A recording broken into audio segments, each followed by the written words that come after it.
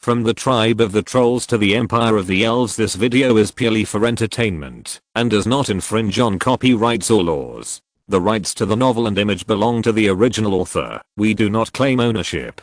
Don't like waiting and want to listen to this fanfic in full now? Subscribe to our Patreon, where you'll find the best fanfics. Chapter 226, Dissolution and Succession. After returning to the headquarters and handing over the war items to the relevant witch doctors for a search, Nesta focused on two things. The first one was the plan recently submitted by the executive government to the Rune Council, entitled about the abolition of some small and medium-sized stations.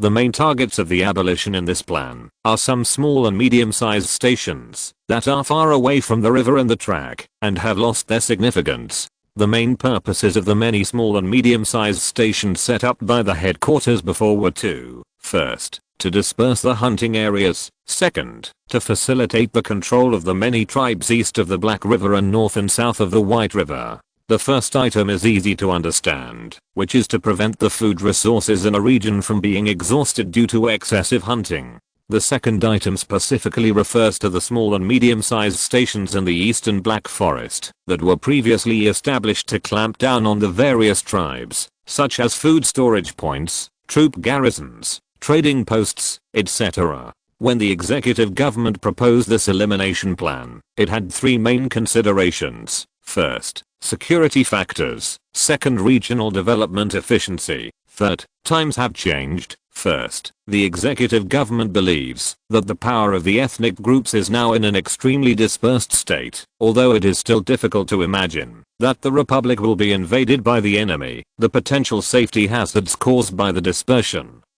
of power do exist.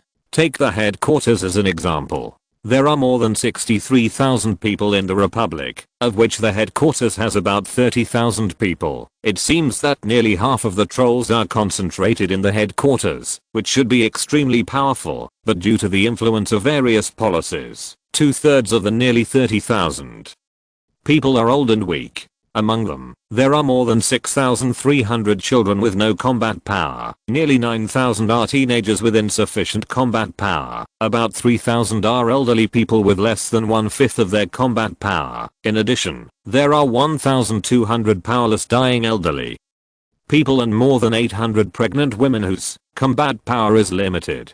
After removing these, the remaining tens of thousands of trolls are the sub-adults and adults who can fight. Even if the witch doctor's ability is added to this, the self-defense power of the headquarters is only okay compared to its importance. However, for a place like this that gathers the essence and almost all the hope for the future, it is definitely not a safe thing to have only okay level defense power. The rest of the settlements outside the headquarters are relatively worse. The number of people in small settlements is usually only around 300 or 400, and medium-sized settlements are often only 1,000 or 800. In fact, the large settlements can only barely gather 1,500 people. Although the individual is powerful, the mountain giant bear can still be killed by a large wind wolf pack, and the same is true for the trolls. If there is any chance of this, the loss caused is definitely not something the tribe is willing to bear. Therefore, out of considerations of concentrating forces and reducing security risks, the executive government believes that appropriate concentrated settlements should be established, and the effective solution is naturally to close some of the small and medium-sized strongholds that are too scattered.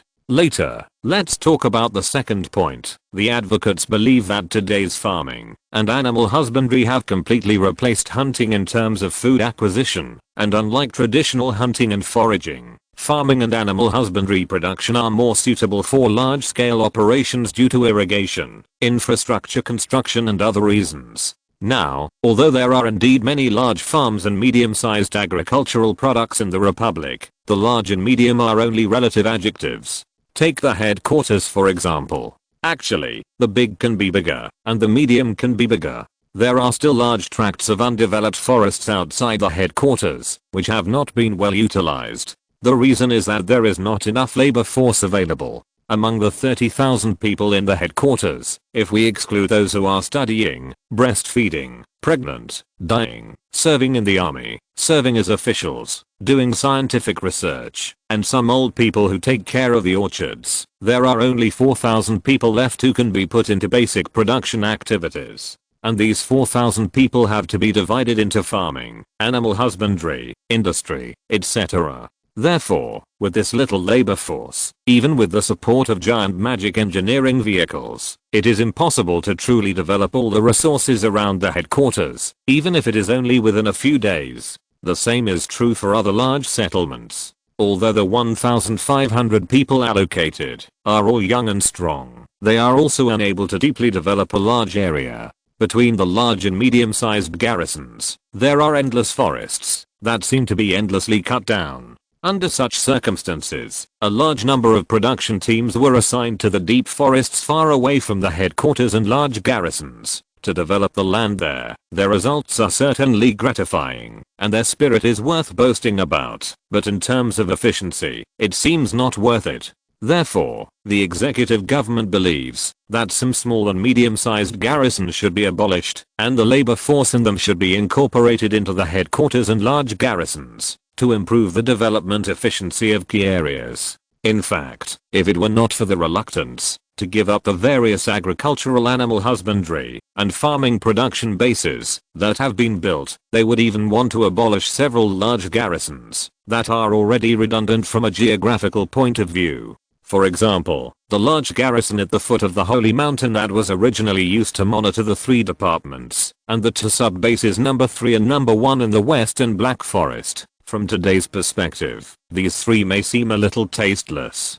Finally, the third reason is that the eastern tribes have now disappeared, and many of the once useful garrisons have become dispensable settlements. It is better to abolish them and move the people to more valuable places for development. After considering these 3 factors, the executive government also brought their key development plans. Among them, the headquarters that can connect the east and the west and sit on the river and embrace the railroad must be put first for construction, whether for the sake of future political stability or economic development. Therefore, the most labor resources should be concentrated to complete the deep development of this area first. For the rest of the areas, let the large garrisons make repairs on the existing bases for the time being, so as to maintain the actual existence of the republic in each region. Of course, whether it is the headquarters or the major garrisons, the so-called development does not only refer to the surroundings of the garrison, but a large area within a few days' walk with the garrison as the center. This plan has caused quite a stir in the parliament. Some approve, some disapprove, and some think it's fine anyway. Although Nestor himself does not oppose the elimination of small and medium-sized bases in principle, he is a little hesitant about the development of large bases. On the one hand, he thinks that the government's focused development is indeed quite reasonable, but on the other hand, he thinks that average development of various large bases seems to be a good thing.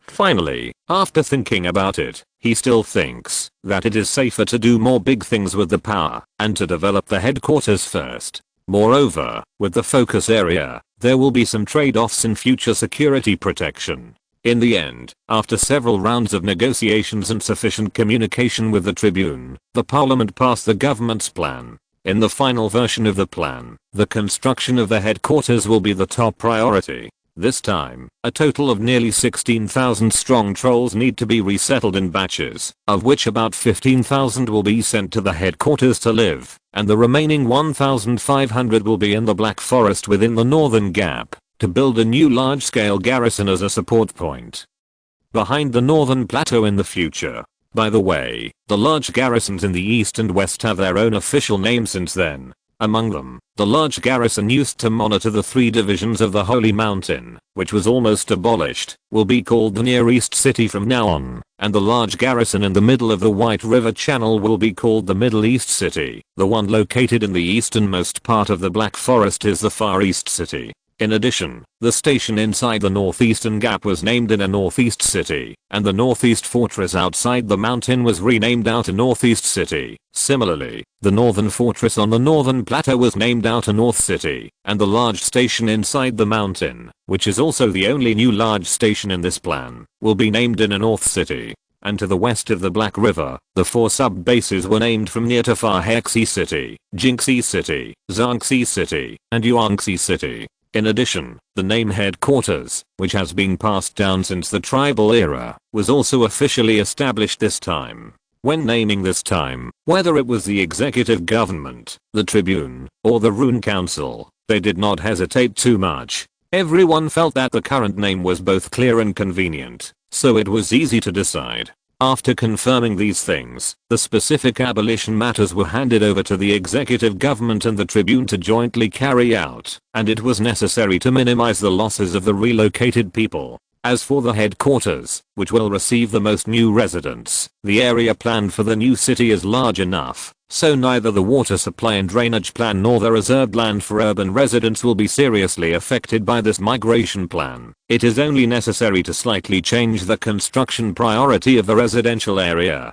to prepare for this new arrival. In addition to the dismissal plan, there is actually another matter that has also attracted the attention of Nestor and the Parliament, and even more attention than the former, that is, the allocation of graduates of the first central school. There are a total of 14,493 students in various stages of the first central school, including 8,820 adolescents aged 4 to 15 and 5,673 sub-adults aged 16 to 19. Among them, 1,890 are 19 years old this year. According to the current school system, theoretically, the year of 19 years old is the last year of school. These 1,890 trolls should officially graduate from school after completing a short or long, non-existent or interning period. However, there are about 800 people who were naturalized from other tribes during the 2 previous mergers. Since they did not meet the required school years and did not have the knowledge reserves required for graduation, the Ministry of Education decided to extend their school time appropriately to make up for their studies.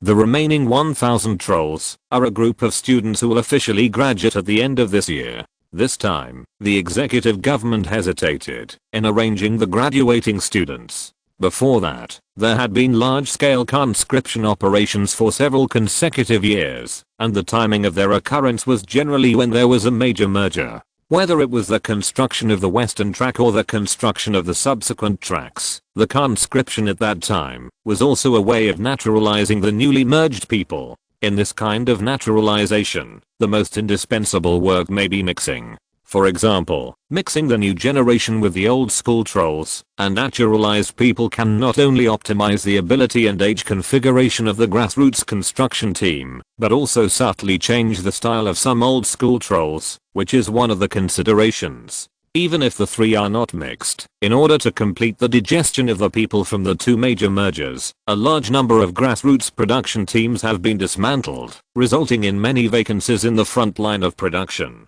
These vacancies need to be filled later, either by merging production teams or adding individual new members. Therefore, most of the graduates who have graduated for many consecutive years are actually used to fill this hole. But since this year, the situation has been different. The holes that used to be filled have basically been filled. Nowadays, except for a few hunting teams that have accidental casualties and need to fill labor during patrol missions, the rest of the grassroots teams are fully staffed. Therefore, how to arrange this batch of new generations has become a problem. Originally, the executive government raised this matter now only because the focus of future construction has temporarily shifted to the headquarters. What they want to ask is how to balance the distribution of new generations between the other cities and the headquarters under this new situation. But Nestor thought of the issue of inheritance. To be honest, even for him, the grassroots affairs of the Republic are still a very new thing. Here, the population does not appear as individuals, but every 10 trolls form a basic production team and live together. Politically, since the people carried out the Great Evacuation movement in the early years, a loose tribune organization has been formed among local production teams, and it has now become an important force to check and balance the power of the executive government, militarily, in addition to regular military training under the guidance of the Military Commission, and taking turns to become militia and perform security patrol tasks in various places. Each production team will go to the headquarters in batches to serve in the standing army in accordance with the conscription regulations established previously. In production, the responsibilities they assume are even more diverse. In the headquarters are large public farms, large livestock bases, and various large factories near the various garrisons. The executive government will employ the people on a unified basis on the basis of production teams. Their year-round labor income will be distributed in the form of money, supplemented by the basic welfare policy that has been passed down from the tribal period to ensure that they will not starve to death, so that they have favorable living conditions. In addition to this group of teams that carry out production activities in public units, there are also some production teams that will operate their own contracted production businesses. For example, developing small and medium-sized farms, operating small and medium-sized livestock bases, operating processing-type small and medium-sized factories, etc. In such production activities, the wealth of each grassroots unit will inevitably accumulate, and no matter how long the life of the trolls will be, there will always be a day when they will die, and at that time, how to distribute these wealth shared by the team, and some of them are completely private, seems to have become a problem that will inevitably be faced in the future. Because the troll society has not formed a family relationship like Nestor's previous life, therefore, the father dies and the son inherits plan that he took for granted in his impression naturally has no room for implementation. I'm really sorry, I have a very important homework to hand in tomorrow, so I'll just write this much today. Woo woo. Chapter 227. The vision of achieving a comprehensive transcendental society. Since there is no concept of the son inherits the father's property, at this time point, when the tribe is turning into a country, the property inheritance method of the troll society is in a relatively chaotic state. The reason why this chaos has not caused social unrest is that the average lifespan of the trolls is too long. You know, in the pre-Nestor era, even in the first half of his actual power, private property was still a very distant word for the trolls. It was not until the material became abundant and everyone had surplus in their hands that private property belonging to individuals and small groups really appeared, and the vast majority of those who accumulated private property at that stage were undoubtedly the young generation of the year. But because of the long time span of the prime period, most of these trolls are still in the prime of their lives even now. That is to say, except for accidents caused by wars and other factors, there are actually not many cases in society where wealth needs to be circulated through inheritance. As for the few trolls who passed away after the near-death period, they actually did not have much private property worth mentioning. Because when the tribe began to have surplus materials, these trolls had actually entered old age, and both the original tribe and the current republic were actually using welfare policies to support them. Even if some of them hoped and were able to continue working and were later assigned jobs within their capabilities, the orchards they took care of were also the common property of the entire country. Therefore, the old and dying trolls who have passed away in recent years and will gradually die in the next few decades, in fact, at most, they only have some floating wealth such as bank deposits. And for these floating wealth, what the executive government has done over the years is to confiscate them and use them as urban construction funding and other purposes. It is precisely because of the above reasons that, even though the Republic's current property inheritance policy is in a chaotic and vague state, it has not yet caused any substantial impact on society. However, this is not because they can't, but it is still in the brewing stage. In addition, as far as the current situation is concerned, it is not only the vague policies of the executive government, but also the relevant concepts in society have not yet been formed. Everyone's thinking has not completely walked out of the property distribution model of the tribal period. For example, no troll thinks there is anything wrong with the executive government confiscating the property of the dead. For example, in those production teams that were split up due to mixed formation, the members who left basically only took the part of the floating property that belonged to them and left the house empty-handed. The developed land and completed factories will be left in the original production team, but the leavers did not feel or realize that they were treated unfairly in terms of property. What they complained about was more about the executive government separating comrades itself. For example, those new members who were assigned to fill the vacancies in the production team did not feel that they had taken advantage because they occupied the part of the property that belonged to the leavers for nothing. Therefore, Nestor felt that if he really wanted to make some planning for the future, now was the best opportunity that had never been seen before and would never be seen again. In a few years, even if the succession policy of the executive government was still chaotic, the conventions among the people would be born naturally and even become a real rule from custom to law. When he wanted to implement any policy at that time, the social resistance he faced would be far from what it is now. The people in the troll society were not a vulnerable group.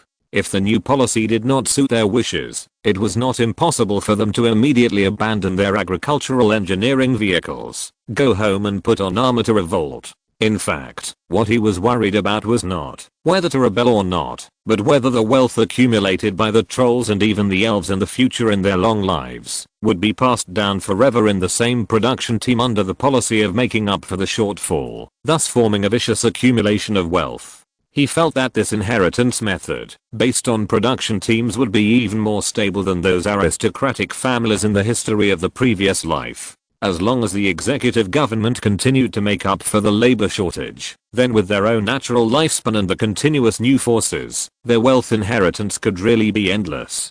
To be honest, Nestor was willing to take advantage of the present, this era when everything was still very chaotic, to make some preparations for a rainy day. However, due to the various pros and cons in it, even he himself did not see it very clearly, so how could he talk about preparing for a rainy day? And now all he could do was to tell the witch doctors in the parliament about his worries and uncertainties. Due to such thoughts and judgments, he temporarily stopped the executive government's shortage filling policy and temporarily postponed the issue of graduate allocation, and then convened a plenary meeting of the Rune Parliament to inform the many witch doctors attending the meeting of his thoughts and concerns. The purpose is to gather the power of all the wise men and, under the premise of abandoning the influence of their own values from the previous life to the greatest extent, seek to establish a set of property inheritance bills that meet the value standards of the trolls. The parliament discussed this bill very intensely, and even in the process, there were doubts about the production team model.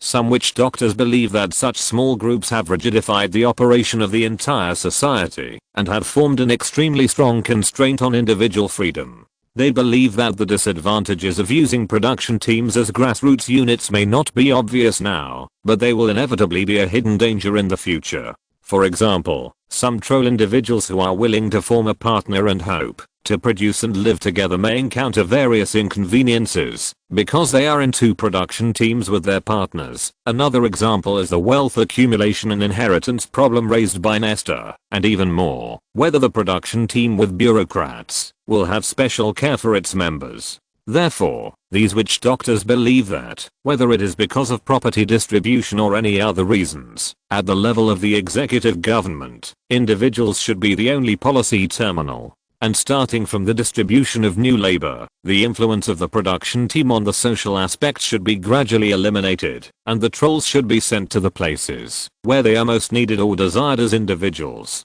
In the local areas, the mode of production, based on the production team, should also be gradually eliminated from now on. The relationship between the people can be friendly, or even life and death. But this relationship can be a broad personal relationship, rather than a fixed team model, which becomes the terminal of policy implementation. This part of the witch doctor believes that the folk team is just a legacy of the hunting era, not the truth in the operation of society. The prototype of the grassroots organization of the production team is the hunting team of the past, and the prototype of the hunting team is a fixed hunting team spontaneously formed by some warriors who are familiar with each other in the tribal period, in order to improve hunting efficiency. Later, in order to facilitate management and to form the hunting team, the predecessor of the militia, this unit was formalized by the tribal leaders, and it has continued to this day. Today, with the passage of time and the diversification of work, the hunting team has evolved into various production teams with farming, animal husbandry, and industrial product production as their tasks. However, its actual role in the production process is no longer as necessary as it was in the hunting era. On the contrary, it has a tendency to become a constraint on individuals. Therefore, they believe that with the changing times, and hunting becoming an unnecessary production activity, this grassroots unit, that has only been passed down because of habit, is no longer necessary as the only option. As soon as this view appeared, it immediately caused an uproar. Some people cursed it, believing that this concept subverted the basic organizational form of society, and was the beginning of chaos. Some people thought carefully, and believed that, although it was radical, some of its concepts were indeed worth discussing. Some people agreed that they should thoroughly seek to replace this outdated grassroots unit. For a time, the disposal of the production team surpassed property inheritance, and became the central topic of discussion. Nesta did not stop the change of the topic, because no matter how things change, they still remain the same. In terms of property inheritance, the production team is indeed of vital discussion value, and he himself did not have a perfect plan, so instead of formulating policies abruptly, it is better to let these smart guys fully discuss it. Later, as he judged, the topic was discussed, and turned back to the level of whether the production team will become a lock for wealth. And on this issue, greater differences began to emerge. For example, during the discussion, a suggestion appeared that the production team should be completely abolished, and on this basis, a policy of confiscation and redistribution of property after the death of individuals should be established. The proposer believed that it was obviously easier to deal with individual wealth than to deal with the small collective wealth belonging to the production team. Based on this, and the influence of other factors, the production team should be abolished, but at the same time, it should also fill the social functions it currently undertakes, and some of them need to continue to exist in the future. First, many matters, including military service and taxation, are now almost all based on the production team. Once the parliament makes this decision, many aspects will fall into chaos, at least in the short term.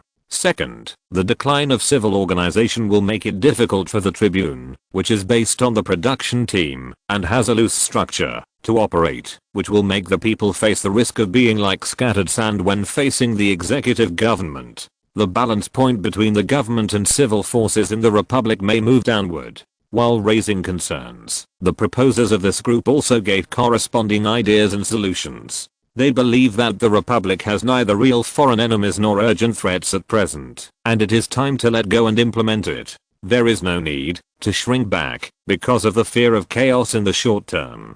But at the same time, it cannot be implemented without any preparation. The relevant policies should be explored through pilots. The pilot can be placed in the new city area of the headquarters, and the experimental subjects can be set as the more than 1,000 fresh graduates. Moreover, the batches of graduates that will appear every year, and the number will only increase, can also serve as a supplement for the future. In their concept, this new generation that has not yet been educated by the concept of production team should be used to explore a larger scale grassroots organization for the region, rather than the individual to replace some of the social functions of the former production team. In their preliminary plan, a small autonomous community can be established with the area where this new generation will live as the center, and its members will be composed of all the residents. The functions and responsibilities of this community are limited to strengthening the connection and cooperation between residents, and enabling them to have the ability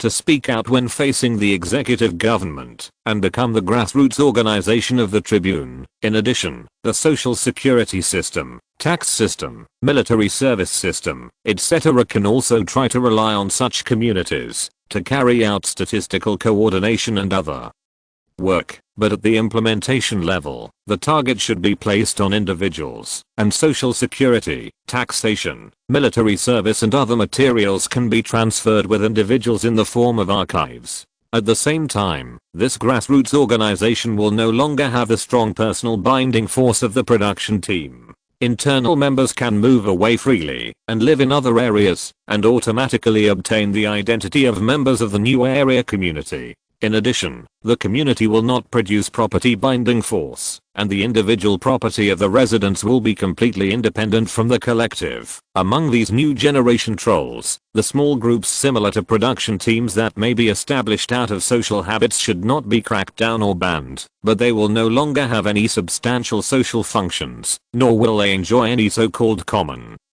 property treatment. When this group of new generation trolls conduct joint production activities, they can use legal contracts as a connection between each other, and there will be a clear division of property between partners, whether it is jointly developing a farm, building a livestock farm, or planning a factory. Their shares and the benefits generated by it should have strict boundaries between individuals. In terms of management and expansion of production, relevant laws can be used to make regulations and clarify the management charter of each production collective. On the one hand, this is to change the current situation, where the captains of several joint production teams can decide everything. On the other hand, it is also a preparation for the taxation and property redistribution mentioned later. Up to this point, most witch doctors thought that there was nothing wrong with this proposal. Even those factions who did not agree to abolish the production team in principle did not think that it was excessive to make such an attempt in the pilot. Therefore, this pilot proposal was recognized by most of the participants. But then, the comprehensive abolition of production teams and property redistribution principles proposed by the proposer and, based on this, were opposed by many. The method proposed is: first, once the operation of the pilot is stable and orderly, the labor supplement of the existing production teams will be completely terminated, and they will die out in the passage of time and the interference of policies. Secondly, no matter how long the life of an individual is, the wealth accumulated by him will become private property that cannot be violated by public power during his lifetime. As long as various taxes are paid according to regulations, they should be fully protected. Finally, after the death of an individual, all the wealth he had during his lifetime needs to be redistributed and become the common assets of the whole society. Among them, backward production capacity needs to be eliminated, and part of the excellent assets can be auctioned to the public to expand the production capacity of other related production groups. The proceeds from the auction can be included in the scientific research and administrative budgets, becoming a boost to the scientific research end and a support to the administrative end. The other part of the excellent assets can be handed over to the new generation of the current period to operate, and hand over part of its profits within the prescribed period to assume social welfare functions and play a role in education, elderly care, and basic welfare of the people. This series of suggestions was fiercely opposed by some witch doctors, and the participants with different ideas refuted them one by one. First of all, the witch doctors who opposed the complete abolition of production teams believed that the lack of stable grassroots units in society would cause the country to be completely scattered,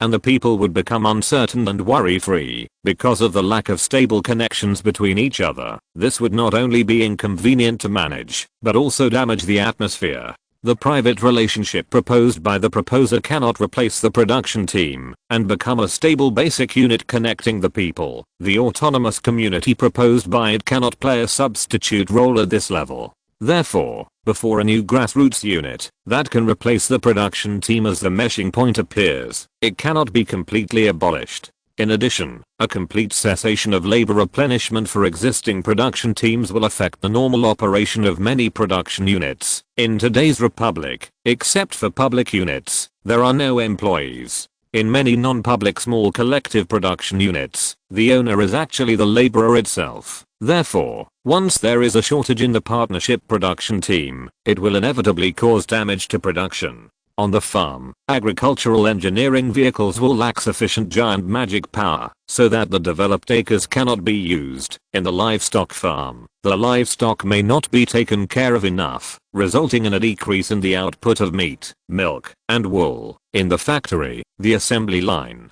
textile machines and other machines will lack first-line operators, thereby reducing the corresponding production capacity. Therefore, the solution to the shortage of production teams must be very cautious, and the decision to stop replenishment must not be made on a whim. Secondly, those who oppose the high welfare policy believe that for society, the existing food and clothing level of welfare is enough. If the basic welfare benefits of the people continue to be raised, production activities are likely to suffer a serious blow, and some people will not be productive at all and become social parasites. Finally, those who oppose the full redistribution of property after the death of an individual believe that the accumulation and inheritance of wealth itself is not a sin, and the identity inequality derived from it is what should be prevented. If you try every means to obstruct the phenomenon of accumulation and inheritance itself. Even the current trolls may not have any resistance due to the influence of the residual ideas of the tribal period. But in the future, when more wealth appears in society, it is very likely to have negative effects. For example, the people may lack the motivation to accumulate wealth, and thus hit the enthusiasm of the production level, thus causing an overall economic recession. In response to these rebuttals, the party that agrees naturally has reasons to support the corresponding views. First, they express doubts about whether stable grassroots relationships are indeed a necessary option for social development, and believed that it was not up to standard to regard it as a necessity without verification. In addition, even if the actual experiment proves that this is indeed a necessity in the future, there are actually grassroots units that can replace the production team. For example, partnership is a feasible alternative structure. They believe that, when the tree embryo has achieved further success, the partnership relationship will have greater room for promotion without the goal of reproduction. At that time, as long as it is supported by certain laws, its various combination forms will not only be able to give society a certain vitality, but may also have far more flexibility than the production team, and be more convenient for the free development of individuals. In addition, they believe that the promiscuous phenomenon that has emerged in today's society due to the indifference to the partnership system is actually an extremely dangerous and vigilant hedonistic trend. In the tribal period, in order to obtain more people, such a phenomenon may still have a certain value of existence, but with the establishment of the republic, the negative impact of promiscuous has reached a point that cannot be ignored.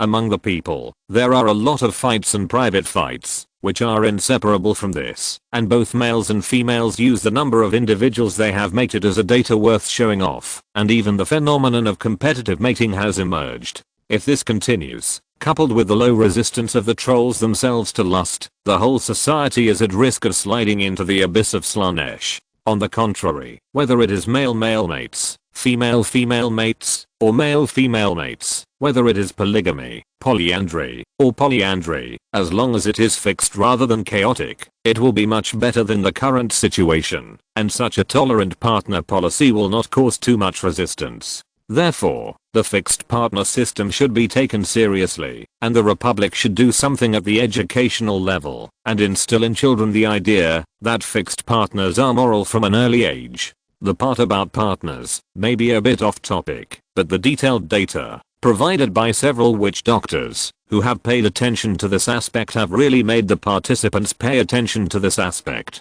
In addition, although Nestor felt uncomfortable with some of the contents of the proposal due to the concepts left over from his previous life, after all, he has been living here for so many years. Although his own values and orientations have not changed, his tolerance in this regard has indeed improved a lot. Moreover, just changing promiscuous to fixed is already a great improvement. Therefore, he did not veto it, but took a default attitude without comment. In other words, from this day on, the Republic will start with the education of school-age trolls and gradually implement a flexible partner policy. At this time, Nestor suddenly recalled Kanatsis and her 3 or 4 male friends. Kuna's spring is coming. No, it seems that it has not been affected before. It's just that I can't get the book.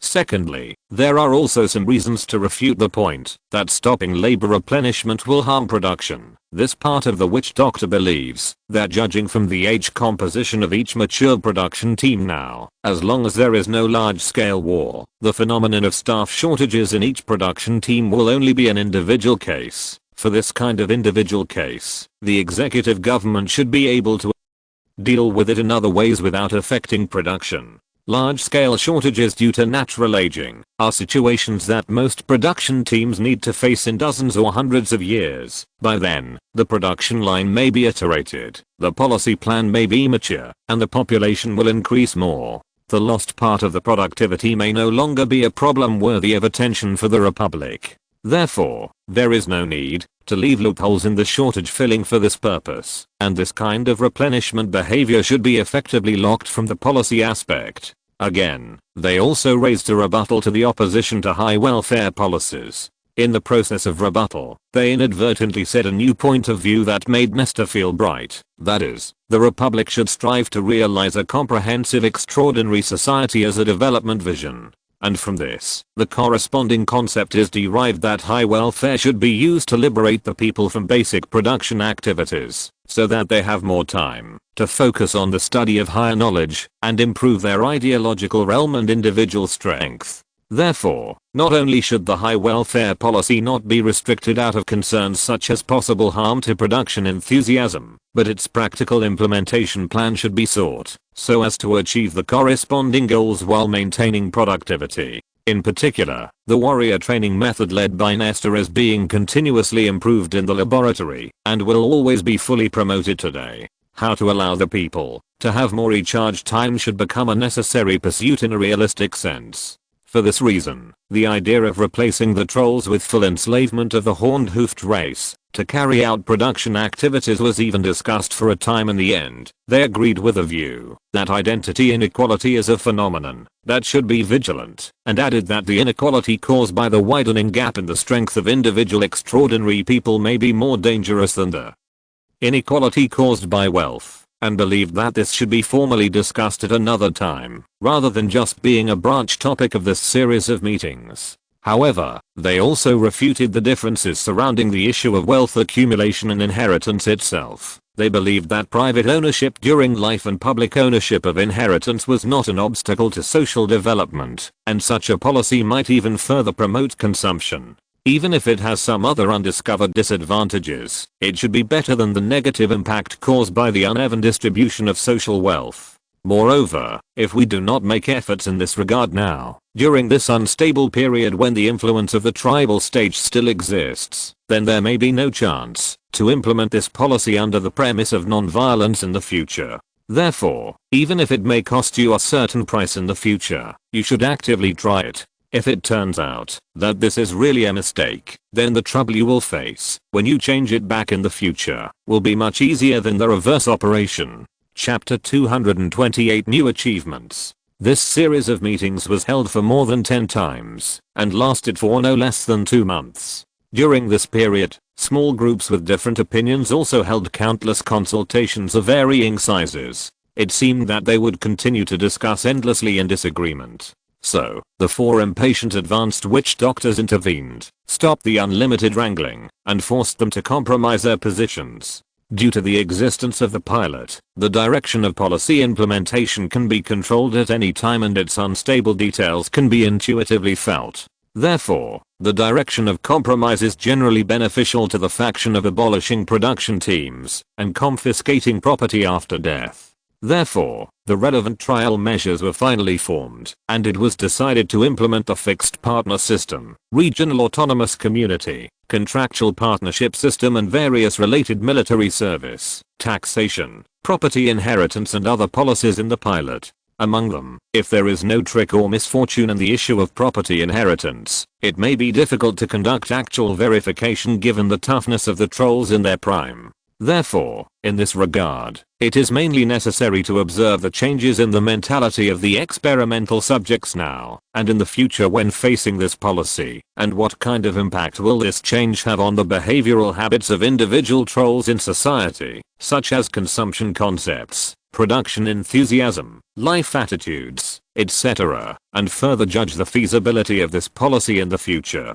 In addition, the laws and regulations related to various systems, such as the contract law, fixed partner law, local government organization law, etc., also need to be gradually improved during the pilot operation. And finally, it is necessary to decide whether to implement it nationwide, based on the actual situation. After determining this general direction and discussing the details with the actual executors of various levels of the executive government, the more than 1,000 graduates began to move into several community areas of varying sizes that were designated for them.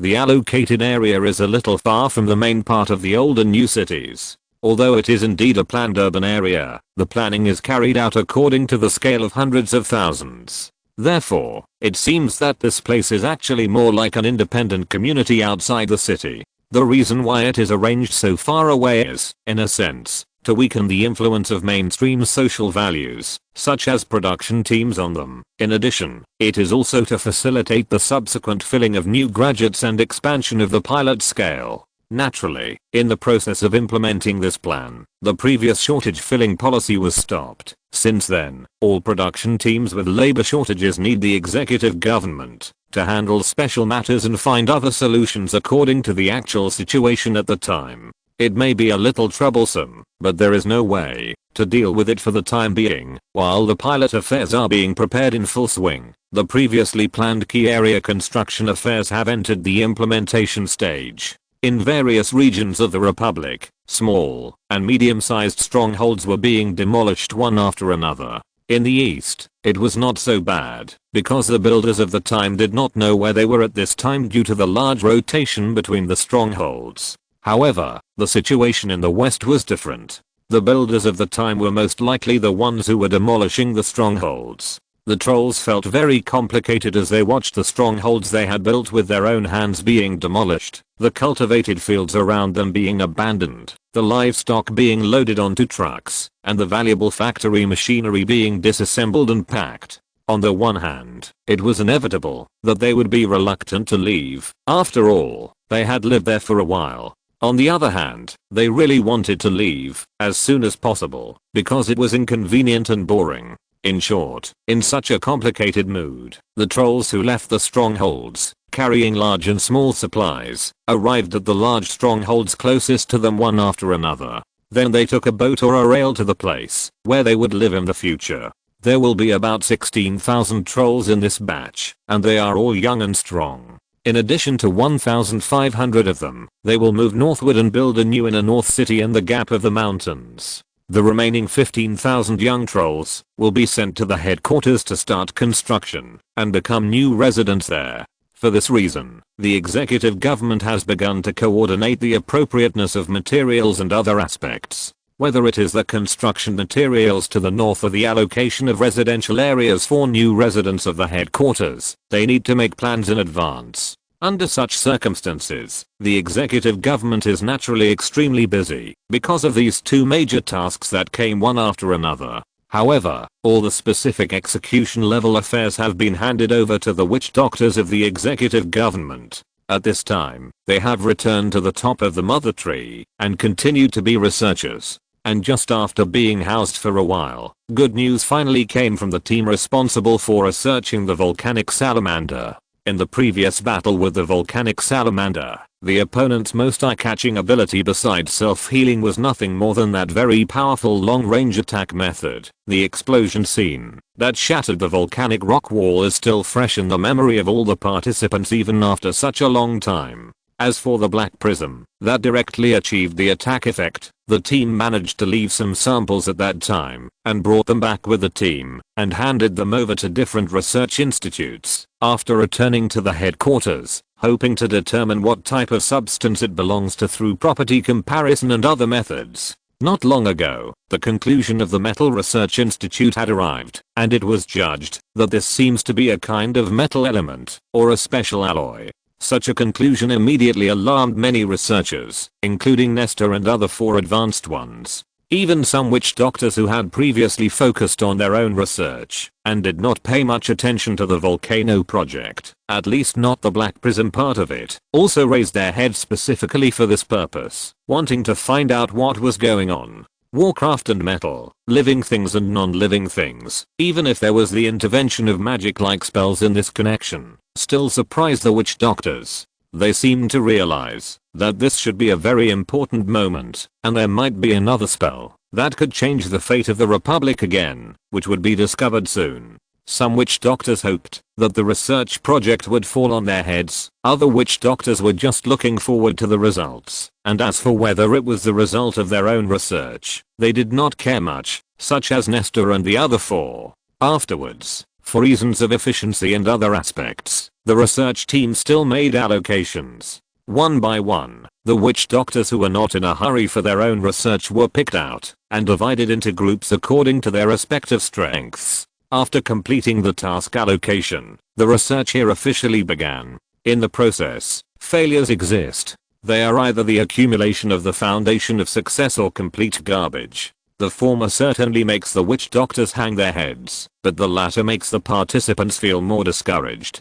Fortunately, the 7 specimens were in front of us, and we could capture more, even if they were not enough. Therefore, as time went by, this research was finally on the road to success. At this time, in a laboratory located in the hollow of the mother tree's trunk, several witch doctors were releasing new magic. In front of them were a piece of solidified magma, a pool of semi-molten magma, a box of soil taken from the surrounding area of the headquarters, and the air in front of them. The complicated spells, accompanied by the moving fingers, slid rhythmically in the air, playing an unnamed melody, and the expected results began to show. Slightly above the first 3 targets, several pieces of black substances of different sizes began to condense at different rates. The first to end was the semi-molten magma. On the magma of about 1 cubic meter, a black prism barely the size of a little fingertip condensed, and then no matter how the witch doctors cast spells, there was no response.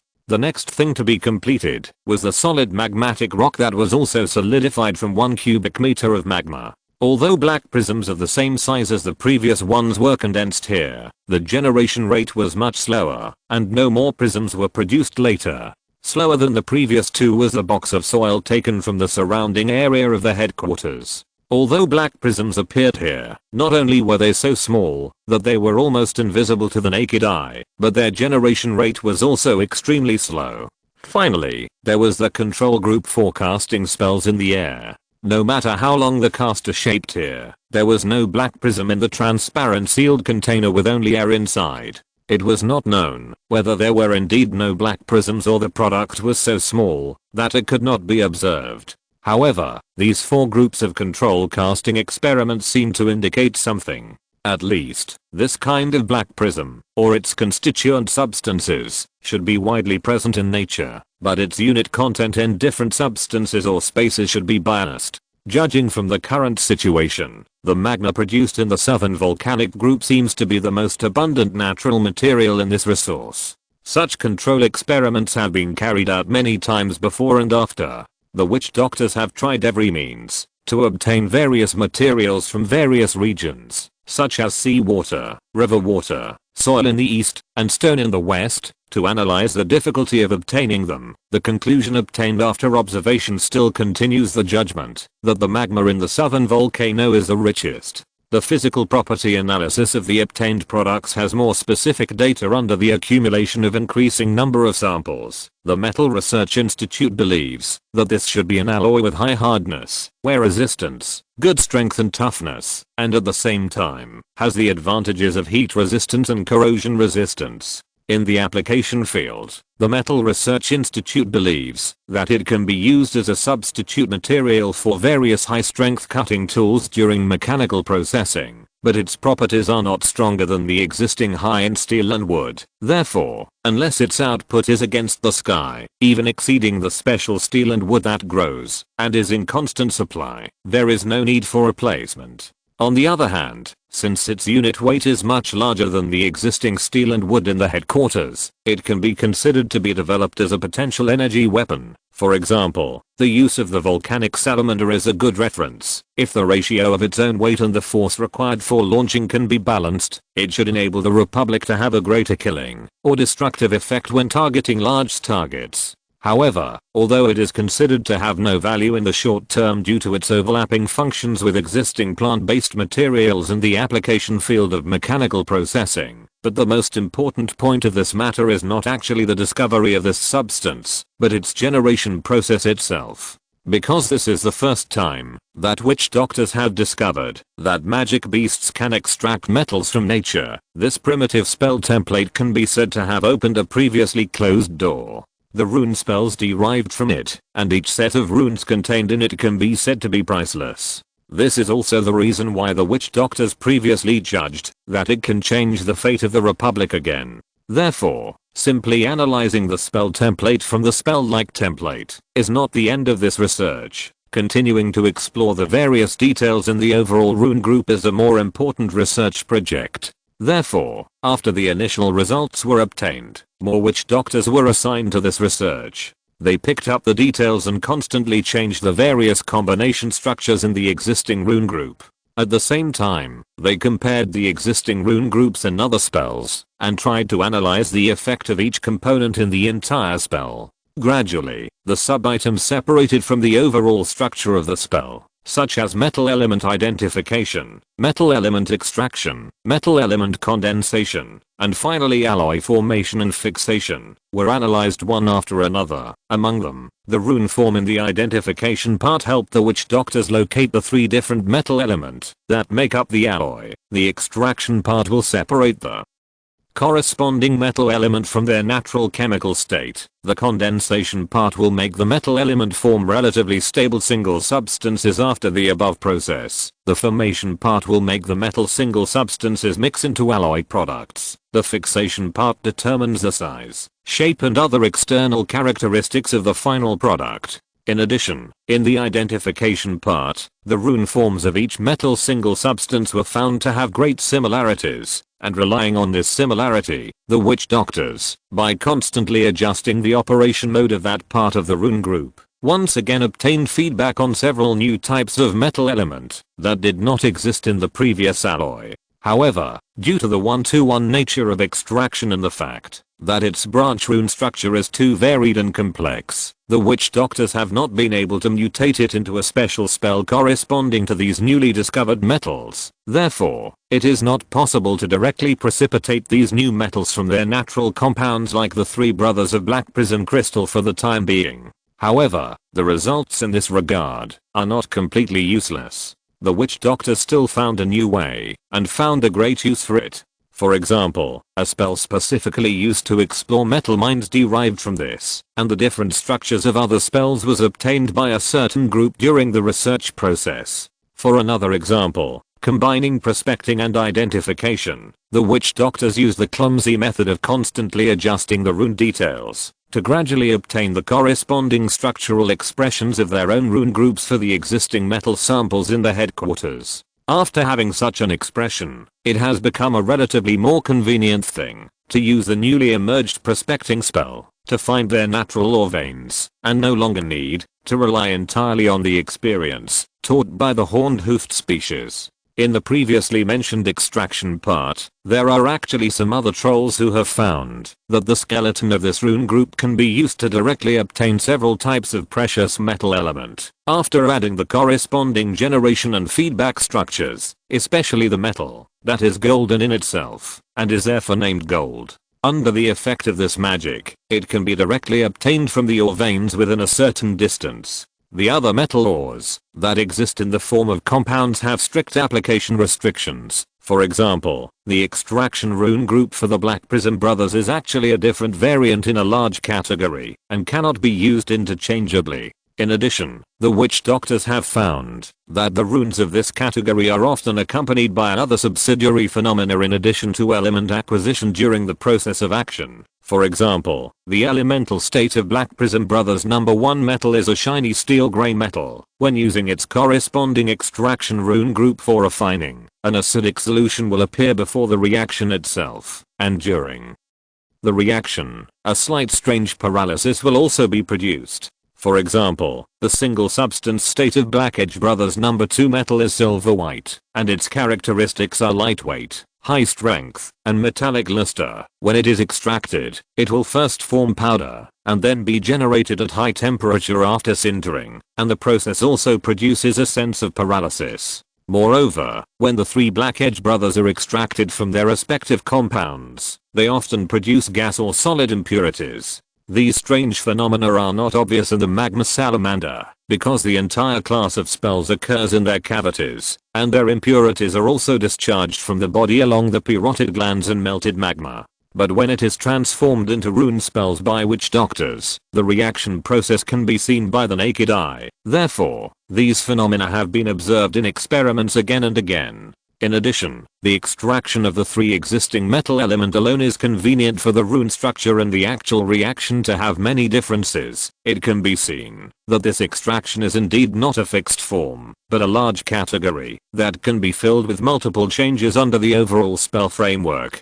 Therefore, it will be a long way to deduce the method of single element metals through the existing method of extracting the 3 metal element. However, the witch doctors are not discouraged, because they see the way to turn natural chaos into natural order. The accompanying phenomena themselves are natural phenomena that were not understood before, but now they are being cultured, controlled, and studied, and the process of being studied itself is a kind of progress from chaos to order. Similarly, this is also the only way for rune magic to go from not understanding it to clarifying it. When more and more phenomena are observed, controlled, and understood in the future, the things that can be explained by runes will become more and more. The process is also the opposite. Under the mutual growth of science and magic, the part of the world that belongs to unknown and chaotic will become less and less, and the part that belongs to known and order will become more and more. Of course, this is just a look into the future, and now, witch doctors also care about the present achievements.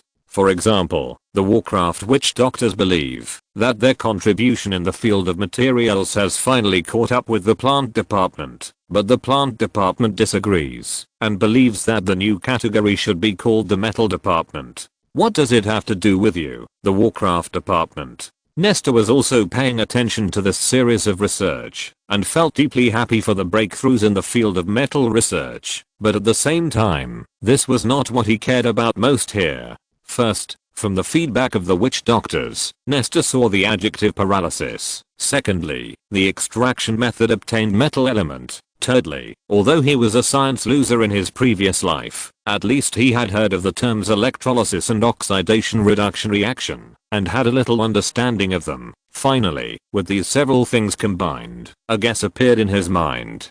Could it be that the so-called extraction part of the rune is the magic version of electrolysis? And the series of phenomena that appeared during the period may be the prerequisites and intermediate processes of electrolysis, but these things have been replaced by magic in some form. Although he didn't know much about the specific process of electrolysis, it was obvious that electricity was needed, right? His past life also made him understand how important electricity was to a modern civilization. Once electricity and magic could be combined, there might be hope of achieving a civilization that was even better than his past life. Of course, if he had studied science or engineering instead of liberal arts in his past life, he might have found many things that were more interesting and even incredible than electricity. But unfortunately, he was just a liberal arts student, and the most important thing at this time was nothing but electricity. With this mentality, he assigned several witch doctors to look for traces of electricity in the extraction part. In addition, he also mentioned his own speculation on phenomena such as oxidation reduction, which won the attention of some witch doctors. As time went by day, month by month, and even year by year, the research on the weaknesses of volcanic salamanders and the capture scheme for the advanced species among them had not seen any breakthroughs. However, as the research deepened, various branch projects emerged continuously, and under the unreasonable side of the magic, they were rapidly developed. First, through the debugging of identification, more and more metal element were determined to be rune forms, and many different types of mineral veins were discovered. Based on the existence of these mineral veins, the witch doctors had a deeper understanding of the various characteristics of metals in nature, and made inferences about activity and so on. Previously, due to his own unfamiliarity, Nestor only mentioned the oxidation reduction reaction in passing. However, with the in-depth exploration of some witch doctors and the support of magic, combined with the existence of metal element in various mineral veins, certain results have been achieved in the oxidation reduction of metals, and gradually a prototype of specialization and discipline has been formed. Moreover, corresponding theoretical speculations on breathing, photosynthesis of plants, and other phenomena were also proposed. In addition, in the study of the intermediate products and tail impurities of the previous extraction rune group, several special liquids were found, which were proved to play a certain role in metal oxidation reduction. Under such a combination of several phases, the concept of chemistry gradually became clear. Finally, the exploration of electricity also had considerable results. Based on the various characteristics proposed by Nestor, the witch doctors really analyzed the relevant part in the rune group, and found the interaction between physical strength and electricity when casting spells. This is definitely a huge discovery. Physical strength and electricity can interact through magic, and the results it can bring are not just lightning master. After the rune group is developed, it is only a matter of time before it is totemized again. Unlike the previous fire and water magics that cannot be used by warriors even after totemization and require the participation of external substances to take effect, the electricity discovered this time, part of which seems to be closer to the category of bioelectricity, a reaction from the body. Therefore, even if the power is greatly reduced after totemization, because all parts other than bioelectricity are invalid, the bioelectricity part can still become a force that warriors can use. Even if it cannot be used to cause damage, can it become an intermediary to enable warriors to have the ability to control certain magic products? In this regard, although witch doctors do not master the dead body enchantment technology, many plant-based magic applications have similar functions. For example, a long time ago, the treehouse developed by soliciting public opinions became a kind of useless thing because non-witch doctor trolls could not use its various functions and finally became a residence used only by witch doctors. If this kind of living magic product with energy itself can solve the problem of starting with electricity, it may be used by warriors. And once it succeeds, perhaps it can be used to develop more finished magic products that can be used by more warriors, so as to enhance combat effectiveness and social convenience. Not only that, since there is lightning magic, if we work harder on this basis, maybe there will be breakthroughs in electromagnetic waves, power, and so on. What kind of world will it be? Looking at the electric current at his fingertips, which made a crisp crackling sound and then disappeared, Nestor fell into the imagination of the future society.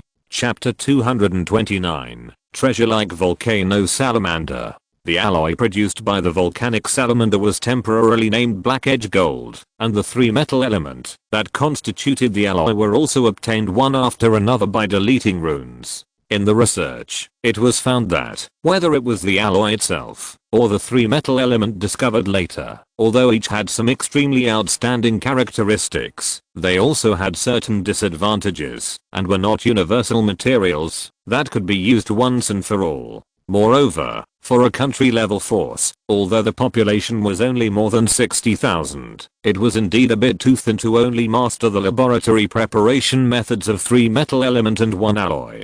Therefore, the headquarters has never stopped searching for new metals, researching new alloys, and exploring large-scale smelting methods. And the volcanic salamander is like a treasure, constantly bringing new value in this regard. The most obvious one is the discovery of a class of metal-like element, and their corresponding mineral veins were also explored and determined in the following days.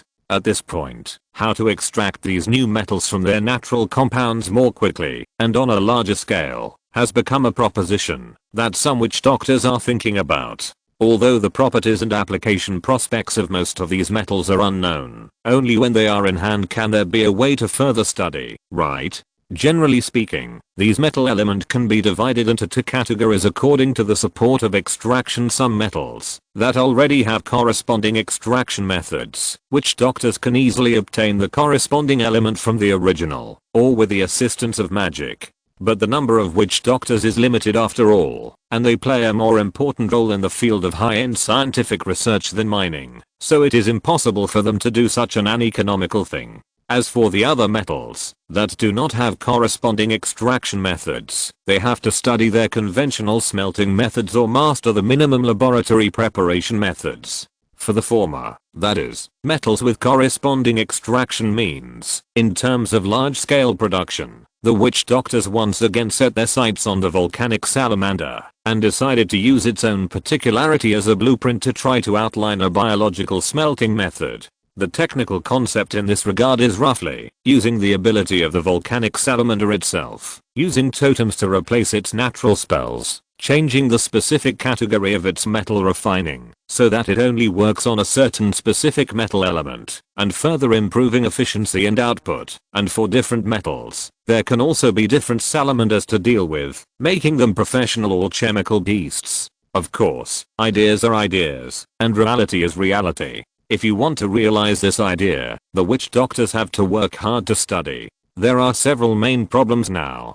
First, the use of totem technology. The existing totem engraving technology of the Republic, in addition to the troll body, has only achieved 100% application on the windwolf species. In addition, the engraving application of the black saber-toothed beast has also made great breakthroughs, based on a large number of dissections and cultivation. If you want to manually control the types of metals that salamanders can refine, then the totem must be able to be engraved on them. To do this, you must go through the same process as the windwolf and the black saber-toothed beast, and you need a large number of anatomical samples as support. Second, accurate positioning of organs. When the volcanic salamander uses a spell, not all the tissues in the body are in effect, not counting energy contribution. At least the claws, tail, and even a large part of the organs and muscles are not involved in the operation of the spell. Therefore, the witch doctors do not intend to spend energy to tame a complete salamander. If you can accurately cultivate the most needed part of the tissue and use it as a living metallurgical biological machine, then it should be much more efficient in terms of energy utilization and manufacturing efficiency. And this requires the accurate positioning of the organs involved in the spell-like process, and the understanding of their operating principles, and then according to the needs of the totem operation, they are transformed accordingly. Whether it is totem engraving, or organ positioning and transformation, the realization of the latter two requires a lot of anatomical experiments as support, before it can be achieved.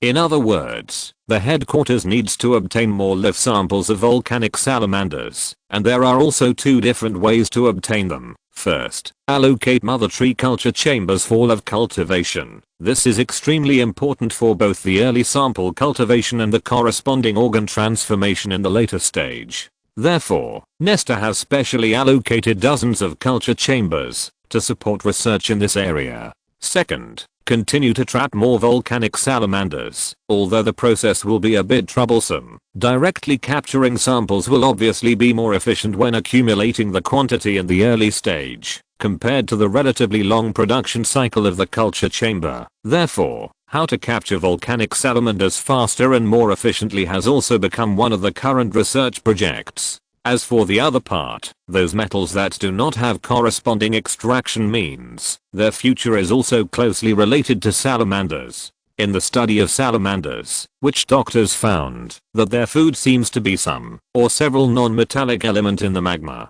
On the contrary, the metal substances that the Republic has tried every means to obtain are mostly unusable or only a little bit of residue for them. When using spells, residue refers to the magma-like substances discharged from their parotid glands. When not using spells, residue refers to daily metabolic waste, such as magma-type feces, etc. After analyzing these residues, witch doctors identified many other metal compounds, except the three brothers of black rib gold. So there is a speculation of residues that cannot be used, and those that can be used by them, that is, the part that is digested in the magma, seem to be the other element in the natural metal compounds except metal element. After further confirmation of the composition of its feces, the witch doctors found that the missing element, that is, the element eaten by the volcanic salamander, have quite a lot of categories. Among them, several have been identified. First, it is an important component of the life gas widely present in the atmosphere. Second, it is a certain important element present in pottery. This discovery made the witch doctor's understanding of life gas clearer, and realized that this gas should be an important reason why some metal element cannot exist in nature as a single substance, and from this, it is thought that the process of extracting metal element may be, at least part of the work is to remove the life gas element component in the compound. After having such an understanding, they have a clearer understanding of the operating principle of the extraction part of the rune group, which has accelerated the understanding of metallurgy without magic participation. Then, they reversely deduce the corresponding manifestation of metallurgy with magic participation in the rune group. Under the mutual promotion and promotion of these two items, more and more metal element can be obtained through extraction, including the two conventional metals previously provided by the horn-hoofed people. First, a substance with metallic luster, white or silvery white. This metal has good ductility and thermal conductivity, higher unit density than steel and wood, and has extremely excellent sound conduction ability. but its texture is too soft, and its use in a single substance state is limited, at least for now. Second, a soft metal with purple-red color, good ductility, and high thermal conductivity. When comparing these two metals with the samples provided by the horn-hoofed people, the witch doctors found that the characteristics they exhibited were quite different. Therefore, they believed that the smelting process of the horn-hoofed people should have caused other element to be involved in the metal element, and the finished product obtained was also a certain alloy. In addition to these two, several other metal elements with different characteristics were also obtained in this process, and more surprises were obtained in their respective residues, such as toxic gases, certain atmospheric components, certain highly corrosive liquids, etc., and the processes of various reactions and types of compounds were classified and summarized, which led to the further development of new disciplines such as chemistry. Moreover, although these metal elements still exist in the form of compounds in the excrement of volcanic salamanders, their properties are extremely unstable. Under normal circumstances, they will slowly return to the stable compound state before being swallowed by the salamanders in the high temperature environment unique to magma, and will be eaten again by the excreta or its other kind. In addition, when the talent type spells are not activated, the three black-edged gold brothers still exist in the excrement of the salamanders, but when they use the spells, the three metals are gone from the excrement. That is to say, these three types of metals were originally part of the waste residue for them, but in the evolution of countless years, the salamanders have learned to use the waste as a means of attack. If we use a more disgusting way to explain it, the attack method of the volcanic salamander is equivalent to using feces as a weapon. Although this makes the witch doctors feel uncomfortable, they still have to use what they should use. However, in the following period of time, most witch doctors' attitudes towards these unfortunate experimental subjects have become more open and frank. However, this kind of excrement rich in metal compounds, and in a rather unstable state, has greatly reduced the workload of the witch doctors, because the difficulty of refining the metal element in it is much lower than the difficulty of refining the other commonly existing compound forms of the element. Therefore, more feces are needed, and if you want feces, you need more salamanders. The problem is that there are only 7 test subjects, and 3 of them died unexpectedly in previous experiments, especially the one whose brain was dissected to extract the magic crystal. The fate was doomed before the operation began. To avoid this situation, more dissection experience must be accumulated, and to increase the accumulation of dissection experience, more test subjects must exist.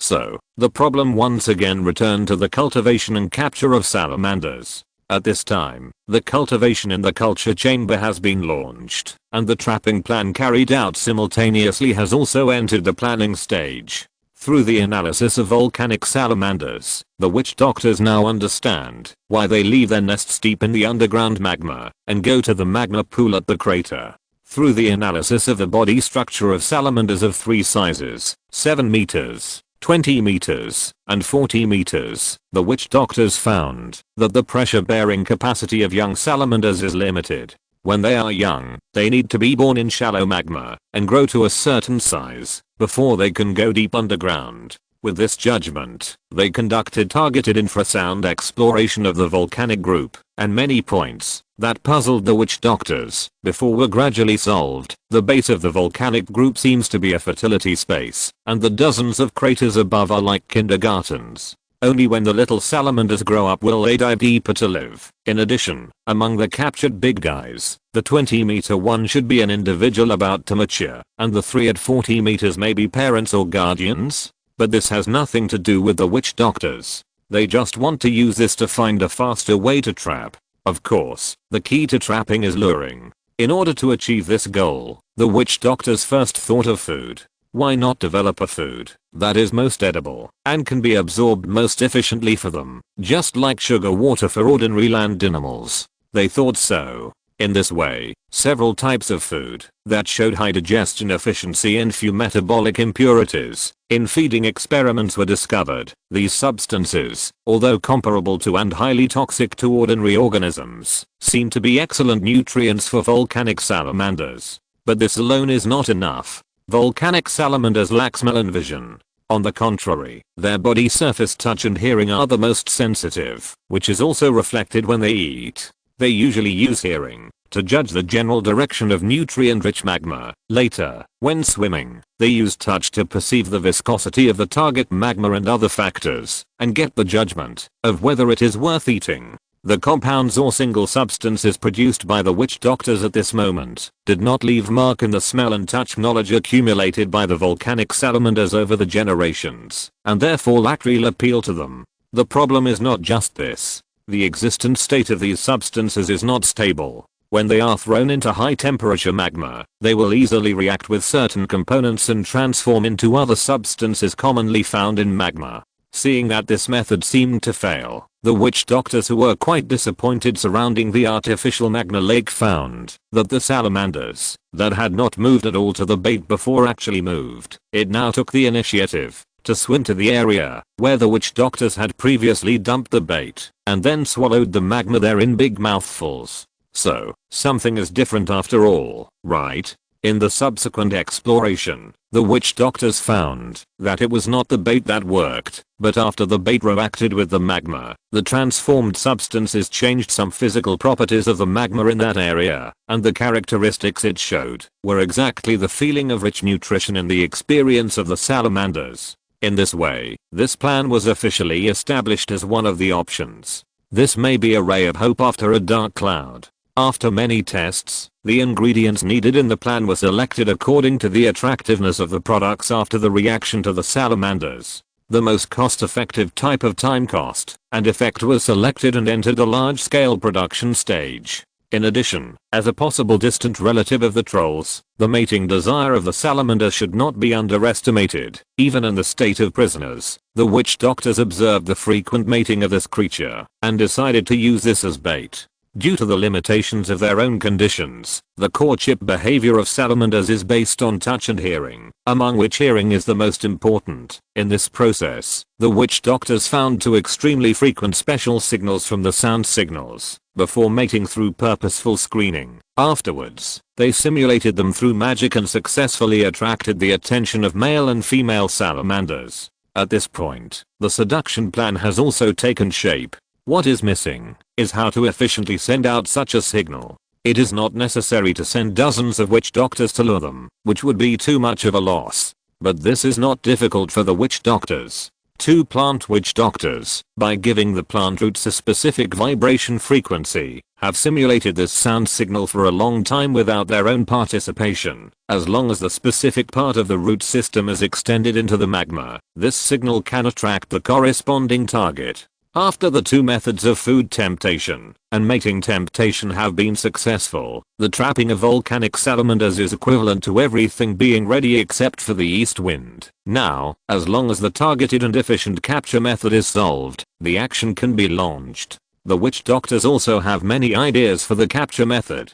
For example, a circle of fire-resistant plants can be planted around a crater, and their roots can be promoted to grow and spread into the magma, and after luring enough salamanders, they can accelerate the hardening. Afterwards, as long as the magma inside is extracted, or the solidified net-shaped roots are lifted like fishing, the harvest can be guaranteed. However, some witch doctors thought that this was a case of exhausting the resources. Once this behavior was carried out several times, the salamanders might not be fooled again. Therefore, it was better to use the best steel on the blade and try to use this method to trap the two higher species. After catching the higher species, even if the other salamanders become more difficult to catch, it would only be a little troublesome for the Republic. But at the same time, capturing higher species plays an irreplaceable role for the troll tribe, and this was the original intention of this volcanic exploration. Why is it now reversed? Because of various minor discoveries.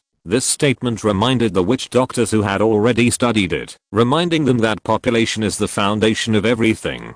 Therefore, the direction of progress immediately changed, and the plan to capture higher species was put on the agenda again. However, the preliminary work was handed over to the four advanced witch doctors. Their unique ultra-long-range signal capture ability can play a far more efficient role in related projects than ordinary witch doctors. Therefore, Nestor and the other four entered the quiet room again. and began to analyze the various information of the two awakened higher species. On the other side, the preliminary preparations for trapping ordinary salamanders were also being carried out simultaneously, but the launch time might be slightly delayed for a while. The existing salamander samples played a significant role in the analysis of higher species by Nestor and the other 4 advanced people. Of course, this was originally the purpose of the previous capture. After returning to the topic, through the comparative analysis of the various sound signals emitted by large and small salamanders, the 4 witch doctors have a stronger ability to identify and analyze various signals from deep underground.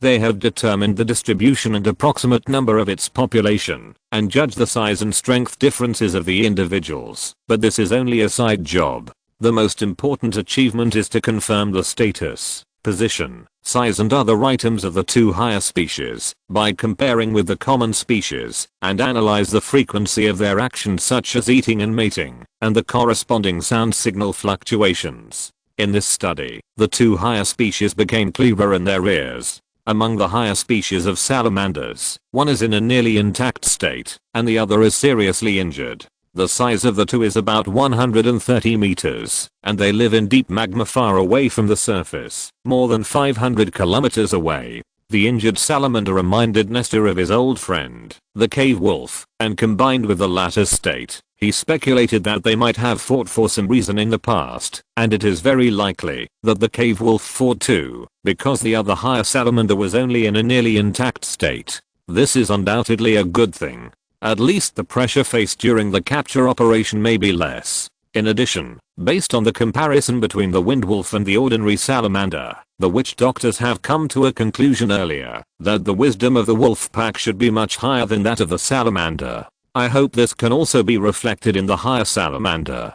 Having said that, the more specific action plan has fallen into a certain dilemma, because the 2 higher volcanic salamanders did not show too strong a desire to mate and eat, and those plans for ordinary species may not be directly used on them. What should I do? When thinking about this problem, Nestor recalled the special pressure coming from deep underground in the volcanic group, and the same sense of oppression was also shown in the cave wolf in the past. In addition, the sense of separation between the 2 higher species of the same race at this time even exceeded their distance from the surface, which made him have a guess. Could it be that this higher creature has a very strong territorial characteristic? This may become a key part of the entrapment. In this way, the use of cave wolves in the operation should also be the top priority. Nestor told the 4 witch doctors about this idea and got their support. Everyone thought it was not wrong to try it. As for the method of trying, it was also quite simple and crude.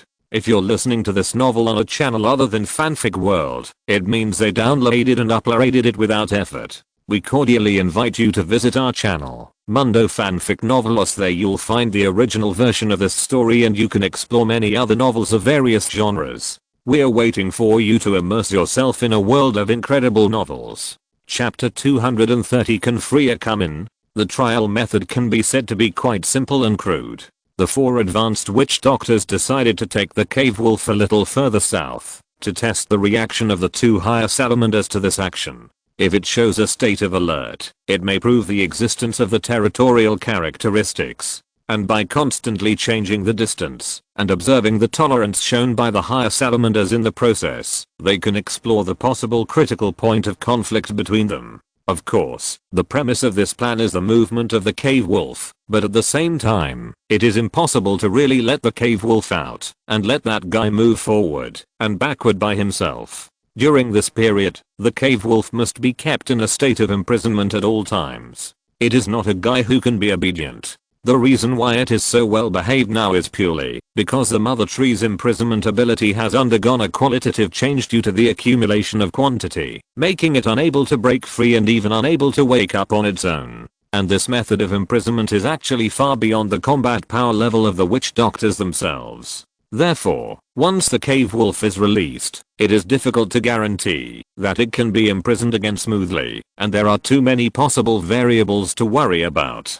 Having said that, there are many inconveniences if the mother tree is moved to ensure that it is always in a state of imprisonment. First, the various embryos in the mother tree will be interrupted from part of the nutrient supply. The monsters that are being cultivated are fine, and the loss is just a loss. It is not a big deal, except that the trolls will feel distressed. However, if the 1,000 elf embryos that are being nurtured are lost, it will be too late to regret. Second, the risk of battle. There will be a battle with the volcanic salamander. If the mother tree goes to the battlefield at that time, not only the monsters and elf embryos may be affected by the battle, the laboratories in the mother tree, the remains of the heroes stored, various magic and scientific data, government encrypted documents and historical archives, the reproductive cell and somatic cell dormancy room and the trunk, and the dormancy chamber and other supporting facilities may all be covered by the flames of war.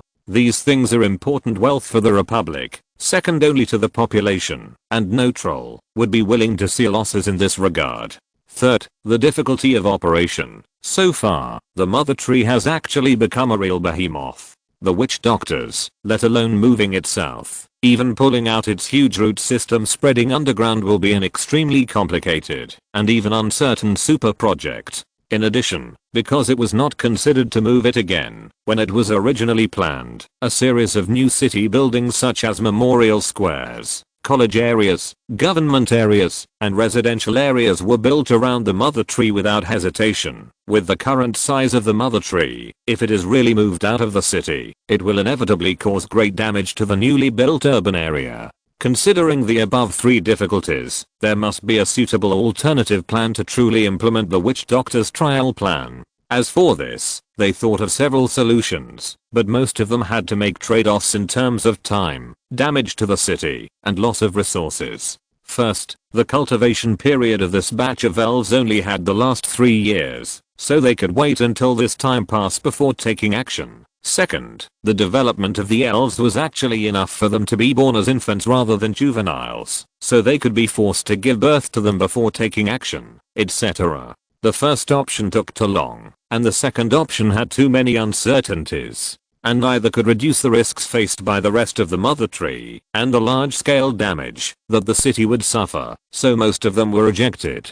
In this way, the only feasible solution came into being, that is, to recreate a cage with a single function, extract enough cave wolf body fluid culture medium for short-term use, keep it in the mother tree, and transfer it to this temporary new home to achieve the goal. After confirming this plan, more detailed planning officially began.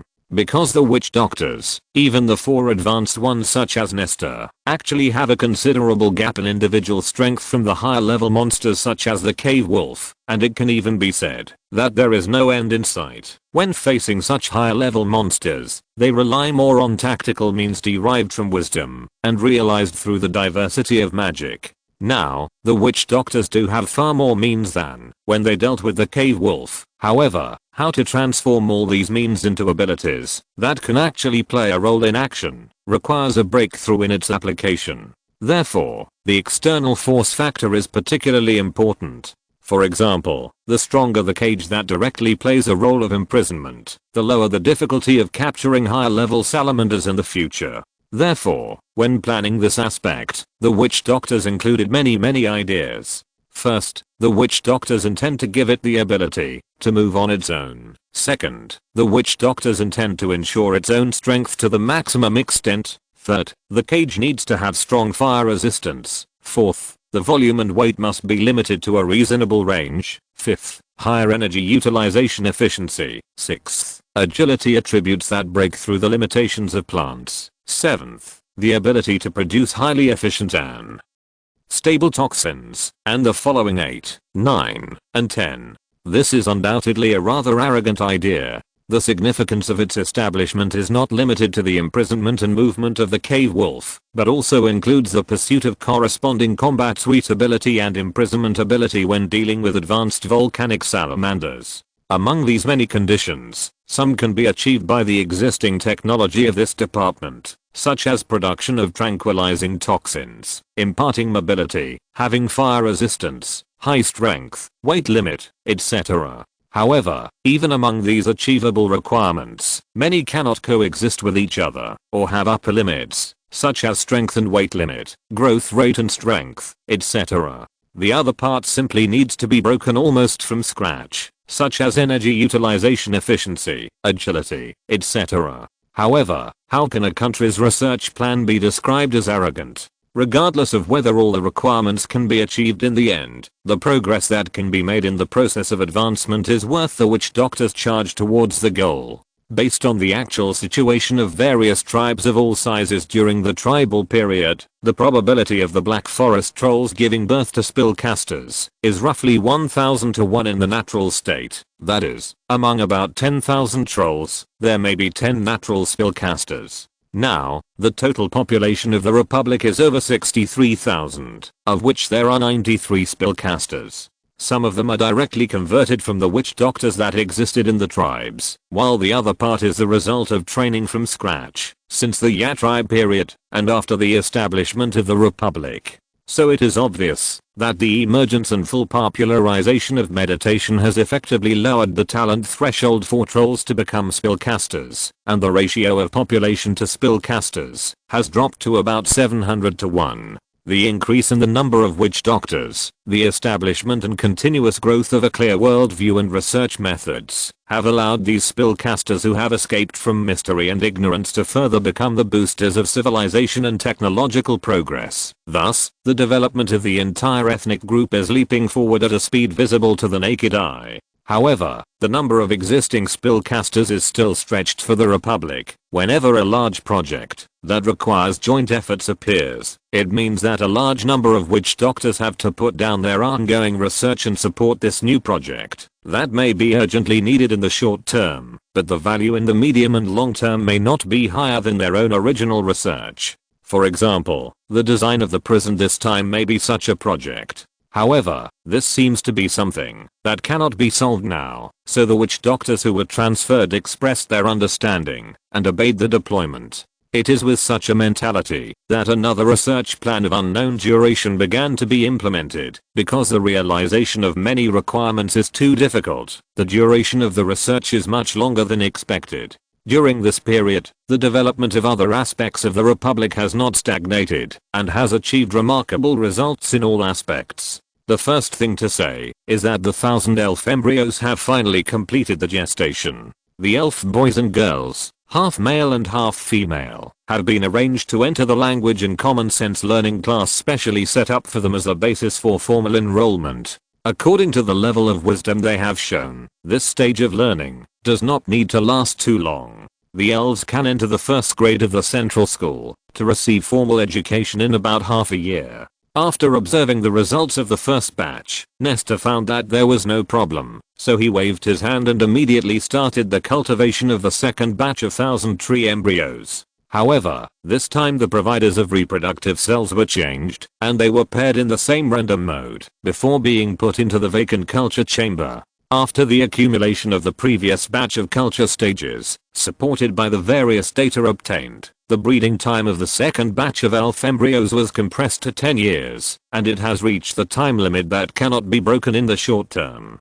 On the other hand, the inner north city within the northern gap was also completed during this period. The 1,500 young trolls who had immigrated there and participated in the construction of the new city had now started formal production activities. With sufficient supply of agricultural machinery and engineering machinery, large tracts of concentrated fields and various factories were built near the city. The new city is positioned as the backing of the northern plateau in wartime and the hub between the Black Forest and the plateau in peacetime, so it will definitely have broad development space in the future. In addition, there has been a crucial technological breakthrough in farming. Several elements that have a positive effect on the growth of crops have been found to be phenomenal in the past few years. Nestor, who deeply understands the importance of food, has specially selected a limited number of witch doctors to conduct further research on them from phenomenon to essence, and finally achieved clear results. The witch doctors and the apprentices who are responsible for the test fields have not only determined the specific properties of these elements, but also extracted them through some picky plants. These elements are named soil chemical fertilizers, or fertilizers for short. After the apprentices developed their special fertilization tools and fine fertilization methods for different crops, they were officially supplied to large and small farms and farms, which once again increased the already considerable per acre grain output value. However, the model of extracting such elements from non-arable soil and then transferring them to arable land is actually an overdraft of future arable land that can be developed. Therefore, The mining scheme of non-soil extraction was included in the plan by the executive government, and according to the chemical and physical laws that the witch doctors had figured out when they discovered such substances, they found their respective corresponding mineral veins. Considering the insufficient number of trolls, and the fact that the witch doctors could no longer spare more energy to develop special mining plants, the previous root extraction method could only be used in the soil. The executive government decided to use the horned hoofs first. Some of the mineral veins were in the form of lakes, and were discovered in the northern plateau, so the mining task was given to the horned hoofs. Considering some other factors, the Republic decided to import them as the main trade material of both parties for a fee, rather than forcing the horned hoofs in the mode of tribute. After sufficient negotiations, the horned hoof alliances, which had long been burdened with heavy economic burdens, happily took over this task and began mining under the guidance of troll engineers. Another part of the ore vein was discovered in the Black Forest, but because it is mainly a rock-solid ore deposit, the mining process requires engineering vehicles that can only be operated by trolls, so the horned hoofs lost the job opportunity. However, the headquarters actually wanted the horned hoofs to get this job opportunity, but the power gap between the two sides was too large. The existing engineering vehicles were designed for trolls. Although the horned hoofs can barely move them, the power required for mining is not what they can provide. Therefore, the executive government once again placed a research order with the Mechanical Research Institute, hoping that they can design a series of horned hoof engineering vehicles as soon as possible. Of course, if the engineering vehicle is designed according to the power attributes of the horned hoofs, the work efficiency will definitely be terrible, but considering that the population of the horned hoofs has recovered to a scale of 100,000, the executive government really does not want to waste this extra labor. Therefore, under such a plan, although this type of mineral will be supplied by troll mining and land acquisition in the short term, it will become an important income generating project for the horned hoofed species in the medium term. As for the more distant future, it is hard to say now. There is also a fertilizer element, which is an important component in the atmosphere, and the method of obtaining them is more special. First, obtain it directly in the laboratory. Although the product obtained by this method has high purity, it is very difficult to extract, so it is now only used for scientific research. Second, the previous plant extraction plan. Unlike other fertilizer element, the process of obtaining this element is actually the mineralization precipitation of atmospheric components, and it will not harm the corresponding fertility of the land where the plants are planted. Therefore, for the extraction of this element, the traditional plant plan is temporarily retained, and no alternative plan is sought. In addition to agriculture, urban construction has also achieved some good results in the past few years that the witch doctors have been immersed in research. First of all, the young trolls who have moved to the headquarters have been settled. The executive government has specially issued migration compensation, resettlement funds, food subsidies, etc. But the purpose of issuing money itself is not to make money circulate, but to use this method to make money circulate, so as to increase the economic vitality of the Republic. The trolls will use this money to buy food, clothes, services, and even use it to build houses. Most trolls are willing to buy the most expensive, the most dazzling, the most delicious, and the sharpest things. Even the houses are designed and built by apprentice engineers, and then they live in them happily. A few trolls are more introverted and are satisfied with just a conventional set of houses. A very small number of trolls are more conservative and would rather cut down trees and build houses by themselves. But as long as the houses they build by themselves can meet the appearance requirements of the executive government in terms of regulations, no one will interfere. As for whether the house will collapse, it doesn't matter. Anyway, it won't kill the trolls. As long as a sum of compensation for damaging the city appearance is paid afterwards, it will be fine. In addition to population reasons, some of the mining work was outsourced to the horned hoofs. In fact, there were also some considerations in this regard. The Horned Hoofs Alliance would also spend money to buy a lot of output from the Republic, so this back and forth was just a transfer from one hand to the other. In addition, the first bank launched a low-interest loan business in the Black Forest at the right time, providing the funds in it to new residents and old residents, so that they would have more funds to start new businesses. Of course, because they only had experience in usury before, normal loans became a new business with little experience, so there are very complicated review procedures to be carried out at this stage. The scale of the factory planned by the applicant, the type of products, etc., must be studied in detail by both the bank and the Ministry of Finance of the executive government before a final decision can be made. Secondly, the demolition of the old city of the headquarters has been completed. The former home is really not suitable for tens of thousands of trolls to live in. It has now been transformed into a complete storage area, directly connected to the expanded dock in the north. The trolls living in it have moved to the new city area, making it gradually more lively. Thirdly, after several years of development, the sewers and water pipes finally completed their own laying in the new city area of the headquarters. Since then, the trolls, at least the trolls living in the headquarters, can use flush toilets in their homes. And the long-standing profession of sweeping fesses has gradually withdrawn from the historical stage within the headquarters. However, it will take a few more years for the farms, factories and other cities in the suburbs of the headquarters to popularize sewers and water pipes. The water and water seeds produced by witch doctors are now quietly cultivated in the land.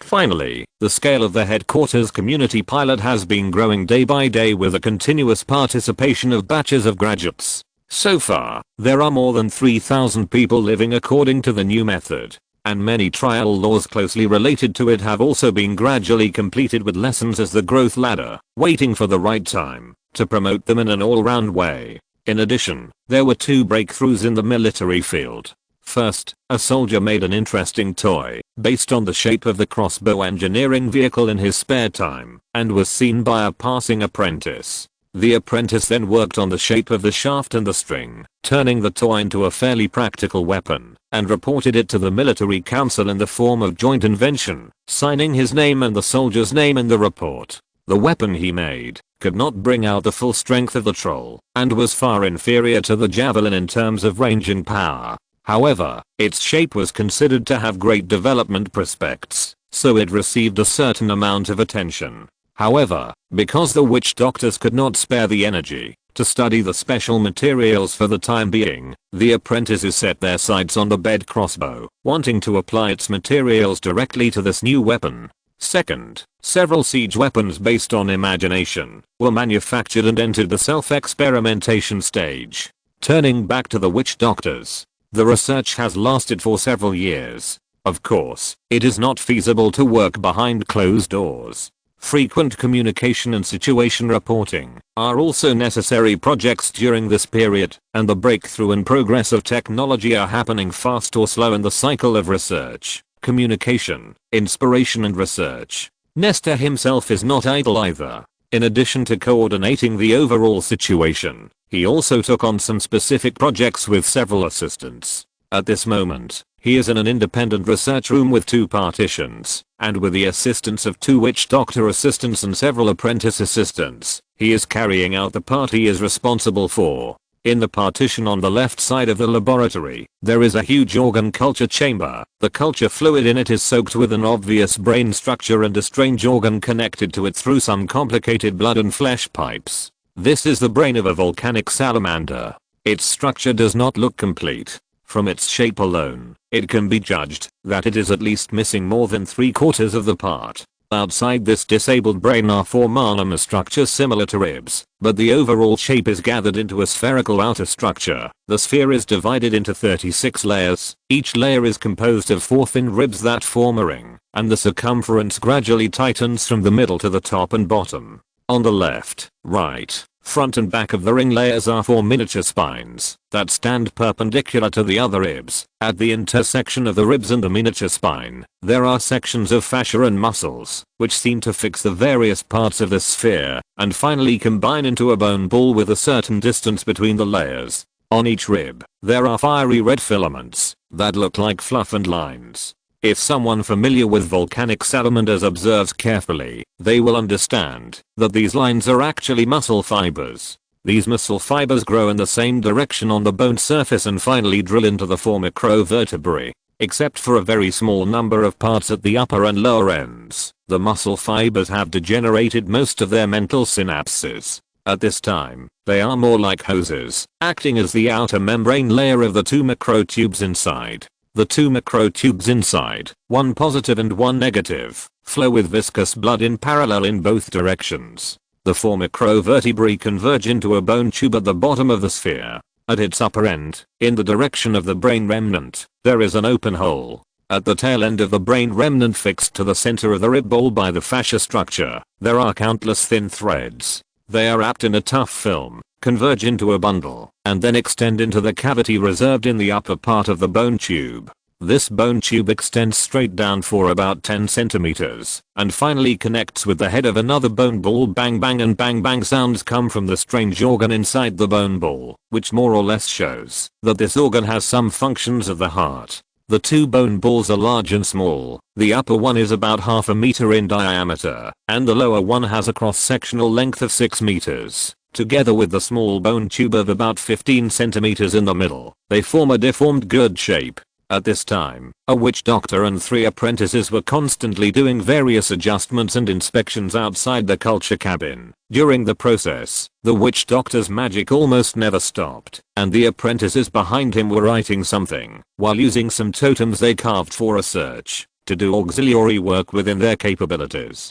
The initiator of this laboratory is Nestor, the troll, but strangely, he does not seem to be focusing on the incubator at this time, at least not completely. At this time, he is in a single room on the right side of the laboratory, separated by a transparent wall, playing with some metal wires, and even his hands occasionally emit dazzling light. Nestor looks a bit busy, and there is no high-end equipment in front of him like the one next door, which looks impressive at first glance, but some metal wires, metal rods, and metal sheets, which are placed on the table in a messy and orderly manner. Among them, metal wires of different colors are coiled into a strange shape in circles and categories, and the flashing light in his hand, if you look closely, you can find that it is a series of shining arcs, which are making a crackling sound lingering in his palm. After a moment, the light disappeared again, and Nestor opened his palm, and what he held was actually a metal rod about 5 centimeters long with a silvery white color. He clamped the metal rod between his fingertips, then slowly moved it towards the other metal pieces on the table, and then gestured left and right above them. Then he pressed it down again, so that the metal rod came into direct contact with several metal pieces one after another. After that, Nestor frowned slightly, shook his head, and put the metal rod aside, obviously not satisfied. Recently, although his main energy is still in the laboratory on the left, whenever he has free time, he will repeatedly toss these metals in the partition on the right, obviously trying something.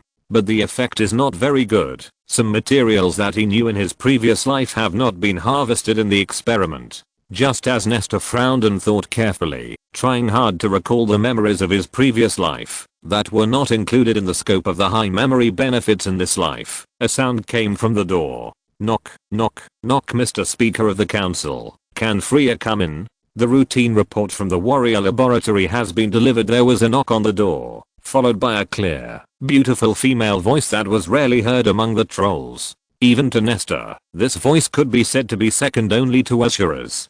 Chapter 231 Female Elves Freya and Nestor, Witch Doctor Gonzalo and Warrior Giant Fang. Please come in, little Freya. After responding like this, Nestor's sight naturally turned to the door, and then saw a beautiful female elf, with a cheerful smile, pushing the door and walking in. Behind her, there was a sturdy black saber-toothed beast whose shoulder height was much higher than the girl herself. The big cat seemed to feel threatened by Nestor's sight, and now it was baring its teeth, fluffing its hair, and making a low growl like a warning. Alyssa, shut up.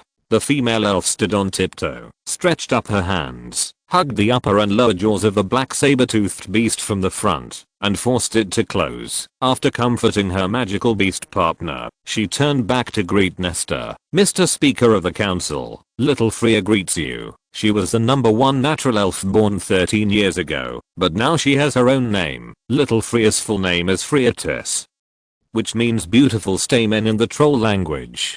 She gave herself the name after she achieved an important achievement a few years ago. The girl was about 2 meters tall. Compared to Ashura, who had recently grown to 3 meters tall, she looked like an immature child. But in fact, including the larval period she spent in the embryo, Freya is already 20 years old this year. If we have to make a rough conversion, based on the time of Nesta's previous life, she should be about 50 years old on Earth. If she were an ordinary troll, she would have officially entered her prime at this time, but this little girl has not yet reached the age of ovulation.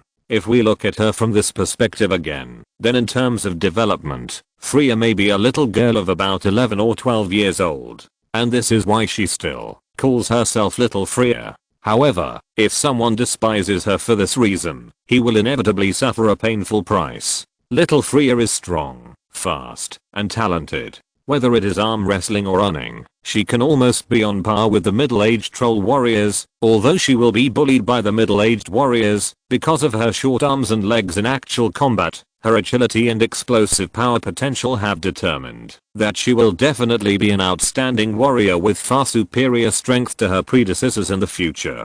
In addition, she was detected to have good mental activity when she was young, and then she received witch doctor education naturally. 4 years ago, she naturally became a formal witch doctor, and then she named herself. That's right, she is not only a warrior seedling with outstanding potential, but also a formal witch doctor.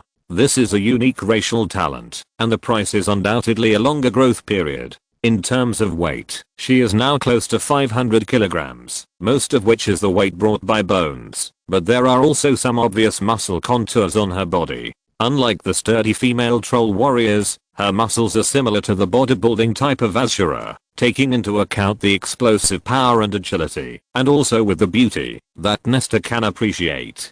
Her clothing style is also quite different from the mainstream trend of the headquarters. Female trolls in the Republic generally save a lot of fabric, and the lower body is either triangular, or flat, or even only has dots and lines to cover the holes of the shorts. The upper body is often a simple tube top, or a round patch to cover the point, and the soles of the feet are at most a pair of leather flat-soled open-toed shoes. Although the executive government has made a lot of efforts to sell more woolen and yarn products and to activate the economy, but the effect on clothes is obviously not very great. But Freya is different.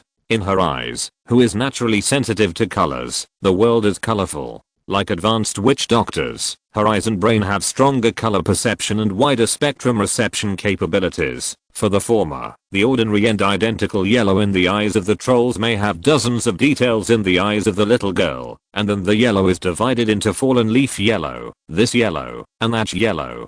For the latter, the ultraviolet rays and infrared rays that ordinary trolls cannot recognize are also partly within the range of the recognizable spectrum. For example, now, Freya can distinguish the scenery that ordinary people cannot see from Nesta's overall purple skin color. In her eyes, the Speaker of the Parliament is like a glowing individual, and a faint hazy glow is radiating all the time around him. This is also true in reverse. She looks roughly the same in Nesta's eyes, and the same is true for Azura and Fangs. Unlike Nesta and the other four who have undergone changes after birth, Freya has been living in such a colorful world all the time. Since she was born. Perhaps it is precisely because of this gorgeous influence that the little girl has a unique understanding of beauty. Whether it is clothing, pendants, or the patterns on her skin, she is willing to do her best to get closer to what she thinks is beauty. Therefore, Nesta can often see this girl wearing a dress that is completely different from the Republic style.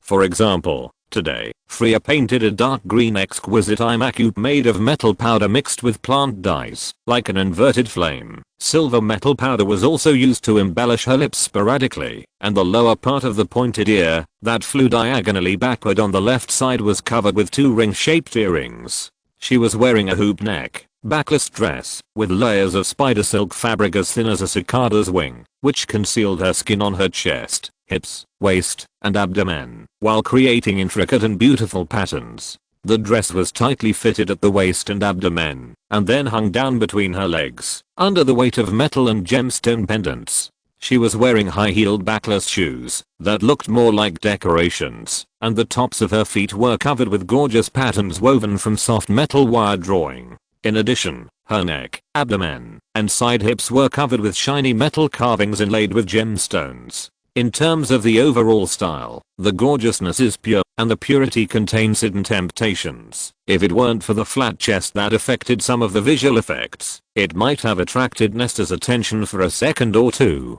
But now, this older girl who has not even had her first period can only make Nesta's eyes linger for a moment. Moreover, what he thought about when he lingered was not some desire, but thinking about the impact of this kind of dress on all aspects of the Republic. For example, the atmosphere, economy, industrial development, etc. But Nesta didn't intend to interfere.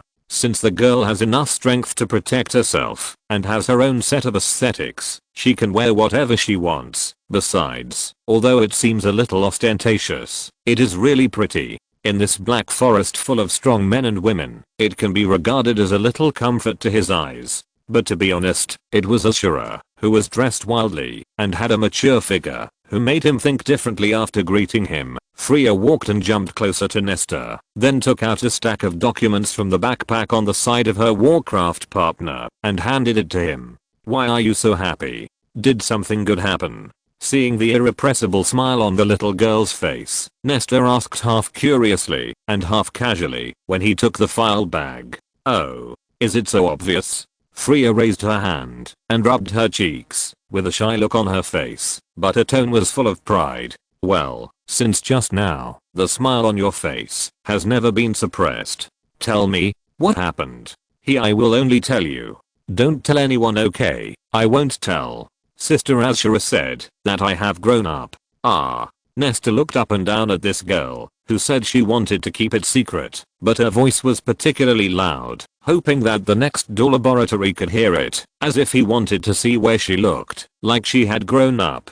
Still a flat height. A dwarf who is just over 2 meters tall. Personality? Although not as violent and cruel as the little trolls, he is still as jumpy as before. So, what exactly is Ashura referring to? Freya was irritated by the disdain in Nesta's eyes, and immediately said angrily, you are like this again. Sorry, little Freya, can you tell me yourself?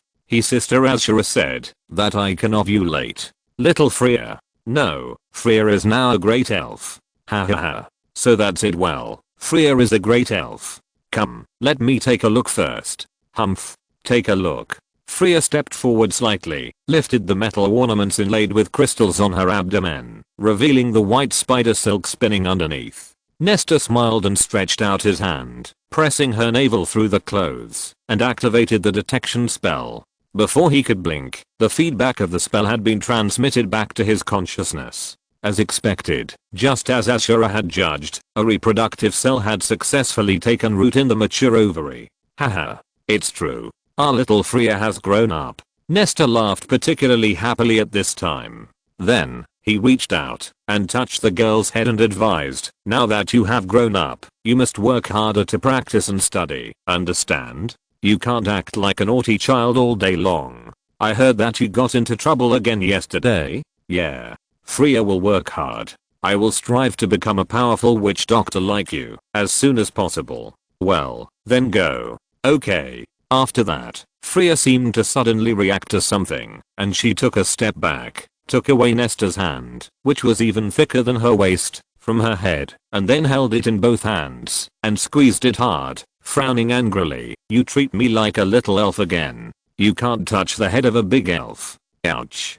Damn, why are your hands so hard? The little girl was the first child that Nesta thought could be described as cute, and every step of her growth process was a very important scientific research project for the Republic. So in the previous 10 years of her growth, she had been under the common care of 4 advanced witch doctors. Therefore, Freya was not actually afraid of Nesta, and could naturally show happiness, anger and other emotions in front of him, just like now. And Nesta himself did not feel offended, but liked this cute and beautiful girl very much. Whenever he saw her, it was as if he saw his niece in his previous life, and he could not help but bring the doting of an elder in his words and actions, just like now. Okay, then I won't do this in the future. Hearing his answer, Freya nodded her head vigorously to show her agreement, but after a while she began to struggle. She frowned slightly, her shining purple eyes fluttered, and her long grey-white lilac eyelashes blinked, as if she was in some kind of hesitation. It was not until a long while later that Freya puffed up her mouth and muttered some trivial words like really annoying, and once again put Nesta's big hand on her long hair of the same color as her eyelashes, and then turned her head away and ignored him. Nesta didn't say anything more after seeing this, but just looked at the girl with a little yearning, and a little melancholy flowed from the tenderness in his eyes. There was no clock, but time ticked away in the spirit like a substance. After a full 20 seconds, Nesta finally withdrew his hand, pinched the girl's cheek, and then whispered in a voice as low as a bell, "Go, practice hard. Well, then Freya will take her leave. By the way, go to Ashura again, and ask her to take out your reproductive cell and preserve it." Oh, this. Freya's face was obviously reluctant, as if she would become a child again, after losing the egg. The egg will only become nutrients to be absorbed if it stays in your stomach. Be obedient. Take it out and preserve it. Nesta's expression became hard again, and he instructed in an almost commanding tone. Okay. The girl nodded in frustration, turned around and walked to the adult black saber-tooth, kicked its forearm lightly, and said with full of unhappiness, "Let's go, Alyssa. Let's leave this hateful bad troll and go find Sister Ashura." Meow. Alyssa responded, then leaned down, motioned Freya to ride on her, and turned her head, and bared her teeth at Nesta in dissatisfaction, and threatened with a low roar, as if she was dissatisfied with him bullying her own children. Nesta didn't indulge it either, and kept sitting, and suddenly stretched his neck forward, staring back at it with a more ferocious expression, and the frightened big cat jumped back. This caused Freya's feet to suddenly feel empty before she could fully cross over, and she sat on the air in a horse stance in great awkwardness. Her light purple cheeks became visibly darker, and her lips, which were rich in capillaries and were dark violet, were trembling slightly, and the silver flakes on them were moving like galaxies. Thick mist quickly accumulated in the girl's eyes, and she was about to cry. So Nesta waved his finger swiftly, and a vine extended from the wall outside the corridor, wrapped around Freya's waist, and pulled her back, dragging her out of the room. Then, the door closed tightly with a bang, blocking out the wah-wah crying sound that was heard outside immediately. After Nesta laughed complacently, he withdrew his attention, and turned his sight to the file back brought by Freya. He opened the seal, took out a paper document about half a centimeter thick with the title "Report on the Situation of Warrior Advanced Training Plan," and placed it on the table in front of him. Then, after a while, there was only the slow rustling sound of turning pages in the laboratory. Since there were no problems in the early observations, Giant Fang had already moved out of the Mother Tree laboratory and returned to his mansion in the new city of the headquarters. The sound of whoosh came from the courtyard. It was the strong wind that Giant Fang was blowing when he was doing physical training. At this time, he was only wearing a short skirt and was training alone, sweating profusely. His punches and whip kicks disturbed the air and swirled vortices. His solid muscles seemed to contain a big rat, bulging from here and moving there. The training was extremely intense, and a large area of wetness accumulated on the concrete floor, which was the sweat that was still dripping from his body. However, despite the fierce and swift movements, and despite the mental and physical fatigue, the breathing rhythm of Giant Fang and the constant trembling of his muscles have never been disordered, just like a precise machine with a rhythm that has not changed for a long time. It has been almost 5 years since he accepted the body transformation experiment. With the crazy daily exercise and nutritional supplements, Giant Fang has achieved fruitful growth. The previously knotted and flamboyant muscles seemed to have shrunk a little in dimension, but this did not mean that his physical strength had weakened, but on the contrary, it had increased to a considerable extent. In another corner of the courtyard, a little further away, there was a vine bush that looked very abrupt, and inside it was a witch doctor holding a hardboard and a piece of paper, constantly writing something. At this time, he looked up from time to time at Giant Fang, who was in physical training, and buried his head in recording something at any time, and he also seemed very busy. After a while, the giant Tusk finally changed. With a slight disorder in his breathing, dense blue bloodshot immediately appeared in his eyes. Horrible lines like tree roots appeared all over his body, and the blood flowing in them even made an audible gurgling sound. Roar. The roar came from the giant Tusk's mouth, and the wisdom and calmness in his eyes disappeared from then on, leaving only full of violence and anger. In this seemingly sudden emotion, the giant Tusk rushed, like crazy, towards the witch doctor, who was the only living thing in the courtyard besides him, and had been observing. He kicked his feet violently, and the air seemed to be exploded, and made a whistling sound. Then the whole troll turned into a shadow, and appeared at the witch doctor's place in a very short time, raised his fist high and smashed it down. This punch seemed to be unmatched. It brought a real roar in the air, and smashed towards the witch doctor's face resolutely. Bang! The smoke and dust filled the air, the sweat evaporated, and the wind seemed to have a shape at this moment, breaking a tangible and intangible hole in front of the giant tooth. However, this punch hit the air. The witch doctor was already standing behind the giant tooth, his arms tightly strangling his neck. At the same time, the vines on the ground, which seemed to have been prepared, quickly climbed up the giant tooth's legs from the soles of his feet, and then within a few seconds, with the witch doctor's gritting his teeth and holding on, he was quickly wrapped up, leaving only his head. The witch doctor also let go of the giant tooth at this time and exhaled lightly. He touched the sweat that was faintly visible on his forehead, walked to the front of the warrior, and began to cast spells.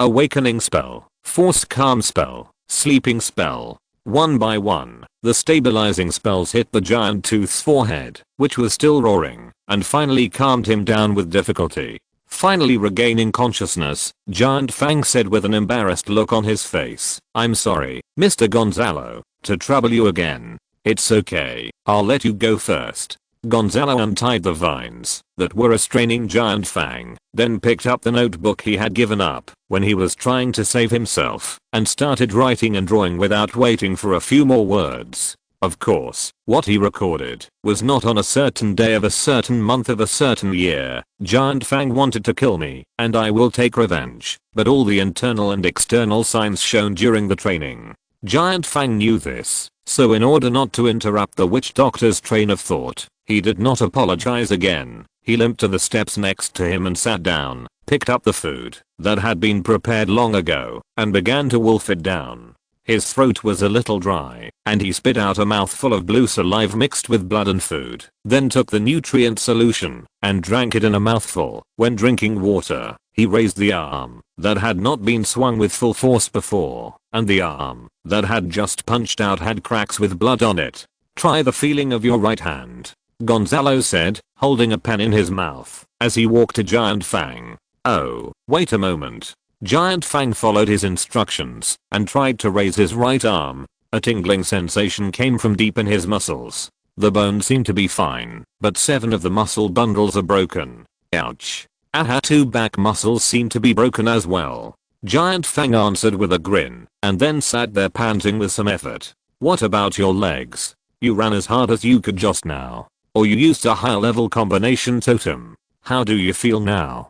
Gonzalo raised his hand and touched Giant Fang's back, asking while making a more detailed confirmation. Although the results obtained by the witch doctor were more accurate than his own feelings, but Giant Fang understood that this was also part of the self-control practice in the plan, so he did not complain at this time. "I felt it when I was walking just now. My left leg, which was the load-bearing one, was the most seriously injured. The tendons on the inside of my knee seemed to be broken, and some of the muscles in my thigh, calf, and left thigh were useless. There might be a crack in the sole of my foot." While recalling the feeling when I was walking just now, while sitting and twisting my left leg slightly, Giant Fang confirmed and responded. Then the right leg, abdominal muscles, waist muscles, back muscles. As he answered, Gonzalo also rechecked every part without missing any part, and then informed Giant Fang of the mistakes and accuracy. During the time when the 2 trolls were communicating, Giant Fang's injuries were recovering rapidly. Not long after, except for some loss of physical strength, he had recovered to a completely healthy state. He stood up and moved his fists and feet, and tried pure training without activating the corresponding totem. Giant Fang finally breathed a sigh of relief, although he knew that the injury would definitely recover. As a warrior, he did not like his fragile state just now. "Thank you for your hard work." The recovered Giant Fang bowed to Gonzalo again. "It's okay. This is not just for you. Judging from the time you persisted before, you should have been able to hold out for the level 5 frenzy effect. From now on, as long as you can completely suppress your emotions, you can enter the theoretical level 6 stage. 5 years. The Speaker of the Parliament will be very happy that you can achieve this level through hard work. Haha, Your Excellency has also made an indelible contribution. There was obvious joy on Giant Tooth's face. He was still convinced by the conclusion of the witch doctor Gonzalo. Since he made such a judgment, he should be a real level 5 warrior who is about to enter level 6. Sir, am I the best among the warriors? Well, among the warriors who have received the transplant, no one has surpassed you yet, but Gonzalo nodded in affirmation of his question, but left a question at the end with a gloating look. This made Giant Fang's face change, and he asked with some concern, but what? Had Her Excellency Cui Wenli and Excellency Zuo Ernie seem to be better than you in implant adaptability? Although they are still at level 4, their body's acceptance of the implant is almost level 6, which means, level 6. Isn't that the last step? So, you are behind, then the first warrior will belong to them. Although the title of the first warrior is impressive, to be honest, Giant Fang only cares a little bit about it, and does not lose his sense of proportion because of it, but at this time he frowned, thinking that something was wrong. Mr. Gonzalo, the witch doctor, I don't quite understand. Are there other factors that affect the suitability of the implant besides the will and physical strength? You have asked the key point. We were also quite surprised before. So, it's a matter of mental activity. The Toledos are about to become witch doctors. Oh, this. If you hadn't said it, I would have forgotten that they were witch doctor apprentices at first. I thought they had given up. Well, the two of them are indeed not focused on witch doctor practice. This time it is because of the linkage between will and spirit that such a thing happened. However, on the one hand, it happened to find a way for us first level witch doctors, but on the other hand, it has something to do with you warriors. Are you referring to the linkage between spirit and will? Yes, you are still so sensitive in this regard. Although the Toledo's acceptance of the implant is caused by the participation of spiritual power, the linkage between spiritual power and will has been verified.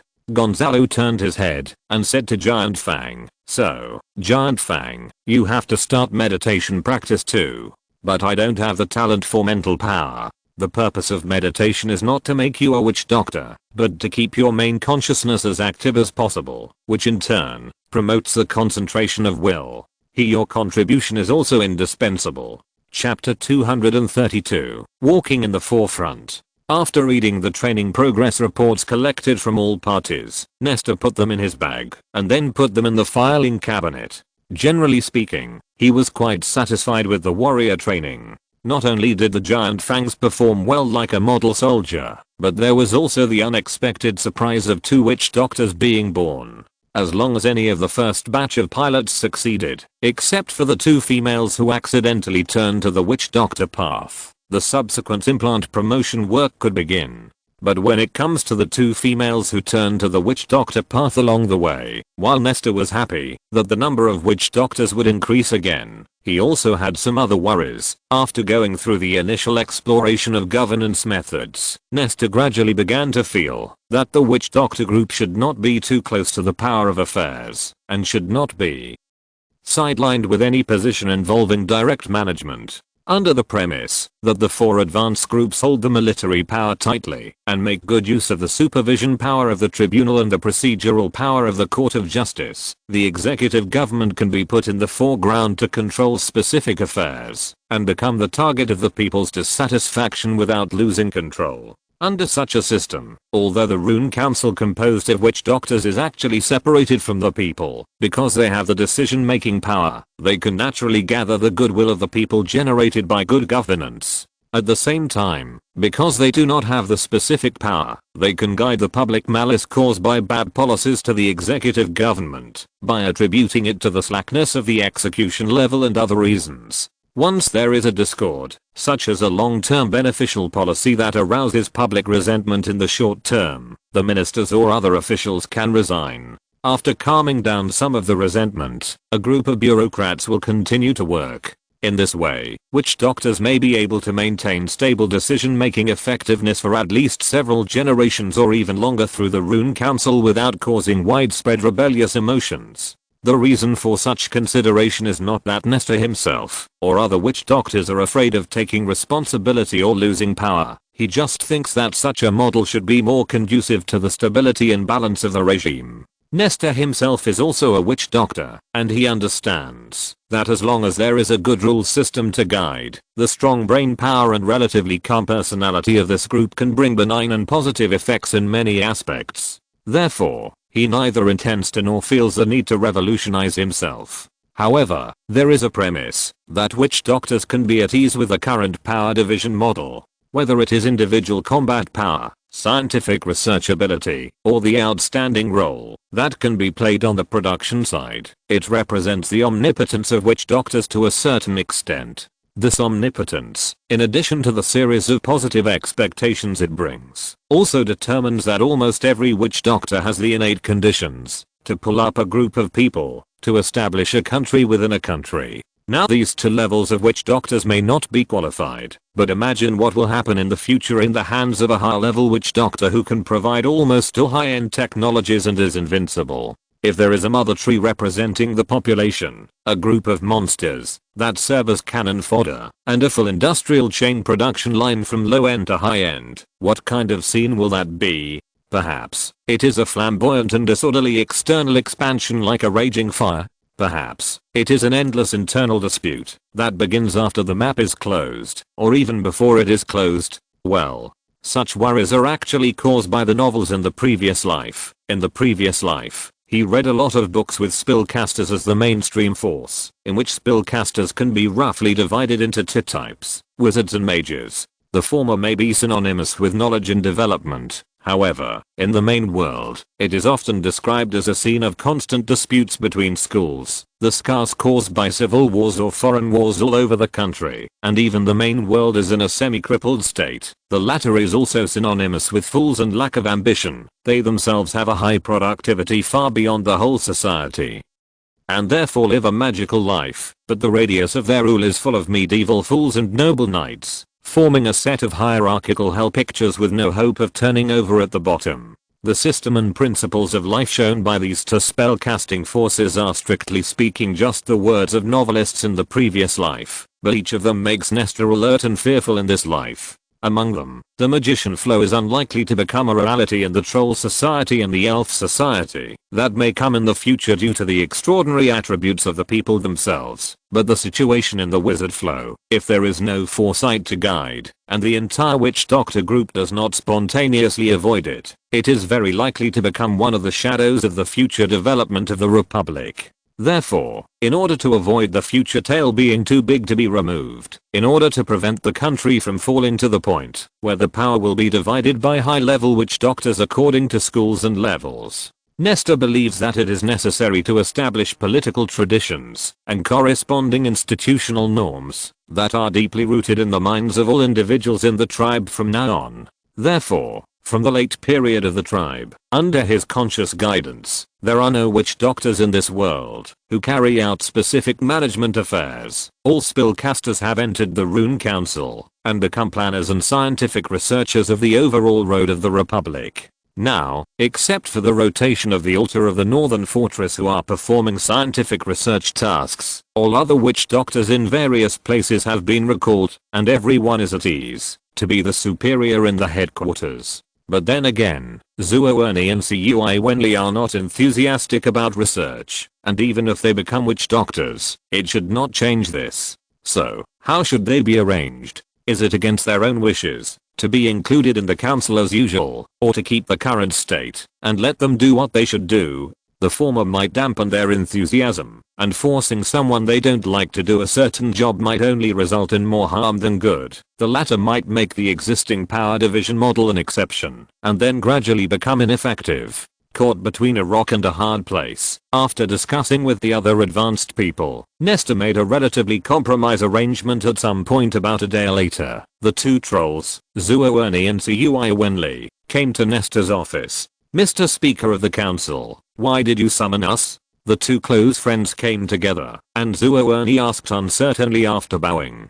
"Come, sit down first." Nestor laughed and pointed to a chair beside him, but after they sat down, he didn't get straight to the point, but instead chatted with Cui Wenli about her previous travel experiences. It's not that he was intentionally stalling for time or lowering the other party's vigilance, but he really wanted to know what the world looked like from Cui Wenli's perspective. After completing the training of the intelligence suppression unit until she was recalled again due to implant surgery a few years ago, Cui Wenli left her footprints in various areas of the Black Forest and the east and west ends of the Northern Plateau. During this period, she even had the intention of completely leaving the Republic's sphere of influence and personally conducting direct inspections in the north, but she failed to do so due to some concerns. However, although it has been nearly 4 years since she came back, Nestor has never been able to take the time to have a good chat with this non-active colonel about this matter. Therefore, Nestor intends to take this opportunity today to ask her about her experiences and feelings along the way.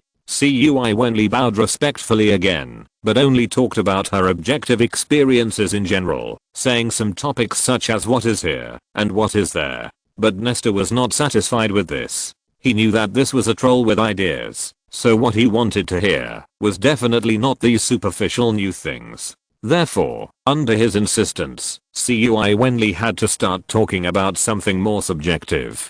Beside her, Zuo Ernie, who had been working in the executive yuan, although also in charge of the intelligence system, had not had many opportunities to go out and see it with her own eyes in these years. Therefore, at this time, she was listening with curiosity and yearning, and did not feel bored. It's generally pretty good, but the atmosphere in the small base is a bit depressed, but it was later closed down. In addition, the ratio of industrial scale to market scale is a bit unbalanced. Most factories continue to produce materials far more than the actual supply demand. I don't think this is appropriate. Well, the parliament is also weighing this. The specific research project has been planned and will be handed over to the executive government for implementation. There may be a large-scale regulation later. Nestor also responded actively to make the lady bolder. On the one hand, it is to adjust the market itself, and on the other hand, it is to increase the people's practice and learning time.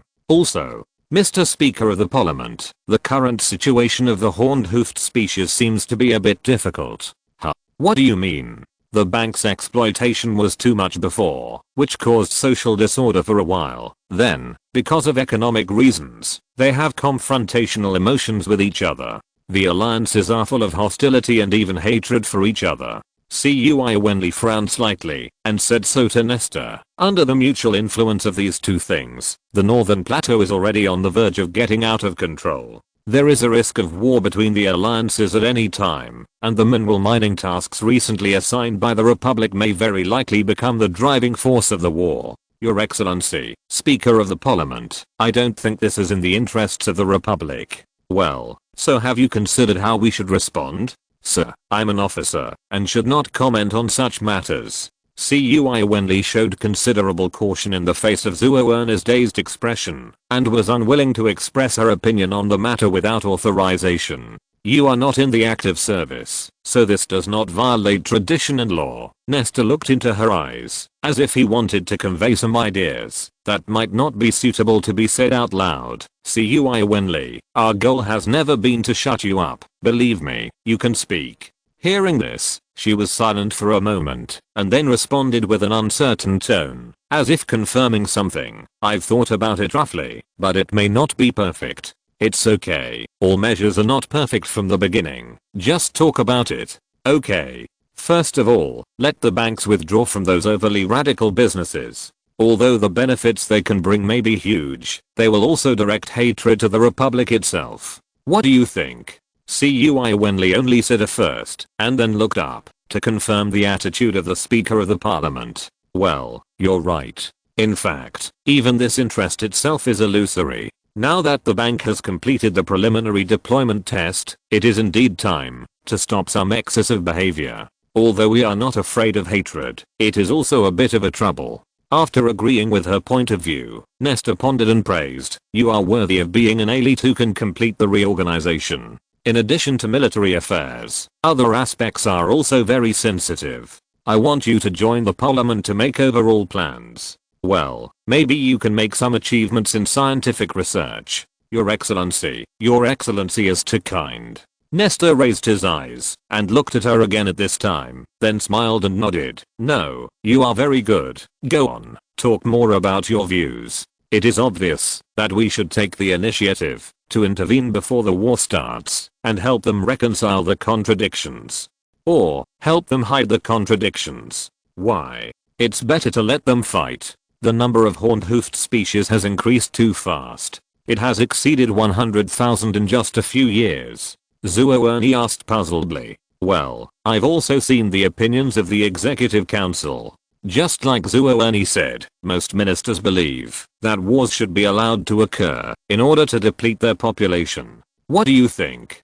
Sir, as you just said, our people need more extra time to learn and practice, so I think that instead of letting the labor of the horned-hoofed people be wasted in the civil war, it is better to transfer part of the industry and let them produce food and other necessary materials for the Republic. Besides, they are of the same language and race after all. If we don't intervene before the war, the victor can naturally complete the annexation, even if the annexation plan is denied by the Republic on the grounds of sovereignty. This process alone will make us lose the trust of both the victor and the loser. Therefore, before completely dividing their language and creating their culture, no major war should be allowed to occur, but small-scale conflicts can be used to continuously accumulate resentment and estrangement between them, and once there are signs of a war, we will immediately take the initiative to intervene and use excuses such as goodwill to stop their outbreak. Again, our domestic market is too small. On the premise of ensuring absolute superiority in military force, the more horned-hoofed species there are, the more beneficial it should be for our own development. Finally, for the same reason, I even think that we should contact the northern tribes earlier, consuming the excess production capacity while exchanging for the resources and knowledge we need. Well, so that's what you think. I see. It's indeed a way of dealing with it. The chat ended here, and Esther brought the conversation to the point. He sat up slightly straighter, looked at the two people opposite him and said, "Your Excellencies." Zuoerni didn't react to his address, but Cui Wenli was obviously not very daring. She immediately leaned forward and responded in Zuoerni's puzzled gaze, "I don't dare to be the honorific of the Speaker of the Parliament. Please call us by our names." This reaction made Nestor pause slightly, and then shook his head slightly, but still skipped the issue of address and asked directly, "I've read the report. It says that it's a good thing to condense a meditation space." "Yeah, that's right. Haha, I envy so many colleagues." "Yes, the previous bottleneck has been somewhat loosened. You two are really something. You obviously have good talents." "Forget it. Have you thought about what will happen after becoming a witch doctor? What do you think about devoting yourself to scientific research?" "Oh, this. Mr. Speaker of the Parliament, you are not going to let me into the laboratory, right?" Zuoerni looked at Nestor in disbelief, and then scratched his head awkwardly and replied, "But I'm not that kind of material. I can't calm down and do any research." Sure enough, Nestor was not surprised, and turned his eyes to Cui Wenli, wanting to confirm her thoughts again. Cui Wenli was lowering her head at this time, with her entire face facing downwards, so that the other two present could not see her expression clearly. However, Nestor and Zuoerni's hearing was so sharp that they immediately caught her abnormal heartbeat. So Zuoerni held his companion's hand and asked worriedly, "Captain, what's wrong with you?" Cui Wenli put her palms together and exerted a little force. After comforting her companion, she raised her head and smiled. "I'm willing to enter the laboratory. Which doctors should contribute to the Republic in scientific research?" "Haha. Captain, what kind of research can you do?" "Ha ha ha. I'm dying of laughter. Speaker of the Parliament, don't listen to her nonsense." The captain can't sit still at all. She has been longing for the outside world for a long time. "No, I was just immature at that time. I don't think so now," Cui Wenli argued. "What are you talking about? Didn't you say before that it was a pity to leave the army and wanted to go out to relax? After entering the laboratory, you can only be a military supervisor. Don't think too much. Don't talk nonsense." Nestor sat at the opposite table and watched the farce performed in front of him by the two people who didn't know whether they were sisters, lovers, or just old comrades. Cui Wenli has a steady personality, delicate mind, and strong working ability, but her mind is too complicated, and she tends to think too much. According to the standards of trolls, her style of speaking and doing things is a bit cautious. Zuoni is lively and quick to do things. Although she is also very capable at work, she is too straightforward and too hard for trolls to consider the feelings of others. Just like now, she can't understand Cui Wenli's concerns at all, and she says whatever she wants. But Zuoni is actually the standard mentality of most trolls, and the only difference is the degree of irritability and cruelty. On the contrary, people like Cui Wenli are very rare in today's society dominated by trolls. As for the future, it is hard to make a judgment, at least you can't tell anything just by looking at Freya. Back to Cui Wenli, Nestor actually understood the reason for her attitude. However, he just said, keep the witch doctor's affairs secret for the time being, and wait for the arrangement of other matters. Then, after comforting the uneasy Cui Wenli and the angry Drow, he sent them out of the office without telling them the plan that had been prepared before. It is still unknown what the mentality of the two female trolls will be after they leave, but Nestor himself is lost in thought at this time.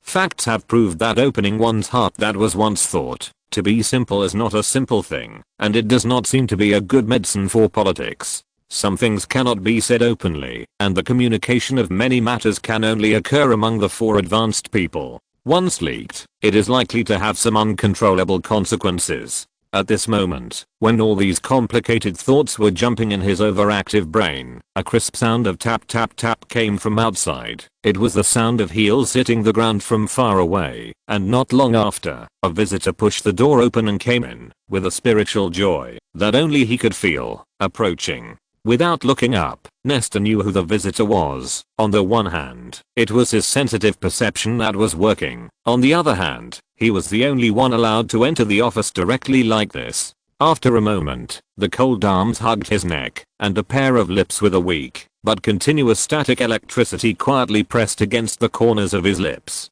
What are you thinking about? Ashura did not sit directly in his partner's arms as usual, even though now was the special time they had agreed on. Alas, the two ladies who are about to become witch doctors have been here. It seems that the conversation was not pleasant. Well, Cui Wenli's ideas are too complicated, and letting them hide their identities as witch doctors and maintain their current status is ultimately just a stopgap measure. After seeing her attitude, I didn't even mention it, and just let them go back first. You always want to use each individual as a part, but intelligent life is not a machine.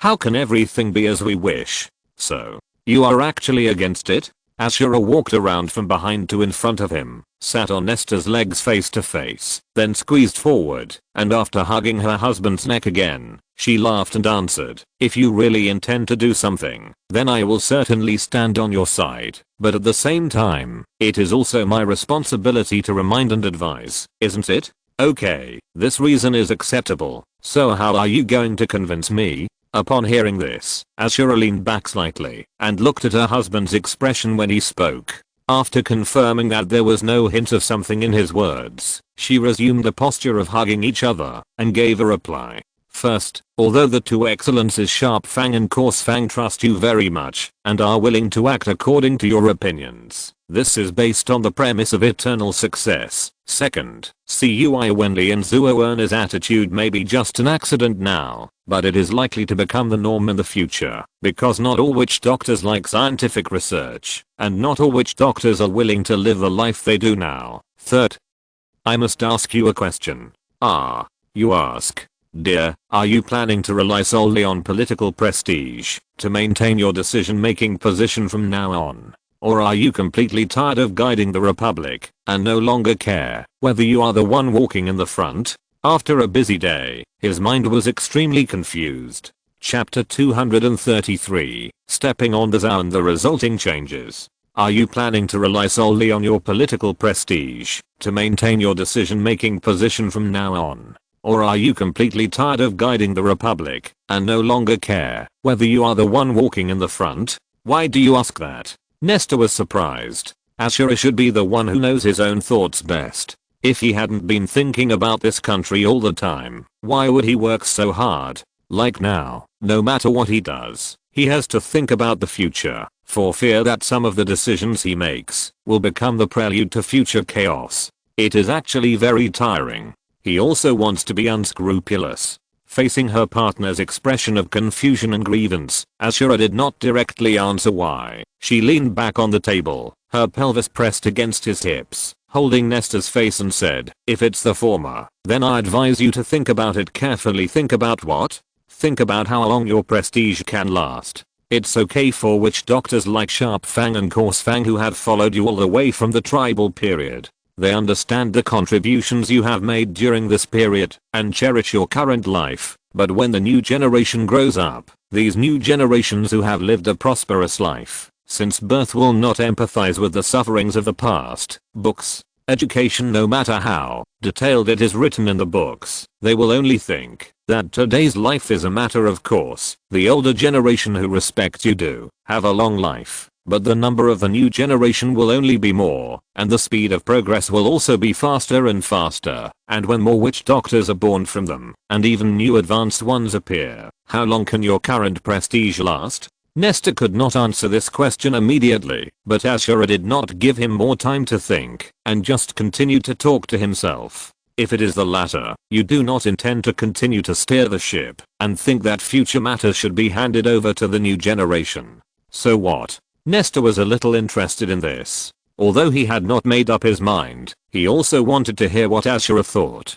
Then you should take me to find a place to live in seclusion, and wait for 200 or 300 years, when our appearances have been forgotten by everyone, and then we will come back. When saying this, Ashura glanced at him unhappily, with a sense of regret. Why is it so? Why is it? So Nesta did not know what kind of role he had brought himself into. Anyway, there was a lot of drama in his tone. Of course, he did not really take his partner's words as wind on his ears, but just wanted to make the atmosphere more relaxed. Why not? I dare say that, after you hand over power, everyone may still treat you with respect within 50 years, but within 100 years, the unhealthy trend of both merits and faults will start to blow. Within 150 years, there may be malicious smears, and within 200 years, your prestige will be completely wiped out. Only after you really die will you have a chance to restore your reputation, and enter the altar of heroes.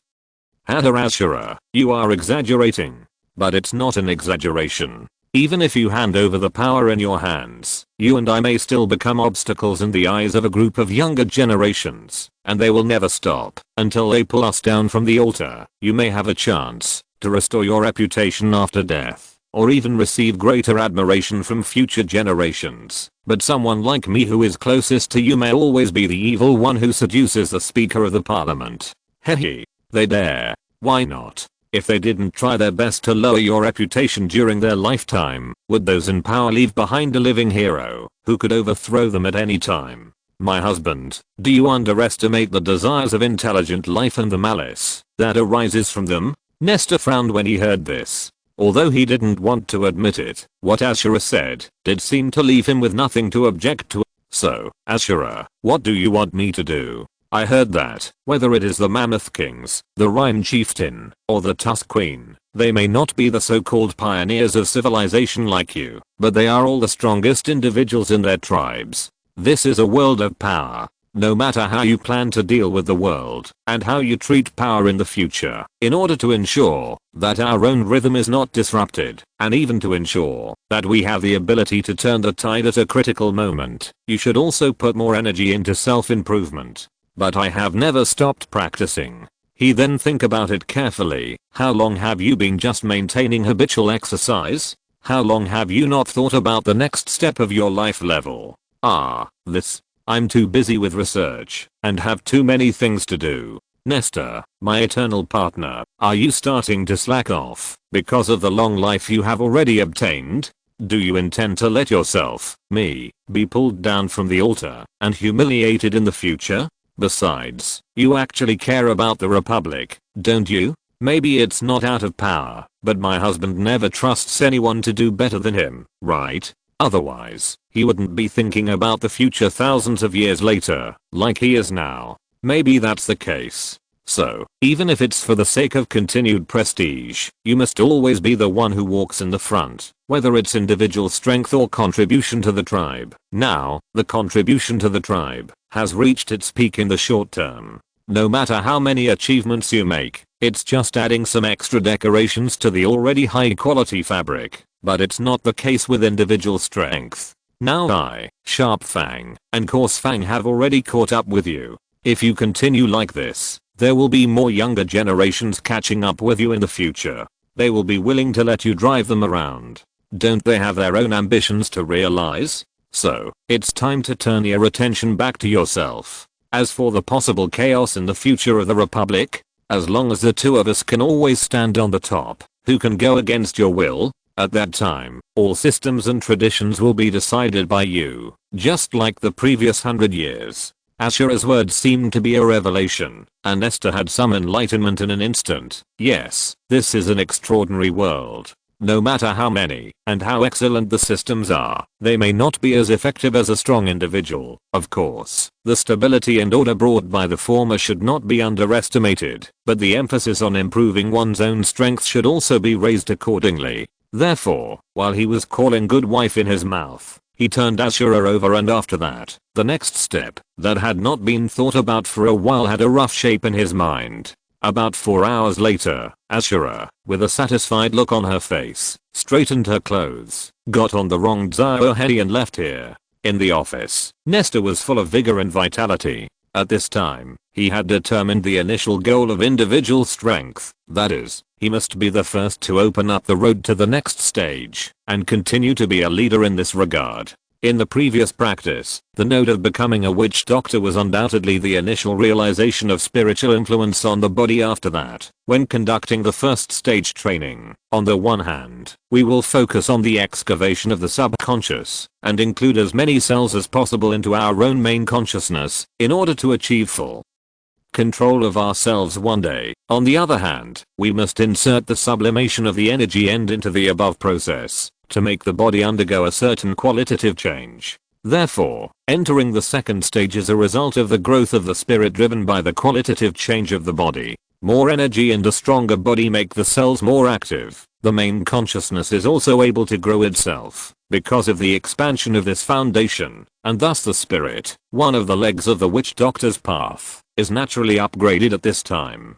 This is indeed an advancement, but as Nestor himself concluded, the key point of this change is actually on the physical end. As for the spiritual side, it has only made passive progress under its influence. This difference is actually reflected in the excavation of the subconscious sea. Although his mental power has greatly increased after the advancement, his control over the subconscious sea is still the same as before. Instead of being included in the main consciousness due to the advancement, it has become deeper due to the enhancement of the body. Because the subconscious itself is also a kind of I, based on the existence of the body, the changes that occur in the body will naturally bring corresponding effects to it. If we continue to use the previous method to compare consciousness to an iceberg, then when it advances, the part above the water becomes taller than before. It will also make the part under the water surface become thicker. Therefore, the second stage, which is the current stage of Nestor's training, does not actually change much in the spiritual aspect. What he does during meditation is still to increase his control over the subconscious mind as before. To be honest, this process is not very smooth. Although progress occurs in every meditation, the results achieved are like Yugang moving mountains, which are based on long-term persistence. But now, the two warriors who are part-time witch doctor apprentices have unexpectedly opened up a way for him in terms of will. Witch doctor is a way of mutual achievement between the physical and spiritual aspects, and will is a different kind of sublimation. Therefore, Nestor has set his mind on this aspect, and wants to speed up the progress of integrating his subconscious mind through the training of will. If you make a metaphor, that is not very realistic, but easy to understand. What Nestor is preparing to do now is to use his own will as a furnace, to melt the steel embryo of the subconscious mind to forge the divine object called the main consciousness. To this end, he needs to go through the path of warrior training in the direction of will again, and make his own will into a qualified furnace that can withstand extremely high temperatures. Of course, these are just metaphors, and they will not really make steel in the meditation space. After making the corresponding plan, the training of will began, and the usual meditation practice did not stop, still occupying a lot of Nestor's time. Therefore, his attention to other things naturally reduced some of the changes caused by this.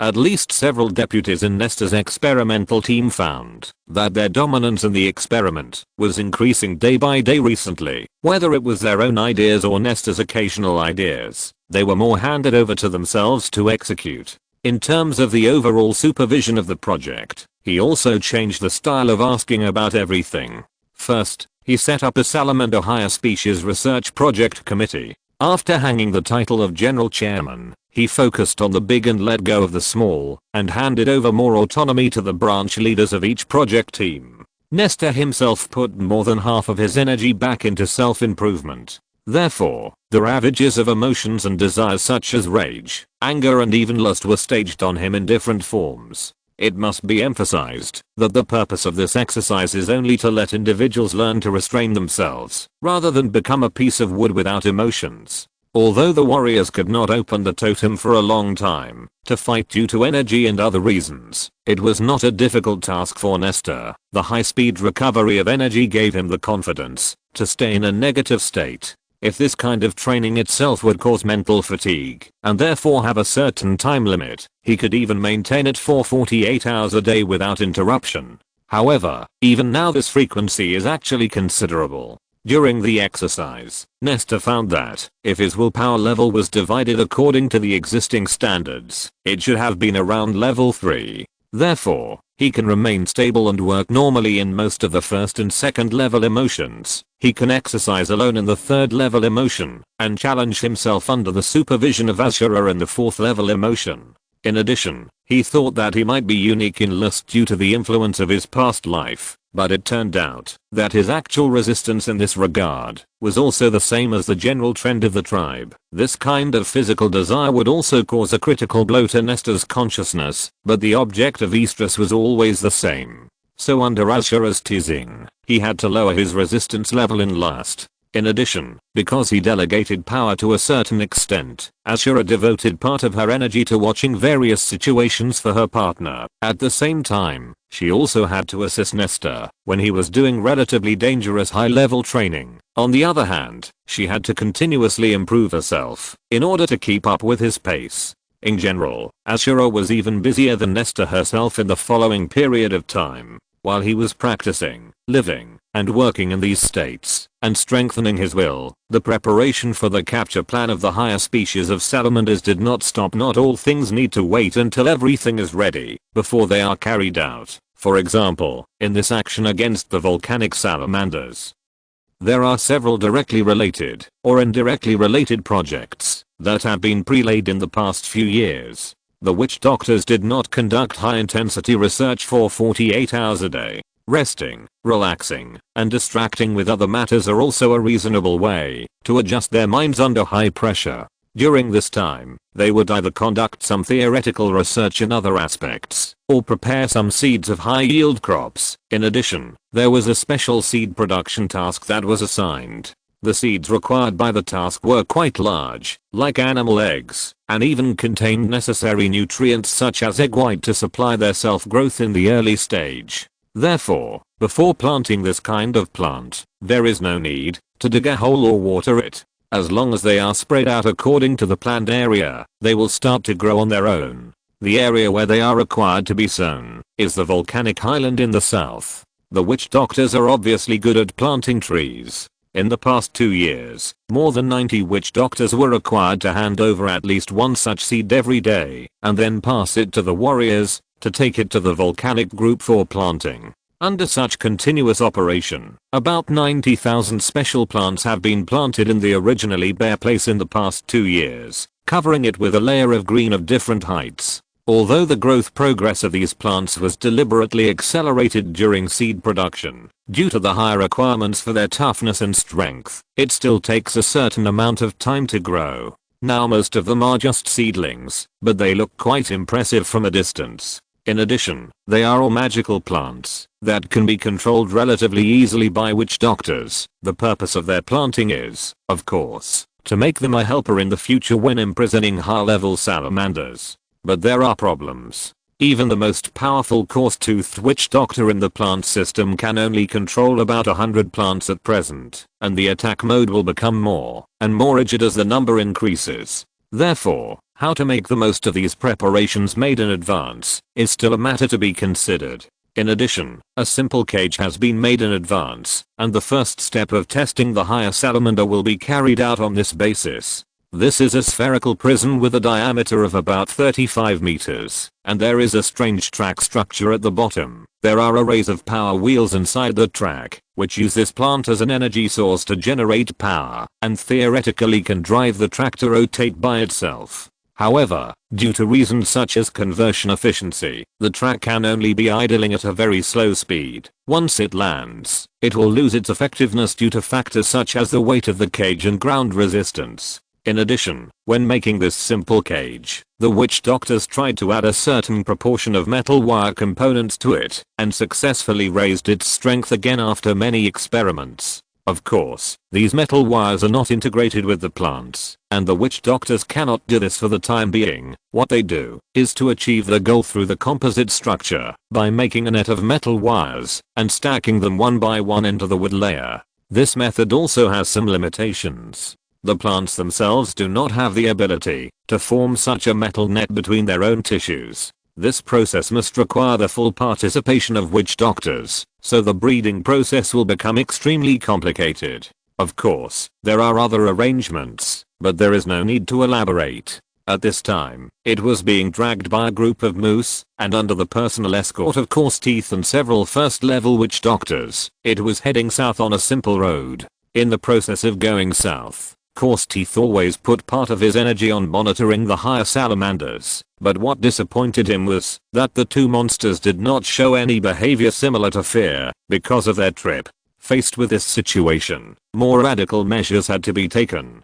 Coarse Fang awakened the cave wolf in the prison. Although it was similar to a patient after general anesthesia, the same anger that had appeared before swept across countless areas of land as soon as it was awakened. While its might awakened many monsters in the Black Forest and the mountains, the two salamanders in the underground magma also showed the reaction that the witch doctors expected. They left the nest and climbed up for a distance. But the cave wolf didn't want to pay attention to these things. In its muddled mind, it was now almost full of hatred for the trolls. It was in a dark environment where it couldn't even open its mouth. The only thing in its mind was to escape from the tribe that had imprisoned it for who knows how long, and it began to struggle. As a result, the crackling sound in the temporary cage was endless for a while, and a large number of wooden layers broke, and the high-strength alloy nets followed closely with crisp and broken sounds. At the same time, the moose pulling the cart also fell to the ground with white foam.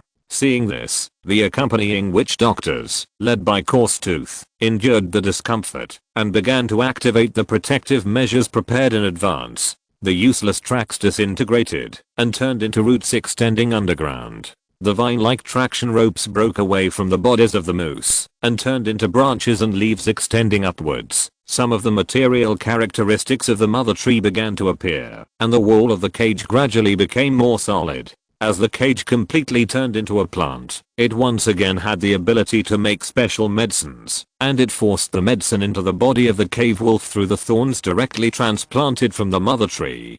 Coarse Teeth had not fully awakened this monster, so its muscle strength and magic-like abilities were at a critical value at this time, allowing these emergency measures to be put to good use. Looking at the gradually silent cage, even though he did not see the expression of the higher creature inside from beginning to end, Coarse Teeth knew that this guy absolutely hated the troll race. Maybe it was now dreaming of killing all the trolls 300 years ago. It would be better for this monster to live in a dream forever. Once it escaped from the cage, the catastrophic consequences were simply unimaginable. Coarse Teeth thought so at this time, and summarized the operation. The first test is over. The strength of the cage is not up to standard, and we will return to the headquarters to modify it. However, at least the reaction of the higher salamander is what we expected to see. So, 4 moose died, and the rest seemed to be unable to move in a short time. Just as the other witch doctors nodded in agreement, the accompanying warriors came to Teeth after checking the status of the moose and reported,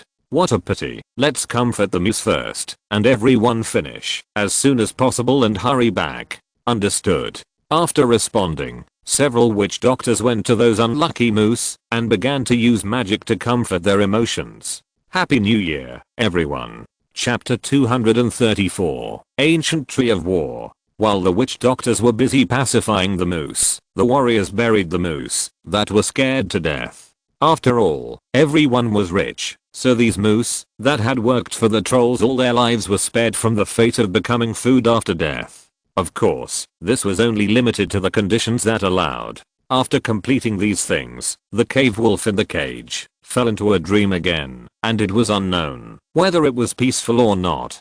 So, several witch doctors controlled the cage to deform again, and after the roots under it turned back into a crawler structure, the moose that had settled down began to drag it back north. After a journey that lasted for several days, a group of witch doctors and warriors finally returned to the headquarters, and at this time, the mission of the temporary prison car was declared over.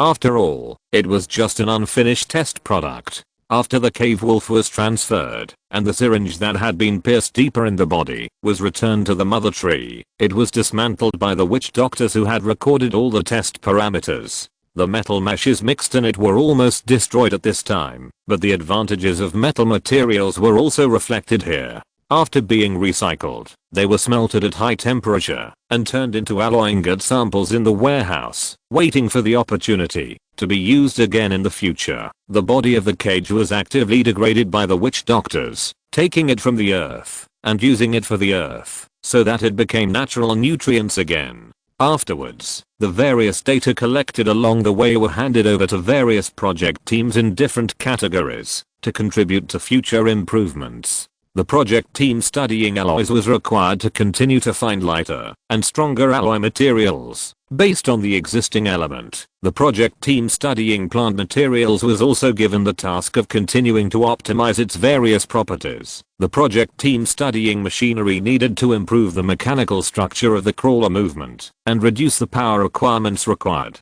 In addition, the fact that the higher salamanders were indeed wary of the cave wolves and therefore left their nests also gave a clear direction for future actions. The next period of time was a process of constantly improving the cage and repeatedly testing the action mode of the higher salamanders. The goal of the witch doctors was, of course, to get the higher salamanders to the surface, or at least to the upper layer of the magma, not to mention whether they could beat them, but at least they had to be able to reach them when they wanted to fight. After several more attempts, after repeated explorations of the cage, the witch doctors generally realized a problem. Plants certainly have various advantages, but their performance in terms of mobility and energy conversion efficiency is not very outstanding. The cage that needs to be made now must combine offensive capabilities, mobility and other functions. In the final analysis, it can be summarized in one word, that is, agility. High agility requires better nerve conduction ability, higher energy utilization efficiency, and a steady supply of energy to achieve.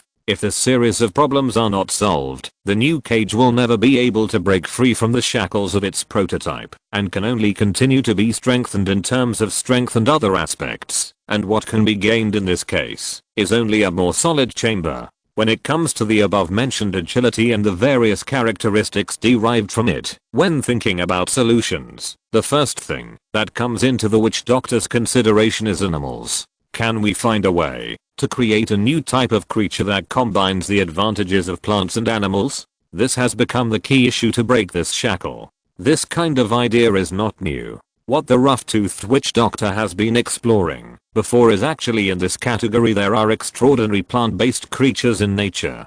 The various characteristics they carry have generally become the original samples used by witch doctors to transform various plants, and have made an unparalleled contribution to the development and growth of the troll population. However, these extraordinary creatures commonly known as magic plants generally have one characteristic. They are almost all the type of people who take root on the ground, drink water and eat soil. A small number of carnivorous ones can only wait for opportunities. There is no reliable mobility that can be used as a reference. And the few strange ones that can move by themselves only have an extremely slow speed and the instinct to move for nutrients. Moreover, it can basically be concluded that all the behaviors of magic plants are just instincts, so they have not evolved the minimum wisdom like the magic beasts. This certainly facilitates the witch doctors to search and use their corresponding individuals and abilities, but it also shackles their innate self-evolution ability. At the same time, it also causes the magic-like spells derived from magic plants to follow the natural path given by nature, lacking the rich and colorful possibilities like the magic beasts. Even in terms of power, the few magic plants that can move by themselves have indeed helped the witch doctors complete a lot of research and made the plants controllable. But there are always defects. For example, the vines used by witch doctors to attack with swoosh sounds are also quite fast, but in fact, it is not the same as the agility of plants themselves. It is more about the witch doctor's own physical strength and the set overall movement trajectory. Moreover, plants do not have muscles. The premise for their movement is the power of water, which is achieved by the simple transportation process of liquid water or gaseous water. When the concentration of liquid in the cell is greater than the extracellular liquid, water will enter the cell, and a large amount of liquid will exert pressure on the cell wall, so that the plant body will change its shape and move. This movement mode, due to the natural structure, has a very low scalability. Therefore, witch doctors now decided to try to make artificial joints and use their body fluid movement mode to transform them into bionic structure such as plant muscles, to give them stronger movement ability background. This process is not too difficult.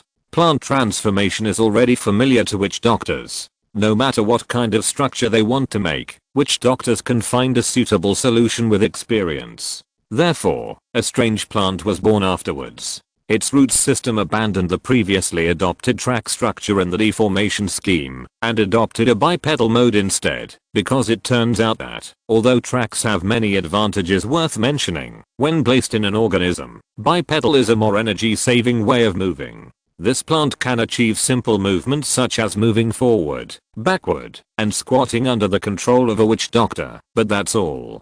The countless improved joints and muscles on its body have synthesized an extremely complex hydraulic power mode. Although it is not as sophisticated as an organism, the difficulty of operation is still raised to a very high level. Therefore, it is still a semi-finished product for the time being, and subsequent transformation is more important. In nature, several cases of symbiosis between plants and animals have been discovered, and the semi-tree form of the coarse tooth itself is also an important reference for this research. However, due to some unexpected factors, the research turned to an extraordinary direction at the very beginning. In the early stage of the research, coarse teeth, in the form of a half-tree, separated a part of its own tissues, intending to use it as a reference sample for the spiritual integration of animals and plants. But when the tissues were cultivated independently afterwards, their regeneration direction exceeded the expectations of the witch doctors. It is known that coarse teeth's meditation method is based on plant growth, and the cells of his body have been closely connected with plants on the spiritual level. In the ordinary form, such a spiritual combination may not be reflected, and the regeneration direction of its tissues is still the original flesh and blood creature form. But in the half-tree form, this seemingly natural direction has undergone a fundamental change. The tissue separated from the body in the half-tree mode has a tendency to regenerate itself using the plant form shaped by meditation as a template. In the end, this mass of tissue became a strange plant. It has some animal characteristics, and in the reproductive system, nervous system and other fields, it has regenerated troll, elf, organs that plants do not have, and it does have their respective functions. But in other aspects, it is a complete plant body that can absorb nutrients through the root system, can photosynthesize, rely on hydraulic pressure to generate power, etc. Such changes undoubtedly amazed the witch doctors. They lamented the influence of the spirit on the body, and were surprised at the changes in the characteristics of tissue regeneration caused by meditation. But at the same time, after observing the corresponding phenomenon, they realized that this was the most reasonable. After all, if the advanced witch doctors were injured during the transformation, they would not regenerate the organs belonging to the troll, and the influence of deep meditation on tissues has long been observed. However, this taken for granted has brought a seemingly more convenient means of realization for the previous research. Afterwards, Kuaya made another sacrifice. After conducting the corresponding part of deep meditation and hypnosis, he once again donated a part of his half-tree body tissue and completed symbiosis with a modified plant seed. When cultivating in the culture chamber, the modified seed was placed in the half-plant tissue contributed by Kuaya, and in the process of its self-regeneration, the separated body took the initiative to complete the meshing of life forms, becoming two almost completely connected symbiotic plants. This plant has hands and feet, and can be turned into roots under the control of the witch doctor. However, due to the intervention of a large number of nervous systems, the controllability has dropped a lot, and the realization of the previous simple movement has become a very difficult thing. However, looking at the face embedded in the tree trunk, the witch doctors have another idea. Since the controllability is reduced, why not simply give it the ability to execute instructions? Then, a new problem arises: how to give it the intelligence that can accept instructions. Due to the regeneration ability of the troll, there are serious defects in the highly differentiated brain cells, and the formation speed is extremely slow. Therefore, this plant, which is regenerated from the remains of the coarse tooth, has a skull, but lacks most of the brain structure, so it has no function of receiving instructions, and in terms of the transmission of instructions by the nervous system, the witch doctors have not yet made a breakthrough, so it is not realistic to control it directly through nerves. Therefore, giving it a castrated brain has become a relatively reliable option. There are two execution plans. One is to wait for it to regenerate a brain by itself, and the other is to implant a brain. The former is indeed feasible, but the brain tissue regeneration process that takes decades is too exaggerated, and the witch doctors do not want to wait that long. The latter is also a good idea, but in the extremely serious rejection reaction, all related attempts have failed. So, after going around in circles, this problem was finally brought to the Nestor case. I hope that the magical Mr. Speaker of the Parliament can provide an idea. At this time, Nestor was devoting 70% of his energy to improving his own strength, and had already achieved phased results. When he saw the detailed process and data of the relevant experimental report, he was really shocked by the witch doctor's ideas. Especially, the plant with a face almost identical to coarse teeth was really a very strange life form.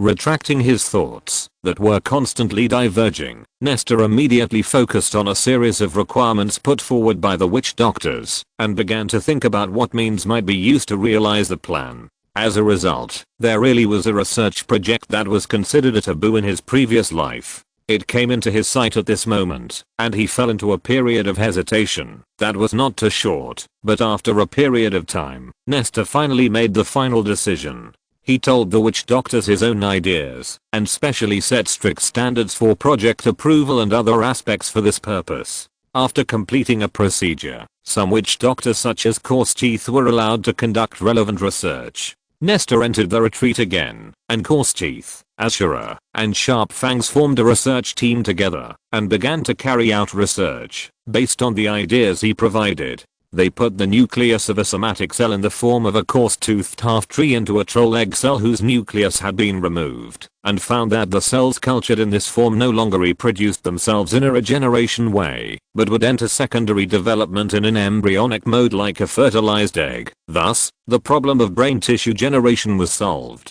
After such a result, they stuffed the embryo into the pre-prepared seeds, and put them into the culture chamber for cultivation. The cell nucleus had been deeply hypnotized before it left the body, and its development continued the previous chimera mode, and then formed a symbiosis with the plant during growth, and obtained a seedling that was similar in appearance to the previous one.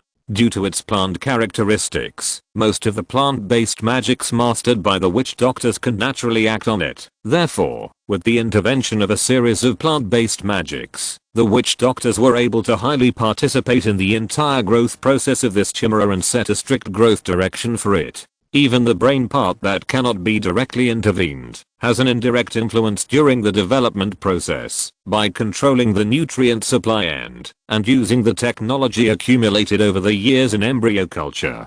Therefore, the final result is a special plant that can control itself, has a certain learning ability, and has a mobility far beyond that of plants. Its body consists of two parts, one is the chimera developed from the seeds specially prepared by the witch doctors, and the other is the main body developed from the nucleus of the coarse tooth body as the origin. The former inherits some characteristics of the mother tree in terms of body attributes, and it not only has a fairly high overall strength, but also has the ability to resist fire, be strong, vine, and generate hypnotic agents. In addition, based on the above characteristics, the witch doctors had designed a complete set of animal bionic systems, based on plant cells, and trolls as templates, including muscle structure and bone joint system. Its movement ability has been optimized at the structural level. However, this part of the chimera has no self-thinking consciousness at all. The latter, on the other hand, has a spiritual center, some biological organs, animal reproductive ability, intelligent self-awareness, and can allow its specialized roots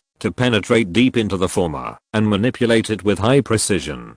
But at the same time, due to the high degree of vegetativeness of its endogenous tissues and the lack of bionic structures like the former, it does not have the ability to move itself or actively reproduce. Undoubtedly, with the intervention of the witch doctors, the main body and the chimera have formed a highly acquired symbiotic relationship. The main body is relatively fragile and is more inclined to control the chimera in terms of ability. Only through the chimera can it complete a series of behaviors such as movement, attack, eating, and reproduction. The unconscious chimera, due to its own material and structural characteristics, has extremely considerable attack and defense power, and has two behavioral modes of tree shape and upright walking. Moreover, the vegetativeness of the main body cells affects its mental activity, making it completely incapable of casting spells. This results in it having to be controlled by witch doctors when switching between tree form and walking state. When the three elves completed the relevant research, the experimental subject was naturally the first to be visited by Nestor. When Nestor saw it, the overall length of the experimental subject was no more than half a meter,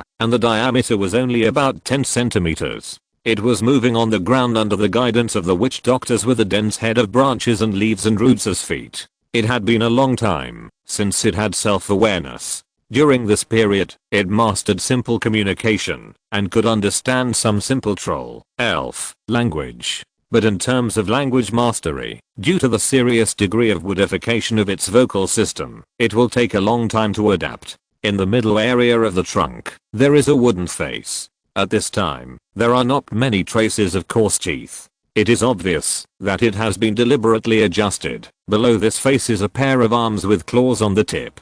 They overlap at the chin position like a beard and look quite majestic. After seeing Nestor, this guy shook his head and moved, as if he wanted to get closer to him, and made a series of dry sounds in his mouth at a very slow rhythm. The moment Nestor saw this little thing, he thought of a concept from the game in his previous life, the ancient war tree. It seems to be quite suitable for this thing, right? Ancient war tree. It does sound good, although it is not ancient. Will it become ancient in the future? I have measured its life cycle. The lifespan of its main body is terribly long. It is estimated that it can live longer than the four of us. In the future, it will be a well-deserved ancient tree. I think it's good, very imposing. After hearing Nestor's suggestion, the three witch doctors also recognized this title after a brief exchange, and then introduced its specific advantages and disadvantages, and related characteristics to Nestor. On the energy side, its body inherited some of the abilities of coarse teeth, and has a constant supply of supplements under the sun. On the nutritional side, it is more like a plant, obtaining nutrients from the ground through the chimera root system. On the structural side, material side, environmental resistance, growth rate. In short, except for the relatively slow thinking speed, this is an extremely suitable high attack and high defense meat shield unit.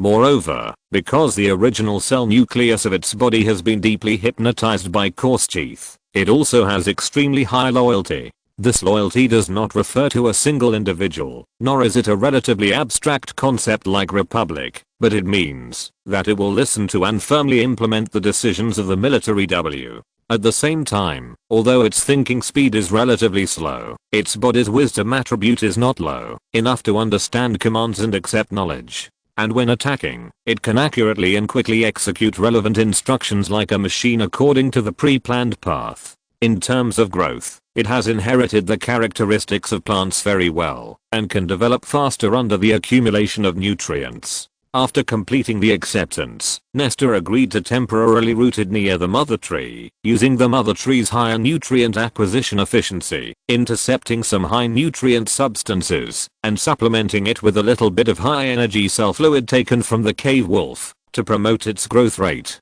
In addition, since it is an intelligent life and has the ability to learn knowledge, educational arrangements are also essential. Moreover, its control over its own chimeric body can only be completed more efficiently with the help of witch doctors. Speaking of learning, combined with the conclusion of high execution and precision summarized by the previous 3 researchers, Nestor thought of its other application methods besides combat: totem carving. This may help the Republic to achieve more convenient totem carving. In addition, how to say this thing? The chimeric part of its body can be controlled by magic, and the main part seems to have the ability to carve totems. With these two combined, he always felt that there should be more potential for application, but he couldn't think of it all at once. But this matter was put aside for now. The most important thing at the moment was the help generated when capturing higher level salamanders. Obviously, one ancient war tree was definitely not enough, and more had to be cultivated. Chapter 235, Promotion to the Third Order Life and the Progress Resulting from It. It is obvious that only one war ancient tree is not enough to capture the higher salamanders, and more must be cultivated. At this stage, their production is completely dependent on the somatic cells of coarse teeth. Although there is almost no loss for him, it is still more or less troublesome in terms of time. At this time, the reproductive ability they retain has come into consideration. The disadvantages of inbreeding that existed objectively in the previous life have not been reflected in the trolls, at least at this stage. There have been no deformed cases born as a result. Therefore, can this war ancient tree that only comes from coarse teeth and its corresponding modified version that may appear in the future complete the reproduction of the main body through mating between several homologous individuals? In addition, although the chimera is not in their genetic information, this part can be given to its offspring through self-division, but before the symbiotic ability is evolved, the participation of witch doctors at this stage is still indispensable. But this is not an exaggeratedly complicated job. After a few practical experiences, any witch doctor can complete this task. However, there is only one individual for the time being, so let's put them aside for self-reproduction, and the number of ancient war trees needs to be increased. Therefore, at this stage, only coarse teeth can continue to supply its own somatic cell nuclei, while the witch doctors were busy with various researches. After several years of exploration, Nestor finally reached a critical point of qualitative change. As mentioned before, he used his own will as a furnace to accelerate the control of the subconscious C. At this time, his will level has reached, or even exceeded the expected critical point level 6 in the warrior standard.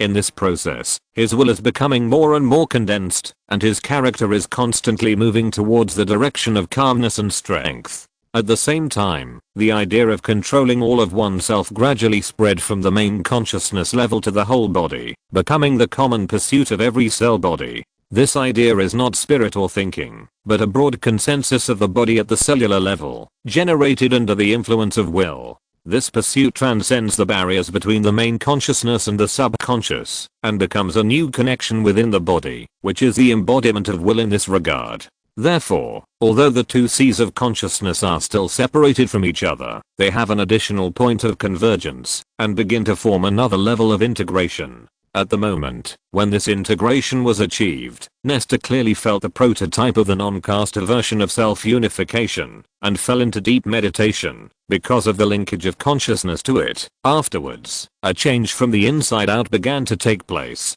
After this change occurred, it was obvious that for some reason it turned a corner, shifting its main battlefield from the will, into the spirit end, and allowing the subconscious and the main consciousness to complete a certain interaction.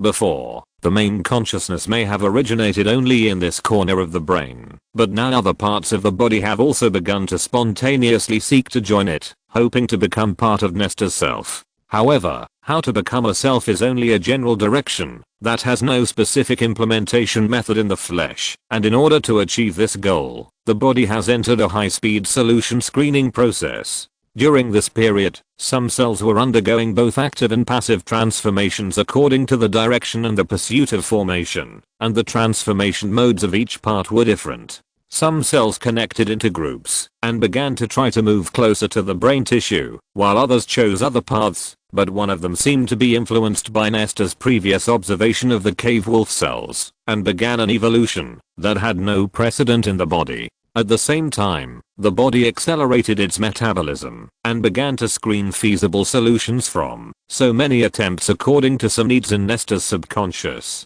Gradually, many attempts failed in the competition of evolutionary forms because of some unqualified aspects. After these losers split into their original versions before they changed, they would become nutrients absorbed by other cells, and their residues would be discharged from the body through the pores, forming a gradually thickening layer of dark smegma on Nestor's body. The losers included those cells that formed groups and began to evolve into the brain, and they were eliminated almost at the earliest stage because of the lack of self-renewal ability caused by high differentiation. And this elimination was obviously affected by the demand of retaining regeneration ability in Nestor's consciousness. The internal competition was quite cruel, and in the end only one ideal template was retained and became a successful sample for the evolution of other cells. These cells retained their omnipotence, but the internal energy conversion structure and genetic structure merged with other organelles to form a new type of cell nucleus. After that, they differentiated into fine wrinkled structures in the nucleus and formed strange synaptic tissues outside the cells.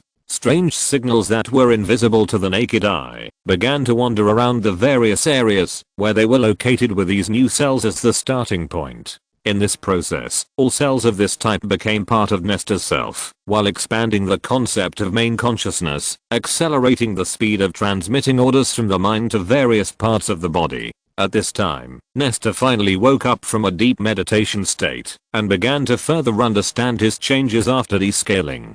First of all, in terms of appearance, Nestor's overall appearance has finally become elf-like, no longer the straight-backed troll form before. Generally speaking, his height has shrunk by nearly 30 centimeters, and it is now about 3.1 meters tall. His body dimensions have shrunk a few circles inward, and the muscles, that have become less bloated due to the previous advancement, have become more muscular, but his weight does not seem to have decreased much, and it is still around 1.2 tons. After feeling the deeper changes through meditation, Nestor realized that he seemed to be entering a period of physical growth soon, and his height and body dimensions should continue to grow for a while, and make up for the cell loss during the previous advancement. In addition, he found that his reaction speed had also become much faster, and thus he began to observe the new type of cells that had appeared before. Under the dual effects of meditation and microscope, Nestor easily found that the evolutionary direction they showed seemed to be very close to the cave wolf cells in morphology, but it was far inferior in precision and nuclear energy.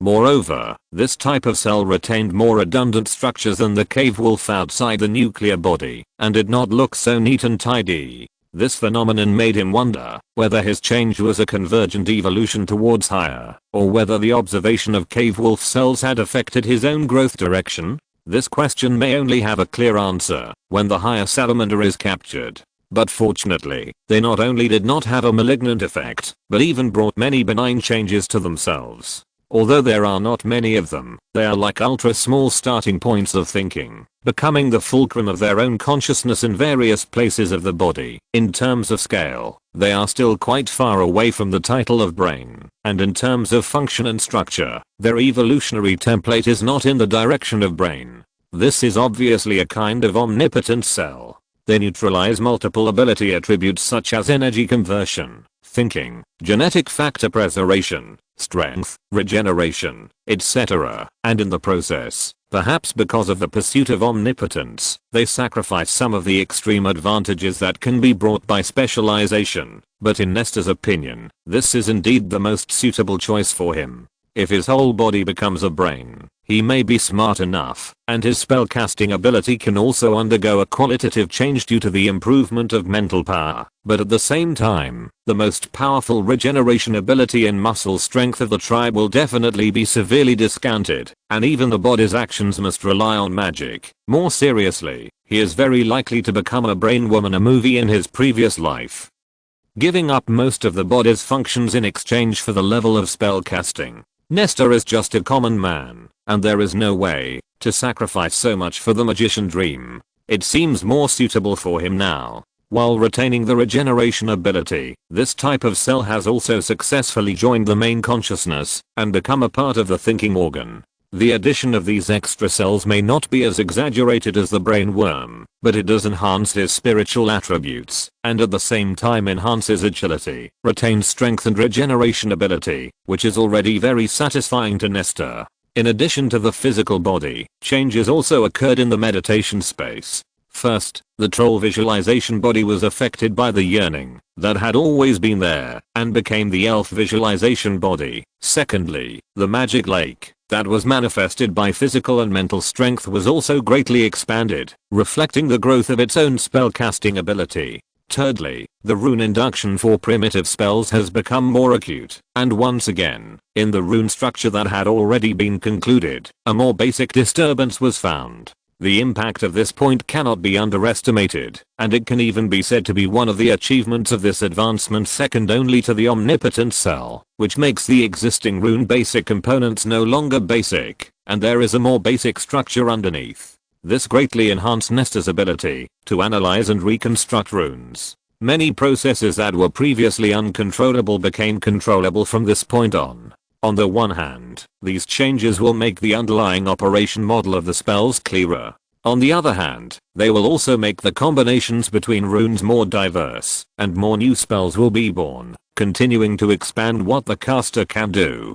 Finally, the wolf transformation also changed with this advancement. In appearance, it is closer to the Lord Wolf, but in size, it is much larger, and has no difference with the 12 Wolf Kings. In addition, whether in the transformed or non-transformed state, his bones become denser, his muscle tissue becomes more solid, and even his blood becomes thicker. With the stronger beating of the heart, it is like gushing magma, bursting from the aorta into various parts of the body, bringing more nutrients and energy to the whole body. At this time, Nestor finally understood that he had finally surpassed the Wolf Kings in the West in absolute strength, and truly became the strongest in the Black Forest except for the high-level magic beasts. In the known range, the only ones who can absolutely crush him in terms of individual strength are the cave wolf and the 2 high-level salamanders. Among them, the former is imprisoned by the Republic, and the latter is also the next hunting target. After having such a general understanding, Nestor actually wants to have a clearer digitized understanding of himself, just like what often appears in the game of the previous life.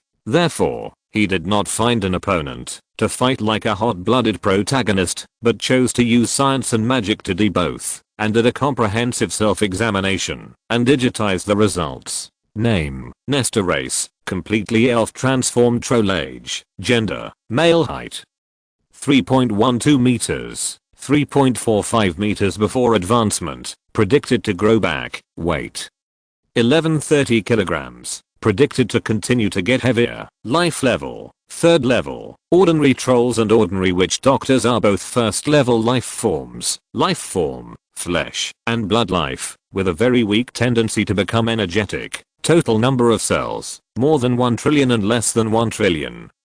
The specific number cannot be counted. Amount of cells integrated by the main consciousness, more than 10 billion and less than 100 billion. The specific number cannot be calculated, of which there are about 300,000 new omnipotent cells, all generated during advancement. Degree of thinking integration cannot be accurately measured, estimated to be less than 0.01%.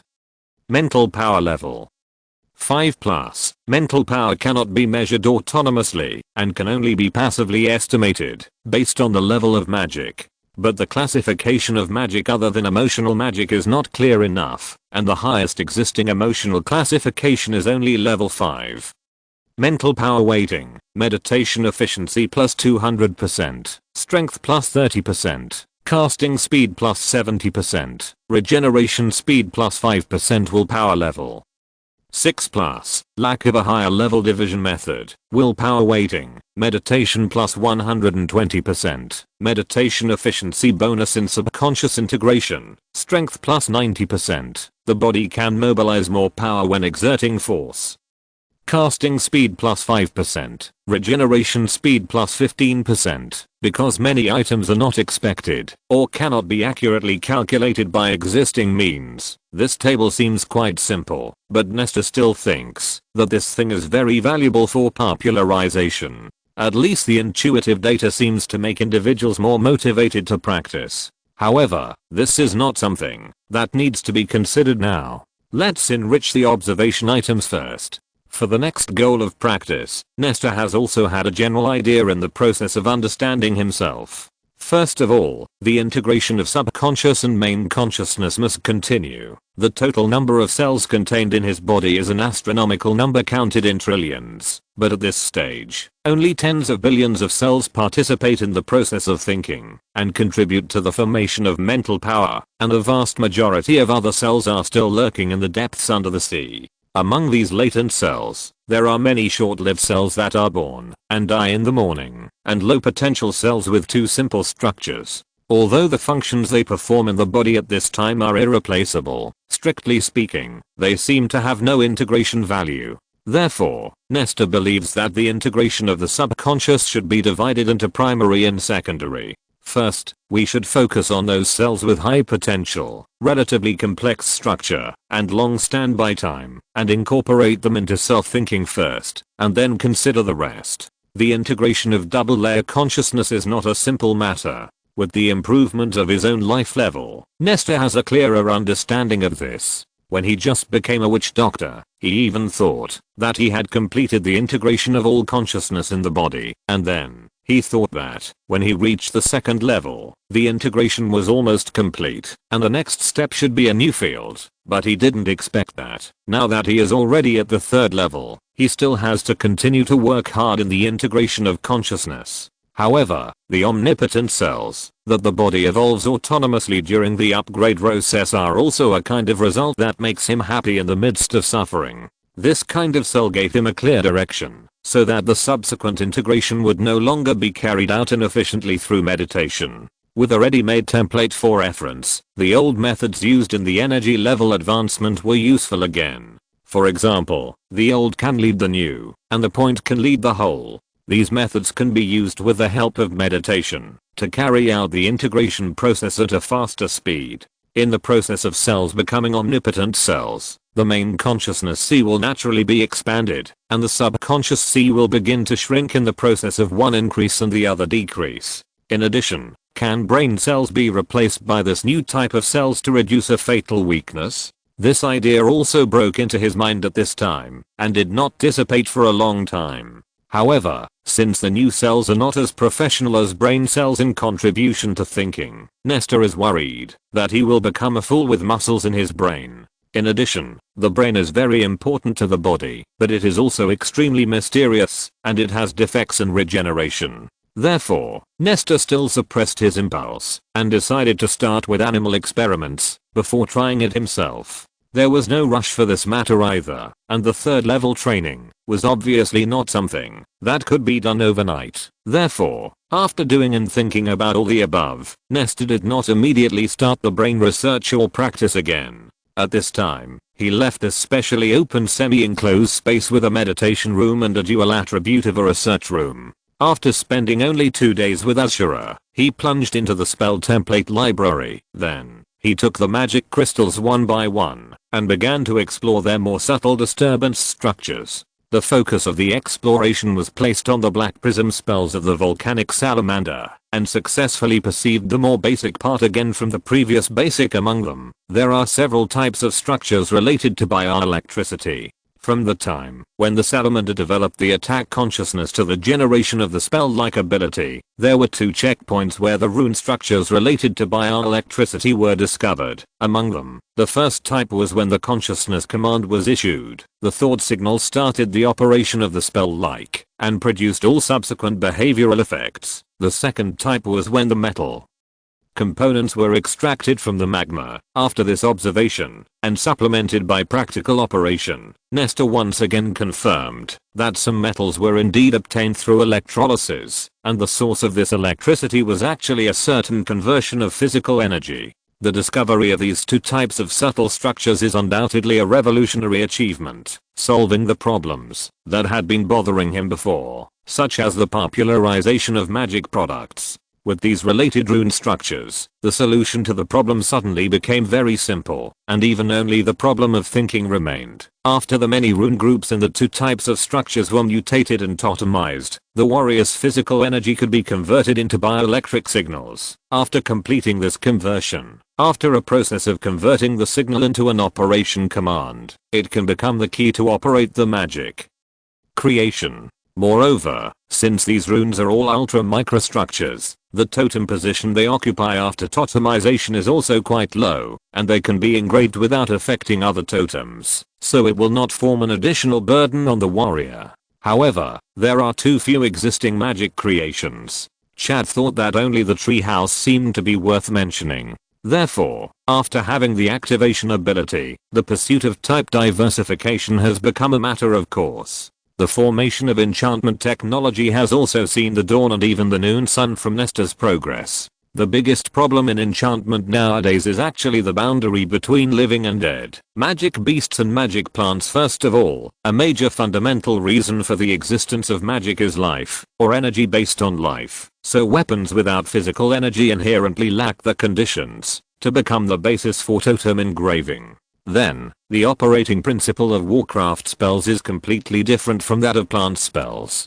The former, whether it is a spell or a totem, can only work on flesh and blood life. The latter is also the same. Even if witch doctors can use it, it can only work on plants in most cases. It cannot work on itself, nor can it be controlled by warriors after totemization. Of course, strange life forms such as the ancient war tree are an exception. This first and then together became obstacles to the development of enchantment technology. The former made it impossible for totems to be solidified on non-living bodies, and the latter made it impossible for living plants such as tree houses to run the engraving of warcraft totems, which greatly lacked its functionality. Now, with Nestor's more in-depth analysis of the relevant totem groups, these shackles have finally been broken to a certain extent, and some non-morphological totems have been successfully transformed between plants and animals. This means that most of the existing totems can be engraved on living plants and run successfully. If supplemented by the previously broken through electrical signal physical energy conversion totem, the warriors can activate these magic creations through magic plants.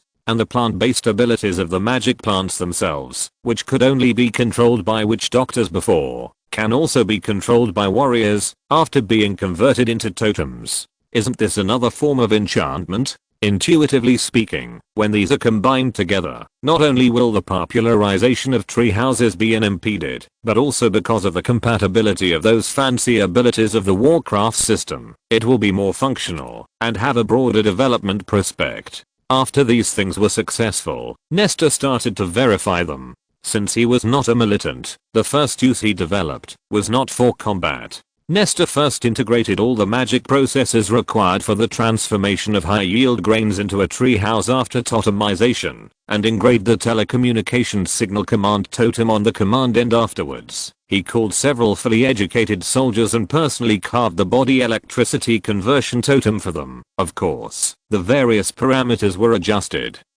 and the physical electricity command would be strictly formed and converted according to the fixed mode, and the fixed running path on the receiving end would be activated to form the result. After that, Nestor taught them in detail all the steps to make high-yield grains, and took them to the machine step by step. Put in the original grain seeds, start the machine, and run each totem according to the steps. The results were not long after. Although the manufacturing efficiency was low due to lack of skill, the soldiers did complete the production of grain seeds through the seed treehouse. At this moment, unstoppable cheers came from behind all the participants, including Nesta. Among the spectators, whether they were witch doctors, government officials, or ordinary soldiers, they all felt truly encouraged at this time. The emergence of this seed production treehouse not only freed the witch doctors from the seed production task that had previously occupied a lot of their energy, but also gave the Republic's high quality seed production capacity hope of taking off completely. It also laid the initial foundation for more treehouse applications in the future. Just what we can think of now is that there are professional monitoring treehouses and manufacturing treehouses that produce high precision parts. Even in shipbuilding and railcar building, it can become more standardized, faster, and more automated because of the emergence of this technology. Secondly, the laboratory metal preparation ability mastered by witch doctors can also be integrated into the form of a treehouse through this method, and operated by ordinary trolls who have no spellcasting ability. Moreover, as electricity becomes clearer and clearer, if electromagnetic wave technology can be cracked, faster communication and monitoring methods can also be established in this form in every area of the Black Forest without the participation of witch doctors. In addition, the wool and cloth textile industries will also be greatly liberated. The acquisition of animal hair, weaving materials, and garment production, most of the processes during this period, will become things that can be completed automatically with only a little physical effort. In terms of farming and agricultural product processing, the former, that is, the land labor part, may not enjoy direct benefits in the short term, but the latter can become more convenient through the application of totem plants. In short, as long as the processes and connections in each step are designed well, and the corresponding operation totems are given, less labor can be used to get better products. Moreover, the manufacture of totem plants themselves does not actually require too much participation from witch doctors, as long as the first batch of corresponding seeds is prepared, and the totems required in the seed production process are added to them. The remaining trolls can complete the subsequent manufacturing like the production of grain seeds before. In addition, as Nesta continues to refine and macro-totemize many runes, when more and more basic runes are clarified, even the design work of totem functions can be transformed into a special discipline, and more trolls can master this design ability through education. If we can go a step further on this basis and turn the transformation process of runes and totems into a clear formula and theorem like physics and mathematics, then, in fact, even the step of totemization of magic can be made into a discipline and talent can be cultivated through education. And when these two aspects have relatively rigorous formulas, even if the designer or converter does not have the ability to cast spells, he can work independently on the relevant content. In this way, the need for witch doctors to participate in the production process can be further reduced. The possibility of realizing these two aspects is indeed very promising after Nesta's advancement. After the refinement of the rune structure, it has become like a law of science formula, and has a tendency to change when substituting symbols and obtaining results, and this should be one of the important conditions for disciplining them. In short, although Nesta's retreat this time was strictly speaking a selfish act, it actually caused several public benefits effects. First, it enabled witch doctors to get rid of meaningless repetition and have more time to do research of interest. Second, it enabled the Republic to make immediate progress in many aspects such as manufacturing and military, and has greater potential for development. Third, it enabled the majority of soldiers to further get rid of production tasks, and learning and practice will gradually replace production activities and become the main body of life. Fourth, there will be a surplus of labor, and the mother tree can accumulate the number of elves more quickly through premature birth, reducing the production speed of one batch every 10 years to one batch every 6 years.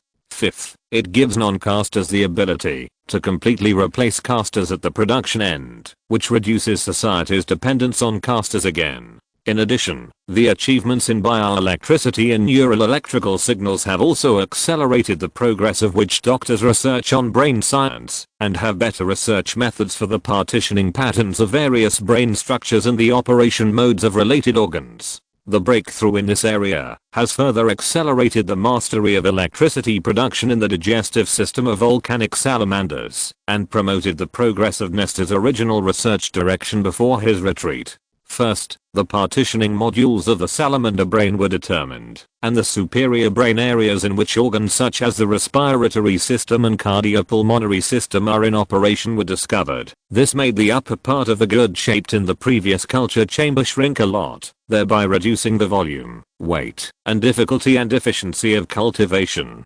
Second, the most critical organs and extremely corresponding special cells in generating electricity were discovered, and targeted concentrated cultivation began. In this way, the more bloated lower body of the big gourd can also be greatly reduced. Third, after achieving a relatively more accurate totemic grasp of electrical signals, the neural connection between the upper and lower gourds, that is, between the brain and the body, can also be greatly reduced. This greatly reduces the difficulty of cultivating the flesh and blood gourd.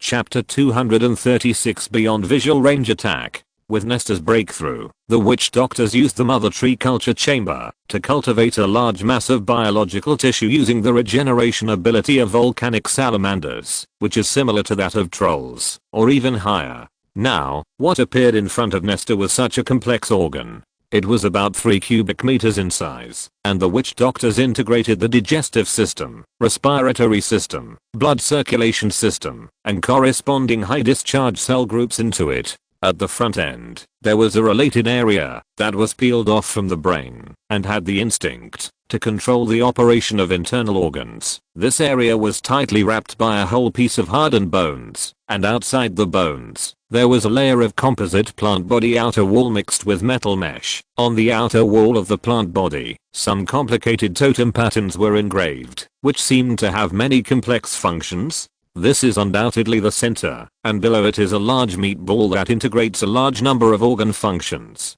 The meatball occupies about 70% of the area of this 3 cubic meters. Its outer circle is also a composite structure of hardened bones plus metal mesh plus plant body, and inside these layers are thick muscles like myocardium. There are 2 separate non-fully closed structures at the upper end of the middle part of the meatball and the oblique tail end. Among them, the upper one is a slightly open hole, and the lower one has an openable and closable opening locked by muscles. At this time, whether it is a center at the front or the functional center at the back, its external protective layer and the hardened bones, that have some hematopoietic functions in addition to protection, are all maintained in a semi-open state, so that Nestor can see the inside clearly. After the witch doctor of the team introduced the general structure to Nestor, he took out a plant tube and inserted it into the semi-opening above the functional area. After some more operations, the pipe began to make a gurgling sound, transporting the sticky semi-fluid substance in the large liquid tank connected to the other end into the opening of the meatball. After that, another witch doctor standing in the central area also pressed his palm on a certain area between the dense runes almost at the same time, and started to activate them. Obviously, there was more than one totem that needed to be activated.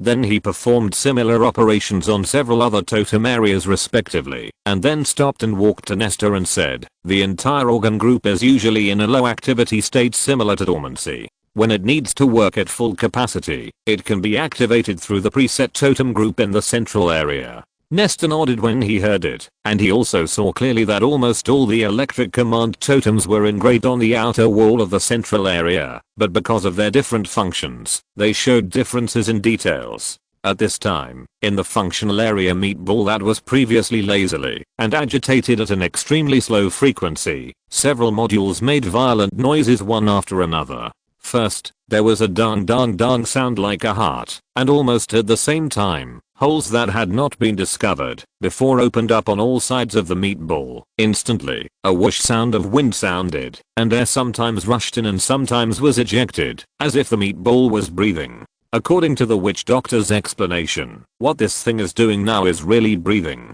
After that, the thick and thin tangled tubes on the surface of the meatball began to wriggle, as if some liquid was surging inside. Then, a continuous crackling sound, accompanied by a leaping light, appeared on the outer wall of the entire functional area, and the entire organ was covered with a thin layer of arc light. Nestor stepped forward with a solemn face, and reached out to touch it. The numbness at the fingertips was not too strong, and the sound and light effects he saw and heard explained what this thing was. It was electricity. The witch doctors deduced the organs of salamanders to create a biogenerator, and it was not the microorganism power generation or bacteria power generation that he often heard in his previous life, but the more hardcore organ power generation.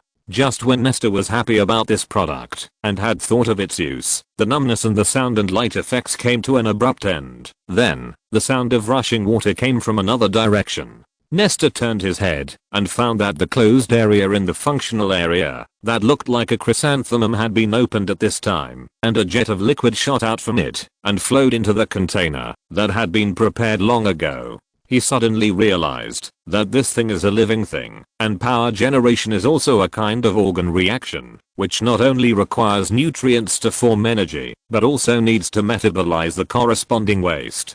Mr. Speaker of the Parliament, because there is no comparison, we don't know whether the power generation efficiency of this thing is high or low, but you can see that the nearly 10 cubic meters of prepared high concentration food can only be used to maintain its power generation for more than 1 minute, and at this time, a witch doctor explained, half embarrassed and half ashamed, and now this volume is already the best ratio for both power generation capacity and organ operation capacity. Once the volume is increased or decreased, the effect will drop exponentially. Therefore, it seems to be quite far away from what you said about driving the movement of mechanical structures, not to mention that the supply of food also requires corresponding space. Nestor just nodded slightly when he heard this and did not blame them. He knew that it was not easy to achieve this level, not only to cultivate specific cells, but also to change the breathing mode, and even to match the insulating structure between organs. None of these tasks can be described as simple.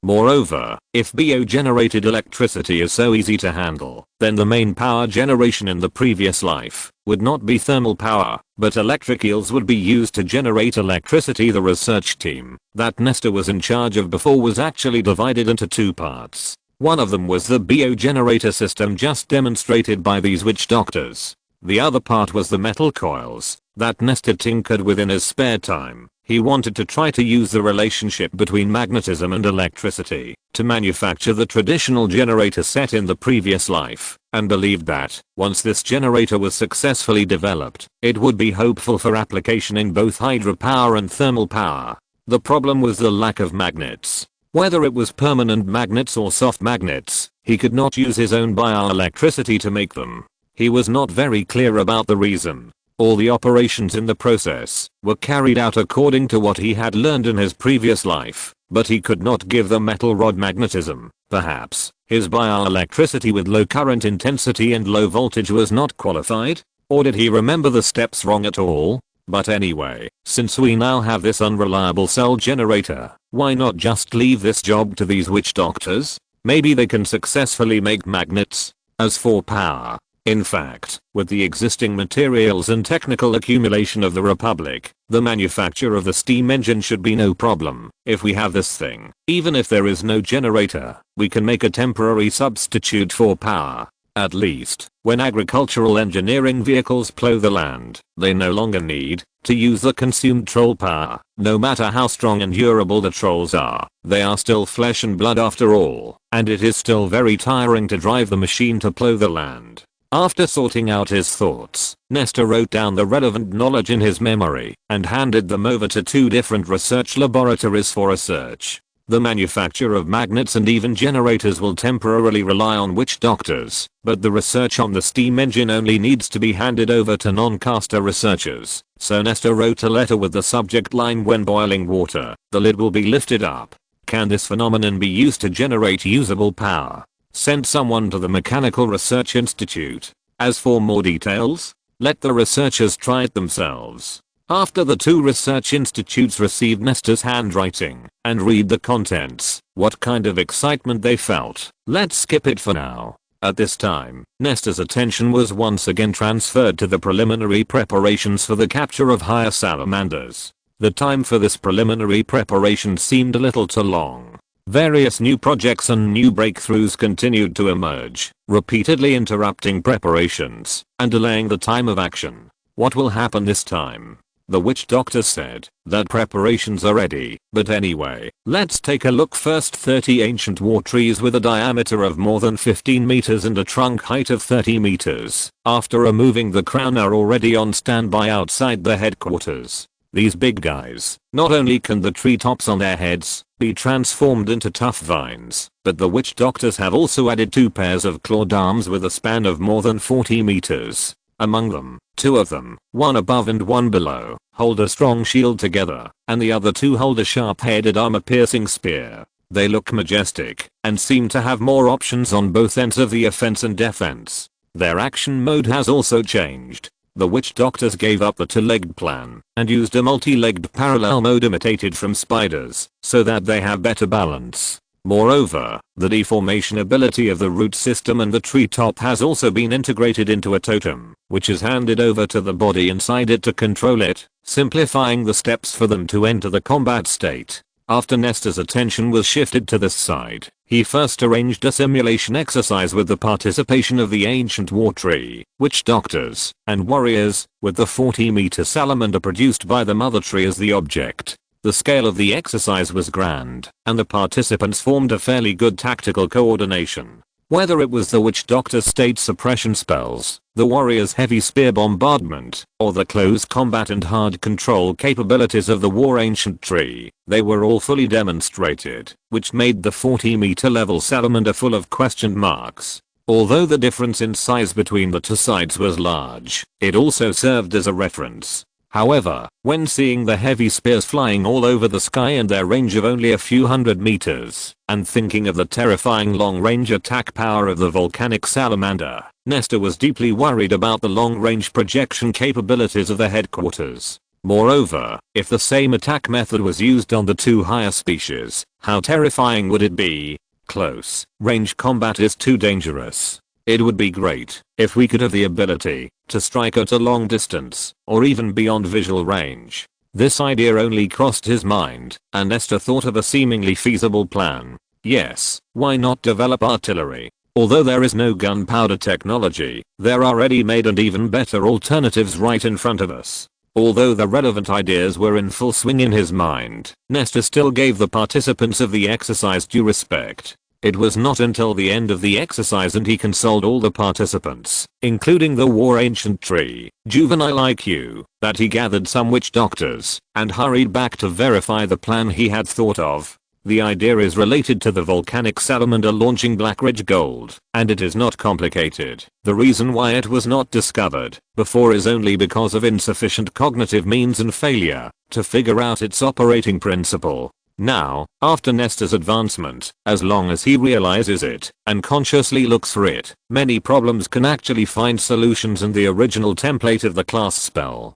For example, this time, Nestor realized that the process of launching was definitely not simple from the speed of the volcanic salamander launching black gold and the horrific damage it caused. Then, with such a clear purpose of searching, and the improvement of cognitive ability, he quickly separated the functional areas related to launching from the complete spell-like template, and through their separate use, he figured out the specific principles. Moreover, he also understood why the witch doctors did not have the launching effect when using the complete version of the spell transformed from it. When the quasi-spell acts on the volcanic salamander itself, its gills will first filter in the gas precipitated from the magma instead of the gas components in the atmosphere, which makes the witch doctors deviate in the first step and naturally cannot obtain the corresponding effect. Afterwards, these gases are highly compressed under the action of the corresponding parts of the quasi-spell, and then released in a directional manner, to cause a huge thrust on the alloy rod.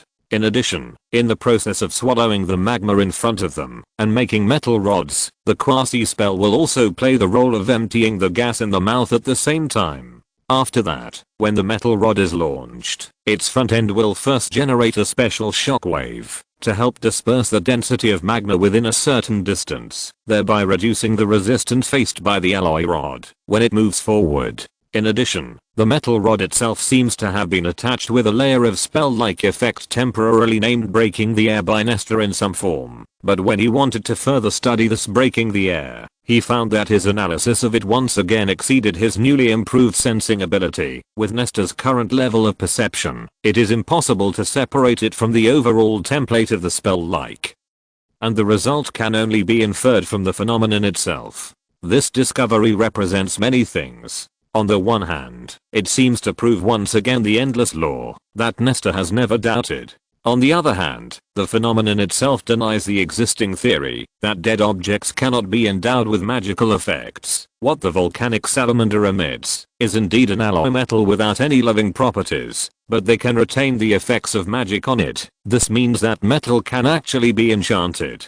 I feel a little ashamed today. I'm too busy, and I have classes early tomorrow morning, so I dare not stay up late to write. I will write more when I come back tomorrow to make up for it. Woo woo. Sorry. If you're listening to this novel on a channel other than Fanfic World, it means they downloaded and uploaded it without effort. We cordially invite you to visit our channel, Mundo Fanfic Novelos. There you'll find the original version of this story and you can explore many other novels of various genres. We're waiting for you to immerse yourself in a world of incredible novels. Chapter 237 Magic Canon, asking for monthly ticket. Previously, witch doctors had deduced from the existing situation that dead objects cannot withstand the effects of spells, but in this observation of the volcanic salamander spell, Nestor discovered that metal can actually be subjected to spells. When he told other witch doctors about this discovery, everyone was surprised and happy. That's right, the witch doctors were not disappointed because their inferences were refuted by reality, but were excited by the possibilities shown by the spells. However, let's temporarily return our attention to the research itself. It is worth mentioning that, although Nestor has no way to analyze the principle of this breaking the air enchantment, he can use this effect itself by nesting the rune model. However, because it cannot be analyzed and accurately distinguished, it must be included in the overall structure of Black Edge Gold Launch, and can only be achieved by bundling cells. Therefore, there are great limitations in the application path, at least at this stage. After figuring out and exploring the party needs in the spell-like template, Nestor listed the current basic structures one by one, and because trolls are not species that live in magma, even in the battle with volcanic salamanders, it is expected that luring them out is the most important step. Therefore, in order to achieve the results he hopes for, it is not feasible to limit the type of compressed gas to magma gas. Although it can also be dealt with by letting the artillery carry special gas cylinders with the team. If the target gas can be converted into atmospheric components or some rich components in the atmosphere, it will reduce a lot of trouble. Therefore, after this, he took out other similar spells that exist in reality and compared them with them, hoping to achieve the exchange of the type of compressed gas. There are many runes used for matching, but after trying them separately, Nestor still chose the corresponding spell-like structure passed from the Lord Wolf magic crystal. When the Wind Wolf launches the Wind Blade, it will also compress the gas first, but its energy efficiency ratio is much lower than that of the volcanic salamander, and the gas compressed by them is just the atmosphere, which naturally won the favor of Nestor. What he is doing is actually equivalent to combining the Wind Wolf spells and the volcanic salamander spells to innovate a new application form. What needs to be done during this period is not simply to replace the relevant target selection structure in the rune group. If you want to retain the power of the salamander spells and the convenience of the Wind Wolf spells, then all the relevant links in the whole process must be adjusted accordingly. So this whole process can be said to be a domino effect, but in the subsequent trial and error and verification, the various rune structures generated by the two types of spells are still mixed together little by little, gradually forming a semi-new set of spells. The convenience of witch doctors compared to scientists in previous lives is fully reflected here. First, the strong body allows witch doctors such as Nestor to forget about food and sleep. In extreme cases, they can even use 4 hours of deep meditation to replace nearly 10 days of rest, and the sequelae can be corrected in time through the body's renewal ability. Secondly, the strong memory allows them to know every part of their own research clearly, and they can make real-time associations and timely adjustments to every detail of the previous research at any time, because of the unexpected happening. Thirdly, the magic ability makes witch doctors a fusion of scientists, experimental instruments, and instrument manufacturers. A smart brain will no longer be at a loss for research due to the lack of scientific research hardware, because they themselves are a combination of software and hardware, which greatly improves the efficiency of research. Finally, because of the reaction speed and physical strength brought by the strong body, their ability to withstand danger has been greatly improved. Not only will they be very fast when escaping, but also because the extra protective weight that the body can bear is very exaggerated, so they are also confident enough to withstand sudden accidents such as laboratory explosions. In short, with the addition of these factors, Nestor completed the second contribution, after leaving the retreat, a propulsion-type composite magic structure that can replace gunpowder. In this semi-new magic structure, most of the branch rune groups come from the volcanic salamander, and the Windwolf's magic system has replaced the base raw materials for Nestor. The operation process of the magic is roughly divided into several steps. First, the air will be enriched in large quantities, and then highly condensed to a viscous state under the influence of related runes. Secondly, due to some factors beyond his perception, the outer layer of these condensed gases in the shape of liquids will form a pressure isolation layer, maintaining the high pressure in a certain space, to prevent the magic effect from spreading outward. Once again, when the compression step is completed, and the release phase is entered, the spell forms different application branches in two directions. First, the high pressure bomb, that retains more Windwolf spell factors. The caster can choose to launch the high pressure gas mass in the form of projectile or blade at high speed and precision to within 100 meters. 300 meters for blade, first order, within 500 meters, 900 meters for blade, second order, and within 1400 meters, 2100 meters for blade. Third order, thus forming a considerable long-range attack capability. The damage of the former is a combination of explosive injury and concussion injury, while the latter uses high-speed cutting and implosion as the main killing means. Second, the directional full-power air explosion, that retains more volcanic salamander spell factors. If you choose to cast the spell with this spell template, the spell will expand and explode in place in front of the witch doctor, starting from the space generated by the spell, and the damage caused will spread in the direction specified by the witch doctor in advance, and only in the direction specified in advance. When Nestor released this spell with all his strength and set the direction of its power spread to 45 degrees in front, a shockwave centered on him instantly affected the 45-degree angle in front of him, as far as 300 meters away, and its destructive power was greater near than far, and a thick layer of soil and rocks was even scraped away from the ground. Within 30 meters in front of him. Finally, there are many structures in this spell that can only appear as part of the whole and cannot be analyzed by Nestor. Among them, there are rune structures that bind high pressure air masses and structures that control their expansion direction without affecting other places. Even its most basic rapid compression and release related rune structure can only be included in a whole and used. But in any case, Nestor created the spell he wanted. As for the more detailed research, let's talk about it in the future. What needs to be done now is to transform them all into totem forms, to realize the artillery concept envisioned before. This work progressed smoothly with the cooperation of many witch doctors. Everyone completed the totemization of various parts of the magic, and started the research of the cannon mentioned by Nestor. The design idea is not complicated. The cannon will be divided into a reaction chamber, a gun barrel, and a gun mount that integrates several structures such as an automatic loading chamber, a crown, and a root system. In addition, after the product is roughly finalized, it is also possible to consider integrating functions such as sonic search, semi-automatic firing range adjustment, and semi-automatic deployment. With this idea in mind, the research began to enter the stage of designing physical application solutions.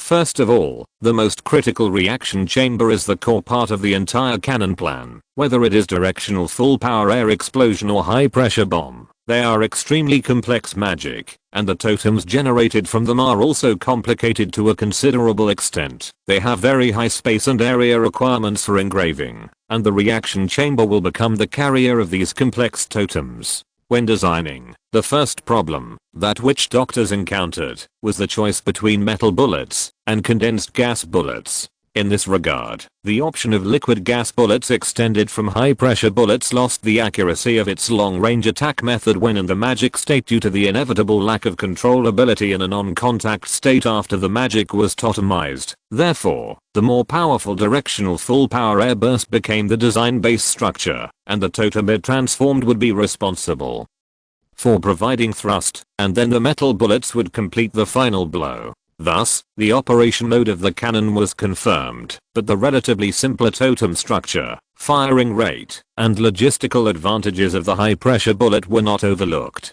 Nestor divided the entire research team into two. In addition to the cannon, that he personally led the research on, the other group will carry out the design research of guns with high-pressure bullets as the core. His ideal gun will be a more portable individual weapon that does not require the preparation of projectiles, but there are many problems that need to be solved. For example, the key issue of portability, whether the root system and leaf crown energy supply mode can be converted to direct energy supply by the holder. If this is not solved, even the smallest guns will have to bear a large crown when firing, and their roots must also complete the step of drilling into the ground to absorb nutrients. In this way, naturally, a lot of room for application will be lost. Nestor did not pay too much attention to this aspect. He only gave a general function and characteristic requirement and let the group study it on their own. He continued to lead the team to delve into the field of cannon. The second problem faced in the research was the closed or semi-closed structure selection problem formed by the mixed engraving area and space requirements, compressed gas stability, intake efficiency and other reasons.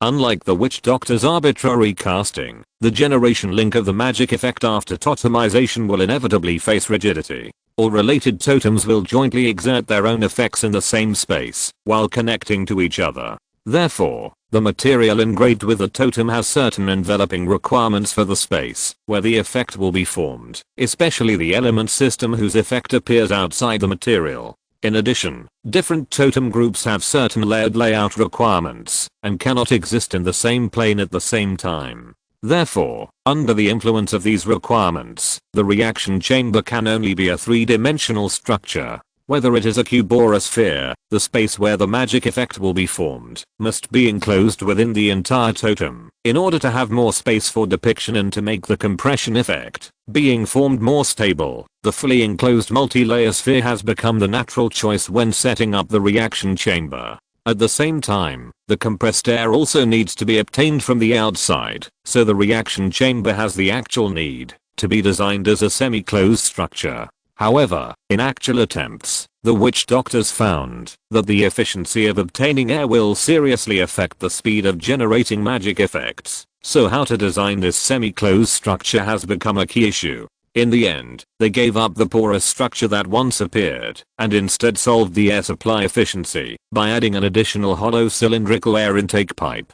A totem structure specifically responsible for high-speed air intake was carved on the pipe, and it was linked with the overall totem pattern of the reaction chamber, which would not interfere with the compression process. At this point, the only thing left for the design of the reactor is to give it the function of being controlled by non-casters. This is actually more like a software design work. The witch doctors need to add the corresponding electric signal activation ability to the totems at each stage. When the warriors use their own engraved body electricity totems to input electric energy to the main control terminal, each branch totem structure will convert this electricity into a startup instruction through the preset program to start running.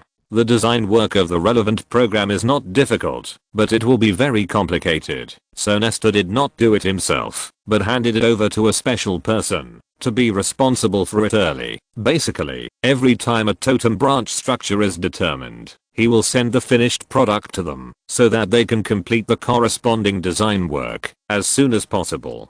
So not long after the overall shape of the reactor was almost finalized, the startup program that completed the intersection with the overall totem was also completed. After getting this result, the witch doctors immediately started to build a new non-caster version based on the previous caster version reaction chamber, a huge sphere with a main body diameter of 5200 mm, after removing the air inlet, which was placed on the magic plant. When verifying the effect, this big guy was moved to the test site outside the headquarters, and because it was a non-caster control version, it was activated by a warrior. Then, after a period of 15 minutes of magic preparation, with a very violent roar that was even clearly heard in the distant headquarters, nothing happened on the land in front of them. It was not that the experiment failed, but the base carrying the reaction chamber fell backwards uncontrollably as soon as the attack was launched. Not only did it knock all the magic effects into the sky, but even the roots connecting itself to the ground were mostly broken, and only a few roots at the end remained afterwards.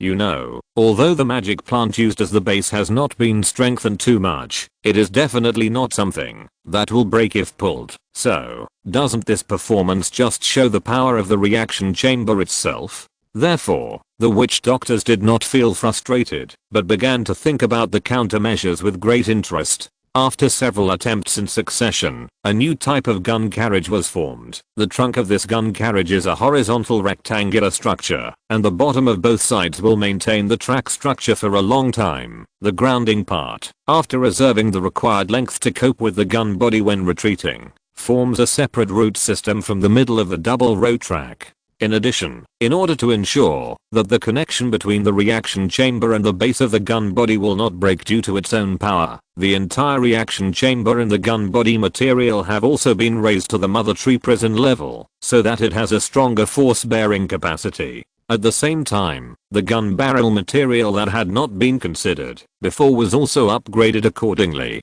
When the gun barrel made of the same mother tree prison grade material was connected to the front end of the reactor, this big guy with a new material made a second attempt. After another 15 minutes of waiting, a shock that was completely different from the effect when Nesta launched it was formed. The gun barrel vibrated sharply, and a highly condensed gas cylinder that should be visible to the naked eye, but in fact could not be observed due to its ultra high speed, drilled out from the muzzle and maintained its highly condensed state to a distance of about 100 meters. The witch doctors could feel that, since this group of condensed gas left the reactor, it has been constantly seeking to expand completely, but because of the constraints of the magic effect itself, and the suppression of the gun barrel, it can continue to maintain a considerable distance, before exploding towards the front fan, and because of the direction and other reasons, it did not cause too exaggerated damage to the surface. But under its impact, the atmosphere directly in front of the gun barrel seemed to be shattered, leaving a very obvious mark in the air.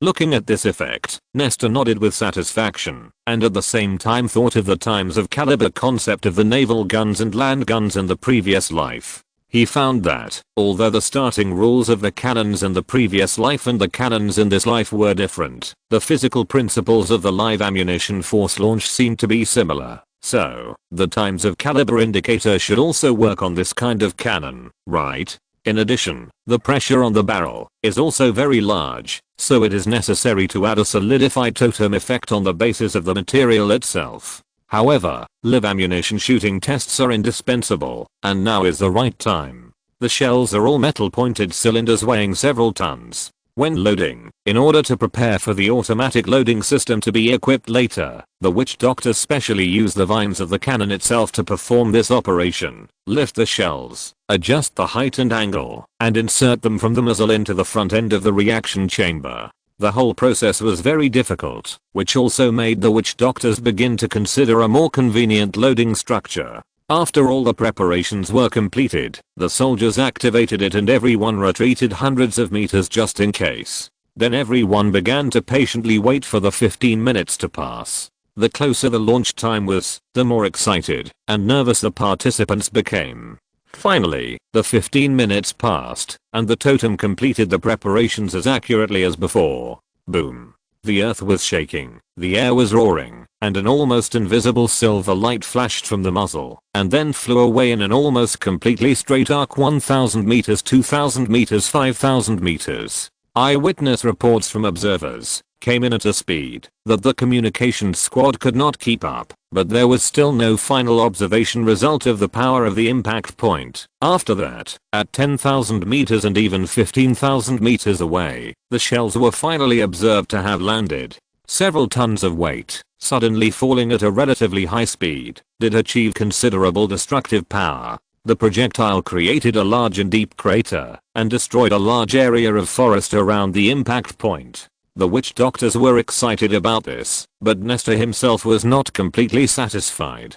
Before the lack of high explosives or the ability to create similar effects, the power of the projectile depends on its own weight and speed, and Nestor naturally understood this. Therefore, what he wanted to achieve from the beginning was the armor-piercing effect, but this effect was not reflected in this artillery attack. First, the projectile slowed down, and second, the trajectory deviated due to the lack of aerodynamics. In this way, even if sound wave search was added later, it would not be able to achieve the ideal attack effect. Moreover, the sound wave itself has a delay that cannot be ignored, which further affects the ability to deal with movable individuals. In general, after a small modification, this cannon should be able to achieve a good attack effect on the fixed targets of civilized races. But if you want to use it against higher organisms, you must undergo a major modification of the gun body and the projectile. First, the barrel length needs to continue to increase, so as to extend the concentrated force time of the projectile, in order to obtain a higher muzzle velocity.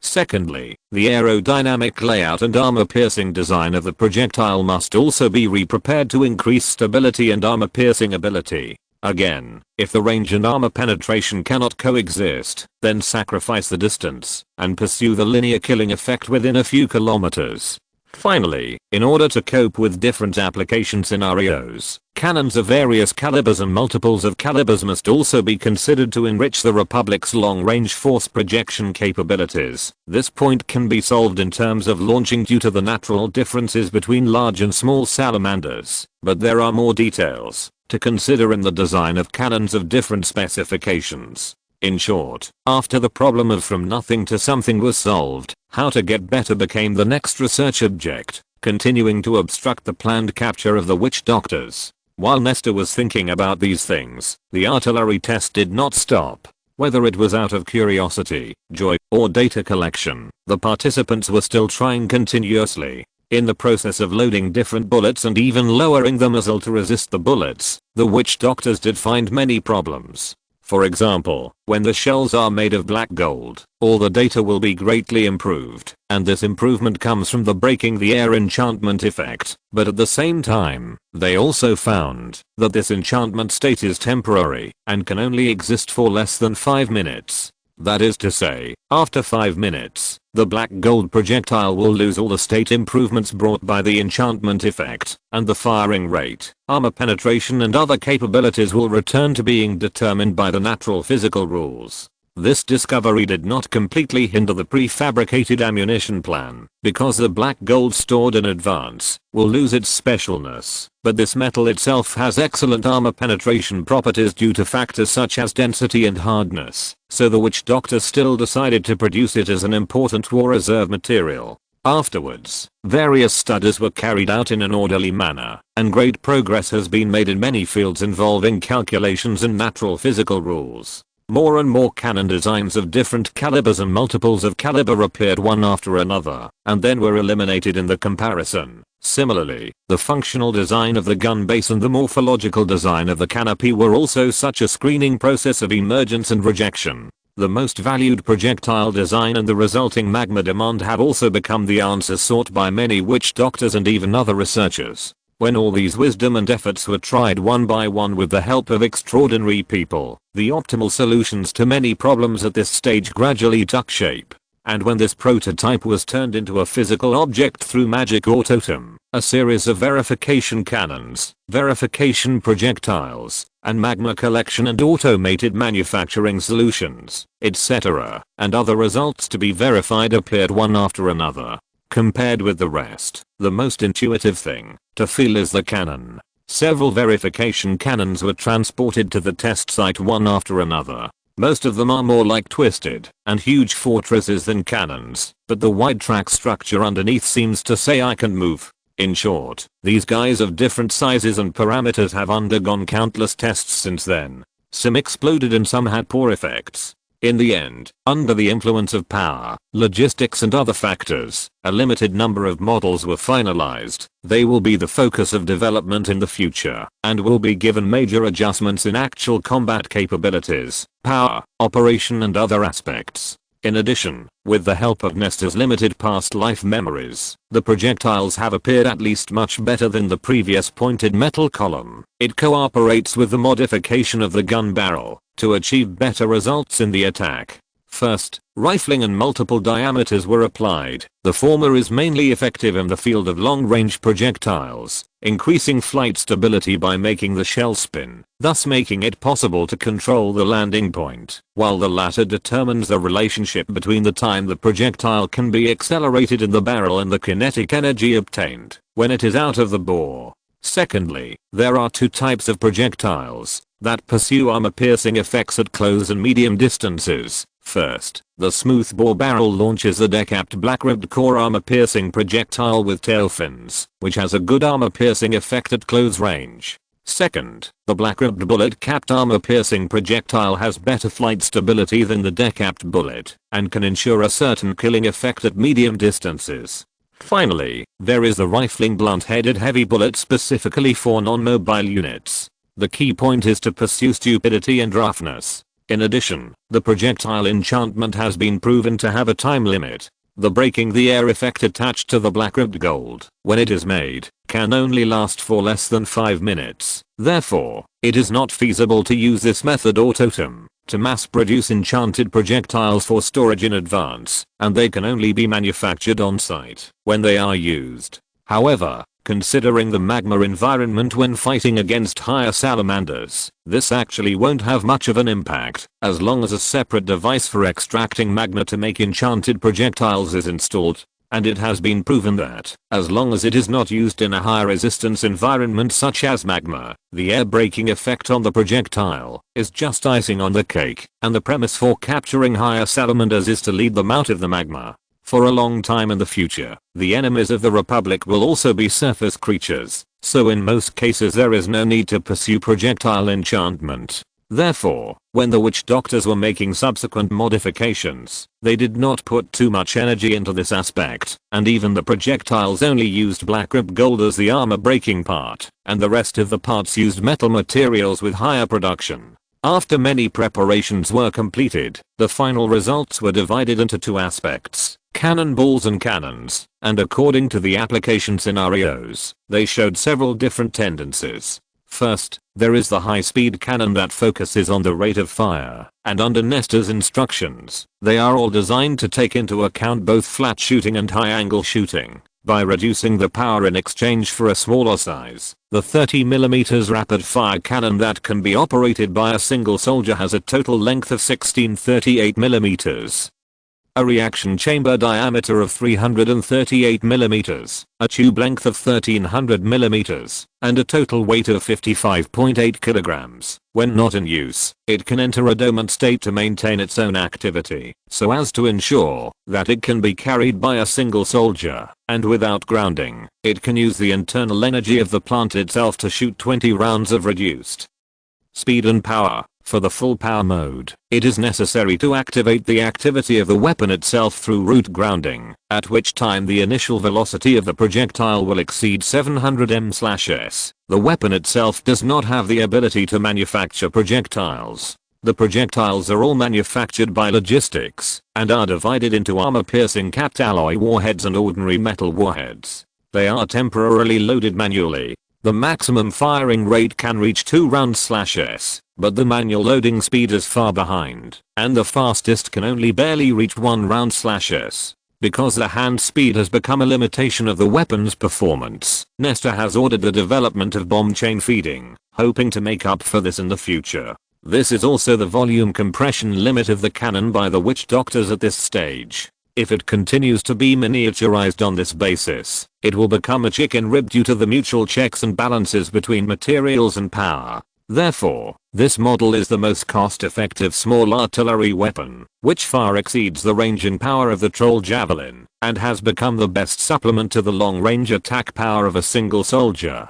As for its disadvantages in feeding and firing rate, we can only hope that the non-live ammunition weapon produced by the Windwolf spell will be successfully developed. Therefore, the bow that appeared not long ago and the single soldier crossbow plan have been completely terminated, and they no longer have any development value. Above the 30mm, the rapid fire cannon series also has a 60mm family member. This model has greater power and longer range, but its maximum rate of fire is reduced to 1 round/2s, and it cannot be carried by a single soldier due to its size and other reasons. The witch doctors designed a track chassis separated from the root system for it, which can be deployed more quickly, and the power is temporarily pulled forward by Moose. Secondly, there is the light cannon that combines power and rate of fire. Chapter 238 Technological Breakthrough. Weighted double period. Please give me a monthly ticket. Above the rapid fire gun is the multifunctional light semi-automatic deployment gun that compromises power, rate of fire and portability. This model adopts a semi-submerged 3-action chamber turret layout with a 55 caliber 203mm enchanted main gun barrel at the front end, which can be transformed between a linear heavy gun and a smoothbore armor-piercing gun in 20 minutes according to needs. Moreover, each time the gun barrel changes its shape, it is equivalent to a recast of it, which makes the gun barrel life almost endless at the cost of nutrient absorption.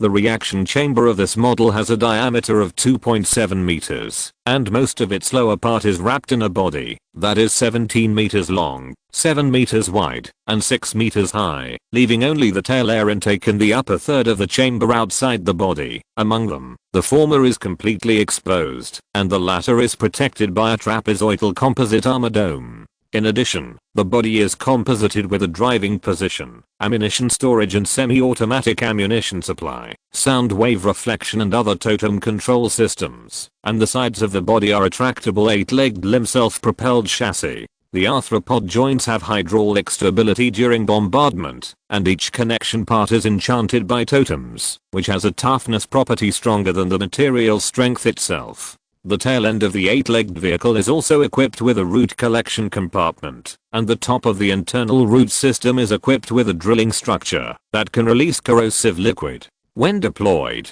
32 roots can be drilled deep into the ground within 10 minutes to quickly obtain nutrients. At the same time, the conventional crown is cancelled, and all the blades are laid flat on the entire body and have a certain self-repair ability. Even though this cannon can only attack at a speed of half a round/minute due to the efficiency of the reaction chamber compression, and must be deployed on the ground to maintain nutrient replenishment, but this is still the product that Nestor is most satisfied with. The barrel is 11.17 meters long, and the 1.7 meter area connected to the interior of the vehicle body can be opened when loading, and it can be self-seamlessly closed after loading is completed. Needless to say, the attack power is self-evident. When equipped with a rifled barrel, the 1.7-ton all-metal heavy artillery can be projected 17 kilometers away at an initial velocity of 600 m/s. When the barrel is deformed into a smoothbore structure, the wind-discarding sabot armor-piercing projectile can penetrate 300mm thick steel and wood armor within 2000 meters with a muzzle velocity of 1100 m/s and the black-rimmed gold core inside. When the smoothbore state is changed to a black-rimmed gold sub-caliber armor-piercing projectile, wrapped with light brittle metal on the outside, it can penetrate 200mm steel and wood armor within 3000 meters. No matter which attack method, at least Nestor himself could not withstand it, and one shot could kill him. In terms of defense, after the body of the vehicle completely fell apart during the first test firing, it once tried to increase its material strength without limit, but when it successfully resisted the side effects of its own shelling, the entire gun vehicle lost its mobility and became a fixed turret. This obviously did not conform to its battlefield positioning, so the lower level main gun once became a substitute for the current 203 gun. What saved this project in this dilemma was the 3-dimensional enchantment enhancement plan proposed by Nestor. He transplanted the multi-layer enchantment scheme used in the construction of the reaction chamber to various key parts of the gun body, and accumulated higher material strength in a limited space. After the success of this plan, the witch doctors learned from it and applied it to the armor protection aspect. They used the same multi-layer 3-dimensional enchantment technique to make the gun body and the top reaction chamber dome have a thickness of only 150mm steel and wood armor, and achieved a 500mm effect. Similarly, all weak points, including the 8-leg joints, were also strengthened through this method, and successfully withstood the many negative effects of its main gun bombardment. This newly invented multi-layer 3-dimensional armor structure not only brings this type of cannon a self-protection efficiency that is only inferior to the Mother Tree prison level, but also successfully compresses its overall weight to 55 tons and obtains more internal volume. Moreover, it has also achieved better capabilities than the original plan in terms of endurance and other aspects. In fact, if the witch doctors were not so greedy for multifunction and endurance capabilities that they gave it too many redundant totem plugins, the size and weight of the cannon should be further compressed, especially the size, which can be reduced by at least 1/3. In terms of transportation, it can be quickly transported to the vicinity of the battlefield area through tracks in the early stage, and in the middle stage, it can be towed by moose and transported to the vicinity of the battlefield. In the later stage, the 8-leg joint chassis can be used for battlefield deployment and transfer. Before the roots are not connected to the ground and enter the deployment state, it can rely on the high energy liquid stored in the body to maintain a self-propelled state of about 5 hours at a speed of 25 km/h. In addition, automation has also achieved remarkable results with the efforts of witch doctors, whether it is shell loading, sound wave transmission and reception, firing range adjustment, or even transfer deployment and activation of the surrounding enchanted armor. These have been totemized. Therefore, the entire artillery vehicle only needs 4 soldiers to perform various tasks part-time to achieve full power use. Of course, in addition to the firing rate, there are other disadvantages, such as nutrients. The high energy liquid used to maintain its self-propelled ability requires 13% of cave wolf high energy cell fluid, 25% water, and 62% compound nutrients to be mixed together to produce. Among them, cave wolf cell fluid is a basic resource with ultra low production capacity. It can be said that it is so rare that it is priceless. Every consumption will make the trolls heartbroken. The compound nutrient is an acquired compound blended from many elements. Although its raw materials are not valuable, the manufacturing process is quite complicated. In addition, there are more or less disadvantages in terms of transportation convenience and self-propelled speed. However, the flaws do not outweigh the merits. This is indeed a powerful weapon. In addition, above the multifunctional self-propelled gun is the full-power gun that pursues ultra-long attack distance and high power projection, and reaches the current limit under the restriction of recoil. It uses a 70 caliber 420mm rifled barrel, with a total length of 29.4 meters and a reaction chamber diameter of 9 meters. Together with the giant railgun body, the total weight is 220 tons, and the firing rate is as slow as 1 round/20 minutes. The gun can fire a super heavy shell weighing 7 tons at an initial velocity of 600 m/s to a distance of 20 kilometers, or a 3-ton composite shell at an initial velocity of 900 m/s to a distance of 30 kilometers, or a 1-ton lightweight composite shell at an initial velocity of 1100 m/s to a distance of 55 kilometers. Its effect on super strong individual soldiers who can move at high speed may be limited, but its destructive power against fixed targets cannot be underestimated. It also integrates totem systems such as semi-automatic loading and sonic positioning, but due to its weight, size, and energy consumption, it completely loses its ability to be deployed after leaving orbit. In the capture plan for advanced salamanders, the other weapons are just foils, and the most important are the full power cannon and the multifunctional cannon. Therefore, after the witch doctors developed and finalized them, they concentrated on manufacturing 5 full power cannons and 15 multifunctional self-propelled cannons. But at this time, new problems were discovered.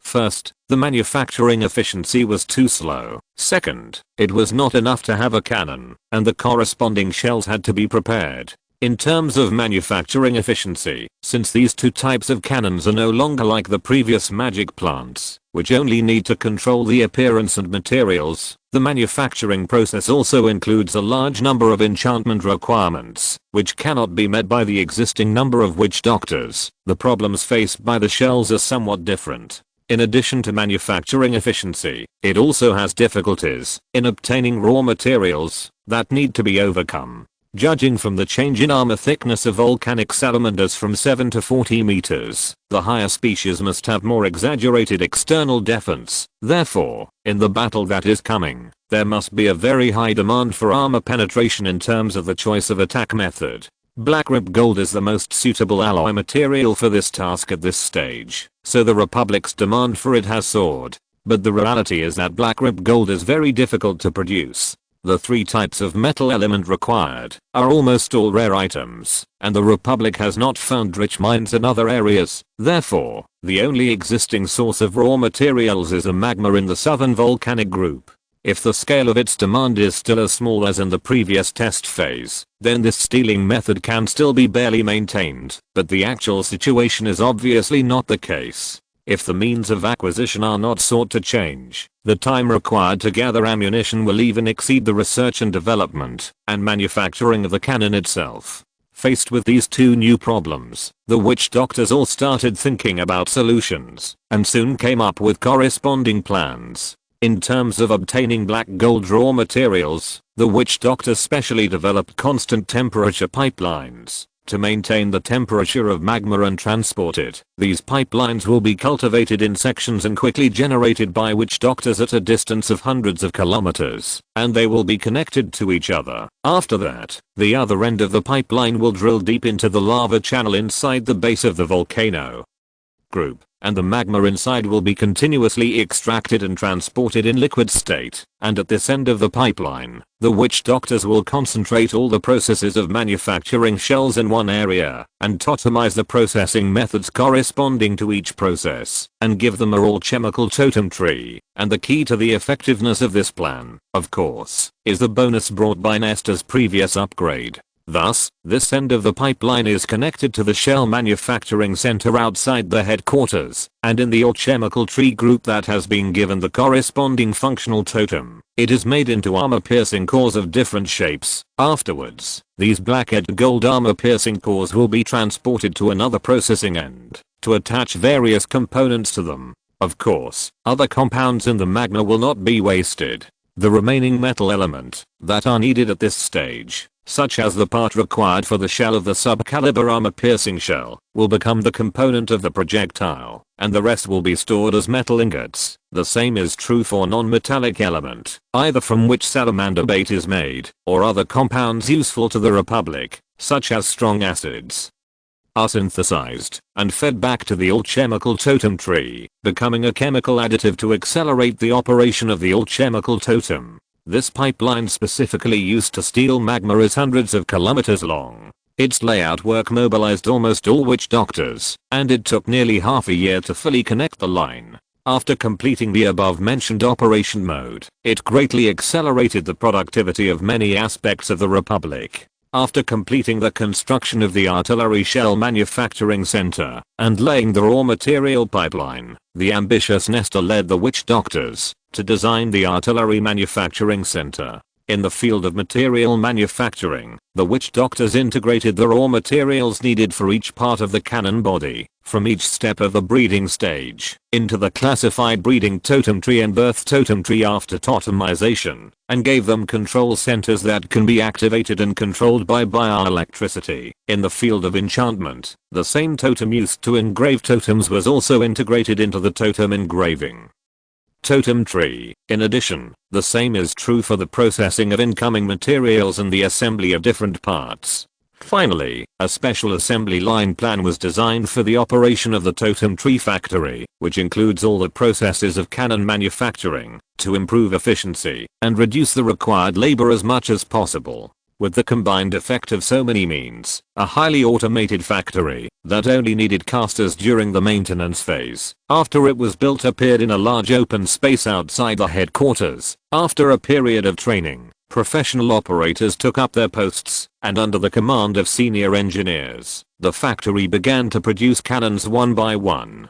Thus, the full power cannon named Bombard 1, the multi-purpose cannon named Armor Piercer 1, the handheld 30mm rapid fire assault cannon named Assaulter 1, and the prepared 60mm rapid fire cannon anti-aircraft 1 were produced day and night in such a factory. Similarly, with sufficient raw materials, the shells they each needed gradually began to pile up like a mountain. For all these things, Nestor once brought dozens of witch doctors, hundreds of non-spellcaster trolls from various research institutes, and thousands of energetic warriors, with the full-scale logistical support of the executive government in terms of finance, food, etc. It took nearly 3 years to complete all the processes from laying pipelines, to the research and development of various totem trees, to factory design and construction, and to the application of assembly lines. At this time, he finally breathed a sigh of relief and finally had time to carefully examine what kind of work he had completed. Automated factories, high-tech industrial trolls, and extremely efficient processing lines for incoming materials.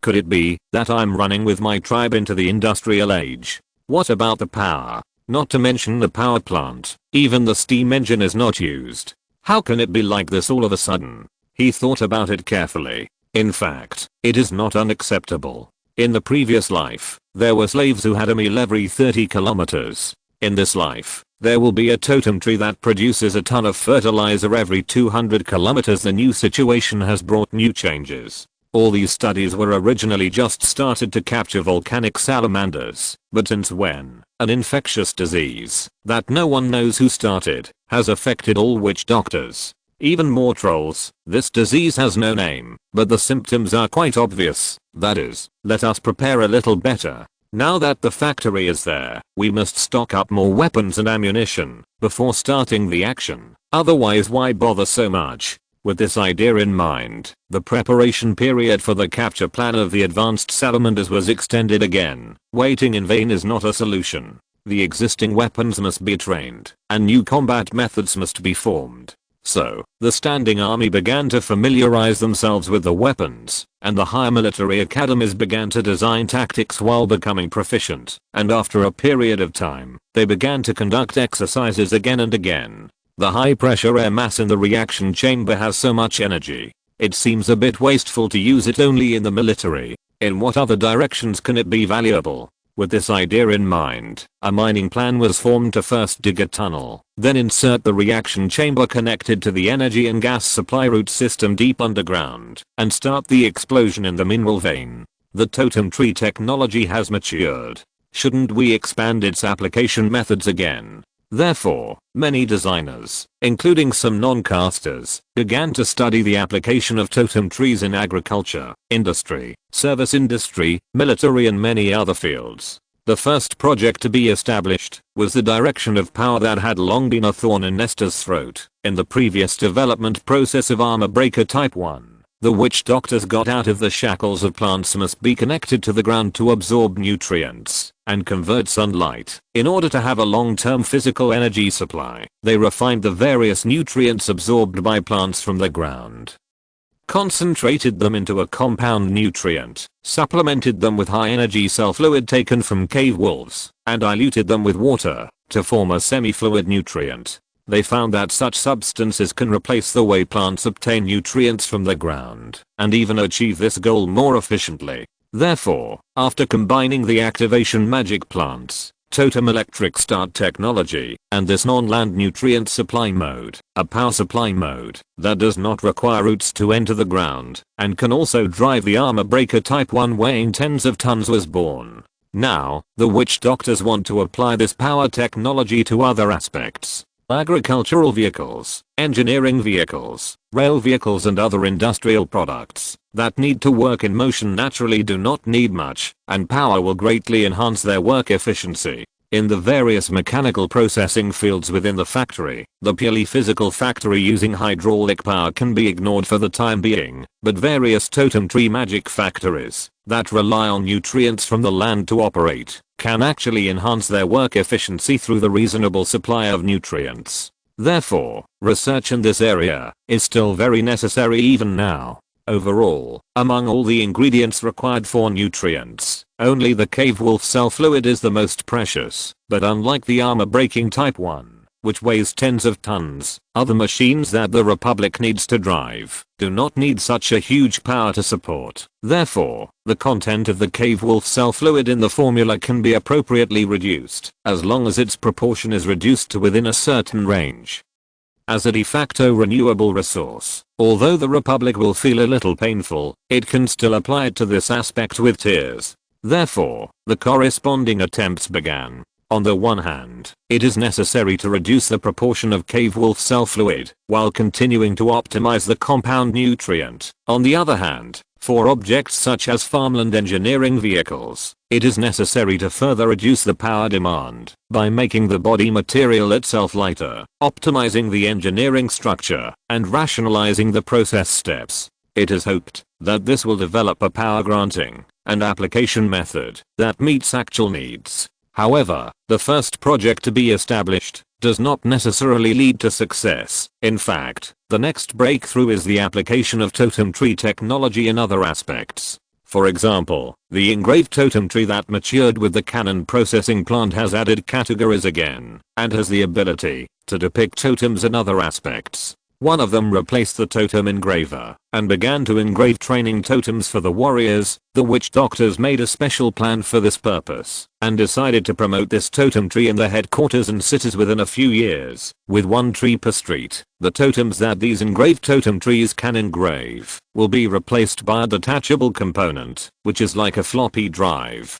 After being inserted into the fixed card slot and fused with the totems in the contact position, it can update its engraved content. In this way, engraving and removing totems will be a very convenient thing for the warriors. As long as they pay a maintenance fee including tax, they can get the corresponding service on the street where they live. Some others have the ability to engrave monitoring totems on magic plants, which makes the monitoring tree appear naturally. After receiving the sound signal, the monitoring tree will move its tentacles with pens specially used for recording according to the set program, record the codes on paper, and then the technical soldiers will translate them. This tree can be large or small. The large one can be used to build a communication center at the headquarters. The medium one can be used to support the wartime command center behind the battlefield, and the small one can also serve as a communication station for the team on the front line. In other words, the trolls in the Republic no longer need to carve monitoring totems, and the saved totem positions can be used to maintain training totems. This will undoubtedly be good news for the majority of monitoring technical soldiers. From now on, they only need to engrave the body electricity totem on their fingers to ensure that they can turn on and off the monitoring tree. But the witch doctors think this is not enough. They actually want to develop a wearable armor type totem tree, or let them absorb the physical energy of the warriors to operate, or rely on the nutrient pool that is injected in advance, or loaded separately to operate. In this way, by integrating totems such as brute force, wind, and farsightedness on the armor, and adding corresponding control modules, the warriors can be given more combat or reconnaissance options. This is a seemingly feasible plan. The moment it was proposed, the decision was made, and the funds were allocated. It became a project that all witch doctors hoped would succeed. In addition, after the totem tree technology was combined with machine tools, it played the same effect as the CNC machine tools in the previous life. After reducing the labor required by 2/3, it also allowed the Republic to take another step up in the control of parts accuracy, and with the further combination of totems and machine tools, relatively more complex operations became possible, which made the complexity of the work pieces that each factory could produce qualitatively improved. And when this technology was fed back to cannons and even other manufacturing fields, due to the increase in factories with processing capabilities and the increase in the difficulty of processing, each factory obtained more high precision components, and thus increased production capacity. Moreover, this also prompted the cannon factory to completely abandon part of the manufacturing process, and through outsourcing, the civilians also joined the war preparedness plan. In addition, as Nestor had expected, corresponding combination methods have also appeared in the wool textile industry, silk textile industry, food processing industry, etc., which have improved production efficiency and reduced labor demand. And in addition to crown wheat, more types of breeding totem trees have been generated, which basically completely liberates the shackles of witch doctors in this regard. And the related totem design disciplines, driven by these technological data that have made progress, have gradually taken shape and become a senior elective course at the first education center. In such rapid progress, Nestor finally set his sights on the south. He believed that the plan to capture advanced salamanders, which had been delayed for countless years, was about to end the seemingly endless preparation period with the great breakthrough in the development of totem trees. Most of the volcanic salamanders that were once regarded as targets of the old chemical biological development plan had lost their meaning to the Republic. The attraction of the southern volcanoes to the trolls had been traced back to the source, and only the advanced salamanders and the magma itself rich in easily exploitable metal minerals were left. In addition, perhaps the magic crystal spells of salamanders above 40 meters could make some contributions to the atmospheric compression technology. For example, can we further improve the low rate of fire that is currently limited by the compression speed? As for the preparation of armaments, it has been about a year since the completion of the artillery factory. Since the factory has made a large tilt towards the Bombardier Type 1 and the Armor Piercer Type 1 in terms of production capacity, the headquarters has already had 70 guns of the former and more than 300 guns of the latter in the past 500 days. In addition, the number of war ancient trees has increased to 120, and they are all equipped with the same 203mm main gun as the Armor Piercer Type 1. The reaction chamber and the ammunition supply system are fully integrated into the chimera and become part of the overall structure of the war ancient tree. Therefore, they are more flexible than multifunctional self-propelled artillery. Under the control of the internal main body, they can complete many tactical actions that the former cannot use. In addition, the chimera is also equipped with multi-layered 3-dimensional armor, and the area where the main body is located is protected. In this way, these 120 war ancient trees have really become self-propelled artillery that can take into account close combat. With the combined efforts of close and long range, it will surely play a good role in this operation and even in future ground wars. Can you give me some ideas? Chapter 239, Hope of Conquering the Sea. In the south, the volcanoes have turned into a yellow-green ocean. The vines transformed from the roots are deeply embedded in the magma, ready to form a tight fishing net under the base at any time, to take on the mission of isolating the upper and lower parts. Among them, some are brand new models, which are somewhat different from the old predecessors planted before. Strictly speaking, this type of new magic plant is actually a preliminary test product of the plant armor proposed before, or a failed one. The reason why the failed product is a failed product must be that there are disadvantages of one kind or another. In the plan of the witch doctor who accepted the plant armor research task, the mature product should have the function of maintaining its own activity and operating the totem when it is not grounded. In addition, the mature product should be able to carry many totems in an acceptable body shape and can be conveniently and accurately opened or closed by the warrior. It is also better to have a way that the effect can be produced at any time by thinking about it. However, most of these plans failed in this model of the test product. The final finished product totem has limited carrying capacity and rigid control mode, which is not suitable for actual combat. But just when the witch doctor was about to abandon this plan with his research team and start a new path, an assistant raised a question. Or an improved plan. He said, "Sir Witch Doctor, aren't you very worried about the control of the plants on the volcanoes? Why not plant these things as trees and let the warriors control them? If we are not limited to armor, then we don't have to worry about the size restrictions caused by power requirements, and once the size can be relaxed, the totems they can carry will naturally increase. At that time, even if there are still rigid problems in control, it should be able to play a supporting role in limiting mobility, right?" The person who proposed this idea was a non-caster. After the Republic gradually faded the concept of witch doctor apprentice, such research type non-casters had a new name, scholars. Among them, some studied natural sciences such as physics, chemistry, and mathematics. Some devoted their energy to rune literature, magic like natural disturbance studies, and tautology, and some preferred to explore in depth in law, music, and natural history. Although they are qualitatively different from witch doctors in terms of learning speed, memory, brain computing ability, etc. After all, their long lives have produced a lot of time that can be used for learning, and those who are interested will always have the opportunity to make up for their own shortcomings in terms of knowledge. Therefore, with the accumulation of time, their figures are not rare. There are scholars in laboratories, research institutes, schools, executive government departments, courts, etc. They are an important part of the Republic's scientific research and educational forces. Although most of the time they are doing basic work, sometimes they will have flashes of inspiration and become an important driving force for witch doctors' research.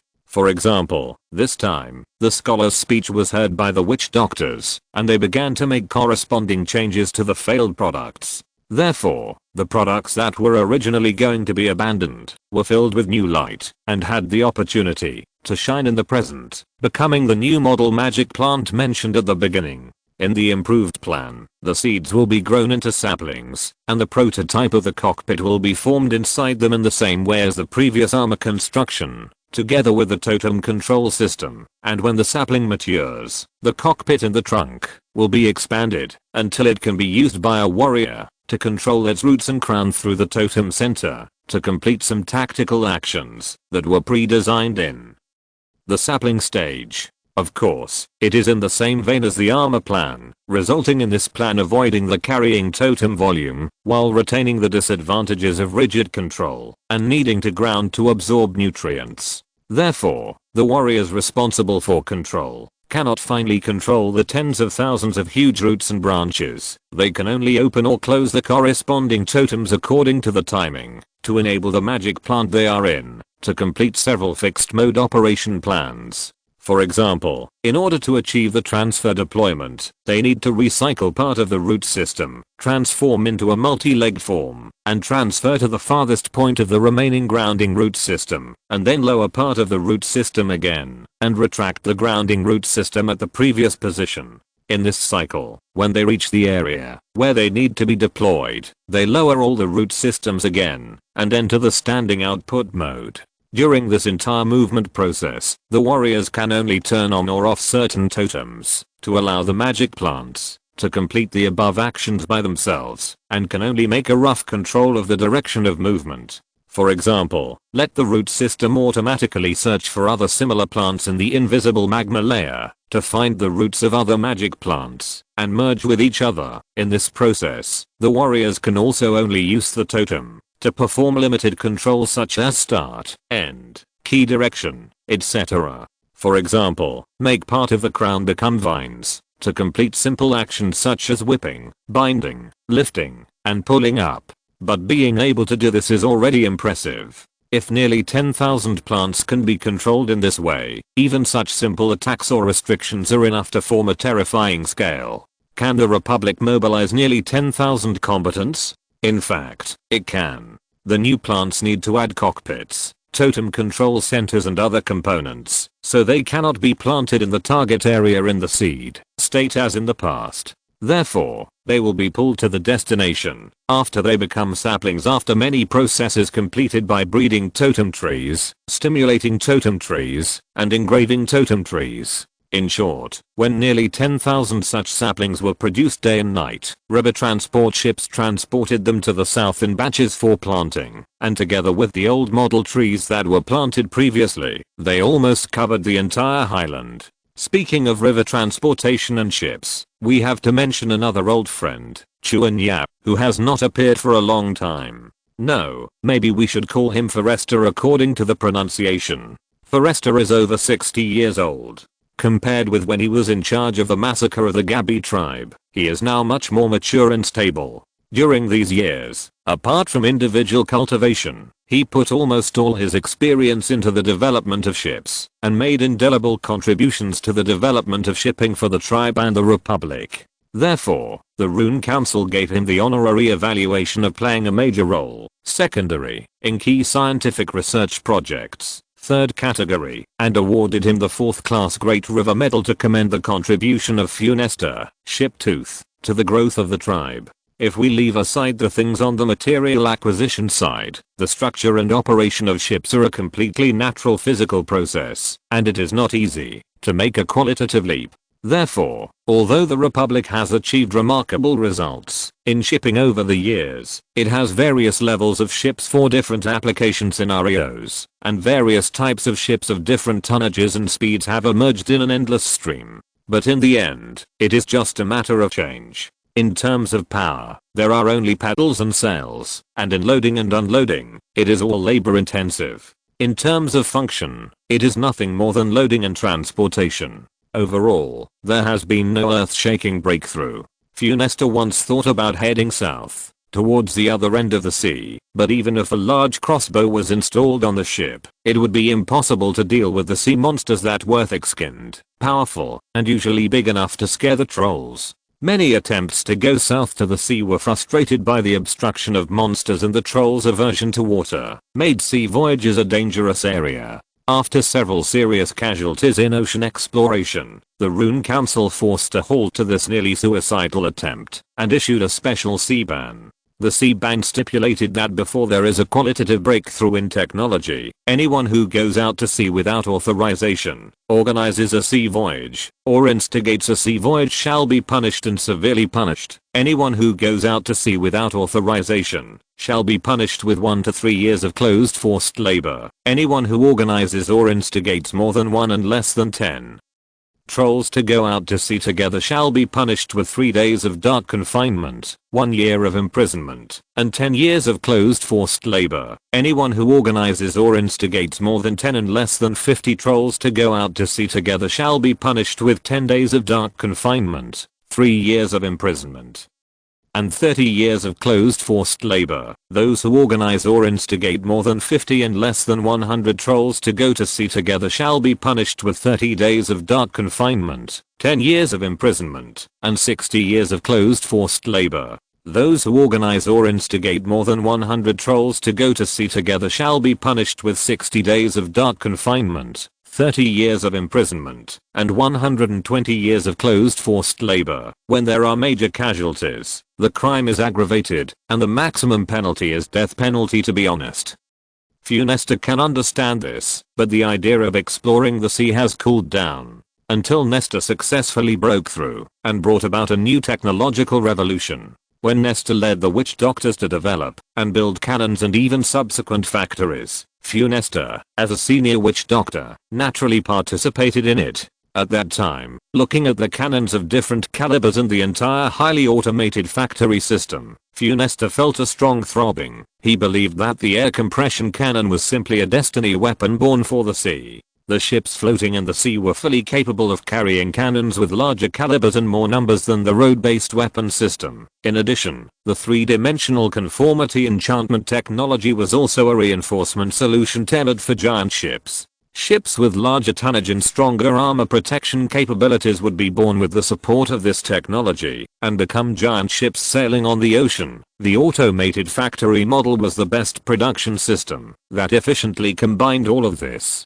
Funesta firmly believed that, if this set of things could be applied to shipbuilding, the ocean would no longer be an obstacle before the Republic, and conquering the sea would inevitably be realized in a short time. Therefore, after completing his task in the cannon production system, he entered the process of drafting the draft, and it took only more than a month to submit the feasibility report and the prospective results to the Rune Council for discretion. When Nesta saw the report, his mind flashed back to the era of giant ships and cannons in the previous life, and the war behemoths, battleships. He felt that this plan was quite feasible. The larger caliber naval guns were transported to the giant ships in the form of double and triple mounts, and would become artillery platforms floating in the ocean. Even without mentioning future wars, the current actions against the higher salamanders could play a significant role due to the actual situation of the volcanic group adjacent to the sea. The only problem now is the power system. It is not possible to rely on wind and or power to travel, right?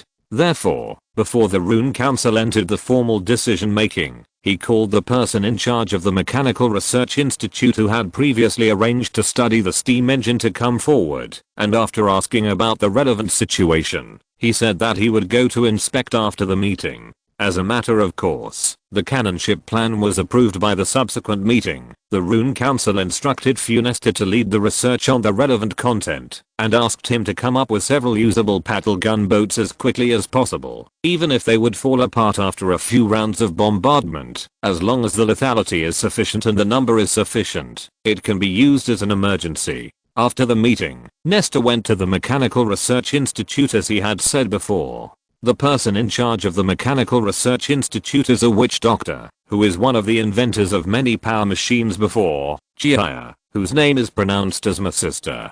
The research on steam engines led by his team has actually lasted for some time, and has completed the development of the initial prototype and many subsequent improved models. But because the power that these steam engines can bring is not even as good as the power system used in the armor-piercing self-propelled guns, my sister did not regard them as mature products, and has been continuing his own research. But Nestor, who just heard his introduction, did not think so. There are obviously usable models in the existing results, but this guy himself is too demanding. Anyway, he decided to go and see it first. The new city was quite huge, and it was more or less a central city with tens of thousands of residents. So for the convenience of travel, the executive government set up a rail transit system in the city, letting moose pull carriages and run between several of the busiest fixed lines. Of course, there was also a line connecting the Congress Center and the Mechanical Research Institute, and at this time the two witch doctors boarded the rail tractor and set off to their destination with a clack-clack sound.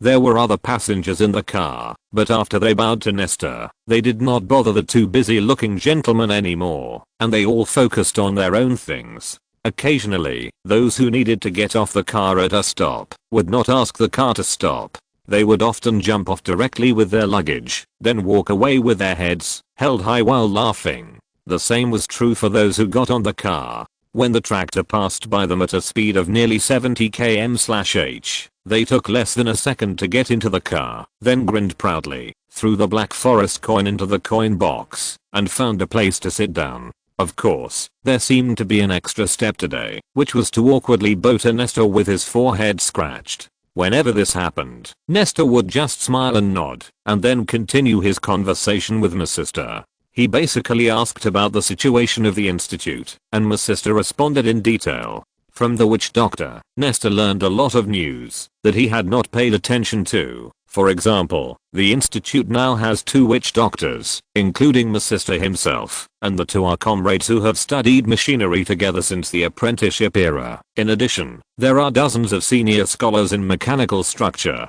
physics and other fields in the institute, and a small number of them are also responsible for teaching tasks in the Central School. There are also dozens of graduate and senior trainee researchers from the first Central School. The former are doing graduation internship tasks, and the latter are professional students for targeted training. In addition, occasionally there will be school teachers who bring middle and lower grade kids to visit, and appropriately take them to do some interesting or novel small experiments in the institute, to deepen their interest in learning. And these are basically cooperations achieved by the education department of the executive government. Nestor listened to these news very happily, and he nodded from time to time, and sometimes opened his mouth to study in detail. I don't know why, his mood at this time is more joyful than when he broke through the previous level. During this conversation, the new site of the Mechanical Research Institute gradually approached. It is located in the new city area, but it is generally quite remote. There are some research institutes that have not been able to move into the mother tree due to site requirements. The Mechanical Research Institute is one of them. The Mechanical Research Institute is surrounded by a circle of wide walls, and the largest building inside can even be seen roughly in the center of the new city area. It is a large research building with a length of 80 meters, a width of 60 meters, and a height of 90 meters, with a total of 6 floors. Although its shape looks very similar to the building in Nestor's previous life, it can be known from my sister that this is not the case. This building is actually composed of 3 multifunctional tree houses. There are many totem central structures inside that are easy for non-casters to control, which can play a good auxiliary role in research. When the tractor approached the institute, the two witch doctors jumped off the car in a local custom amid the cheers of the trolls, and then waved to the car that had flown away in the blink of an eye, and turned back to walk towards the large yard that was less than 200 meters away.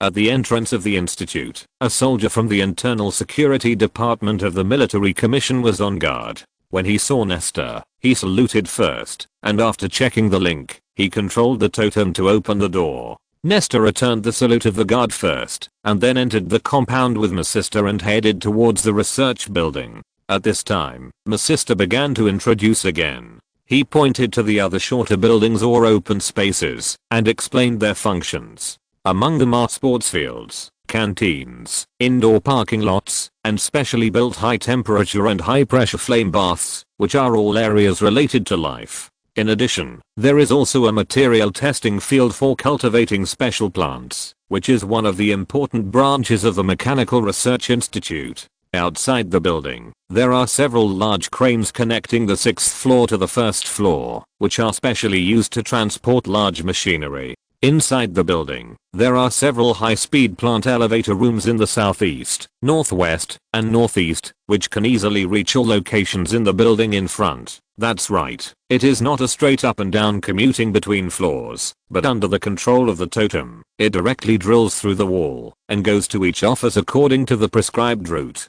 In addition, if communication is completed in advance, then everything from a floor to an office can be relocated as a whole. For example, today's 1st floor can be the 6th floor tomorrow. For example, today's room 301 can be room 401 tomorrow. For example, the 3rd and 4th floors can be merged, so that the entire research center will have one less floor, and so on. This kind of design is not interesting, but because there are indeed many large instruments in the Mechanical Research Institute that are inconvenient to move up and down, and this method is needed as an auxiliary. After hearing these situations, Nestor and his companions entered the building, took the direct elevator, and came directly to the storage place of experimental steam power units of all generations. So, Nestor began to visit under the introduction of Masista.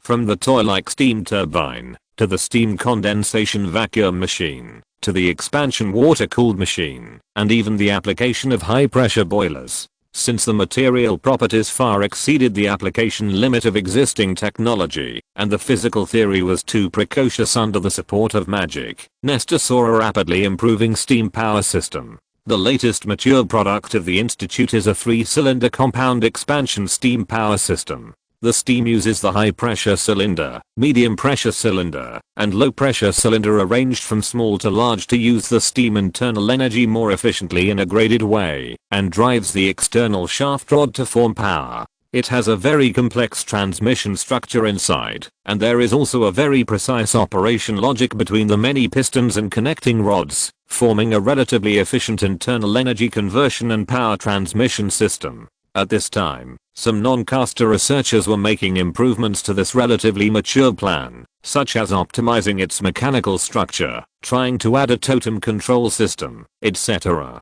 But more researchers have already moved on, and under the leadership of Masista, they have participated in the preliminary conception of the new idea. Masista said a little nervously, "Mr. Speaker of the Parliament, I think the gas compression reaction chamber is also promising in terms of power, so I started the preliminary design of this aspect without authorization. But I'm definitely not misappropriating the research budget. It is still in the paper design stage for the time being. I originally planned to complete the feasibility study and then submit a report to you." Nestor looked at the researchers who stood up to greet him because of his arrival, and found that their desks were indeed piled with paper and pens for calculations, and there were also temporary small modules on the walls. He nodded without comment, and asked what Masista's so-called new concept was. In this regard, the witch doctor enthusiastically, and in detail, introduced his ideas to Nestor. Masista proposed to change the current idea of using steam expansion to drive the piston movement to using the explosive process of air compression reaction chamber to do work. He took out a drawing, which showed two spherical reaction chambers for cannons arranged in parallel. At the top of the reaction chamber, where the gun barrel was originally placed, two pipes with suction function were arranged and connected to the piston box above, and the connecting rods at the top of the two pistons were connected to the complex transmission structure. He explained, when the reaction chamber releases air, it drives the upper piston to move upward, and when it compresses and inhales air, a low pressure area appears at the bottom of the piston box, causing the piston to move downward. The force generated by these two processes can act on the transmission path through the connecting rod above the piston to form a reciprocating motion, thereby generating power. The current problem is that the explosive activity of the reaction chamber is too intense. In the absence of a vent like a cannon, it will generate huge pressure on the piston box. Moreover, the compression time required for a large reaction chamber is too long.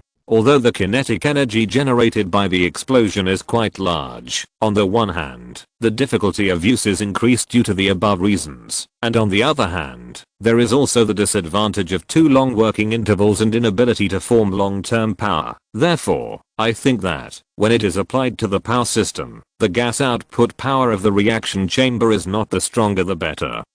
But it is necessary to use appropriate small reaction chambers for multiple groups in parallel to reduce the difficulty of use and reduce the working interval. Compared with the existing steam power, this power generation method has great advantages. On the one hand, it can reduce the reserve space for fuel tanks and water storage in the machine, and can increase the storage of other materials such as shells accordingly. On the other hand, the energy efficiency ratio is much higher than that of charcoal, and it also exceeds the efficiency of directly converting plant internal energy into kinetic energy. Plants drive their own wheels, propellers, arthropods, etc. But it just requires cave wolf cell fluid, right? Yes, you understand. But if it is a surface ship, the existing compound nutrients can actually be used.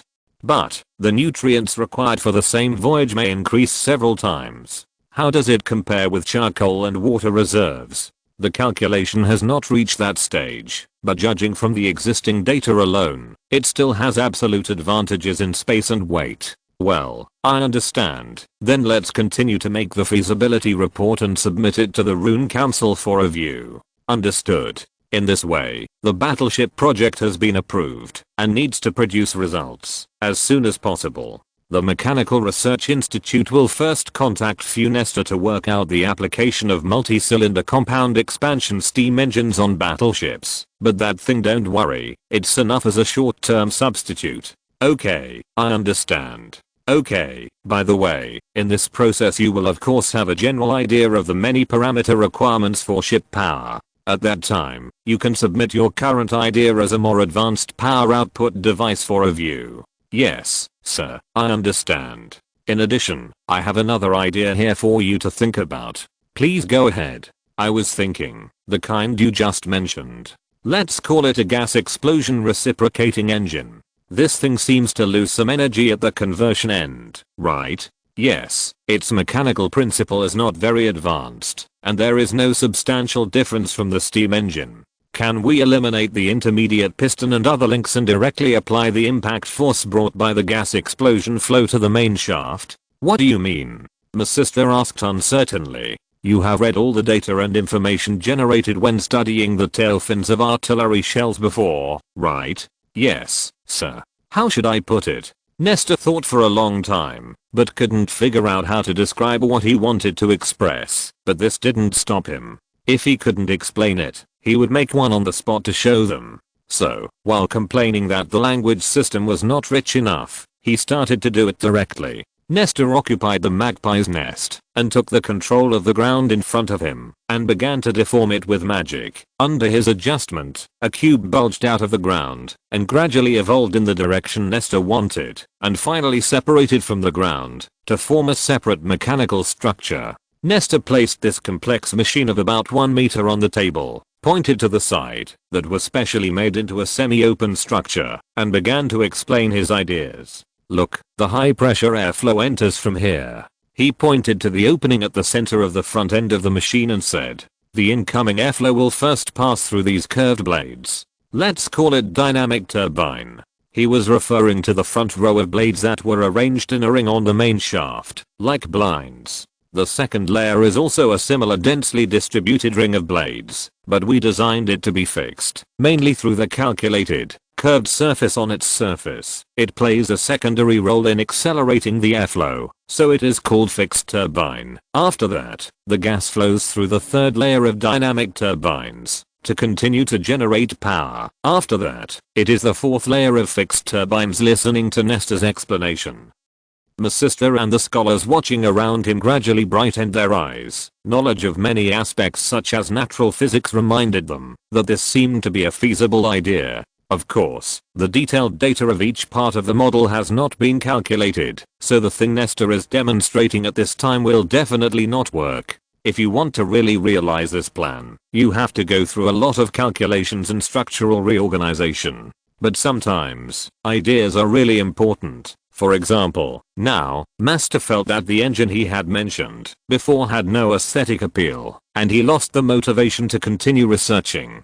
Seeing his state, and listening to his research enthusiasm, Nestor had to calm Master down again. He emphasized the next key task, asking the Mechanical Research Institute to cooperate with Funesta to complete the verification battleship, before talking about other things. After emphasizing it many times, and confirming that these guys listened, Nestor left with a look back, and called Funesta to his office, telling him the two-step plan, asking him to connect with the Mechanical Research Institute and complete data sharing, while continuing the Gallop gunboat construction plan, so that the other party can develop ship engines. Chapter 240, The Situation in the North and Some Small Achievements. During the more than 10 years when the trolls were developing rapidly, the situation in the north was changing. On the plateau, the Horned Hoofs had never stopped their tendency to split, because of the rules set by the Republic. Not only did the big clans seek independence from their own alliance, but even the many branch clans within the big clans also had a strong centrifugal tendency. Of course, this was not only due to the desires of the ambitious Horned Hoofs, but also the deliberate guidance and connivance of the Republic, which played a considerable role. And when time came to this point, the Horned Hoofs, which had grown to more than 200,000 people, had actually been separated into 23 isolated regimes. Externally, they were either allies, or opposed, or hated each other. After a period of increasingly intense changes, they even reached the brink of a world war. In the end, it was only with the inducement and tough intervention of the Republic that they barely stopped before a complete outbreak. However, this stop only prevented direct conflicts from happening. Under the peace, there were other undercurrents. Although no large-scale wars occurred, local conflicts often occurred. The scale of these conflicts was often not too large. They were just low-intensity battles for mines, water sources, farmland, and pastures. However, such conflicts also caused the Horned-Hoofed people, who had only escaped from slavery with the intervention of the two Mammoth Kings, to have the buds of slavery again. However, this time the slavery buds occurred within their race, rather than from the slavery of other ethnic groups. Internally, the people in power were committed to the struggle for discourse power, and launched a fierce struggle within their clan regime. Assassinations, bribery, corruption and other means emerged in an endless stream, making the political environment they were in full of crisis. In addition, in order to reduce the cost of ruling, and to strengthen the stability and rationality of their own ruling status, these ruling groups are also committed to creating a unique culture belonging to their own regimes, constantly artificially creating barriers such as language differences between the various regimes of the Horned Hoof tribe. Under such a plot, even the ups and downs of a syllable can be elevated by the rulers as a symbol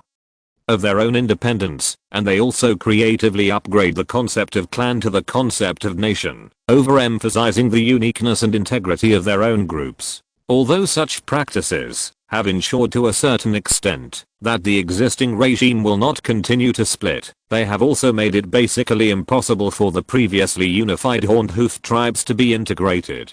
To some extent, all these changes on the northern plateau are like mirrors, which have served as a warning to the Troll Republic in many aspects. They have stunned the troll observers, and besides lamenting the magic of society and the distortion of politicians, they have also produced several papers of great academic value. Scholars have explored in depth the related topics of power and corruption, freedom and restriction, culture and nation, and opened a wave of sociological research, making the relevant textbooks of the central school thicker and richer. Of course, the general situation on the plateau is still under the control of the trolls, and orderly social production activities are maintained in addition to local struggles. After all, over the years, the northern plateau has become an important base for the Republic to obtain food, meat, and minerals, and is an important part of reducing the production pressure of the trolls, and revitalizing the economic operation of the Black Forest. Therefore, under the strong pressure of the Republic, the various Horned Hoof regimes must maintain such a split, but fighting but not breaking coexistence mode.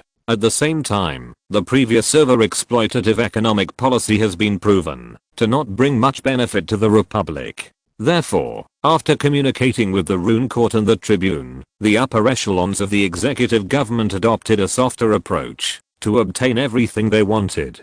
On the economic level, the executive government adjusted commodity prices and bank loan policies to make the production behavior of the Horned Hoofs profitable. In addition, they also reenacted the ban on sales, allowing all production tools, except totem rune products, such as relatively primitive metal steam tractors, steam pumps, etc., to appear in the purchase market as commodities, and thereby greatly improved the production efficiency of the various regimes in the plateau in mining, planting, etc. Of course, the trolls only provided mature products and usage technologies, but more advanced smelting technologies, manufacturing technologies, and even maintenance technologies were still on the banned sales list. Perhaps, in the relatively distant future, the trolls may open up this knowledge, but it will never be now. However, the Horned Hoof society has indeed gradually become richer, and has increasingly increased its high-end needs in addition to eating, drinking,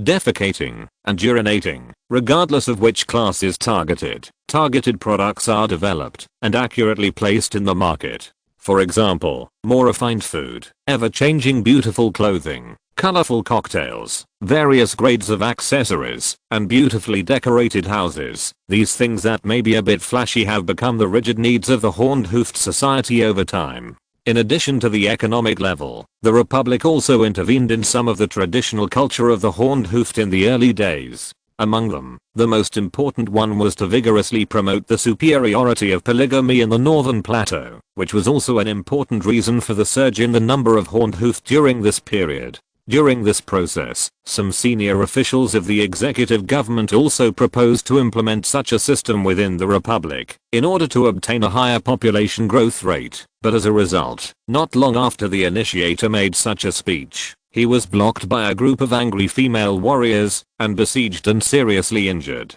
If it were not for the powerful self-healing ability of the trolls and the timely intervention of the internal security forces, death would have been imminent. In addition, the initiators had to face the hostility of female senior officials and administrators in various departments of the executive government, the fierce impeachment of female civilian representatives of the Tribune, and many female witch doctors of the Rune Parliament also looked down on them at the impeachment acceptance meeting.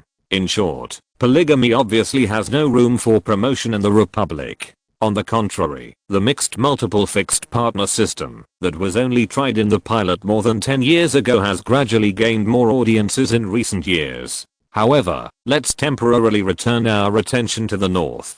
On the political level, due to the demands of witch doctors, central schools, and scholars, and because the alliance system seemed to have lost the possibility of further division, the executive government, after integrating the demands of various parties, came up with a bold and radical plan. The main axis of the plan was to change the alliance into a city-state, and while no longer seeking to continue to divide the regime, the Northern Plateau was turned into a testing ground for political system and sociological research, and the aristocratic republic, popular consultation system, multi-party / two-party / single-party parliamentary system, absolute monarchy, parliamentary monarchy, constitutional monarchy and other ruling modes were forcibly implemented in each city-state. Of course, in order to avoid unnecessary conflicts during the process and waste the extra experience of the Republic, within the plan, the ruling groups in most city-states are just a change of soup but not medicine. they will continue to enjoy the original power in the short and medium term, after wearing a layer of skin called aristocrats or parliamentarians. But the seeds have been planted. What kind of changes will these ruling rules backed by the Republic's military force bring to these city-states? This point, whether it is witch doctors, scholars, or the executive government, all felt extremely curious and expectant. But even such a plan, which was considered by Nestor to be very inhuman, still suffered some criticism. It was not criticized for being inhuman, but some witch doctors and scholars believed that such an experiment still involved too many external forces. They believed that such a regime born under the military pressure of the Republic was extremely distorted, and the result lacked the sense of order that natural evolution could bring. Just when Nestor was surprised by the goodness of the speech, they showed their true colors and proposed a more evil plan. The plan was to create isolated environments in the mountains, by the sea, in the forest, and beside the large and small rivers, and to cultivate several tribes that were blank in culture and tradition from scratch through artificially synthesized embryos, so that they would spend a relatively long time to develop on their own. In this process, magic blockades and magic beasts would limit their movement direction and accelerate their growth through some synthetic creations, disguised as natural resources and some disguised knowledge, or influence their development trends as needed. After that, after they have gradually accumulated their own independent cultures over the span of several or even dozens of generations, the communication channels between these tribes that were originally isolated will be opened, allowing them to discover each other without knowing it. During this period, some areas can create the illusion that there is only one kind of intelligent creature in the world. In some areas, some tribes of other ethnic groups in the north can be arranged to be cultivated in the same way. This method is used to increase diversity, so that the Republic, as an observer, can obtain more comparison values. They believe that, although it takes a long time to observe the evolution of civilizations of different races in different environments through this method, it is definitely more valuable than creating 4-in-1 on the northern plateau. This case made many listeners' eyes light up, thinking that this is a creative and courageous research project. While highly praising the proposer, they really began to discuss its feasibility.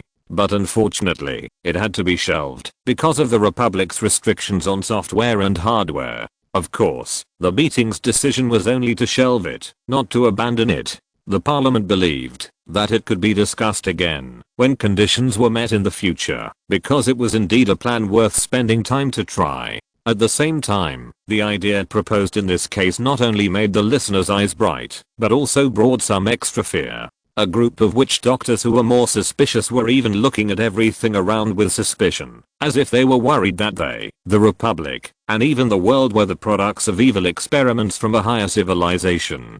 Good man, now I think this experiment is evil? Nestor thought so in his heart. However, in theory, if there is really a civilization that can create such a giant experiment with an entire world as the venue, then they should be able to make corresponding observations and influences without being discovered. Whether such an enemy exists or not, it is not something that the Republic can contend with at this stage. Therefore, not only Nestor himself, but most of the witch doctors who have come to their senses have put such thoughts behind their heads and started to devote their energy to research that can actually bring progress. In addition, the executive government's plan, which seemed quite radical before but now seems to be just that, has been approved. In order to smoothly carry it out with less trouble, the headquarters decided to send a part of the newly formed standing army equipped with reaction chamber weapons to the northern plateau to carry out a cross-country training exercise. The purpose of this trip is to verify the reliability of the equipment,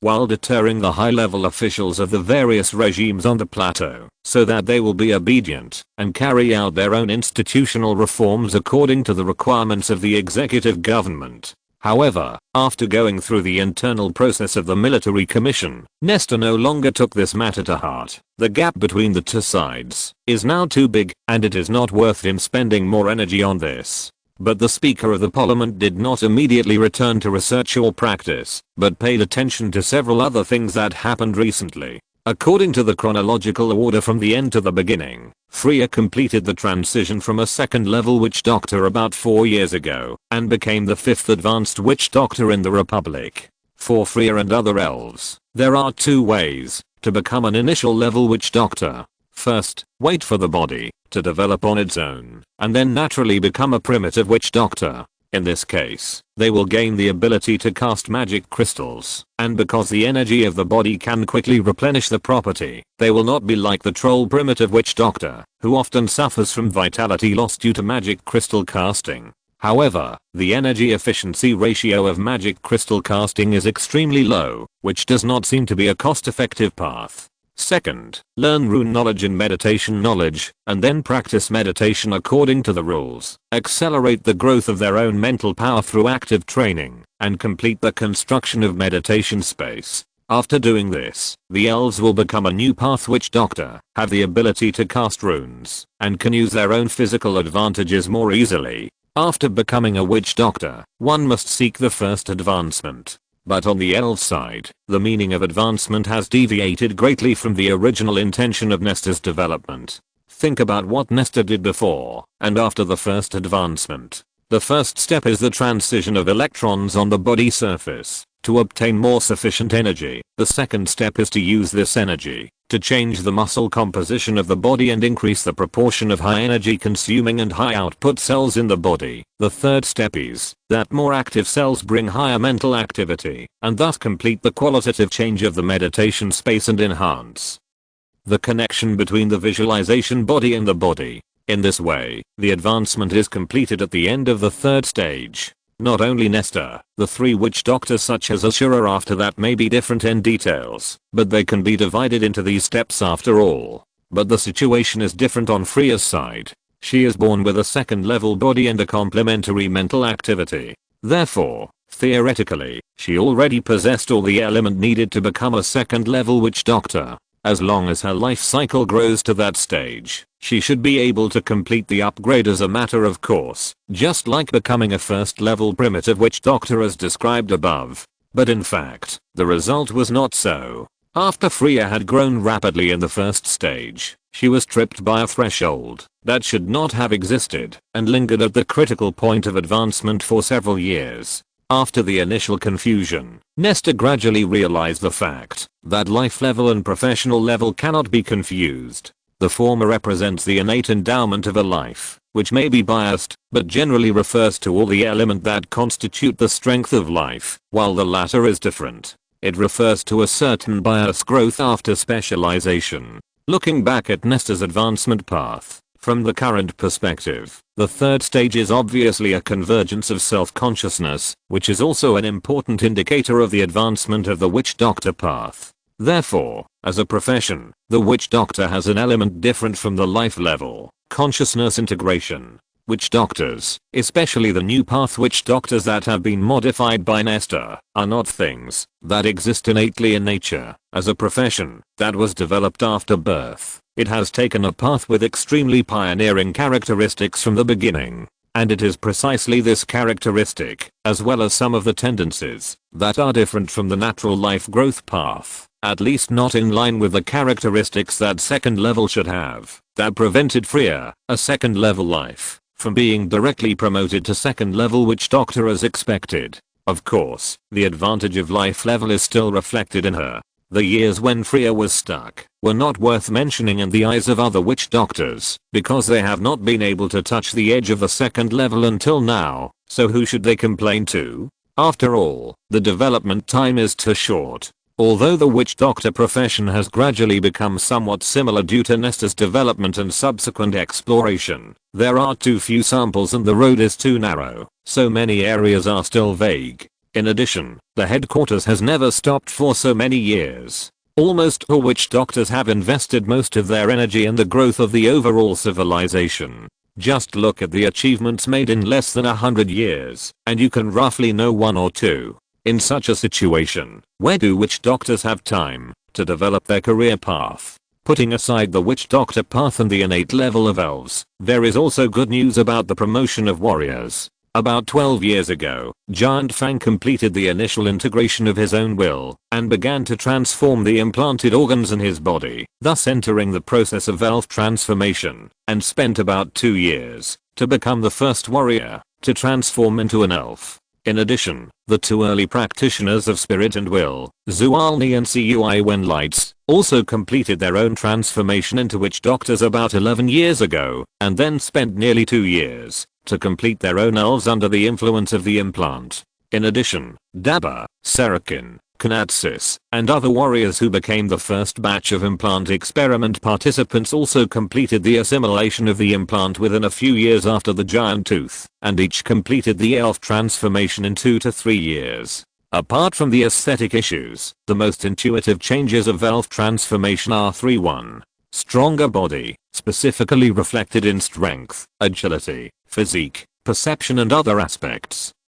2. Higher energy consumption. A stronger body does not mean energy saving, but means that more energy is needed to drive it, at least at this stage. 3. Longer endurance. This seems to conflict with the second item, but because the basis of elf transformation is the light energy electron transition invented by Nestor, and the original purpose is to solve the problem of its own energy, for warriors, elf transformation undoubtedly makes them stronger, and it also truly proves the feasibility of the previous ideas. It is indeed a way to raise the life level of changing the innate by the acquired. Therefore, now the 1-to-1 large-scale cultivation of implants has been put on the agenda, and the only thing missing is the raw materials. As for witch doctors, Cui Wenli and Zuoerner's weird employment method has also raised a wave of questions, and with Nestor's promotion, there is a trend of being solved. In addition to the above mentioned achievements, the breeding of elf embryos has also achieved results as expected. About 14 years ago, the second batch of 1000 tree elf embryos were born, and the third batch of elf embryos have been gestating for 4 years. As the labor force gradually became surplus, the council originally planned to start from the third batch of elves, no longer waiting for them to enter adolescence to be born, but to prepare to land them when the embryos develop to the juvenile stage, so as to save 3 years of resource occupation period and use them to cultivate a new batch of embryos. However, subsequent research found that, if the elves spend their childhood outside the embryo, there will be 2 disadvantages. First, the gap in resource investment in 3 years will require a longer time to make up, although the resulting gap in qualifications will not cause a qualitative change. It will also decline by 1 level within the same life level, if the theory commonly used in Nestor's previous life novels is used to describe it. If the elves who spend their childhood in the embryo are the upper golden race, then the elves who spend their childhood outside the embryo will become the middle golden or lower golden race. It may not be accurate, but it is roughly the meaning. Second, the reason why the elves' juvenile development period in the embryo can be reduced to 3 years, the same as that of the trolls, is that there are always advanced resources, based on statistics and biology for point-to-point precise feeding, accurate to the internal organs and even cell groups, after the embryos leave the culture chamber. Such feeding methods cannot be achieved. Therefore, the elves will have to spend more than twice the time and a longer childhood stage. Therefore, after considering these 2 factors, the birth in childhood plan was rejected, and the third batch of elf embryos will still be born in 10 years. The timeline confused me. I can't figure out how many years the protagonist has been born, and in which year each important thing happened. I found that I have a particularly big problem in writing books, that is, I always like to blur the time, and finally I get confused. Today I actually spent nearly 2 hours sorting it out, which made me dizzy and inefficient. Chapter 241 The world's appearance and the changes brought about by technological changes. In the troll's current cognition, the world is undoubtedly a huge sphere. The southern half of the sphere is still unknown due to the cover of the southern sea, but the northern hemisphere itself has a relatively clear concept after so many years of exploration. This land is roughly circular, and its northernmost end extends beyond the extreme north and toward the other side of the sphere. Together with a large piece of land on this side, it forms the Arctic ice field, which has long days or nights for a long time a year. On the other side of the ice field, there is an ocean that seems to be in a permanent freezing period. On the side where the Black Forest is located, there are many transition zones formed by different climates, such as ice field area, frozen soil forest, frozen soil desert, frozen soil forest, grassland, wasteland, next door, wasteland, grassland, cultivated land, grassland, desert, grassland, cultivated land, desert, cultivated land, etc. In the middle of these transition zones, there are also some extremely abrupt climates and environments. For example, in the endless desert, a large forest may appear inexplicably. For another example, in the ice-green northern frozen forest, there may be a circle of warm and comfortable treasure land. It is the entire mountain continent including these singular points that collectively forms the Northland in the mouth of the trolls. So it is obvious that Northland is a rather inaccurate name, which is only a vague definition, based on the early orientation concept of the trolls. If the Northland goes further south, it will reach the northern mountain zone in the mouth of the trolls, and the lonely boat sandwiched between the mountains, the northern plateau. The mountains, with their complex terrain and the monsters everywhere inside, have made themselves an area that is almost impossible to cross. The tribes in the north will not be willing to look back to the south before filling all the suitable living areas in the north with their own population.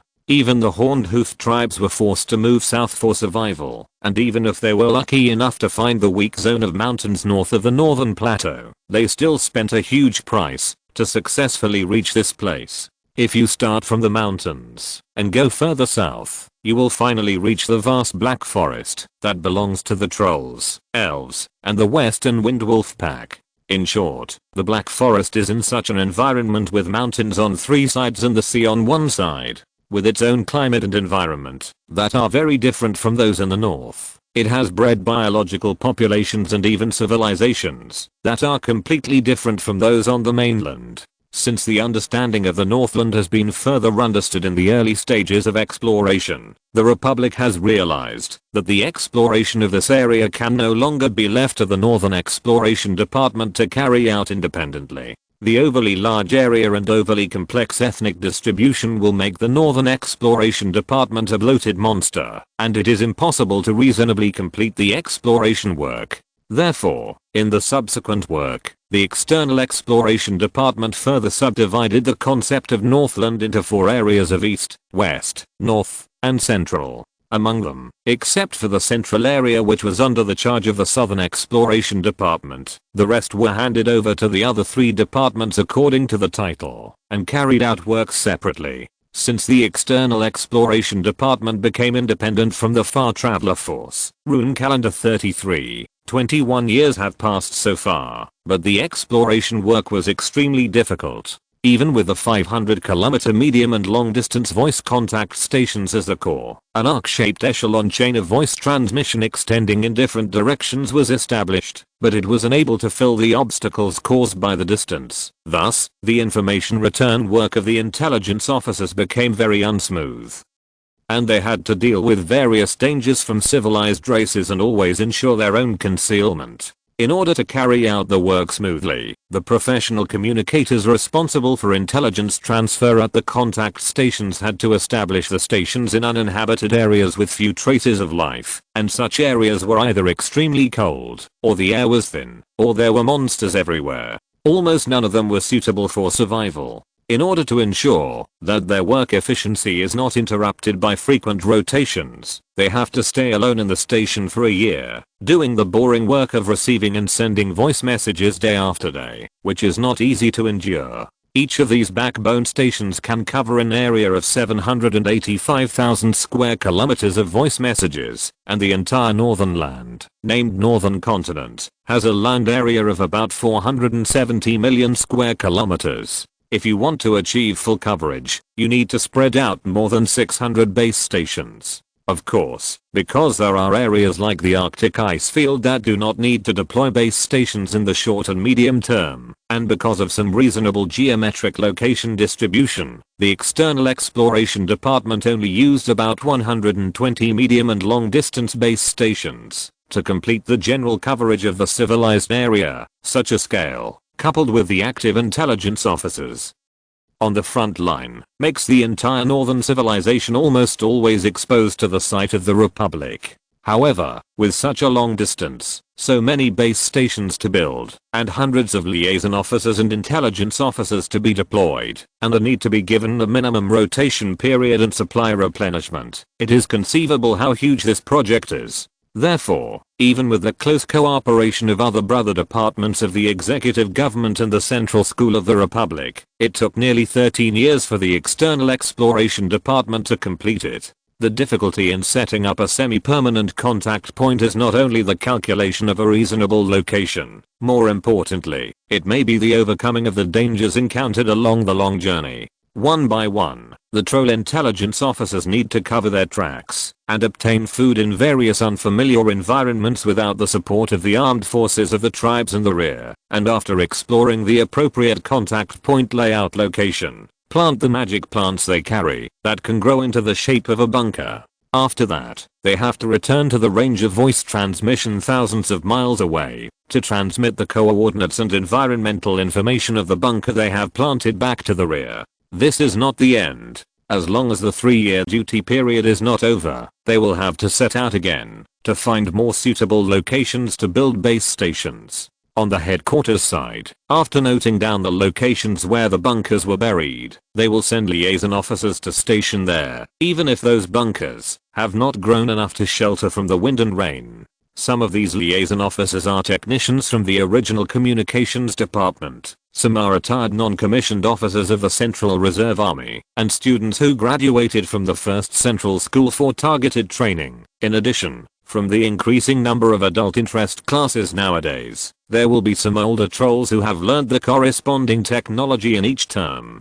Of course, most of these trolls who became intelligence officers and liaison officers did not do it for any righteousness, but simply because they could not stand comfort and mediocrity. In fact, if it were not for their existence, it would be impossible to complete this task with the original employees of the Department of External Exploration. These warriors might be honored with medals after success, or they might burn themselves with strong acid due to exposure and failure. The intelligence network they jointly created can be said to be full of glory and blood at the same time. It is this system that has supported almost all of the trolls' external cognitive abilities since its creation, and also provided them with the geographical common sense mentioned earlier. But today, the drought has had to deliver a dismissal message born out of a technological breakthrough with a complicated mood. After losing the restrictions of the flesh body, the monitoring tree's ability to receive subsonic signals has reached a terrifying radius of 2,000 kilometers. From now on, the entire northern continent only needs to maintain less than 47 transfer stations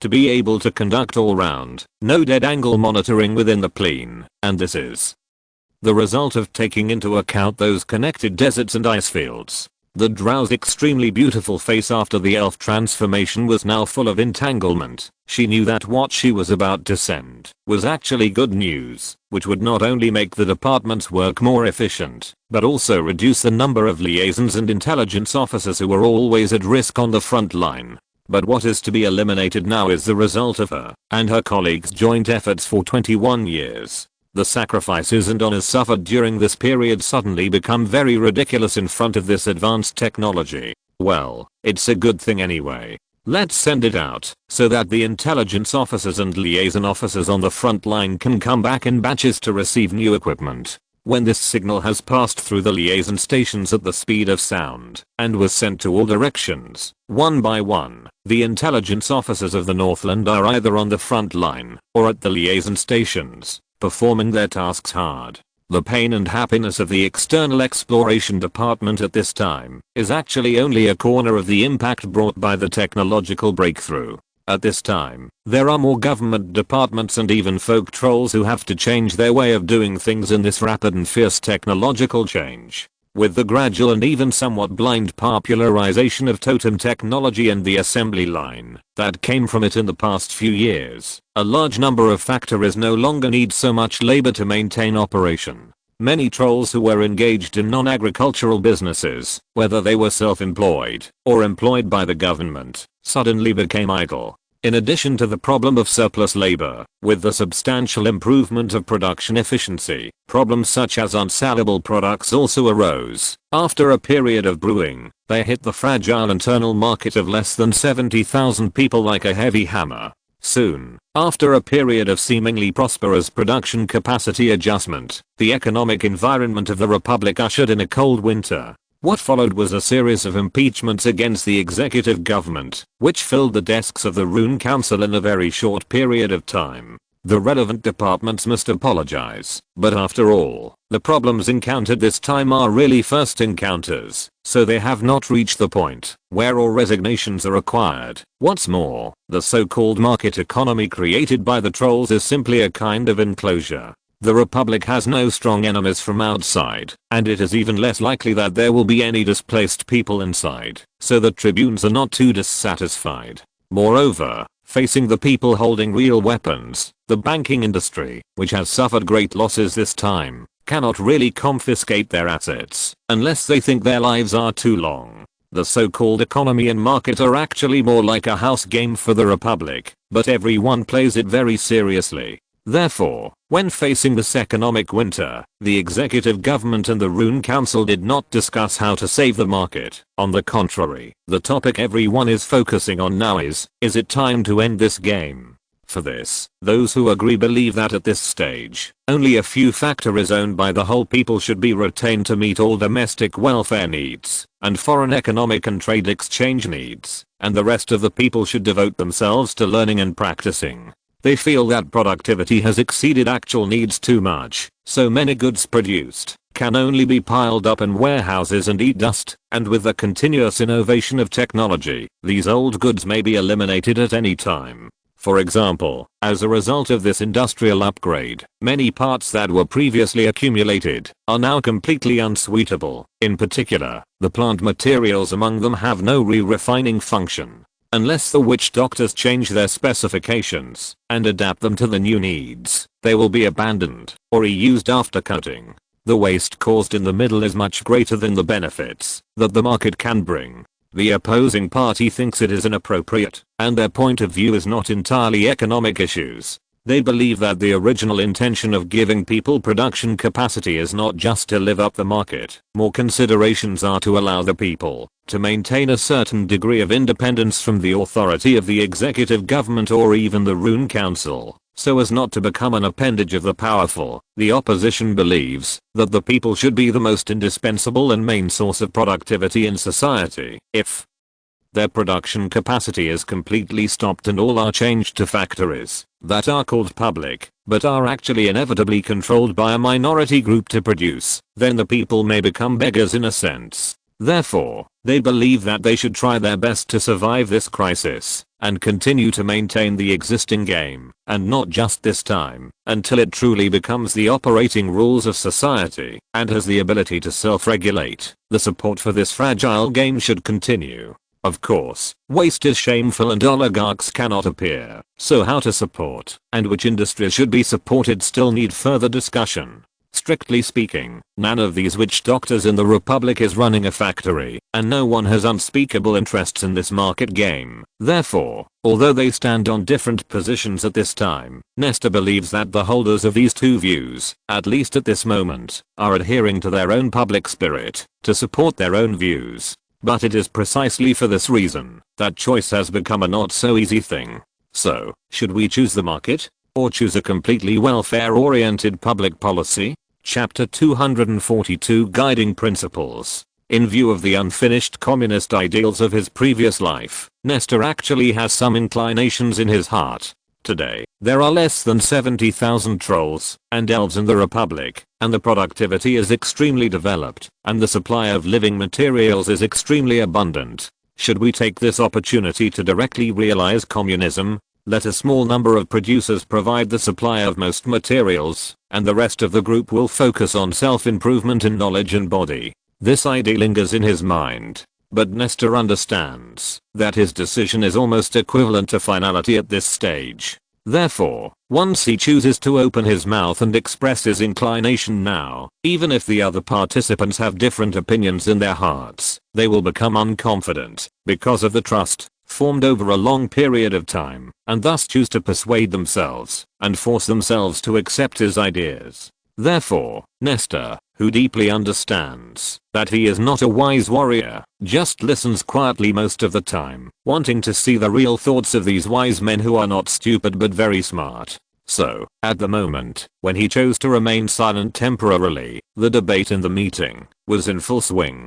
This was an expanded meeting that included members of the Rune Parliament, officials of the executive government, scholars of the central school, representatives of the tribunal, representatives of the law court, and even representatives of the military. Moreover, the same opinions and different opinions were not divided according to the different positions of each person. There were several different positions of different sizes within the executive government alone, not to mention the other parties. However, under the watchful eyes of the high-level witch doctors headed by Nestor, and under the constraints of the political habits formed over the years, the debates of the parties with different opinions still maintained a considerable order, speaking on the stage, bowing and leaving the stage, and starting a discussion. Anyway, no one was in a hurry, so just take your time. While Nestor was listening and exchanging opinions with witch doctors such as Ashura and Courseteeth in a low voice, the representative of the banking industry, which suffered the greatest loss this time, came on stage. Ahem. Everyone, I want to share a form with you. As he spoke, the materials he submitted in advance were distributed. This is the application for factory construction assistance received by the loan review department some time ago. Please take a look at the highlighted part. After the totem technology has made progress, the printing field closely related to education naturally cannot be let go. The more functional totem printing machine came into being. It already has many functions that Nestor remembered from the previous modern printing machine, and even computer copywriting software can only achieve. Therefore, the material in Nestor's hand now has clear text and neat layout, and the so-called key content is also made clear by distinguishing the size and color of the text. But these are all known things, so Nestor did not express any surprise now, but focused his attention on the key point mentioned by the troll on the stage. On XX/XX/XXX, Sabrosta, the 21st household in the 13th autonomous pilot area of the headquarters, hopes to get a loan of XXX to set up a factory with a totem barbecue concept, and hopes that the bank will introduce a totem designer. Nestor's eyes lit up, and he turned over the page of conceptual description according to the appendix notes, and saw a plan, based on flame spells and totem control, which transmits high temperature by heating metal and bakes food without open flames. This seems to be a bit like the oven in the previous life. He thought so, and felt that this was indeed a plan that could be realized. And there is more than this one. The list also includes a series of concepts including small household totem refrigerator, totem flush toilet, totem music player, etc., and almost all of them can be achieved with existing technology. Not long after Nestor finished reading, most of the participants also finished reading the key points and looked up at the podium, wondering what the bank representative wanted to say. Without keeping everyone waiting for long, the troll on the stage spoke again after seeing that most of the participants raised their heads. Everyone, I agree to continue to retain some private enterprises, and the reason is the vitality shown in these ideas. Everyone here, including the witch doctors and even myself, most of the time, our eyes are looking up, forward, macro and micro. We don't have any extra thoughts, and it seems that we shouldn't have any extra thoughts to focus on every detail of people's lives. And in this regard, these compatriots who have received higher education or even just education in interest schools are enough to support the development of technology in parallel directions.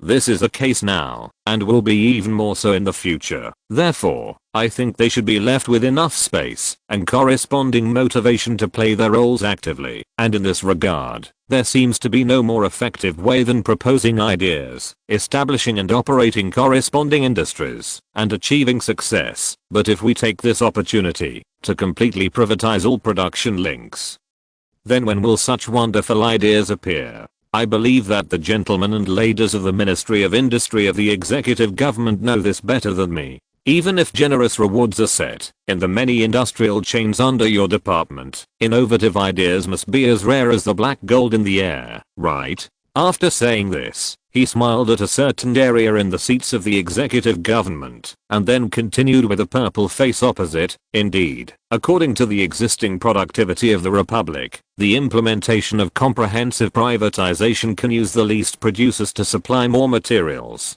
If our pursuit is only to let the people eat and drink enough, then such an arrangement is absolutely no problem and more efficient. The rest of our compatriots can also use the saved time to cultivate their character. But if we want to go further, make this society full of vitality, and make life convenient and interesting, then full public ownership should not be a good choice. Well, that's my speech. Thank you all. This speech gave Nestor a deep inspiration.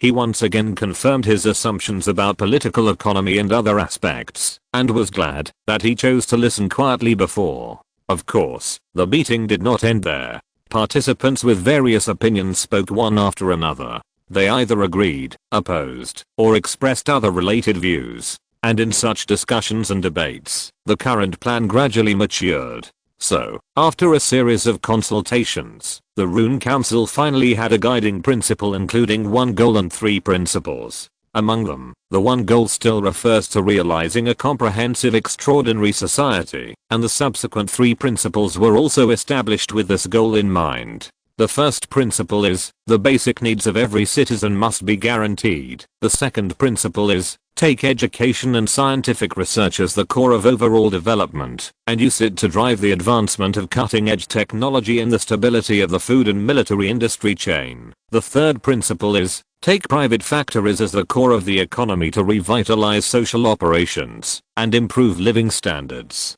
After these 3 principles have been integrated with each other, the political and economic implementation guidelines that have been extended are: first, the production end of rigid demand, mainly public large-scale concentrated farms and ranches, must ensure that the output of grain and livestock meat can be above the safety line under any circumstances. Second, with public farms and ranches as the backing, formulate a rigid demand material guarantee system that can benefit all the people and give the people the freedom of choice without worries. Third, continue to deepen the scientific research cooperation between the Shaman Research Institute and the Central School, and release more education and experimental resources to the Adult Interest School. Fourth, establish an additional subsidy system linked to the mastery of knowledge and the results of practice, so that learning and practice become a way to meet the needs of material life. Fifth, with the various research institutes and the Central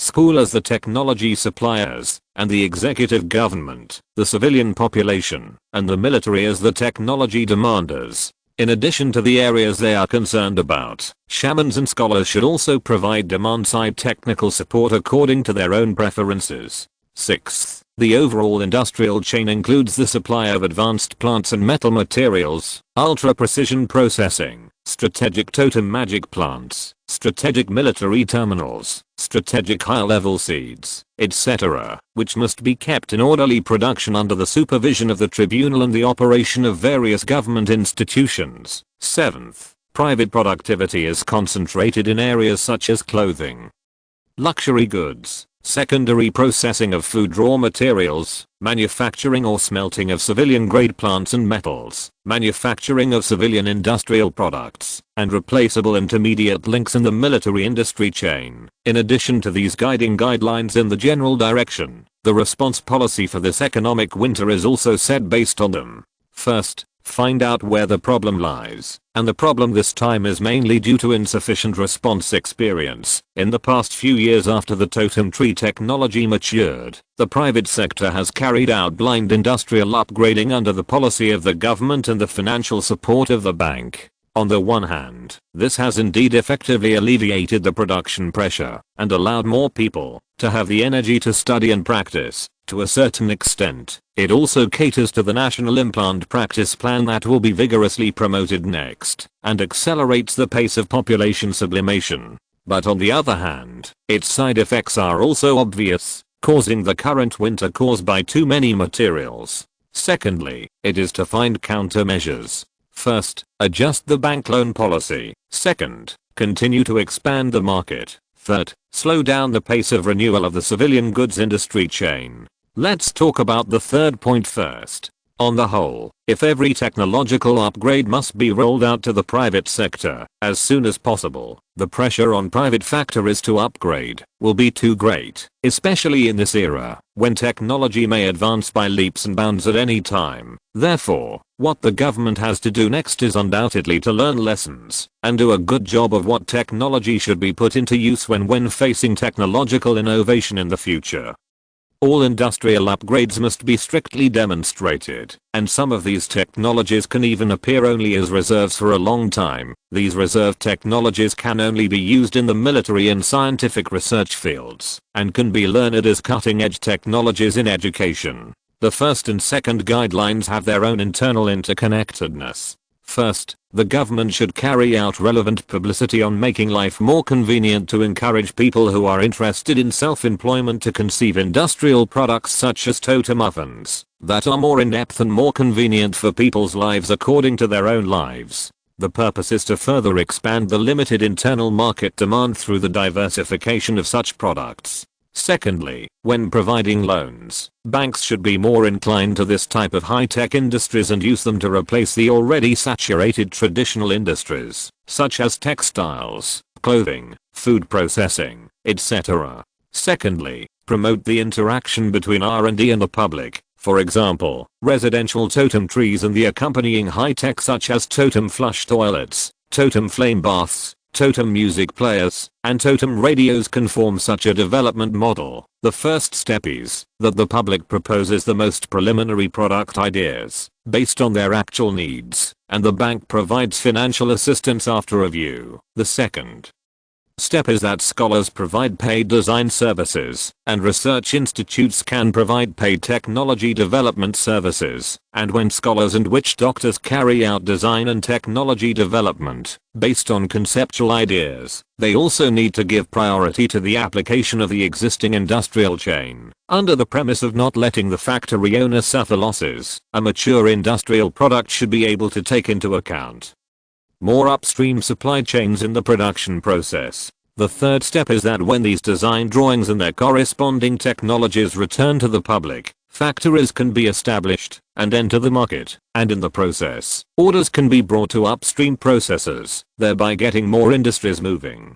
Finally, public enterprises, banks, and private enterprises will cooperate to establish the North Continent Economic and Trade Company with their debts, products, and funds as investments. This company will cooperate with the executive government and the city-states of the horn-hoofed species in the north to find ways to market products that are not on the prohibited sales list to the tribes of the North Continent in exchange for resources. For example, the special magical plants, living magical beasts, magic crystals, metals, knowledge, crop seeds, etc. in the north. Everything that is not in the Black Forest has the value of being exchanged. After that, the conference closed smoothly, and all policies were handed over to the executive government and banks for detailed improvement and step-by-step implementation. Nestor returned to his office and continued to look at the product concept information that he had stolen in his hand, and thought of many things from it. The impact of the maturity of totem technology is too great, and there are too many places where it can be applied, which makes many seemingly minor things ignored. For example, the refrigerator tree that the Ministry of the Orthodox relied on to grow can obviously be miniaturized with the support of totem technology and then enter every household to make people's lives more convenient. With this thing, people no longer have to go to large ice storage areas frequently, and the totem refrigerator at home can meet the storage needs for a long time. In addition, the Republic's storage refrigerators will become more intelligent, making it possible to adjust the temperature to meet different storage requirements. The totem oven mentioned earlier made Nestor suddenly enlightened. The design idea of the totem oven is to integrate the totem transformed from the flame-based magic spell into a synthetic product of refractory plants and high thermal conductivity metals, without using fuel, at least without the need to prepare fuel specifically, to create pure high temperature or open flames, and after using a reasonable temperature conduction structure, to transfer the temperature to the working area. It can be used to grill meat and toast bread. How to eat the crown wheat after grinding. Obviously, this is also a good way to make people's lives more convenient and richer. But Nestor was not thinking about this at the moment. He also saw some previously overlooked application methods. This ignition method seems to have great application prospects. While thinking this, he began to experiment with the magic, trying to figure out the working principle of this magic. In the field experiment, he found that this magic was to first use certain atmospheric components to synthesize a colorless, odorless, and water-insoluble gas, and then ignite it. This gas can be burned in the air, or in the life gas, and the combustion products are the atmospheric components and water exhaled by most animals. Isn't this the best magic for engines? Looking at the whole reaction process, Nestor had such an understanding. All the substances involved in the reaction during the gas generation process are taken from the atmosphere under the intervention of magic. If it is totemized and used as an engine fuel, all that needs to be done is to provide a pipeline for air intake and find a way to drain water. Among them, the air intake technology has been mature in the previous air compression reaction chamber research, and there is no application obstacle at all. The ignition step can also be controlled by the totem. As long as the position of each totem bearing magic material is grasped, it can become a usable solution. The only disadvantage seems to be the water in the product, but it should be overcome. If the solution is really mature, it seems that the internal combustion engine will be born. Based on this thinking, Nestor began to consider who or which institution to give this work to. He turned over the witch doctor research list in the drawer at hand, and then looked at the projects being implemented one by one. He finally decided to continue to hand it over to my sister and his team. If it is combined with the turbine solution given to them before, perhaps unexpected results can be obtained. However, the Mechanical Research Institute should perhaps separate an Engine Research Institute to specialize in this series of projects. After making the decision, he sent a subsonic message on the spot, asking my sister what he was doing at the moment. Sonic messages are very fast, and the witch doctors have no difficulty reading them, so the response came quickly. Sir, I'm verifying the steam engine in the deep water port. I see. We have just discovered a technique that is suitable for the basis of the engine project. I will send the information to you now. Please tell me your thoughts after reading it. I see. I will receive it here. Afterwards, Nestor translated his ideas on some design plans supplemented by his memories of his previous life into voice codes, and sent them over immediately. Received. I'm reading it. Please wait. Okay. About 4 minutes later, the witch doctor my sister completed all the processes including translation, reading, and understanding, and immediately replied to Nestor, Sir, this is definitely a good plan. The ideas you mentioned, such as multi-stroke, piston, and turbocharging, should also be feasible. Very good. I plan to divide the engine project into 3 parts, engineering machinery engine, ship engine, and aerospace engine. I see. Which part do you want me to be responsible for? So, you lead a team to make a feasibility report, and then separate from the Mechanical Research Institute, and cooperate with the Central School to establish a special engine research institute. That's good. I understand. Well, the new institute will still focus on ships for the time being. After all, it will be needed for the subsequent plan to increase the external market. Understood. At the same time, cooperate with the Central School to establish 2 other key research teams for preliminary training, especially in the field of engineering machinery and agricultural vehicle power, which is not inferior to the top priority of ship power. After these 2 teams are brought out, it is likely that the Engine Research Institute will need to be divided into 3, each specializing in one field, so you must be mentally prepared. Understood. But how should the witch doctors who lead the research be arranged? It seems that the efficiency is too low if only non-casters are used to lead the team. Well, I just looked at the list, and most of the witch doctors now have their own research in hand. If it is short-term support, it is okay, but the engine project is a long-term work, so it will not be deployed from other institutes. Then, well, Freya hasn't decided on her research direction yet. I'll talk to her later. If she's interested, let her lead one of the groups. In addition, the first batch of tree elves are already 9 years old. According to Freya's original progress, it will take them 4 or 5 years to become witch doctors. This time, we will cooperate with the Central School to select a few of them to train in this direction. I understand. But Freya obviously hasn't grown up yet. She seems to prefer playing. It doesn't matter. I'll tell her that it's time for the little girl to take responsibility. I understand. Okay, first of all, Wait, how is the gunboat plan going? It's going very smoothly. Lord 4 Nesta has completed the production of 865 caliber 560mm main guns and is conducting recoil resistance and overturning experiments on the verification ship. However, due to the compression efficiency of the reaction chamber, the multi-mounted cannon concept you proposed cannot be realized for the time being. Take your time. Just be able to fire the guns first and deal with the current situation first. In addition, the evacuation plan should be set up in case the hull falls apart. Understood. What about other aspects? I'm installing a steam engine on the power verification ship. With a balance between the two sides, the first phase should be completed within this month, and the first combined ship with initial combat power will be completed by the end of next month at the latest, and the automated production and assembly of related components are also being designed simultaneously, and the corresponding manufacturing link reorganization space is reserved for future engines and even hull changes. Very good. Then work harder. Thank you for your hard work. Understood. After hanging up the call, which was more than 10 kilometers away, the ship test site was in the deep port of the river outside the headquarters. Nesta sent a message to Freya again, informing this naughty leader who said I'm grown up but actually did nothing to come to him immediately. Chapter 243, Implementation Strategies and Difficulties of Universal Elfization.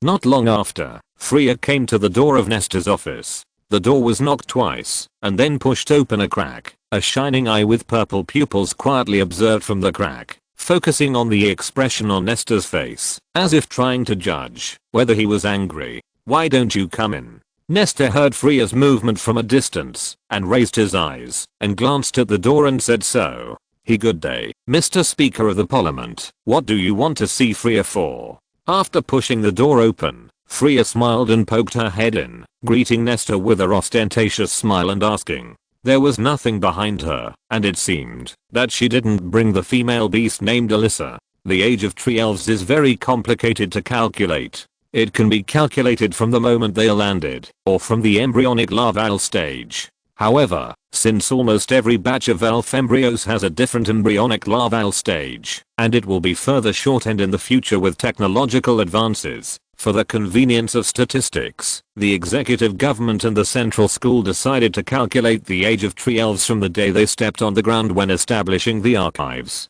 If this calculation method is used, Freya will be roughly 24 years old this year, but she herself does not agree with this calculation method. Whenever she introduces herself to others, Freya opens her mouth and says I'm 31 years old. Obviously, she also counted the years of larval stage in the embryo, even if that period was spent completely in sleep. Nesta even suspected that, if it was not unreasonable, Freya might start calculating her age from the fertilized egg. Of course, Nesta also had reason to believe that there might be a day in the future when Freya would cry and shout and change her age to 100 or 200 years. Compared to a few years ago, the little girl is now about 2.7 meters tall, and her face and other things are beginning to fade away. It seems that she is not far from becoming a real great elf. What are you doing standing at the door? Come in and close the door. Nesta flipped through the documents in his hand, writing and drawing, and ordered. Okay. Freya wrinkled her nose and secretly made a face, but she seemed to understand that she had not been very well behaved recently, so she did not move faster. But no matter how much she hesitated, it was useless. The door was finally closed, and Nesta finally put down the documents in his hand, looked up at the girl and asked, what are you doing recently? Freya, yes, I'm practicing. I have been practicing recently, meditating and doing physical training every day. Oh, really? I don't believe it. Really? Then tell me what progress you have made. Nesta crossed his arms in front of his chest, leaned back on the back of the chair, and raised his chin to indicate that the little girl could start talking nonsense. Freya's eyes were rolling around in her eyes, and her hands were behind her back. Judging from the range of her movements, it seemed that they were constantly stirring each other.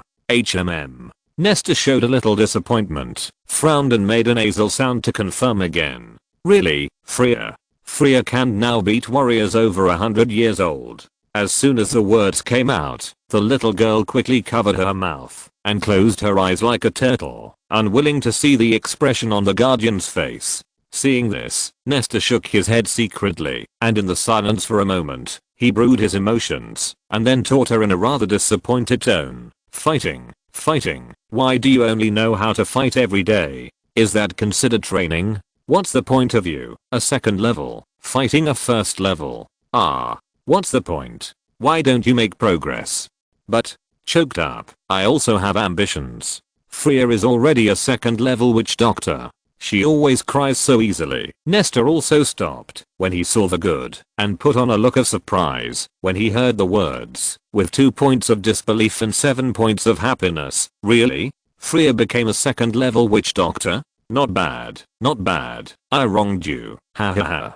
Wow. Stupid Speaker of the Parliament. You scold me without knowing anything. Woo woo. Okay, stop crying. Who told you to cause trouble all the time? TSK, my sister just complained to me that you go to the construction site to make trouble every day and make a mess of his place. He also said, Freya is a child who has not grown up and hoped that I could send you back to school for another 10 or 8 years. So you can't blame me, right?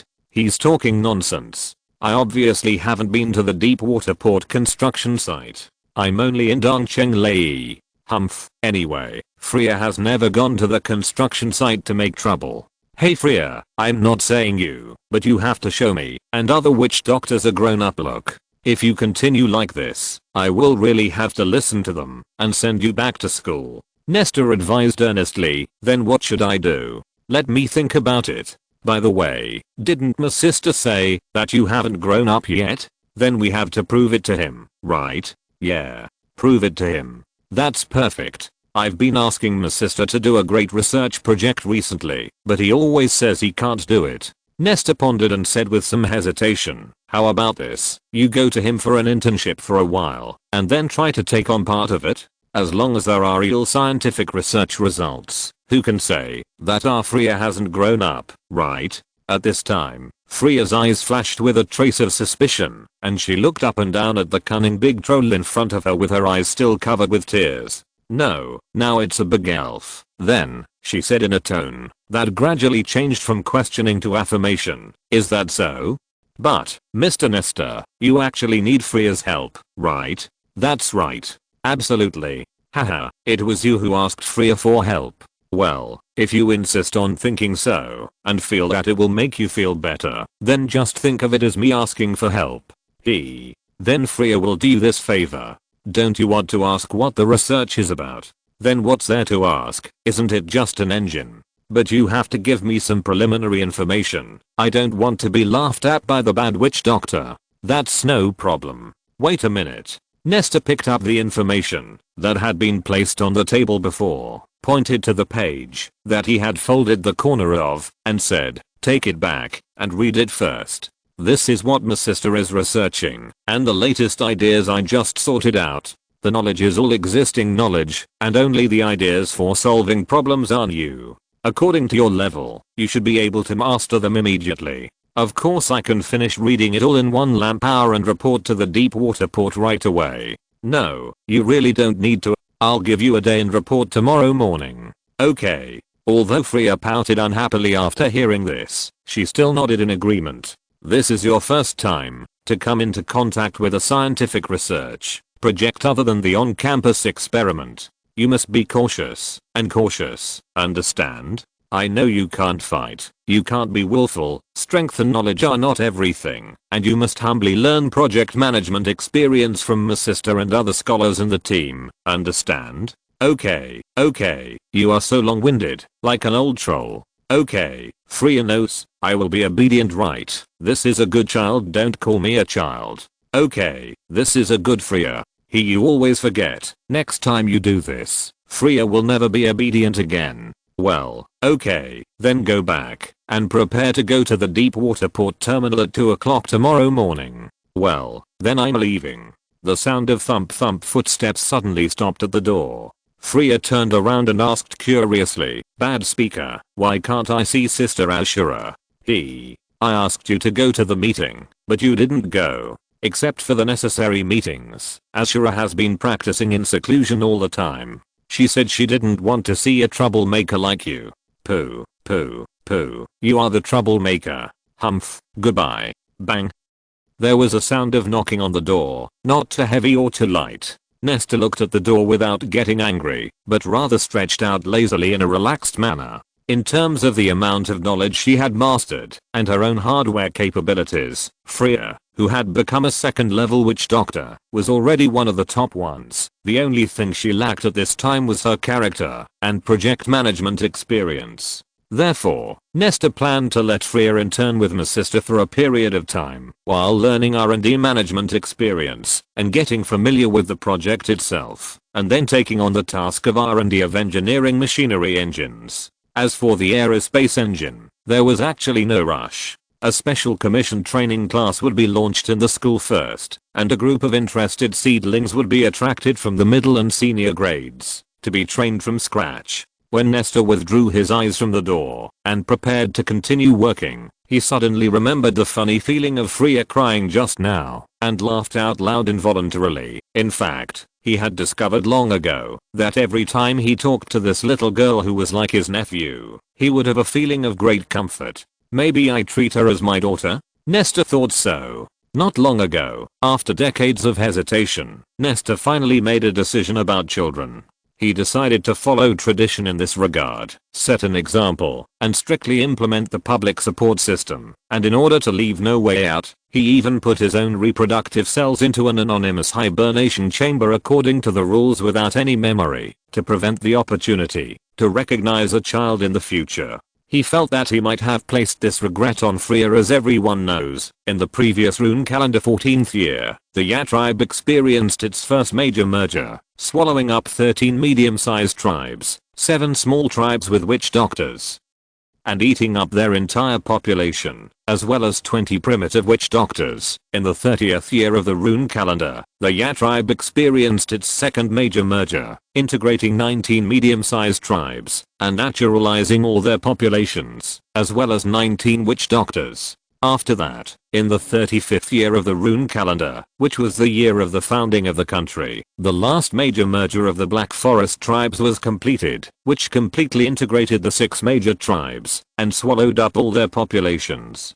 The dozen or so primitive witch doctors from the 6 major tribes who were unwilling to submit at the time were gradually incorporated into the Rune Council in the following years and became part of the Republic. With the 52 foreign witch doctors obtained before and after, plus the nearly 20 trained by the Fang tribe before and after the increase in the population base, the Republic now has 71 spellcasters and 1,000 elves in the growth period, who are determined to become spellcasters within 5 years. Among them, Nesta is the leader and is a 3rd level person in the tentative classification method. Ashura, Coarsefang, and Sharpfang are in the advanced stage of sitting 2nd and looking forward to 3rd. Among the other witch doctors, those former primitive witch doctors and those who can be promoted to primitive witch doctors without meditation, have also reached the critical point of 1 to 2 levels in the accumulation of consciousness integration over the years. After Nesta completed the breakthrough from 2 to 3 and proved that this road was indeed not wrong, the Republic finally completely lifted the restrictions on the advancement of witch doctors, so those who are capable of advancement have begun to upgrade in batches. Once they succeed, at least half of the witch doctors will complete the transformation into elves. In addition to these witch doctors with sufficient accumulation and excellent qualifications, there are 2 other categories that are slightly different. First, the younger generation who have not yet entered the stage of learning, have qualifications, but their own accumulation is not enough. Second, they are witch doctors, but their qualifications are not up to standard, and they barely pass the test by meditation. There is nothing much to say about the former, while the latter's path of practice has always been a bit bumpy. However, with the promotion of Zuo Ernie and Cui Wenli, the latter has finally gradually found a way. At first glance, it seems that like the 2 apprentices, adding will training to the balance of meditation and then opening the door to elves is considered successful. But in reality, it is not the case. The path of witch doctors is related to this, but not entirely. In short, let us first look at the specific results of the previous implant upgrade experiment. For the time being, the current status of the experimental subjects such as Giant Fang can be divided into two situations. First, pure warriors. Let's take Giant Fang as an example. A strong and energetic body, a rock-hard will. However, one of the expectations after completing the elf transformation did not appear. In theory, elven transformation equals witch doctor qualification, but after becoming an elf, Giant Fang did not gain the ability to cast spells. The reason is that his high will level has a strong suppressive effect on the activity of cell spirits. This is not only the case for Giant Fang, but also for other pure warriors. Therefore, their future practice should be completely biased towards will and body. It is hard to say what the future holds. However, the Long Dormant Brain and Nervous System Research Institute and its recent achievements in neural cell signal transmission seem to have found a suitable path for the warriors. The institute intends to cultivate a group of neural cells that can connect externally, based on the existing implants, and combine them with in vitro activated biological armor, to play a role in consciousness control. The activated armor will be specially cultivated 1-to-1. In the initial stage of cultivation, a core with aware as somatic cells as the core will be added, a technological breakthrough in the research of ancient war trees, and a neural control connection port and a nutrient transmission port will be reserved for it. The core is equivalent to the in vitro version of the implant, and the warriors need to tame it like assimilating the implant, and the core will be connected to the implant through a pipe, shouldering the energy conduction between the armor and the body, so that it has the ability to fight and activate the totem without grounding. In these assumptions, the taming core and energy supply are closely related to the two cores of the warrior, will and flesh. Therefore, the more powerful the warrior is, the more armor functions and running time he can maintain, and perhaps a single soldier biological mecha will appear. This is a bit off topic, so I will continue the content later. Let's turn our attention back to the previous topic. Cui Wenli and Zuo Ernie, who are not pure warriors. These two can be said to have maintained the practice of meditation for many years. Although they failed to become witch doctors through meditation due to insufficient qualifications or excessive distraction, their long-term accumulated mental activity is still considerable. After they became elves, they were different from pure warriors such as Giant Fang. Their paths turned more or less towards the direction of spellcasters, which once made others including Nesta make the judgment that they will advance to witch doctors. After the advancement, these two did support the meditation space, and had the ability to cast spells, which also made the Rune Council make a misjudgment that they have advanced to witch doctors. But in subsequent attempts and observations, they themselves and the witch doctors who watched found that the spellcasting ability they obtained was limited to physical self-blessing spells, and they were relatively low level and did not require high mental power. Therefore, these two have now become the ambiguous type between pure warriors and pure spellcasters. On the side of spellcasters, the impact of ambiguity is obvious. In addition to the limited spellcasting ability, they have also lost nearly 80% of the memory, brain computing power and other bonuses that they should have gained after becoming witch doctors. In contrast, their scientific research ability will undoubtedly be greatly reduced, and thus become an alternative fighting faction, compared with warriors, since the ability development of the warrior path is still in a blank stage. The impact of this ambiguity is only 2 points for the time being. Its advantages, that its means are more flexible and even smarter. After all, it has some spellcasting ability, and has obtained a 20% brain power bonus. The disadvantages, that its resistance to emotional spells is lower than that of pure warriors, and its resistance to negative states is lower than that of warriors. The future situation is still unknown. As the warrior path becomes more mature, perhaps there will be more differences. It is even possible that it will eventually differentiate into two completely different routes. But let's not talk about that for now. Let's first look at the reasons why they became so different. After several years of exploration, the witch doctors have roughly come to a possible conclusion that will and spirit cannot interact too early. Although the two paths can grow with each other, they will also lose in some aspects. Nesta and all the other witch doctors are not sure whether such an impact will work on those first level witch doctors who cannot be promoted by meditation. It's easy to say that it won't work, because everyone is still a pure spellcaster, but if it works, to what extent will the impact be? Will they lose some of the characteristics that the second level should have? Or will they be completely unable to get the bonus after the second level promotion? Even more, it's not like they will go backwards and take back the first level characteristics, right? Because of this concern, these witch doctors in need were once in hesitation, not knowing whether they should take this step.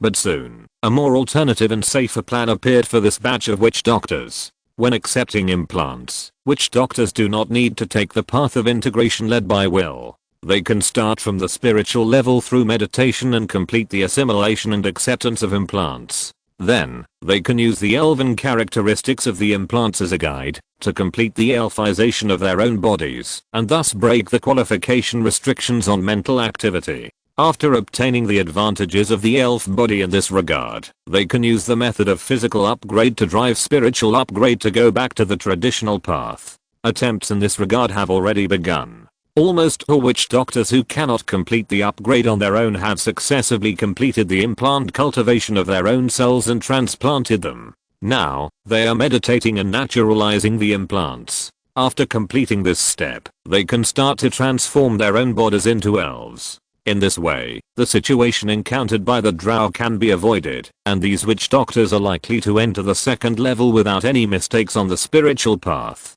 However, those former witch doctor apprentices and current scholars who have meditated for countless years and have not become witch doctors do not have such a good thing. They must make a choice at this time, whether to continue to take the traditional path and gamble, whether they can become a pure witch doctor, or to take the path of combining will plus spirit and become a fuzzy person like the drow. The former has a dangerous road. Even if the meditation method has lowered the qualification threshold by one level, it still blocks many trolls. The latter is relatively easy, and once successful, they can also obtain about 20% of the brain power bonus of witch doctors, which can make their learning ability go further. This question is a matter of opinion, but most scholars who have persisted for many years without seeing any results have chosen the combination of will plus spirit and submitted the relevant implant cultivation application, entering the waiting stage. As for the warriors, they have less choice, and only the will upgrade is left, and they are also in the waiting stage.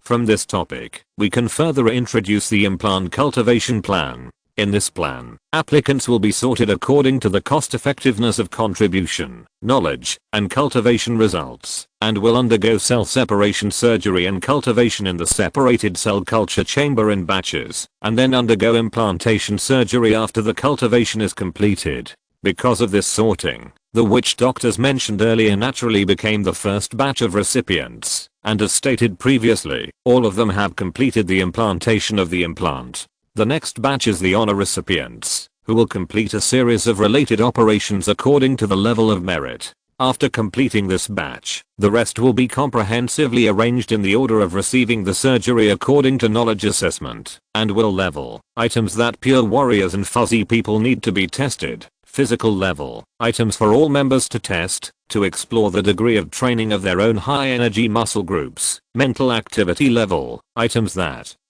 fuzzy people need to test. At this stage, the implant cultivation plan has reached the honored stage. In addition to the implant plans for those unhonored later, according to the Republic's existing implant cultivation capabilities, it will take about 10 years to fully deploy the implants. Of course, if the capture of the 2 volcanic salamanders is completed, and the means of using them to build cultivation chambers like the cave wolves are developed, the plan will also be shortened by at least half due to the improvement of cultivation capabilities. Not only that, the cultivation speed of natural elves will naturally increase as a result. Therefore, based on the current situation, the capture of high-level volcanic salamanders is urgent. All high-level trolls and elves in the Republic have realized that they can no longer postpone it indefinitely as before, and this so-called preparation will never end. So, they decided to complete the last 2 steps. First, wait for the return of the standing army, that is conducting new tactical exercises on the northern plateau and deterring the horned-hoofed city-states. Second, wait for the initial practical application of large caliber naval guns. With these 2 steps, the Republic will definitely launch a capture operation for the advanced volcanic salamander within the next 6 months at the latest. Giant Fang has become the first choice for almost all physical experiments, and he himself is happy with it. Therefore, when facing the call of the Institute, this warrior who has been practicing all day long finally walked out of his compound and went to the Brain and Nervous System Research Institute under the guidance of an intern. At this time, Giant Fang has completed the full elfization of his body. Whether it is the muscles, pupils, or hair all over his body, they all show a light or dark purple color. The fangs that were once proud of have now completely retracted into the mouth. Except for the canine teeth that had slightly retained some height and sharpness, most of the bone enamel on the fangs has been used to strengthen the other teeth, jaws and other bone parts. Even though several years had passed since he acquired the body of an elf, Giant Fang was still not used to the strange feeling brought about by the absence of those huge fangs.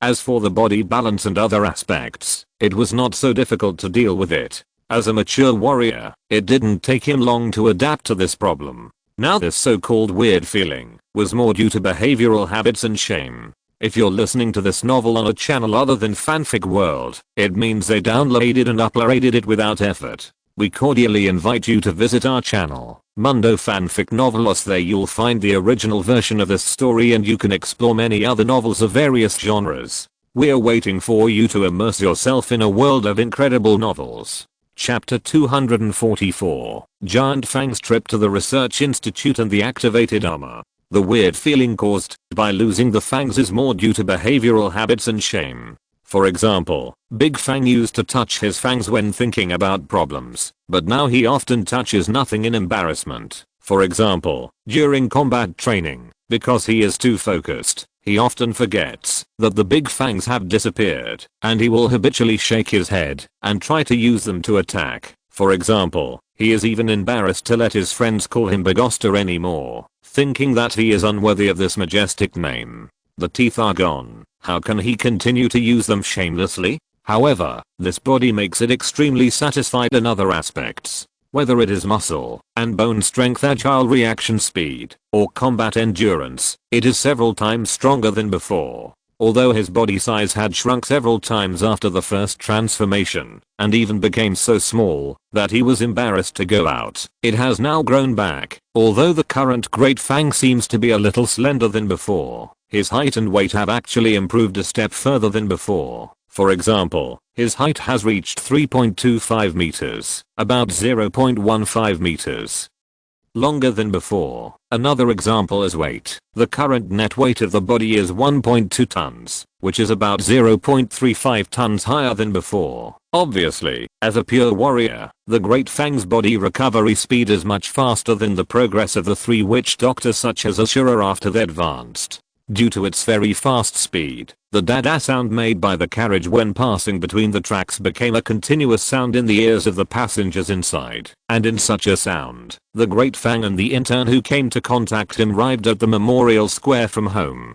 The rail car was as arrogant as ever. It didn't stop at all when it arrived at the station. Giant Fang and the intern chose to jump off the train like most of their compatriots. Since there have been no wars worth mentioning in recent years, the number of stealers in the Monument Square is no different from that at the end of the Northern Campaign. The 2 of them passed through the Square of Heroes and arrived under the Mother Tree. The Mother Tree can no longer be simply described as tall. Its trunk height of 230 meters, balanced diameter of 90 meters, and spherical crown with a width of 300 meters at the top, can be described as magnificent. At least in the cognition of the trolls and elves, this should be said to be the most majestic unnatural creation on the entire road. Although this is a scene that can be seen all the time in daily life, every time Giant Fang comes near the Mother Tree, he will feel proud and realize his own insignificance again, and thus give birth to the fighting spirit of I want to practice and study harder. But today, of course, he couldn't just turn around and go home, because this trip was summoned by the witch doctors of the Research Institute, saying that there was an experiment closely related to the warrior's path that needed his help. Unlike those research institutes in the city, the Mother Tree didn't seem to have guards on duty all the time. But if you underestimate the defense here, you will undoubtedly make a huge mistake. The first application of a large number of new technologies has made its vigilance not as lax as it seems on the surface. The trunk of the mother tree has become extremely smooth at this time, and there is no fulcrum on it that can be used to grab and use leverage, just like glass. Even with the agility and flexibility of the trolls and elves, they must rely on the commuter cabin controlled by the vines to go up and down. The function of the commuter cabin is roughly similar to the elevators that Nestor used to see in his previous life, except that the places it can reach are planned more carefully. Almost any area you are allowed to go to can be reached with one click, and it is accurate to the room. This is of course because the traffic environment on the mother tree, especially between the crown vines, is too complicated, so the witch doctors designed this function to save trouble. They were not arranged in the trunk, but rather cabins that operated in midair most of the time. The starting point was placed at the periphery of the junction between the mother tree and the ground, forming a circle around the trunk, with a total of about 50 cabins. When facing the transportation of large instruments or monsters, the commuter cabins would be merged to become large enough to accommodate the target and pull up the big guys that needed to be transported. But at this time, only the giant Tusk and the intern needed to go up, so there was no need to make such a fuss. The two crossed the square of heroes and came to a position about 100 meters in front of the trunk. The intern stretched out a finger and pressed on the rectangular wooden platform extending from the ground. After that, a faint electric light emerged from his fingertips, and the seemingly complicated lines on the surface of the cubic wooden platform also glowed as if in response, and then an elf, the giant Tusk, and a troll, the intern, began to wait. The giant Tusk actually often had the opportunity to go to the top of the mother tree, so he knew very well what the intern was doing, and at the moment he just looked up and waited quietly. Not long after, a black dot, some small and some large, fell down, and in a very short time, it stopped steadily in front of the two. "Colonel, please go first, thank you." After a brief reply, Giant Fang boarded the commuter cabin first, but just as he was trying to find the totem pattern of the main control destination selection in the cabin as usual, a familiar voice sounded in his ears. "Welcome to the South 12 commuter cabin. The intelligent guidance system is at your service." There was no life reaction such as breathing and heartbeat, but the voice just appeared out of nowhere. Even though the voice was very familiar, even though this was the core area of the headquarters, and it was almost impossible for danger to appear silently, the warrior's instinct still made Giant Fang subconsciously take a fighting posture, and quickly turned his head to look at the source of the sound. Of course, it was not a living life without breathing, heartbeat, or even internal organs. In front of him was only a complex totem pattern arranged on the left wall. Is it a new application of voice totems? The giant tooth roughly understood what was going on. He took a deep breath and retracted the weapon that had been unsheathed at his waist. He asked tentatively, "Little Freya, welcome aboard the South 12 commuter cabin. The intelligent guidance system I'm not small is dedicated to serving you." "Ah, this. You haven't been here recently, Colonel. It will not respond to anything other than the settings, or it can't answer at all." "Really? It seems to be a new device this month. I thought Little Freya was naughty again." Little Freya was forced. "No, this is indeed the voice of Freya the witch doctor, but it is just a false voice automatically synthesized after collecting the vocal frequency." "Oh, so that's what it is. Although I'm not sure what it is. It's named I'm Not Small." What were the witch doctors thinking? Actually, it has no name. It's just that Ms. Freya came over to help during the installation and secretly added a setting for it. Whenever the word small is added in front of the lady's name, it will forcibly emphasize I'm not small. I heard that the witch doctors originally wanted to delete it, but some witch doctors thought that this was the only point that seemed to be smart, so it was retained. Haha. It's quite like her personality. Point, please wait a moment, let me operate it. Please. The commuter cabin was obviously not very humane, and there was not even a seat arranged inside, so Giant Fang nodded and made way to an empty space aside, waiting for the intern to operate it. Apply for operation. Understood. 2 heartbeats detected. Gentlemen, please tell me the area you are going to after touching the totem area. The intern stepped forward and pressed his finger in another area, and then Giant Fang did the same. "Hello, Colonel Bigoster. Hello, Intern Nestor." Please tell me your destination. The intelligent guidance system will serve you wholeheartedly. Institute of Nervous System and Brain. Understood. We will set off immediately. Please keep yourself stable. Creaky. The sound of the vines tightening a little bit appeared in the ears. At the same time, the commuter cabin also began to climb upwards, and its speed was obviously getting faster and faster. This thing feels very smart. It's just an appearance. All the content that looks like communication and dialogue is actually just a totem mechanical response made according to the program, after capturing specific sound fluctuations. If my speech speed is a little faster or my pronunciation is a little unclear, it will just repeat at your service stiffly.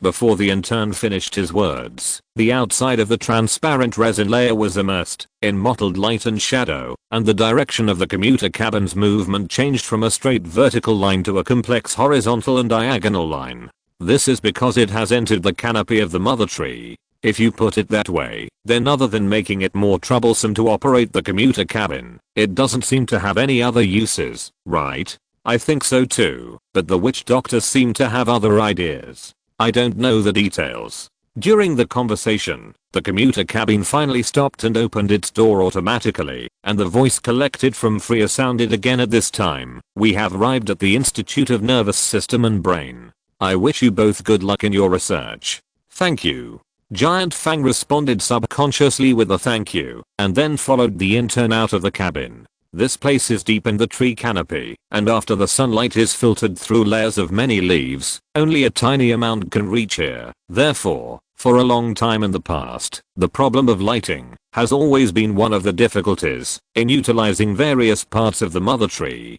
But it is not particularly dark here now, because there are pine cone shaped vines on the surrounding vines, but they are emitting bright rays close to the color of natural light. This is a fluorescent magic plant that has been debugged. At this stage, it has become a bright source for various indoor environments of the headquarters and at night, and it also makes the deepest part of the canopy have more uses. The Institute of Nervous System and Brain is located in the middle layer of the canopy of the mother tree. It is composed of countless vines of different thicknesses connected to each other. Although it seems a little inconspicuous due to the magnificent background, it is actually a multifunctional laboratory that occupies a considerable space. The place where the commuter cabin stops is just outside the visitor arrival room specially opened by the institute. After 2 identity confirmation links, the two finally arrived inside the institute. After a while of communication, the giant tooth took off his clothes and lay on the research table again, undergoing experimental transformation surgery.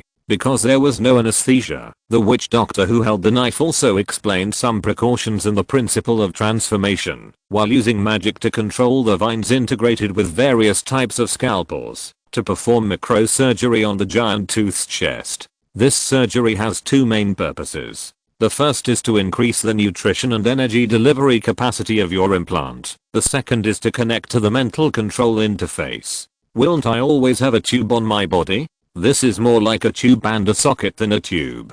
For energy transmission, the big head of the whole system is in the external armor. When the armor is on, a special catheter will extend from the inside and connect to the socket on your chest to achieve the connection of energy and nutrients. But the neural connection has to start from the lower brain spine. We use your cells to cultivate a new organ that is full of nerve plexuses and wrapped in muscles. Then we will connect it to the junction of the spine and the cranial cavity, and the external armor will reserve a connection end hole. So, not only will I have an extra hole in my body, but I will also have an extra tube. Haha, there is no other way for the time being, right? To be honest, I think it's quite interesting, especially the external neural organs. I always feel that it will have more applications in the future. Well, I don't think so. Isn't this just creating a weakness for yourself? Isn't there a way to do it without adding burden or leaving holes? Not yet. Nerve signals cannot be transmitted across the air. At least you can't. The nutrients that carry energy are also real substances, and there is no way to make them invisible and intangible. So, no matter which aspect, the external terminal must be retained. But don't worry, we have reserved safeguards. The nerve plexus organs and energy ports are all built in, and they will only break out of the body when armor is needed. Of course, you will definitely suffer some minor injuries in the process, but it's just the extent of having your skin pierced by a thin sword. Okay, I think I have to say thank you. It's okay. Let me continue to tell you the precautions. Although these two organs are cultivated based on your somatic cells, you also know the situation of the previous implants. Now we can only rely on the suppression methods are left behind to barely keep them in you. But if you really want to realize the idea I just mentioned, such as controlling them to stick out of the body surface, external armor, or even making them survive in your body, then you have to go through a level of integration of will. Do you understand? Understood. Very good. Turn over. It's the turn of the plexus organ. Hearing this, Giant Fang touched his heel chest, then nodded and lay down on his back again. But when the blade just touched his lower head, Giant Fang asked with some uneasiness, "Sir, I won't become a fool, right? This is the lower brain and spine." Huh. Don't believe in my craftsmanship? It's not that, I'm just a little worried. Oh, don't worry, there have been no less than 1,000 animal experiments and more than 10 experiments on dying volunteers before you. Then how many times have you succeeded? All the animal experiments were ruined, except for the volcanic salamander. And the experiments on the dying trolls? The witch doctor was silent for a while, paused for a few seconds, and then sighed. The first 2 volunteers died. Then, among the 5 experimental subjects in the early and middle stages, 3 cases of semi-permanent neurological motor dysfunction appeared. After that, we welcomed the 2 subsequent cases in the middle stage, and all 9 cases in the late stage were successful. I understand. Then you do it. Well, the Giant Fang was actually a little nervous, but he also thought that the sacrifice of the victims should not be wasted. So he accepted the subsequent transformation surgery in silence, relying on the strong willpower cultivated in the process of advancement. He kept himself still in the pain,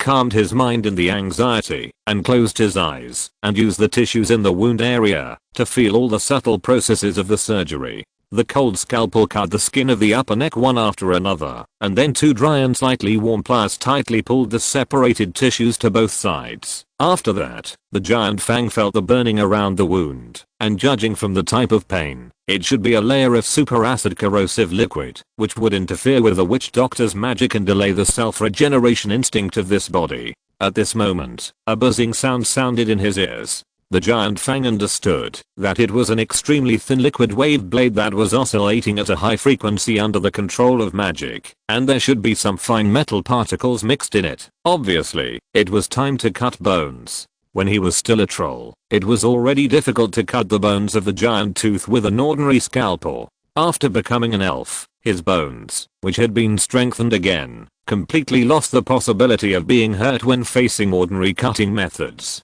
For this reason, the witch doctors have transformed such a new technique specifically for surgery. The witch doctor who was responsible for holding the knife had beads of sweat on his forehead. Maintaining this technique was also a burden on his spirit, not to mention that there were so many things to take into account while operating. 1 light, 2 lights, 3 lights, and the buzzing sound gradually stopped, and the giant tooth felt a slippery long strip of organ. At this time, it touched his wound. Then, its front end broke through a layer of neural retina, and countless fine silk fibers poured into his spine, and tried to connect with his spinal cord. The giant tooth understood that the next thing must be assisted by himself, so that the witch doctor can successfully complete the end. He began to use the warrior meditation he had figured out to interfere with the body's rejection of foreign objects, so that the witch doctor would have the energy to complete the next step. Of course, warrior meditation is just a habitual name. What Giant Fang is doing now is actually very different from the witch doctor's meditation. Unlike the witch doctor's meticulous and accurate meditation, the method of using will to interfere with the body is more of a general implementation of faith. Faced with such a situation, if the witch doctor's response method is to hypnotize the disobedient cells one by one, what about the soldiers? Perhaps it is equivalent to compulsory unified party classes? Regardless of whether the students can listen or not, or whether they will have a rebellious heart, they must first achieve unity on the surface. But in any case, the cells in the giant tooth's body are indeed like those students who are nagging, but still have to submit 3,000 words of listening experience. They temporarily suppressed the rejection reaction, that should have exploded sharply. In this gap, the method left by the witch doctor on the organ also began to take effect, which was considered to be a reluctant nest for it in the giant tooth's body. Afterwards, the support frame was released, and the surface of the tissue corroded by the acid was cut off. The wound of the giant tooth began to heal at a high speed, leaving that section of the organ completely in the body. Remember, the nutrients stored in the organs themselves cannot support their survival for too long. You have to come to me for a checkup every 3 days, and then you have to inject them with the next life-sustaining nutrients. So troublesome. That's why the integration of will should be carried out as quickly as possible. When your body completely accepts them and starts to provide the necessary nutrients, you don't have to come here to suffer. The witch doctor said this while operating a culture chamber behind him. After opening it, he took out a wooden sphere with a diameter of about 5 centimeters.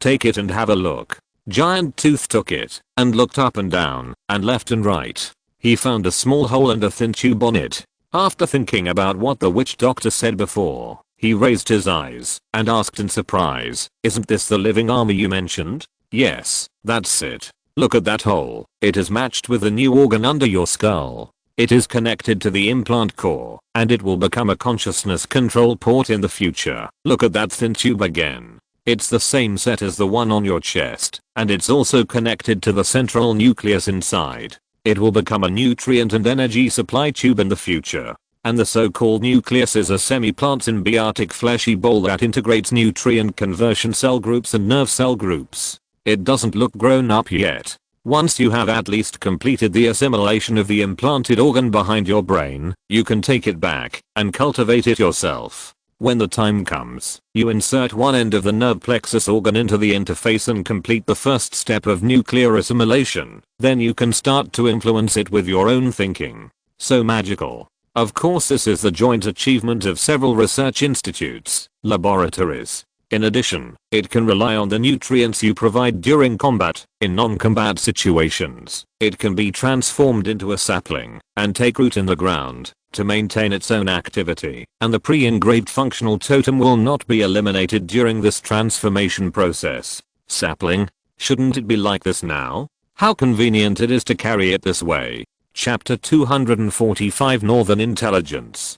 Giant Fang thought that it was too inconvenient to change from a sapling to an armor. Why not keep the current sphere as a transfer in the middle? The witch doctor shook his head and replied, TSK. Do you think I don't know? But how can it be so easy to achieve? Now this is a semi-dormant state after the complete body has degenerated. If it wants to change from the armor and sapling form to the current state, it must abandon most of the growth components except the core body. In other words, it will abandon all the armor layers that have grown, and almost all the functional totems that are deployed with these armor layers as carriers. To be inaccurate, it is probably equivalent to letting you return to the fertilized egg state and be reborn. Understand? You understand that it takes growth time, growth resources, and recarving combat auxiliary totems, right? Yes, that's right. So after you complete the assimilation and turn it into armor for the first time, you still have to carve functional totems to obtain a complete activated armor.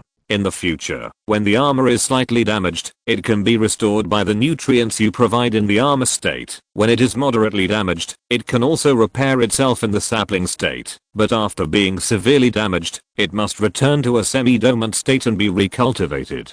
In addition, if you want to change its structural appearance in armor form, you must also start from this semi-dormant state. I understand. Okay, then you go back and tame the new implant first, and then tame the armor core. If you succeed in both steps, not only will the armor undergo a qualitative change, but even the way the guns are equipped may change. Hearing this, Giant Tooth nodded thoughtfully and naturally thought of the Assaulter Type 1, 30mm rapid fire assault cannon, and the Air Defense Type 1, 60mm dual purpose rapid fire cannon. If these two can be changed into such a form and equipped, and combined with external armor and its own implants, it will undoubtedly be a huge tactical advancement. And if the soldier's carrying capacity is enhanced again with a continuation of practice, such as the energy conversion speed, nerve reaction speed, etc., then it is possible that it can also become a loading platform for large caliber weapons like the ancient war tree. Imagining these possibilities, Giant Fang suddenly felt that a mission fell on his shoulders. As the strongest and purest soldier at this stage, his progress is not only self-growth, but also laying the foundation for the future of thousands of soldiers in the Republic and the development of military weapons. So, he nodded solemnly and responded firmly, Giant Fang will go all out. Haha. Okay, then go. Remember to come here every 3 days, to check and replenish the nutrients of the implant. Understood. Just as Giant Fang was participating in this experiment, many affairs have also developed to a stage in the north. The army that went to the plateau for training has begun to embark on the return journey. The exercise used Outer North City as the logistics and command base and the various city-states on the plateau as the waypoints, and conducted a 2-month march and attack drill. Among the participating troops, there are nearly 100 Bombard Type 1 heavy artillery, 160 war ancient trees, more than 300 armor piercer Type 1 self-propelled tanks, 1,000 logistical moose, and 1,500 infantry and cavalry. Soldiers equipped with assault guns. The huge momentum and attack power of the places they passed through made the plans of the executive government for the city-states on the plateau be implemented with the yes of the top leaders who dared not be angry or speak. But on the back of advantages such as firepower, the problems shown by the new equipment should not be ignored. First of all, the off-road performance of the heavy artillery is too poor, and its combat radius is greatly limited by traffic conditions. The range of tens of kilometers is indeed very far, but in the face of the long transportation routes brought by the huge area, it still seems to be a drop in the bucket. As for the Shanayu's exercise this time, after the heavy artillery was transported from the headquarters to the Outer North City by rail, facing the relatively backward transportation conditions on the plateau, they did not keep up with the pace of the large troops in the early stage, and were even directly transported back to the main base, and shelved in the middle and late stages.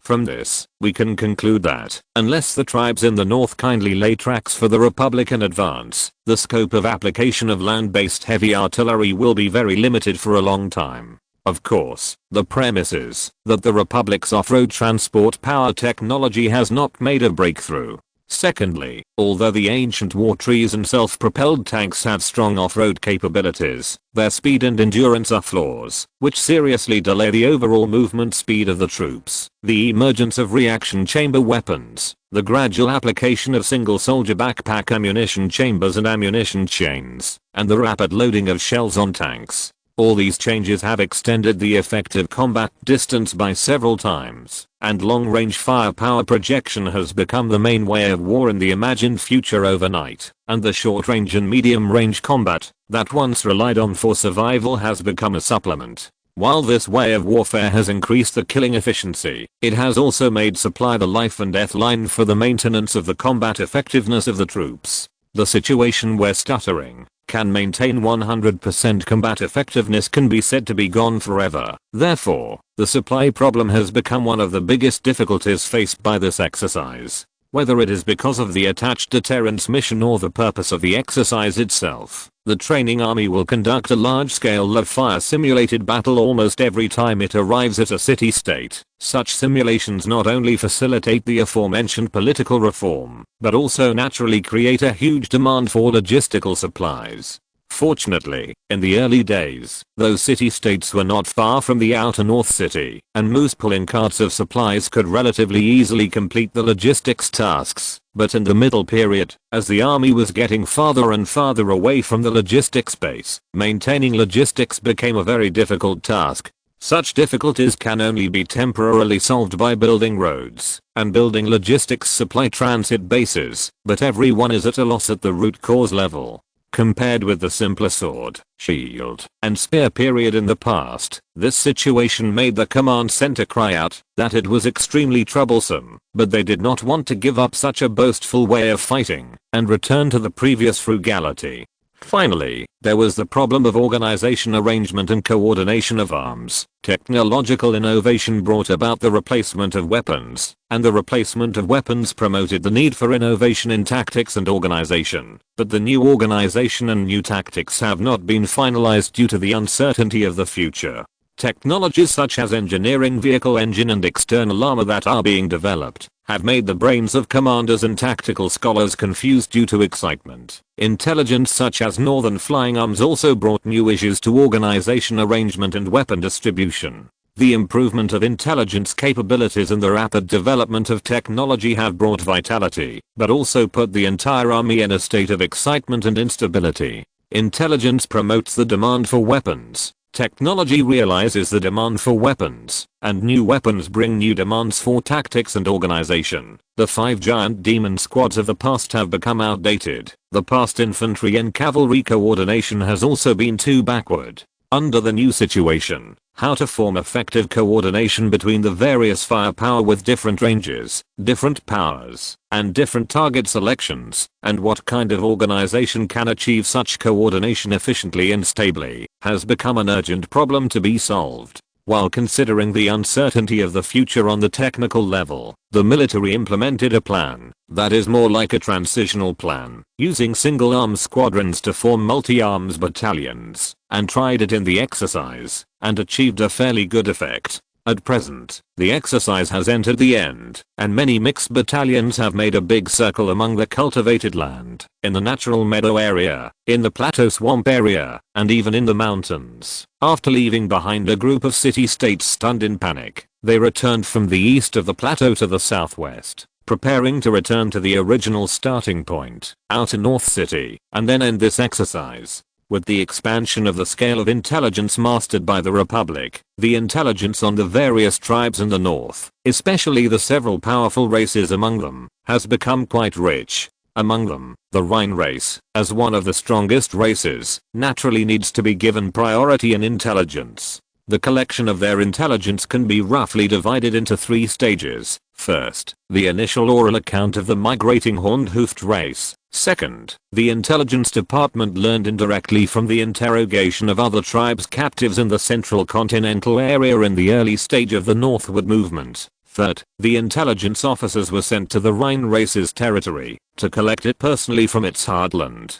In this step-by-step collection process, the headquarters gradually understood the social form and production method they showed to the outside world, and initially mastered the Rhine race's sphere of influence, the status of its slaves and vassal races, and the intelligence of powerful arms. The Rhine race is a united chiefdom located in the west of the continent. Its internal political form is the clan alliance system. If it is explained from small to large, it can be further divided into 3 categories: small clan, large clan, clan alliance headquarters. Among them, the alliance headquarters is located in the intersection of the most powerful clans, and its leader is called the Great Chief. The Great Chief usually directly governs 1 or 2 powerful clans, while the rest of the clans are ruled by his brothers or allies. All members of the alliance are males, and they will form the alliance chief council to jointly discuss the overall affairs of the race. In addition, the Great Chief and his allies rule the race and their directly governed clans for 30 years.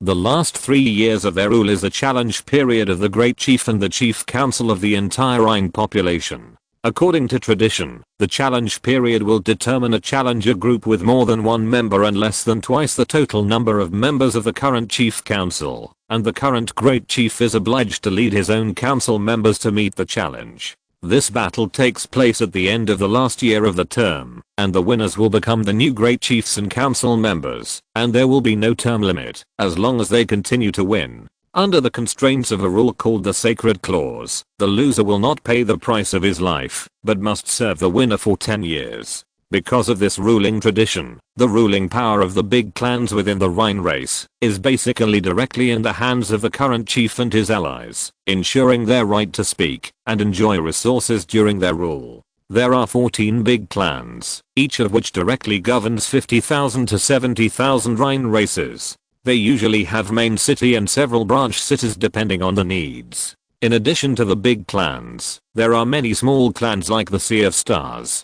They have their own fixed territories and each controls many vassal and slave tribes. They do not have a strict affiliation with their own source big clans. For the big chiefs and the chiefs council, they only have war obligations and extremely low tax obligations. The chiefs of small clans are challenged by foreign males, and they also have a 10-year ruling power that is lower than the term of office of the big chiefs. In the last year of their rule, the chiefs are obliged to accept at least 3 challenges from those who are less than twice their own alliances. If they win, they will continue their rule, and if they lose, they will lose the right to rule the territory and serve the winner for 3 years. A strong male can concurrently serve as the chief of 3 neighboring small clans, and use his own combat power and reproductive power in exchange for the resources of the female clan. In addition to providing, the female clan will supervise the current chief to accept the tradition during the challenge period, and will besiege him when he escapes. An ordinary Rhine clan usually has thousands of city-state citizens, all of whom live in the city. Its vassal slave tribes live in the suburbs, providing food, clothing and other supplies for the main clan in the city-state.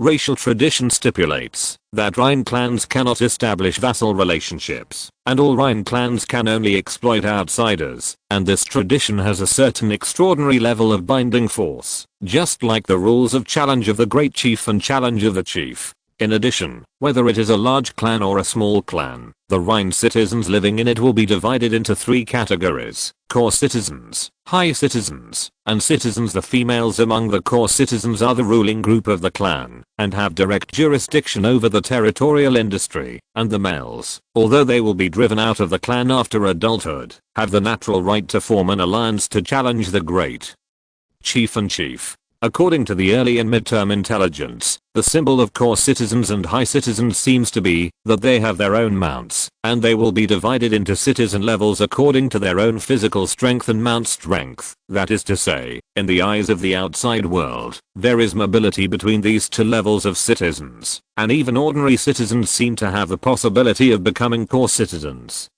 But the process is like seeing flowers in the fog, and cannot be seen clearly. The core and high citizens and their mounts together form the air cavalry and ground cavalry of the Rhine species, which are the most powerful combat arms of each clan, and have a strong deterrent power in the entire north. Cavalry, as the name implies, is a type of soldier that fights on horseback, and the prefixes air and ground indicate their combat areas. The mount of the air cavalry is called griffin in the Rhine language, which is a winged amphibious beast on land and in the air. The mount of the ground cavalry is a ground specialized version of the former, which is a ground lion that has a larger body than the griffin but cannot fly. It is said that these 2 creatures have a very close relationship with the Rhine species and have fought side by side since ancient times, and there has never been a precedent of them being tamed by other races to this day. According to the summary of the news of various races, the relationship between mounts and cavalry has become so close that outsiders cannot understand it, and they even have a status similar to that of citizens in the Rhine society.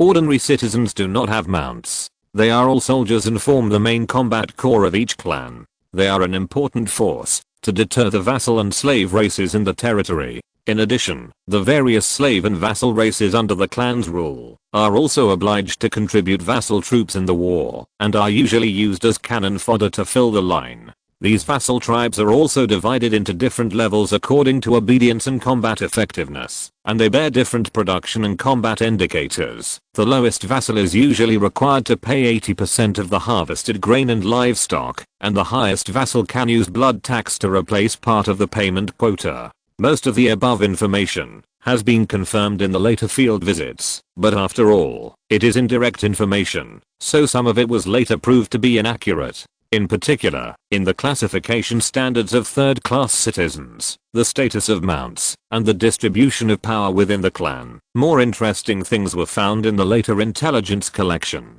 Time, a certain year and month. Location, Northland, a certain area under the jurisdiction of the Western Rhine chiefdom. Malvinus just brought the captives and shook off the pursuers behind him, and returned to one of the underground bunkers he had arranged. She led the intelligence specialists of the Western Intelligence Department, and had been responsible for the intelligence collection mission of this area for nearly 3 years. 4 days ago, she had just carried out the first capture of the Rhine species in this area during the mission. Malvina understood what mistress and mistress candidate meant in the Rhine language, and in the intelligence collection that had lasted for several years, she gradually understood the definition of relationships such as parents and children, although she didn't take it seriously and felt that this was a useless relationship. It did not prevent her from confirming the value of the target she captured, based on the metamorphosis extended from it. This is a core citizen who has just reached adulthood, and the Earth Lion mount that she killed 4 days ago also illustrates this point. The underground bunker was covered with dust, and it seemed that it was not often used. Several ventilation pipes were winding, extending from different positions hundreds of meters apart to the surface, and growing into the shape of trees, providing nutrients for the bunker itself, while protecting its own ventilation function. The space inside the underground is not large, but it preserves important food and water supplies. Food is usually long-lasting dehydrated bread, the kind that can knock out some weak races with one stick. Water is the root system that extracts from the ground bit by bit, but it has become stagnant water due to design problems. In addition, there are only a set of tables and chairs, a bed, and a prisoner cell in the bunker. The former two are for intelligence officers to write and rest, and the latter is as the name suggests. Such a bunker layout is the standard configuration of the intelligence department in the entire Northland at this stage. Since it is a product before the innovation of totem technology, it does not have any functionality brought by totems. But even so, they are intelligence fulcrums that the intelligence department has spent more than 10 years to gradually spread in various regions of the Northland. Whether it is the intelligence officers at the forefront or the liaison officers in the no man's land, they all live in such places. And now, Malvina brought the captives to this bunker. She locked the captives in the cell, then lit the demoil lamp, and began to eat, after taking a bowl of water from the reservoir. After several days of escaping and assassinating, and using the totem countless times, Malvina was in urgent need of replenishing her body. The bread in her hand was particularly bitter, but she still dipped it in raw water, and began to chew it. Crunch, crunch. The water is a bit smelly. Forget it, I won't die from drinking it anyway. I'll change it after I get through this period, Malvina muttered while chewing on the dry and cold bread. Pa, where am I? Who are you? Why are you arresting me? At this time, a vague voice came from behind. Malvina looked back in surprise and saw the captive who had spit out the gag. He's awake already. Malvina was the third batch of intelligence officers sent out. By her time, the Republic had mastered a lot of Hindi languages through the exploration of the first 2 batches, and included them in the compulsory course arrangement of the education system. Since then, every student of the central school must choose at least one language of the dominant race to learn, if he wants to graduate successfully, and learn 2 languages of the weak races in addition. Old school trolls also have learning opportunities. Every mature amateur school has opened a foreign language interest class for those trolls who can't sit still and want to be intelligence officers to study. Malvina is a new generation warrior. When she was in middle school, she signed up for the intelligence specialist training program of the executive government, passed the relevant qualification assessment, entered the training list, and began to receive education with a certain professional bias. When she was in senior year, she naturally chose the intelligence major to receive more sophisticated special training.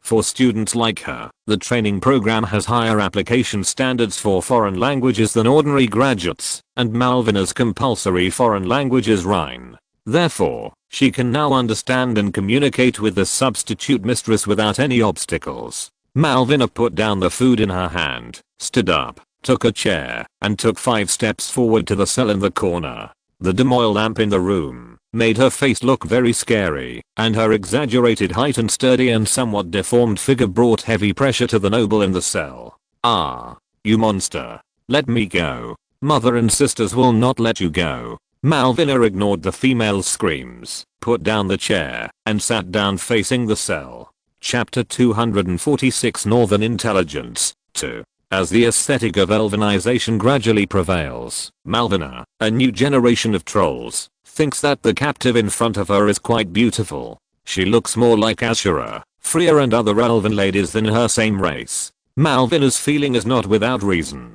Compared with trolls, female Rhine species are indeed more like elves. As upright creatures that have lost most of their body hair during evolution, the skin color of this race is white with a yellowish base. Although the male Rhine species are not reverting to their ancestors as hairy creatures, they can also be called hairy. They are generally strong and sturdy. Each of them is extremely large, and they are stable and calm everywhere when walking, sitting, and lying. They are typical strength side warriors, but because of the dense mane on their heads that surrounds their heads and necks, they will look quite lacking in individual recognition in the eyes of outsiders, and they all look the same. Females are relatively delicate and more recognizable. Except for some hair on private parts, they generally only have blonde or brown hair. Most of them have neat medium short hair. There are also more extreme flat heads or long hair that reaches the hips, but they are relatively rare. On the head, there is a pair of slightly round animal ears sticking out from the hair, and sometimes they will swing flexibly back and forth with the sound source.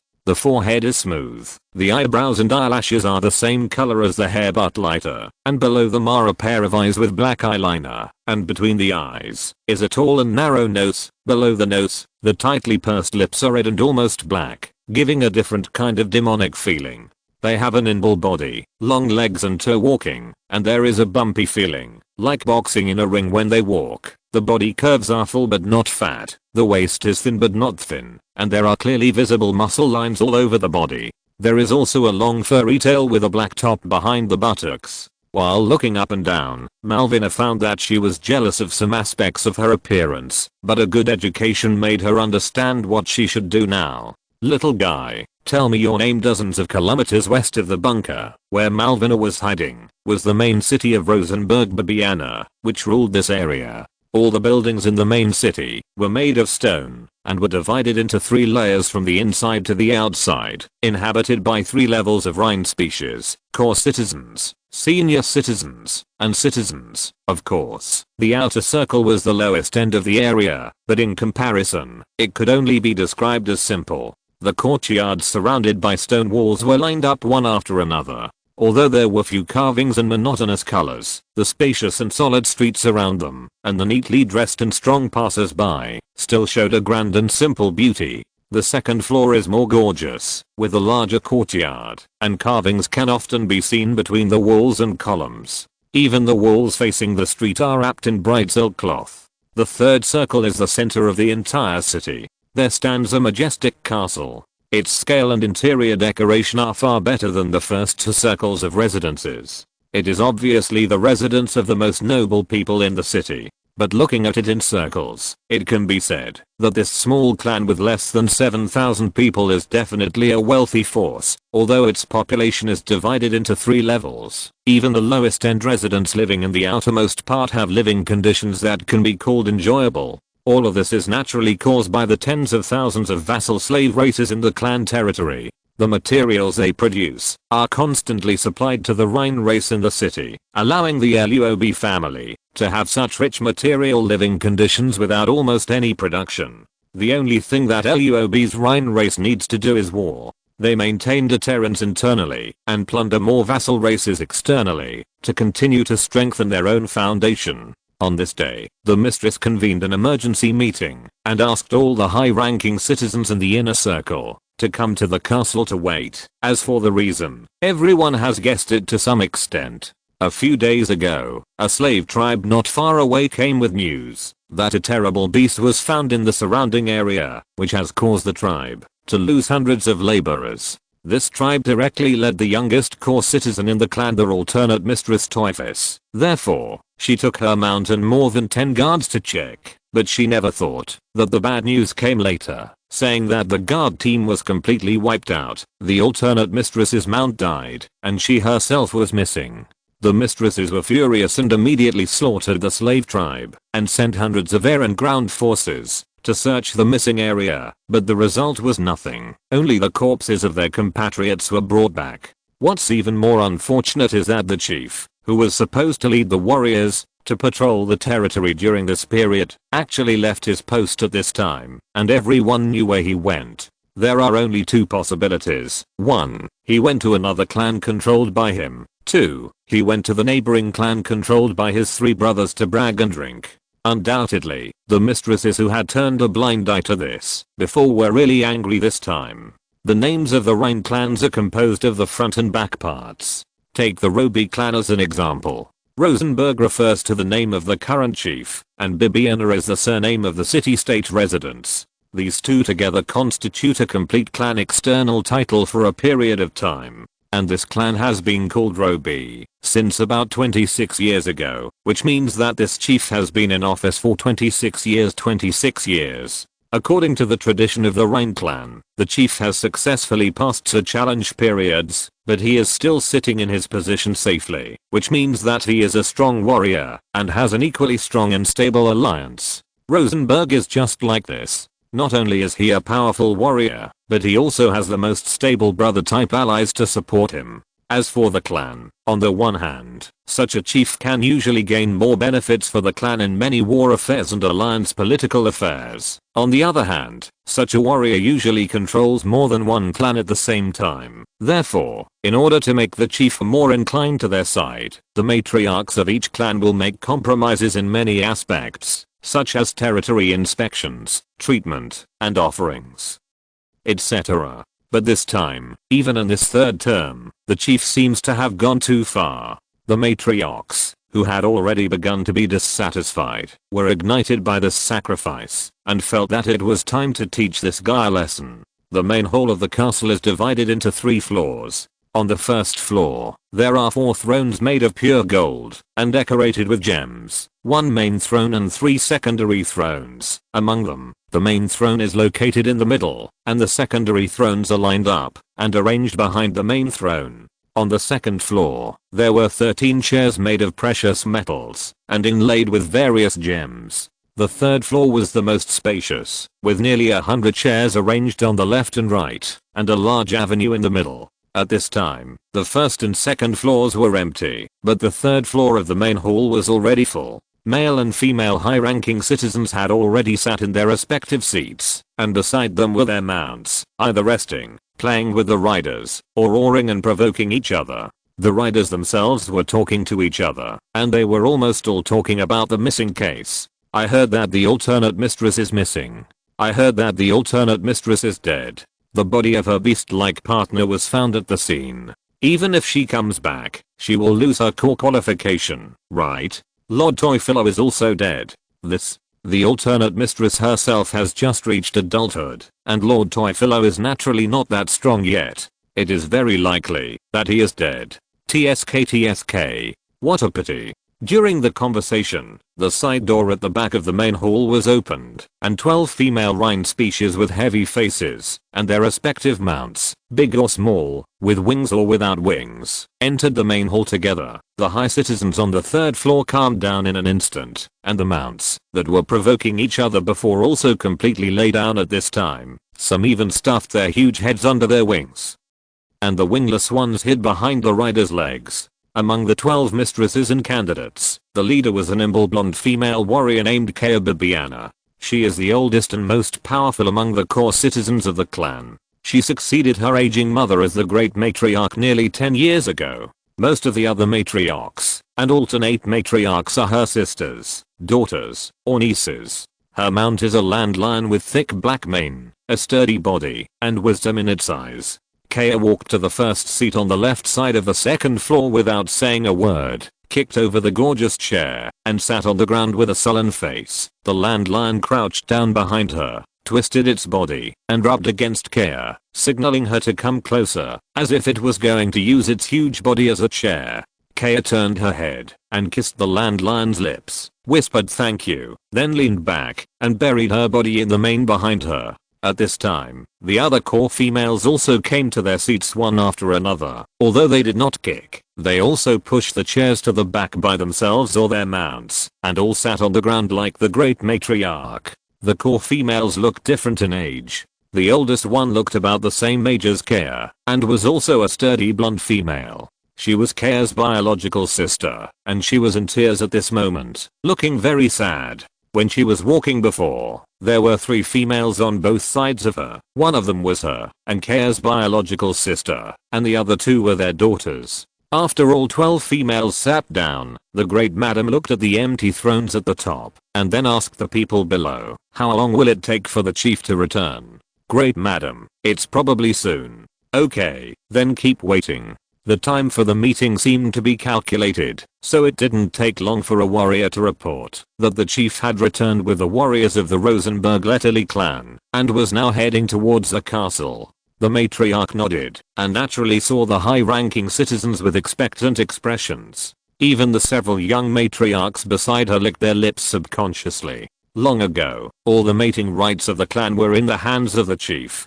At that time, the Rhine race had a small population and backward civilization, and even retained the bad habit of the new chief of the clan slaughtering non-blood males. But with the development of the times and the progress of civilization, many gradual changes have also taken place in the Rhine race. High-ranking citizens, look what your chief has brought back. Rosenberg's powerful voice resounded in the hall before he arrived, and with the sound of bang kicking the door, his extremely strong and sturdy figure also appeared at the door of the hall. Behind him were more than 20 warriors, most of whom were males and fewer females, which was exactly the opposite of the male-female ratio on the third floor of the chief's hall. The warriors began to look around subconsciously, but their subsequent actions were a little wrong. In the past, they would have been in a commotion, but today they suppressed the atmosphere and cautiously looked at the females on the second floor stairs. Rosenberg frowned unhappily, feeling embarrassed. He brought the strong warriors of Rosenberg-Litischer.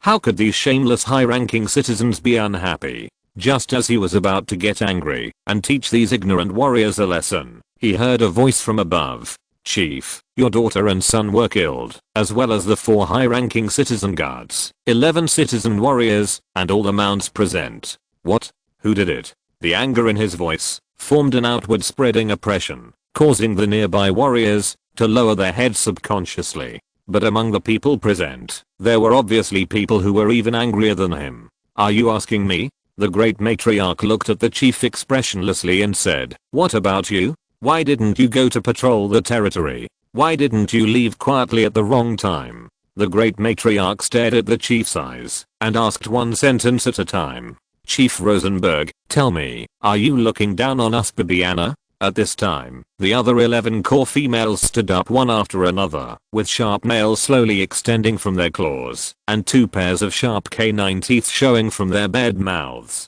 One by one, they all bent over, raised their arms, bent their knees, and entered the fighting state, staring straight at their temporary partners and fathers. As the second level females expressed their opinions, the females among the high-ranking citizens also slowly stood up and turned their faces towards the direction of the chief. From the standpoint they showed, the females obviously stood on the side of the matriarchs, while the male warriors did not express their opinions and even pretended to watch the fun. But on the other side, the warriors of the Eluen clan showed a completely different performance. The male warriors were no different, all smiled and raised their hands to retreat, indicating that this had nothing to do with them, but the female warriors stepped forward and took the initiative to protect the chieftain, and began to confront the female warriors of the Luob clan in the hall. The bugs from Letterly dared to be presumptuous in Bibiana?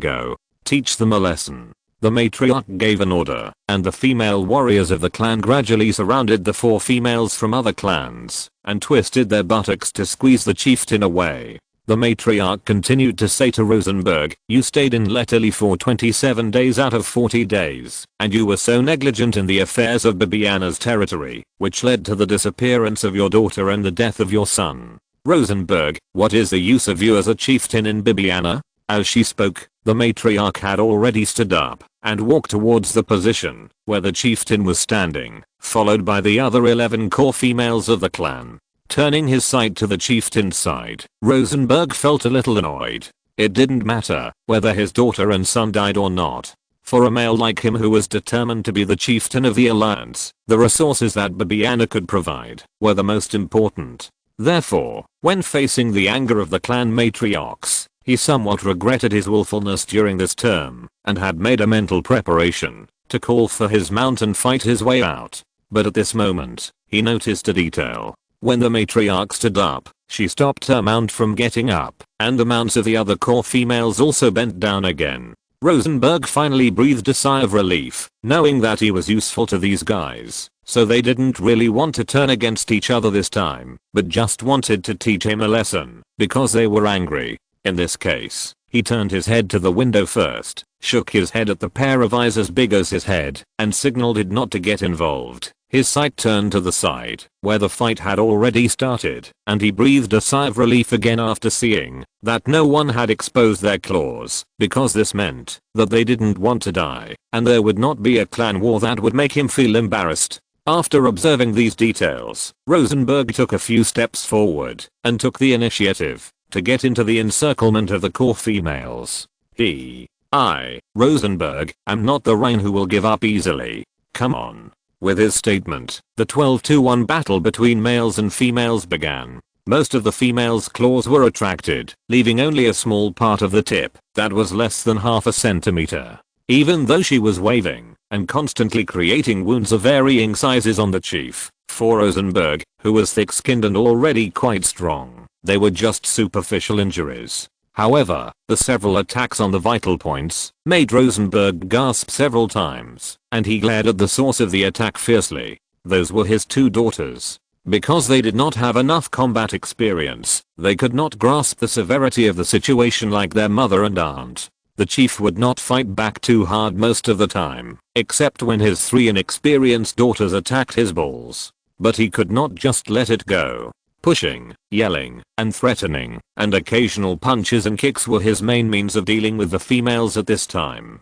He wanted to let these females vent their anger. If a few beatings could calm them down, then he would not mind. The siege lasted for about 10 minutes. The chief went from standing to squatting, and then lying down, cooperating with the core females, to get a good beating. At this time, his clothes were scattered on the ground, and his chest, arms, and even his bristly face were all bloody. The floor tiles and various decorations in the council hall were also scattered on the ground. One of the columns was even completely broken, and several of them had gaps, almost all of which were smashed by the chief's body. At this point, the mistresses who didn't want to really turn hostile had vented some of their anger and took the opportunity to express their pent-up dissatisfaction. They also decided to stop while they were ahead and stopped one by one after the headmistress stopped. You are too presumptuous. Can't I just patrol the territory properly in the future? Stop it over there. Stop fighting. So, the siege on the other side also stopped, revealing the leety female who was surrounded in the middle. The four warriors were also scarred and half naked, but they still stared at their opponents unconvinced, and deliberately said to Rosenberg, "Chief, you come back with us. Bibiana clearly doesn't take you seriously. Just say less." Rosenberg took advantage of the time when the matriarchs turned back to their seats, walked up to the four females and whispered, "As long as you go back and don't tell the matriarch Letitia, I will find a chance to force mating with the four of you. How about it? It's a deal?" Upon hearing this, the leading Letitia female licked her lips excitedly to confirm. "It's a deal. Also, tell those guys," he said in a low voice again, after glancing at the male Letitia who said, "I have nothing to do with it. Tell them that, as long as they keep their mouths shut, when they go back, my three brothers and I will still give priority to them the next time we exchange blood among the clans.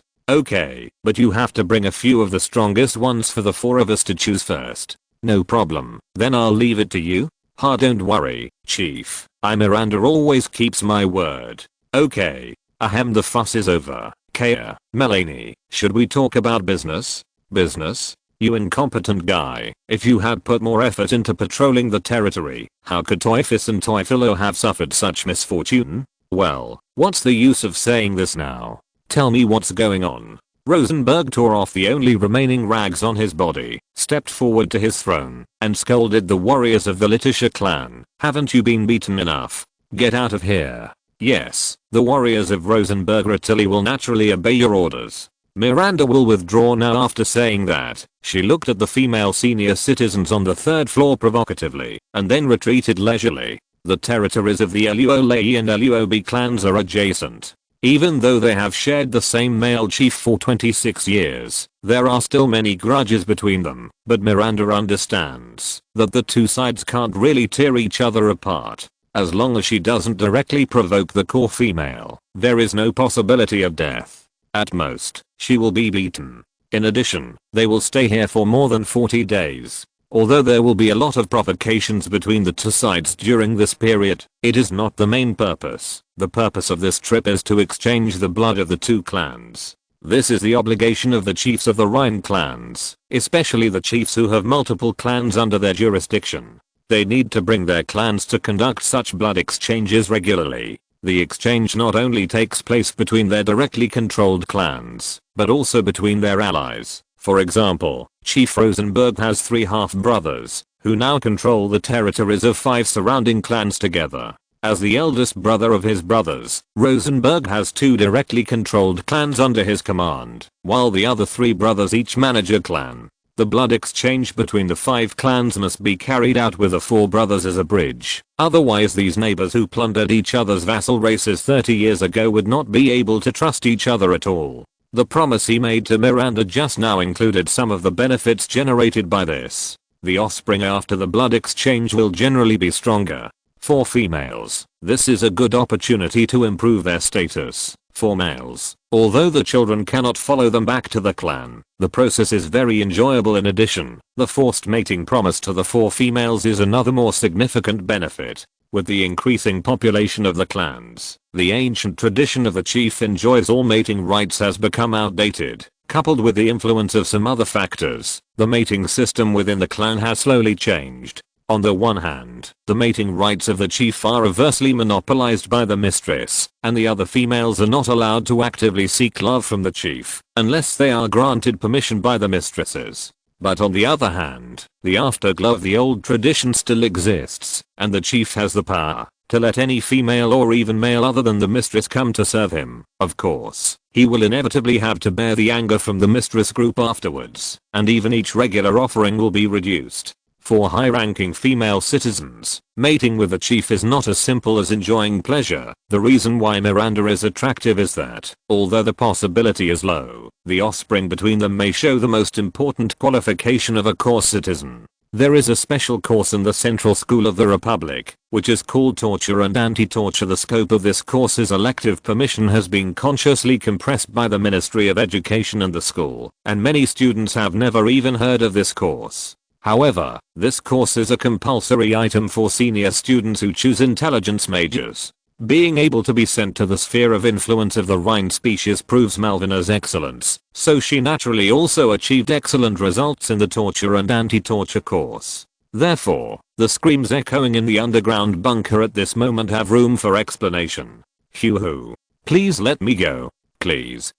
I will keep your secret. Don't. In the torture class, the teacher once repeatedly emphasized, when torturing, you must never let go of your body and mind and enjoy the unbridled happiness after the violence, but you must stick to your inner bottom line in self-reflection and distinguish the difference between means and purpose. Malvina's face was calm at this time. Her past training and experience after work had taught her to control her inner violence. Tell me, what is a core citizen, what is a high citizen, and what is the difference between them? I don't know.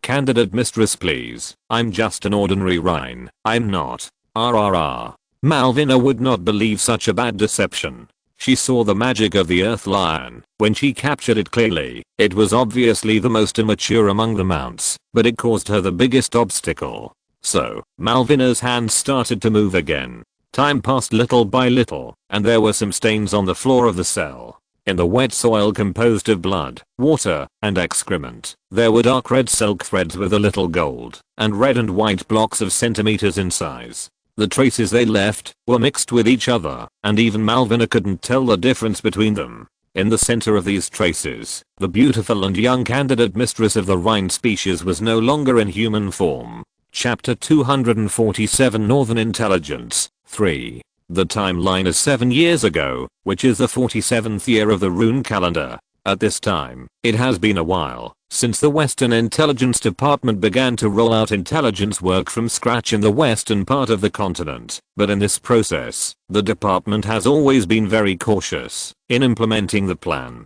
to capture the high-level members of the Rhine clans. The problem arises in 3 aspects. First, the Republic regards concealment caution and self-preservation as the three major principles in the process of intelligence collection. Second, the core members of the clans who are allowed to leave the city-state are usually not weak in their own combat power and carry guards. Third, the chiefs of the clans will lead the warriors to frequently patrol the territory. Under the mutual entanglement of these three factors, the capture action plan for the core members will naturally become scarce. However, due to continuous observations over the past few years, the intelligence officers have gradually noticed some situations that may become opportunities, such as chiefs who have been in office for a long time, although they have strong combat power, often tend to neglect their duties. The clans located in the heart of the chieftain alliance are relatively less vigilant against foreign enemies, and the slaves under their command are also less likely to resist, which further weakens the vigilance of the core members in the comparison between males and females of the same age group.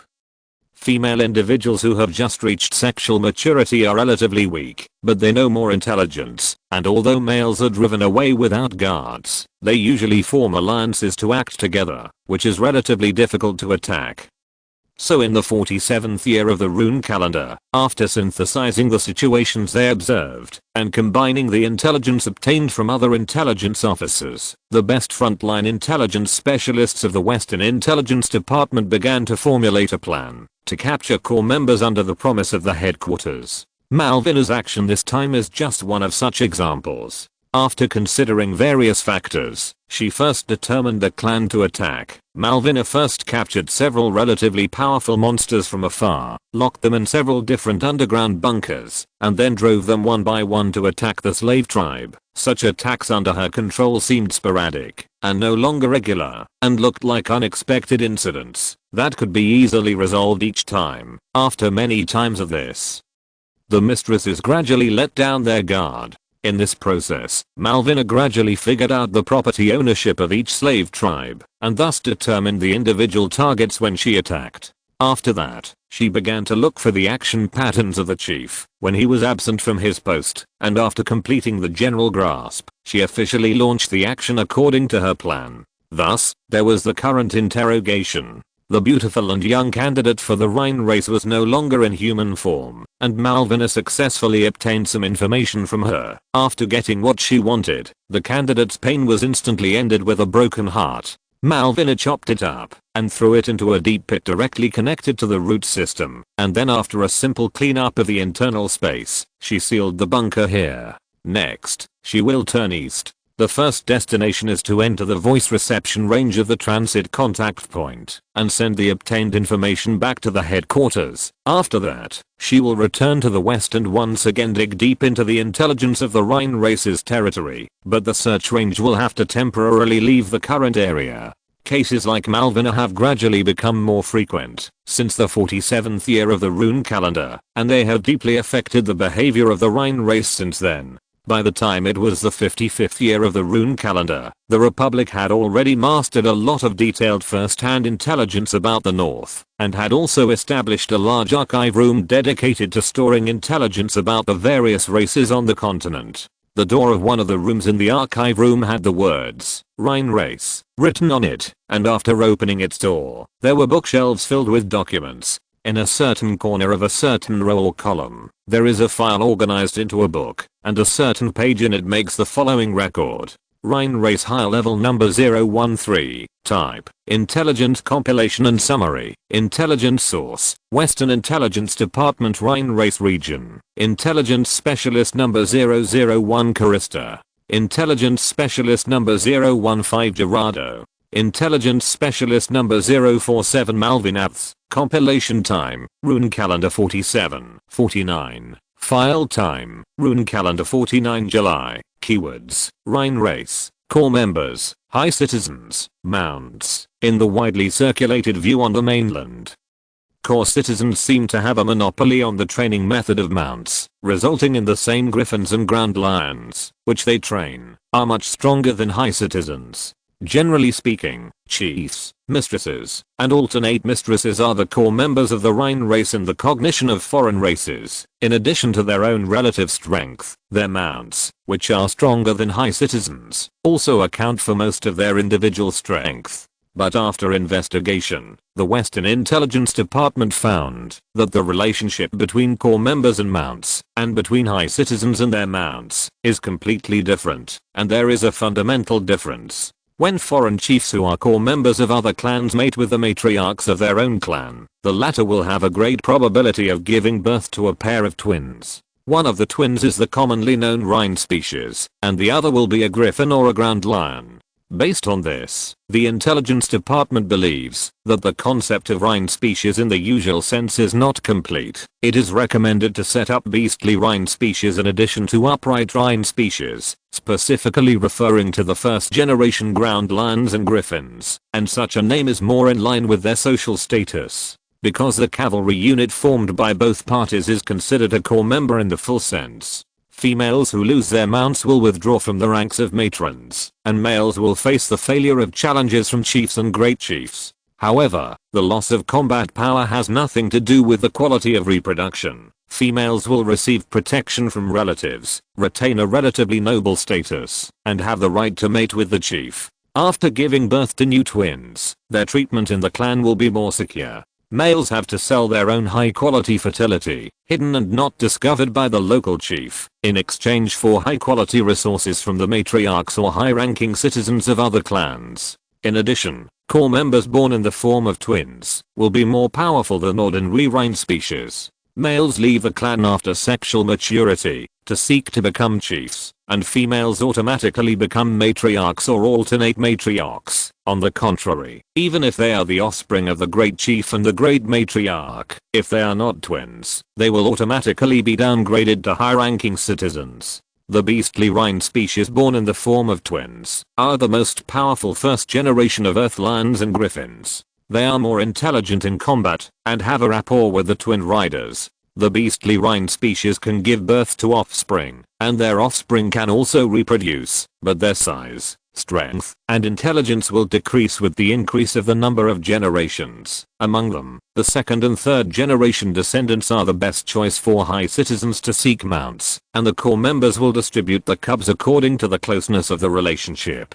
The lowest point of the iterative decrease in strength and intelligence of the ground lion and the griffin is roughly equivalent to that of the giant winged wolf, and they have formed a stable and controlled wild population in the areas controlled by the Rhine species, which is the source of mounts for ordinary cavalry during war. It is worth noting that there are several exceptions to the offspring directly related to the Rhine beastly species. First, there is a probability that the beastly species will give birth to upright species offspring. While these offspring have relatively low intelligence, unstable emotions, and are extremely prone to madness, they have a physique comparable to that of the corps members and the corresponding combat power, and because they have a twin fertility rate, the clans are usually willing to treat them well. Second, the beast species have a chance, very low, to give birth to twin offspring. It is said, unconfirmed, that the twins born by the beast Rhine will gain extremely powerful innate power. In the history of the Chiefs Alliance, there have been 3 great chiefs without allies, suspected to be this kind of twins.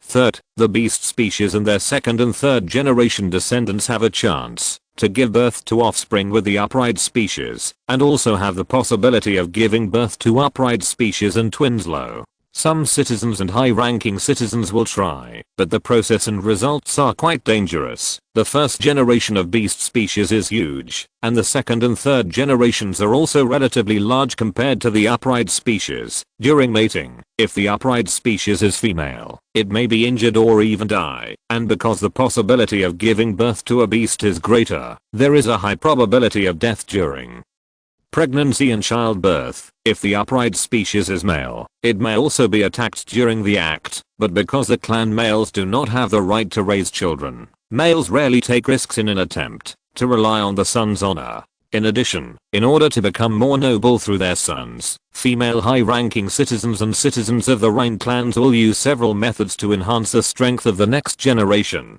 and have the opportunity to give birth to twins. And once female twins are born, although there is a chance that they will be expelled from the clan by the mistress, the female twins will also have the opportunity to be accepted by the mistresses, especially when the blood relationship is close. Their mothers will often benefit from it. There are several ways for citizens and senior citizens to increase the probability of twins, but the probability is low or there are risks. 1. Blood exchange between different clans. It can effectively improve the physique of offspring, but the probability of giving birth to twins is extremely low. 2. Tracing back the bloodline through the second and third generation griffin and ground lion populations can effectively improve the physique of offspring, but the probability of giving birth to twins is extremely low and there is a fatal danger. 3. Mating with males of the upper class of the same clan. It can effectively improve the physique of offspring, but the probability of giving birth to twins is low, and the core male members will infringe on the interests of the chief, so they will be driven away immediately after sexual maturity, and senior citizen females have no choice. 4. Mating with the first generation of bestial species. Extremely dangerous. 5. Mating with high-level males from other clans. The chief of this clan regards it as an offense and will punish. 6. Mating with the first generation of bestial species from other clans. Extremely dangerous. Compiler's note. 1. The prefix candidate in candidate matriarch is generally because the current chief is her biological father, and she will not easily include the candidate matriarch in the mating list too. Father refers specifically to the male who provides reproductive cells, and mother refers specifically to the one who gives birth. These two, together with the child and other close relatives, form an important relationship bond in the Rhine species society. 3. In the past 200 years, the Rhine species society has developed a not absolute atmosphere, believing that father and daughter and mother and son should not have mating relations, so the prefix candidate of the matriarch appeared.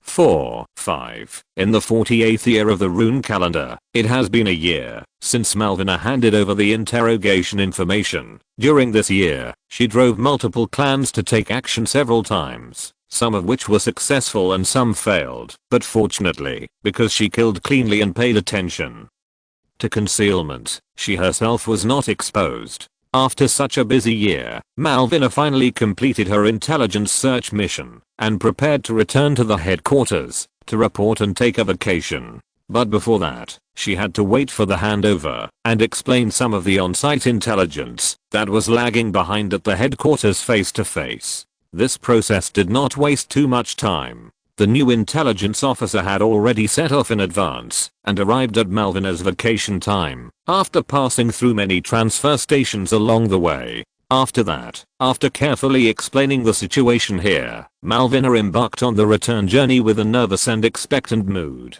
I heard that the headquarters has undergone a lot of changes in the past 3 years. I'm really looking forward to it. She thought about it all the way. The return journey alone took Malvina several months, but fortunately, the intelligence department was not crazy enough, and the time spent on this journey would not be counted into the vacation. After returning to the headquarters, the external exploration department first applied for merit for her, mainly because of the previous interrogation of the core members of the Rhine species, and the Rune Council approved this application. At this time, it was several years after Nesta completed the second advancement, and implant technology, totem technology, etc. had begun to mature, and with the successful elfization of giant trolls such as the Giant Tooth, the Rune Council passed and publicized the implementation measures for the elves of all people, and related process arrangements, and set up an orderly implant cultivation and surgery arrangement plan.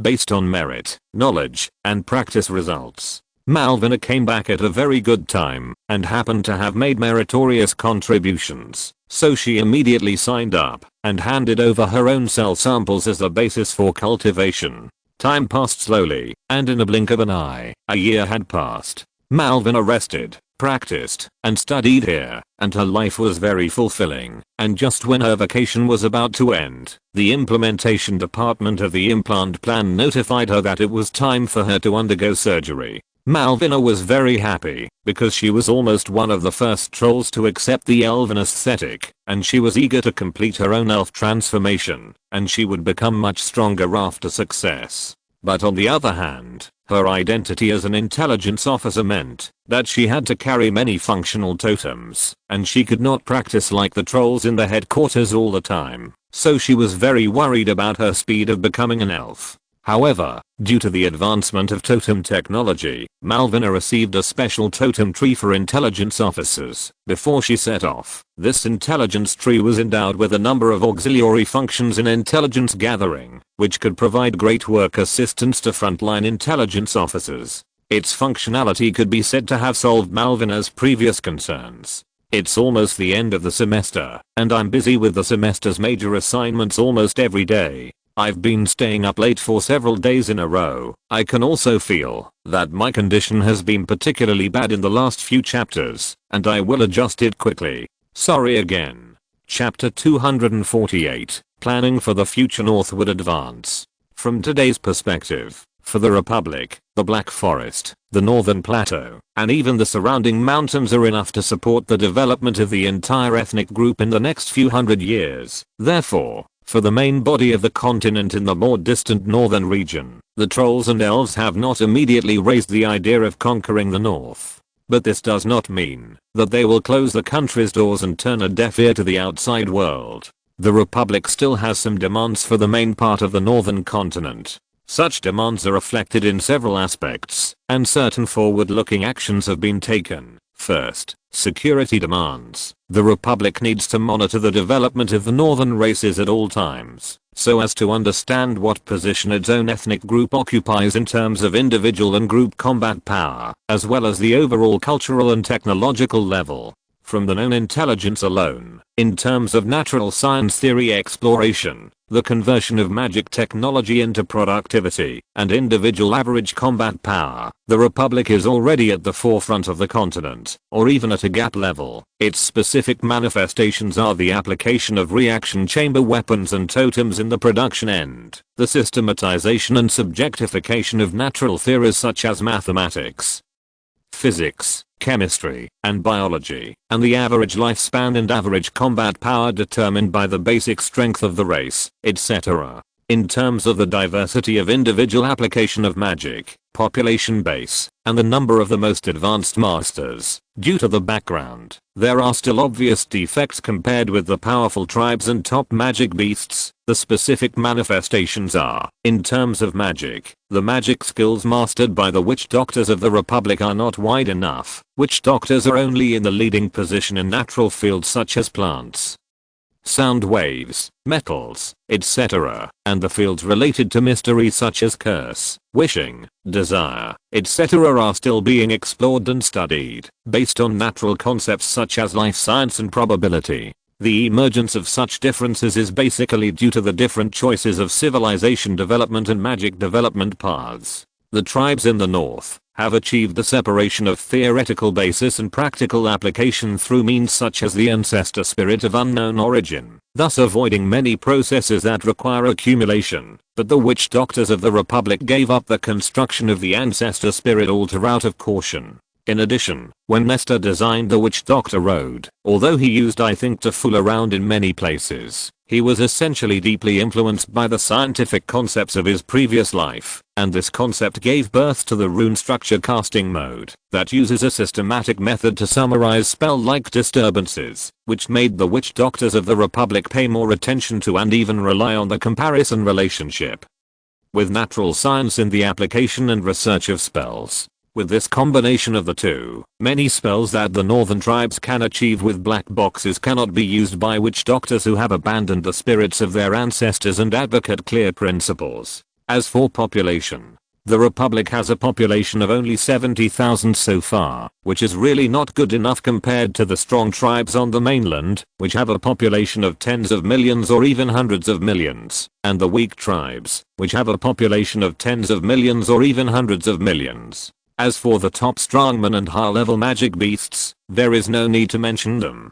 Even the advanced Nestor is no match for them in a one-on-one fight. Although there are very few eyewitness reports of the top forces of the powerful tribes, they should not be underestimated. For example, the witch doctors suspect that the bodies of the mammoth kings can also produce high-level resources such as cave wolf cell fluid that can be used to cultivate elves. The suspected existence of such strongmen is one of the reasons why the Republic has always emphasized that actions in the north must be concealed and confidential. At the same time, it is also one of the important motivations for advancing northward.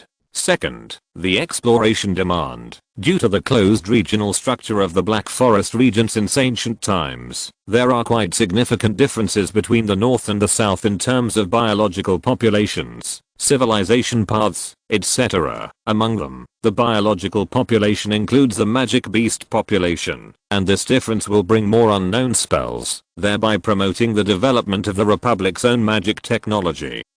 The difference in the civilization path will cause differences and similarities in politics, military, philosophy, and natural science knowledge systems. The collection of such foreign civilization fruits will also help accumulate the Republic's own civilization. The collection of relevant intelligence on these two is the top priority of the Northern intelligence activities. Third, economic demands. The Northern Continent Trade Plan previously set by the Rune Council aims to develop the markets of the northern tribes, revitalize their own economy through foreign trade, and obtain unique resources from the outside world. Fourth, future demands. The Republic is destined not to shrink to the south of the mountains forever, and the northward conquest will definitely be carried out in 100 or hundreds of years. For the trolls and elves, this is not a very distant future, but a completely imaginable tomorrow. Therefore, relevant preparations should also be made from now on.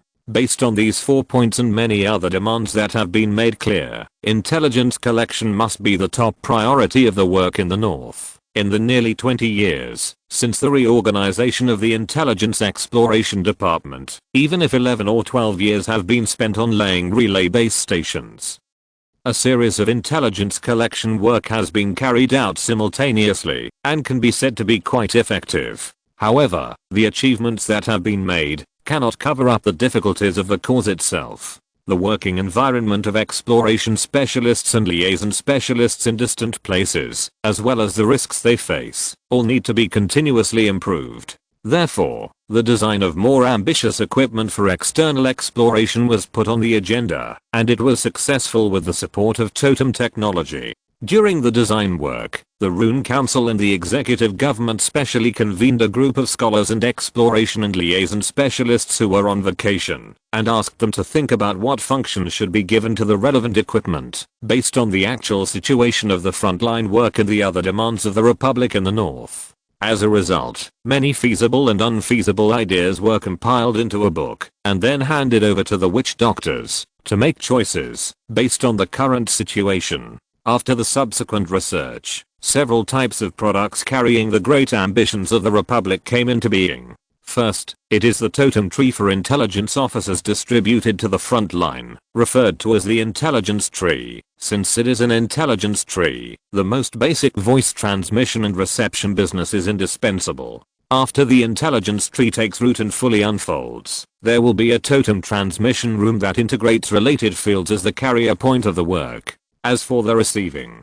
the mail room will always maintain continuous monitoring. When a voice message with a special code is identified, the digital voice message will be encoded and recorded on a rapidly reproducible stereotype through the fully automatic recording tentacles, and after each page of recording is completed, the surface layer will be scraped off for separate storage, and the recording will continue on the next page. As for the sending end, additional inspiration from the earth is added. Based on Nestor's idea, the witch doctors created a keyboard engraved with 0 to 9 numbers, all the vowels and consonants of the troll language, and even punctuation marks. When the intelligence officer enters the message he needs to convey by typing, the totem at the sending end will send it out with a special infrasound frequency. In addition, the receiving end has also undergone corresponding technical transformation. In the past, the infrasound signals received by intelligence officers were manually recorded in the form of amplitude wave frequency, and then translated and read in the order of wave frequency number syllable text. But now with more sophisticated technology, the syllables of text can be sent in the form of infrasound wave frequency. When receiving, it can also be automatically converted into corresponding syllables, text, and even recognizable voice through totems. Based on this technology, broadcasting, music, and voice reports, similar to telegraphs, have entered the daily lives of the people, and other more application methods are also being explored little by little, based on life experience. When it comes to the intelligence system, due to confidentiality requirements and the limitation of totem carving area, this technology has been selected to a certain extent. At the receiving end, the function of directly converting sound information into text or even voice has been abandoned within the totem group, and it is only chosen to parse it into the step of digital code corresponding to vowels and consonants. At the sending end, the function of direct voice input has also been abandoned, and the syllable typing input method is used as a second choice. When the intelligence officer inserts one of the several code totems that he carries with him and has filed with the headquarters into the corresponding card slot, the syllables will be converted into digital codes before being sent. Therefore, when the intelligence arrives at the other side, the recorded information left by the receiving end is still a number, and the liaison officer who provides the transfer will directly send this string of numbers to the next transfer station. Only when it finally arrives at the relevant agency of the headquarters will the codebook be confirmed, based on part of the information in the number and then translated. Undoubtedly, this series of technical and process changes related to transmission and reception are good news for intelligence and liaison officers across the mainland. First, this reserved transmission, reception, and translation method greatly simplifies the workload of intelligence and liaison officers, allowing them to have more energy to take care of other things. Second, the monitoring totem that once had to occupy the totem position no longer needs to be the standard configuration of intelligence and liaison officers, and the saved totem position can provide more tactical options. In addition to the function of sending and receiving, which is directly related to intelligence business, the intelligence tree is also endowed with several other auxiliary capabilities, which also become a strong support for the intelligence front line. For example, in order to solve the emergency needs when hiding in the bunker, or when there are prisoners, the witch doctors have made the intelligence tree have more efficient water circulation capabilities and certain food production capabilities. When the intelligence agent is hiding in the bunker, he can disable some of the other functions of the intelligence tree and activate these two capabilities that are usually closed, so that the corresponding nutrients are transformed into the necessary life supplies, thereby obtaining fresh water and food, nuts, to supplement and prolong his own survival time. For another example, when the intelligence agent's melee weapon is damaged, he can also disable some of the other functions to activate the steel and wood armed production cabin and obtain simple weapons such as swords, daggers, and spears after a certain period of waiting. For another example, in order to give the intelligence agent more tactical options, the intelligence tree has the ability to depict several combat and shelter totems, allowing the intelligence agent to replace the totems he matches according to actual needs. In addition, the fully expanded intelligence tree will have a larger underground bunker space, providing a more comfortable resting environment for intelligence agents. Considering future needs, the intelligence tree will also have a fairly limited prospecting function, which can autonomously record the acoustic feedback of rock formations within a few kilometers, centered on the routing area. After each data of a place is detected, the recorded feedback information will be sent back to the headquarters by the intelligence agent at a suitable opportunity. Finally, in order to maximize the use of the above functions, the intelligence tree is given a certain limit of portability. After the intelligence tree is fully expanded, it will take time to generate a cubic bunker space of 12m*10m*7 meters 50 meters underground. Above it can also be called a single tree forming a forest, and a forest that maintains photosynthesis will be formed within nearly 200 square meters, and the huge root system will also spread to the wider underground soil to absorb the necessary nutrients needed to maintain its various functions and its own activity. Such a huge system seems to be completely impossible to have any portability, but in fact it is not the case. The core structure of the intelligence tree is a cube with a length, width and height of 3m*3m*3 meters, with all functional totems engraved in multiple layers and 3 dimensions. There are also some expansion slots, which are used to achieve the purpose of replacing the totems that can be engraved and changing the password. Moreover, this component itself is also composed of 3 separable parts: the active center body, the slot type frame structure, and the many totem plates. Among them, the active center body is a semi-hollow sphere with a diameter of 30 centimeters. When needed, the hollow layer inside will retain nutrients that can maintain its own activity for up to 1 month, so that it can be carried by the intelligence officer for transfer. The slot-type frame and the many totem plates are detachable components engraved with the corresponding totem structure 1 by 1 or 1 by 1. And because the 3-dimensional engraved totems have certain spacing requirements between different functional areas, when they are effective, they will not be too compact when combined into a whole, and the space they occupy will be about 1/3 larger than the actual space occupied when stacked. Therefore, when transferring, the intelligence officer can put them all into a smaller backpack or suitcase and take the active center body to the next scheduled location. When it is time to unfold, the center body, frame, and totem plate will be manually assembled and automatically merged into the core components of the intelligence tree and quickly form an initial structure sufficient for voice transmission and reception within 5 days, have half of the conventional functions within half a month, and fully unfold within 2 months. The forests, underground spaces, and roots left in the previous bunker will not disappear because of the loss of the core structure. They will continue to survive like natural products, and when the intelligence officer with the same core component, or other intelligence officers with another core component, come to activate this bunker, they can use the existing structure to make the intelligence tree regain all functions at full power within a few days. The above is a maturely designed intelligence tree, and after obtaining the first few handmade samples, the headquarters soon had the ability to produce the various functional modules of its core components, and entered the delivery stage.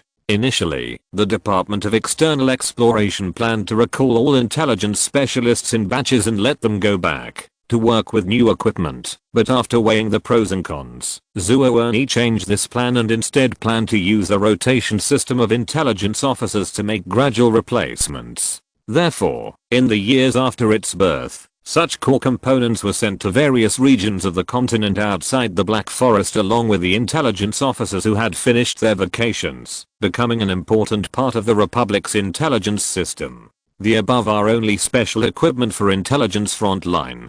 The witch doctors also designed corresponding totem equipment for voice intelligence transfer base stations. In the totem equipment for base stations, the witch doctors invested greater ambitions and prospects for the future. From the functions given to them, it can be understood that their original voice transfer business has become a subsidiary. As we all know, most natural phenomena are accompanied by a certain infrasound band, whether it is an earthquake, a volcanic eruption, a disturbance of high altitude airflow, or waves far away in the deep sea.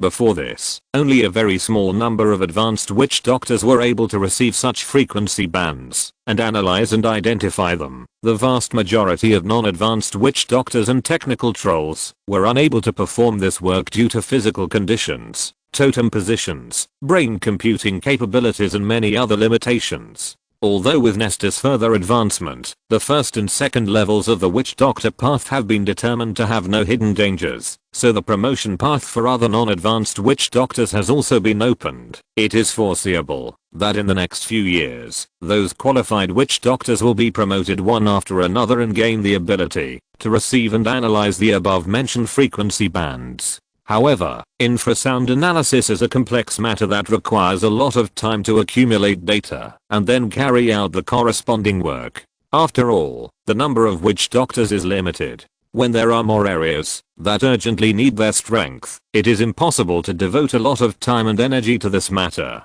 Therefore, it is the best choice to convert the corresponding receiving and recording work from technicians to magic plants engraved with corresponding functional totems. In this way, witch doctors can enhance the sensitivity of the receiving end, the frequency range that can be identified, and speed up its recording speed by unlimited addition of totems. The analysis part can be handed over to the increasing number of scholars to carry out, and let them work towards the direction of discipline. If such analysis is of any use, it is of course necessary. If we can go further in this regard, we can know the natural intelligence of the entire continent and even the distant sea, while sitting in the Black Forest. From the infrasound originating from the high altitude, the laws of climate change in various places can be known, in the frequency bands originating from the distant sea, the sea conditions of various inaccessible places, even the distribution of underwater monsters, and even other possible continents can be gradually explored without leaving home, from the vibrations originating from the ground, through the analysis of its various different frequency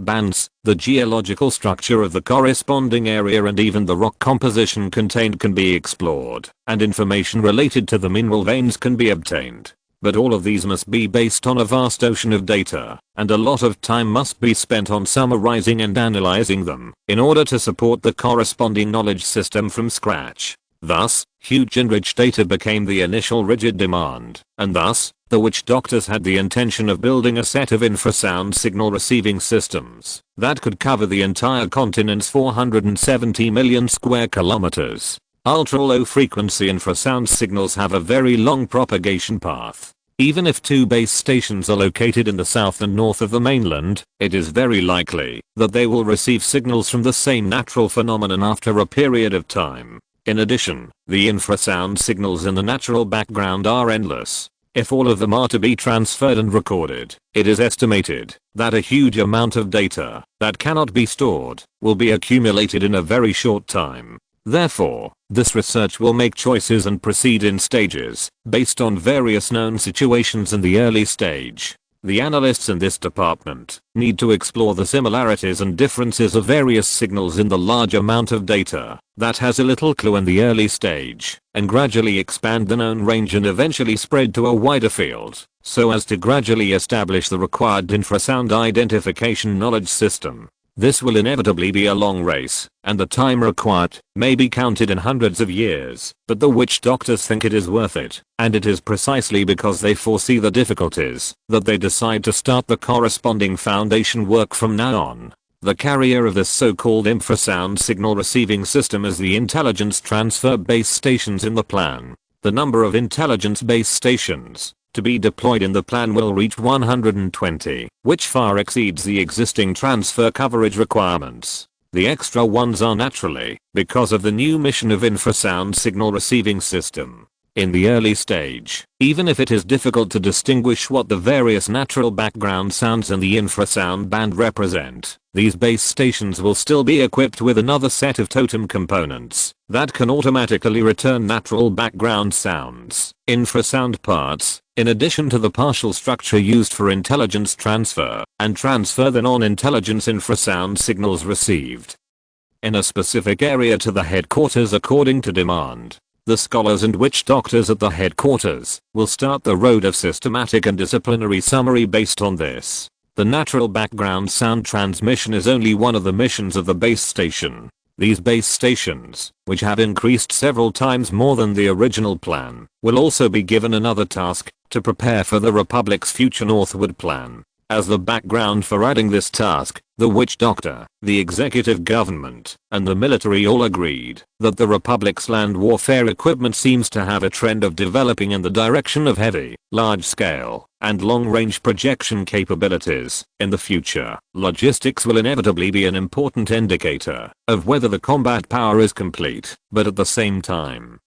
the area of the continent is too large and the terrain is too complex. Overall, the biggest difficulty that may be encountered in the future northward advance seems to be the drag caused by the inconvenience of equipment transportation and the untimely deployment of combat power. Although the Republic may not have an urgent need to advance northward for hundreds of years, the corresponding preparations should be prepared in advance. For example, a series of preliminary work such as prospecting and road construction, and these tasks will also be undertaken by these 120 base stations distributed throughout the continent. The former is easy to say. The base station will have the prospecting ability derived from sound wave feedback. Its main body will record the basic sound wave feedback images of all known metal compounds, and take its root point as the center. Spend a lot of time to detect the area within hundreds or thousands of kilometers in diameter around it, which will accumulate and increase its range over time. The latter is the laying of rail lines, the witch doctors adjusted the relevant growth structure, and each base station will extend 2 rail lines in the direction of the 3 nearest base stations. These tracks will have a fairly high level of corrosion resistance, strength, and standard specifications, but this will also slow down their growth rate. The line will move forward in the shallow soil underground, and when extending in ordinary soil, it can advance about 15 meters per day in one direction. When it extends to more than 10 kilometers from the initial base station, the totem structure retained behind the drill will automatically give birth to a transfer point, forming a forest at a location of 10 kilometers, providing additional nutrients for the rail lines that have continued to extend. The general direction of the line can be determined by the liaison stationed at the base station. Therefore, when encountering large lakes, deserts, rocky areas, or even difficult mountains to cross, the liaison can remotely suspend its progress and then report the relevant terrain information to the headquarters to decide the subsequent growth direction of the rail line. Once all these lines are connected in the future, the Republic will be able to have a set of two-way simple rail lines that can cover hundreds of base stations. When they need to be activated, the lines will be lifted out of the ground in sections of 10 kilometers, and then the roadbed laying vehicles and sleeper laying vehicles will only need to go along the line to get a complete rail transit line. Even with the current technology, witch doctors can use totems to create these 2 special engineering vehicles that can travel on lines with only tracks but no roadbed, and they also have their own supporting raw material supply systems. In other words, now actually has the initial construction capabilities if the time is moved back to the time when it is necessary to move north. Perhaps the Republic has more advanced and more convenient related technologies. Therefore, as long as there is no portal and other heaven-defying magic, there is no need to worry about the future activation of this rail line that will take more than 100 years to lay. Once we have these tracks and the metal vein information we have obtained here, we can imagine the future northward advance. At the point, there are garrisons and material production bases throughout the continent. At the line, there is a well-connected rail transit system inside, and ocean shipping outside. At the surface, there is a closed area formed by hundreds of base stations, or even more in the future. In this way, why worry about the logistics problem when advancing northward? Chapter 249 New Weapons and the Test of the Sky. The future scene of the northward advance is already in the imagination, and many people living in the present are full of confidence. The only problem here may be time. However, trolls are long-lived, and their lifespan will double after becoming elves, so whether this future refers to 300 years later, or 600 years later, for the Republic, it is nothing more than a few generations of trolls, or 1 or 2 generations of elves. It is completely affordable and willing to wait. However, there are several important issues in the northward advance. The first is a population base. If the number of ethnic groups is still as pitiful as it is now, the tribes on the continent may be drowned by the soldiers with a single spit. Second, the resistance of the northern tribes. The northern tribes seem to be wild, but in fact they are not. They have their own development paths. They cannot be simply regarded as nomadic people who can sing and dance under machine guns because of the differences in the choice of roads and the appearances they show. But it is useless to think too much, and we still have to slowly lay the foundation. So let's end the imagination for the time being and return our sight to the present and the construction of the base station. The relevant totem tree is named Base Station Tree because of the various functions it is given, in addition to the aforementioned future-oriented tasks such as prospecting, infrasound exploration, and initial orbit construction. As a part of the current intelligence system, it naturally also has corresponding functions such as food and water supply, weapon repair, and voice transmission and reception. At the same time, in addition to providing separate structures such as lounges, storage rooms, work areas, and cells for its internal resident liaisons, it will also become the logistics supply base for frontline intelligence officers in the entire area. Among them, the logistics supply function is a project that the previous liaison transit station did not have, and actually did not need. The reason why there is this demand now is that the weapons and equipment system of intelligence officers has been updated. In addition to the traditional conventional weapons such as swords, guns, and spears that can be provided by the intelligence tree itself, The choice of long-range equipment has become a problem for a time. Even the bows and arrows and single-soldier crossbows that were previously swept into the archives room also appeared slightly, almost rejuvenated and became fixed equipment, but were eventually eliminated by new technologies. Therefore, in the past few years, the headquarters has upgraded the long-range firepower configuration of intelligence officers with new technologies, and equipped them with 2 new weapons one after another. First, the improved product of the 30mm assault gun, the GATS explosion sniper gun. This gun has achieved high precision and higher lethality shooting performance within 800 meters by reducing the firing rate, configuring a high precision rifled barrel, and adding a resin telescopic aiming lens. If the accuracy is not considered, and the lethality is only considered, it can also maintain a certain deterrence within 1500 meters. In addition, by adding silencer totems on the reaction chamber and the barrel, a certain degree of shooting concealment is guaranteed. However, in order to enhance portability, ensure accuracy, and reduce shooting noise, the sniper gun does not have self-repair functions. Therefore, the rifled barrel, resin sight, totem parts, and even some internal mechanical structures, which are vulnerable parts, are faced with logistical support needs in terms of maintenance and replacement. The maintenance and replacement of these parts will require the processing area to have higher operating accuracy and higher material supply requirements. The improvement of these two will make the core components of the intelligence tree more bloated, so after considering the necessity of maintaining the mobility of the intelligence tree, the relevant logistics functions were added to the base station tree. In addition, the sniper gun is a weapon that needs to shoot metal projectiles to cause damage, so it naturally has logistical support needs for projectile supply. Similarly, for the purpose of maintaining the mobility of the intelligence tree, this part of the metal element extraction and projectile processing capabilities have also been added to the base station tree. Therefore, the base station tree added the relevant gas explosion sniper cannon and a series of logistical support functions extended from it. The second is the product of the Windwolf spell, the Windblade assault rifle. The weaponization research of the Windwolf spell was almost started at the same time as the reaction chamber weapon, although Nestor was not directly involved in this project. After having the design and manufacturing experience of the reaction chamber weapon, the former also achieved certain results in a period of time, and its initial product is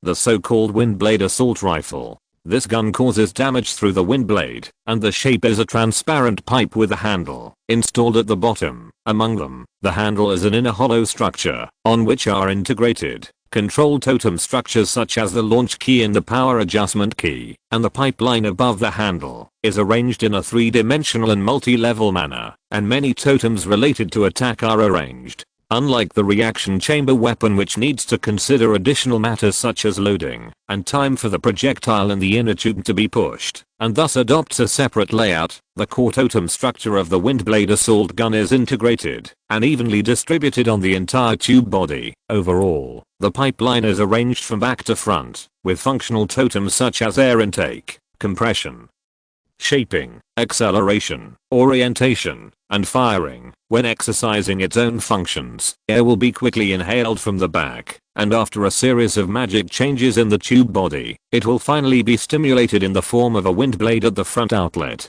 Therefore, the Windblade assault gun with many redundant structures removed has become an extremely simple T-shape and has the advantages of small size, lightweight, low energy consumption, no need for physical bullets, and quiet attack process. It only needs one soldier to easily hold it with one hand and launch an attack. In addition, it also has two modes of full power single shot slow fire and weak power rapid fire, which have more flexible usage scenarios. Of course, while there are many advantages, its disadvantages are also obvious, which are low shooting accuracy, short range and weak power. For example, when the weapon is set to the full power single shot slow fire mode for attack, its effective killing distance can barely reach 700 meters, will decay, but the ballistic stability of the Windblade can only maintain considerable accuracy within 100 meters in the weak power rapid fire mode, while the killing distance drops sharply to within 200 meters. The stable distance of the Windblade's ballistics will also be as low as 30 meters.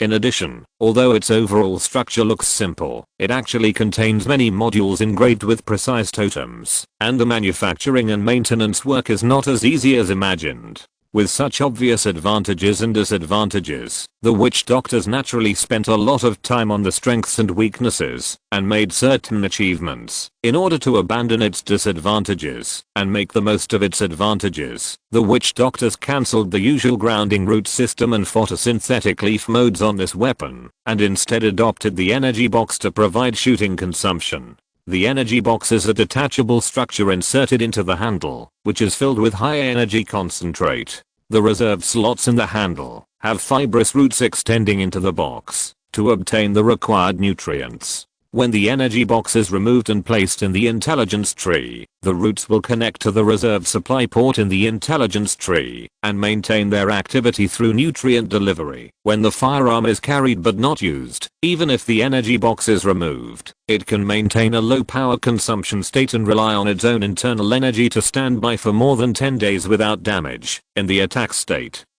The energy box supplies the energy required for the totem to be activated.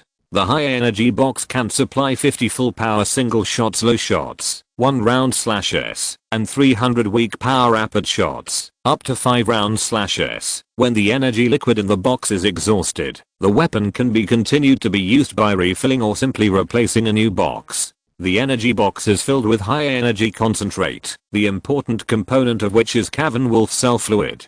Considering its preciousness, the witch doctor specially designed another firing mode for the windblade assault gun, low energy box, or even no energy box shooting. In the low energy box mode, the nutrient concentrate lacking the cave wolf cell fluid can also support the gun to fire 6 rounds of full power or 36 rounds of weak power while maintaining the same accuracy as the high energy box, with an effective range of 300 meters and 100 meters respectively. The low energy box required for this mode can be independently supplied by the base station tree and is expected to replace the high energy box and become the main output mode of the gun when not necessary. In the powerless box mode, you can also rely on the internal energy of the magic plants that make up the gun body to carry out emergency attacks, but the gun body will begin to be damaged in sections. In the first section, after the first 3 full power shots, or 18 low power shots, the secondary parts of the gun body will successively enter a state of withering. In the second section,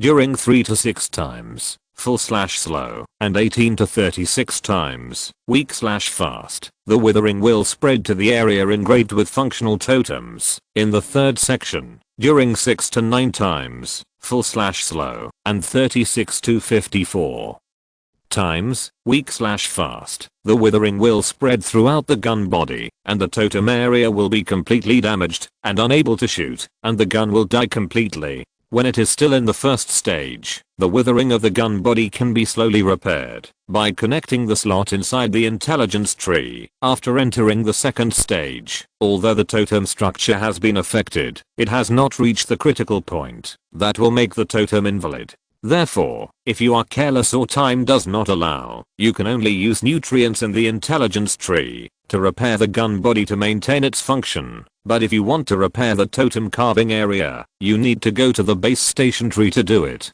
As for entering the third stage, if it has reached the final complete death stage, then there is naturally no room for repair. But if it has not reached that step yet, you can restore it by a major repair at the base station tree, which is not much less than making a new gun. When these matters are put on the logistics side, several requirements emerge.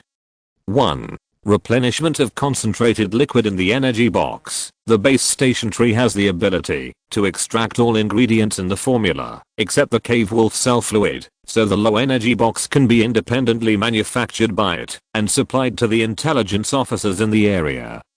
2. Repair and redo of totem components. The Windwolf assault rifle is a precision weapon. Whether it is the maintenance of the mechanical structure, the repair of totem components, or simply the production of parts, it requires a very high processing and material demand for the intelligence tree that needs to move frequently. The addition of these functions will cause its core structure to be overly bloated, which is not conducive to its implementation of its own equipment positioning, so it is necessary to perform these capabilities through the base station tree. returning to the base station tree itself, while taking into account the aforementioned future-oriented functions, adding logistics and other focusing on the present capabilities, it will lead to its various parts. The structure will certainly have a larger scale system than the intelligence tree. In this way, a larger underground bunker space is needed to accommodate the core, and a wider above-ground photosynthetic forest and deeper underground roots are needed to maintain the huge nutrients required for its various functions.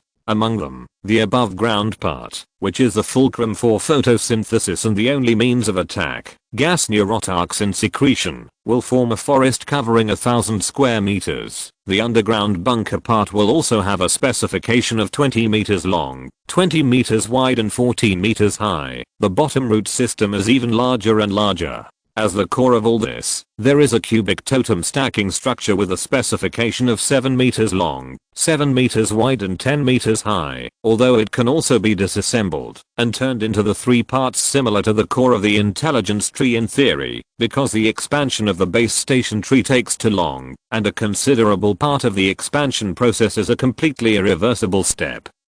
And the special functional positioning of the base station tree itself, the witch doctors did not spend any more time to design it to be removable. Therefore, it is defined as a permanent and immovable object. As for the detachable state design before assembly, it is more of an additional consideration for the first transportation and subsequent function supplementation needs. Among them, there is no need to mention the function supplement. For now, the functions of the base station tree are rich enough. In fact, because it integrates too many fundamental technologies, the witch doctors have specially set up a self-destruction function with a triple control structure of near, medium and far for its core area. In the near distance, the liaison can start the self-destruction program by voice by directly saying a specific password. In the middle, the liaison has a remote control that can only send a set of voice codes. When facing the situation of self-destruction, and he is not in the base station, he only needs to press it lightly to start the self-destruction program. But there is a distance limit. In the distance, when the headquarters finds that there is a problem with the base station through abnormalities during regular contact, it can also remotely start its self-destruction program.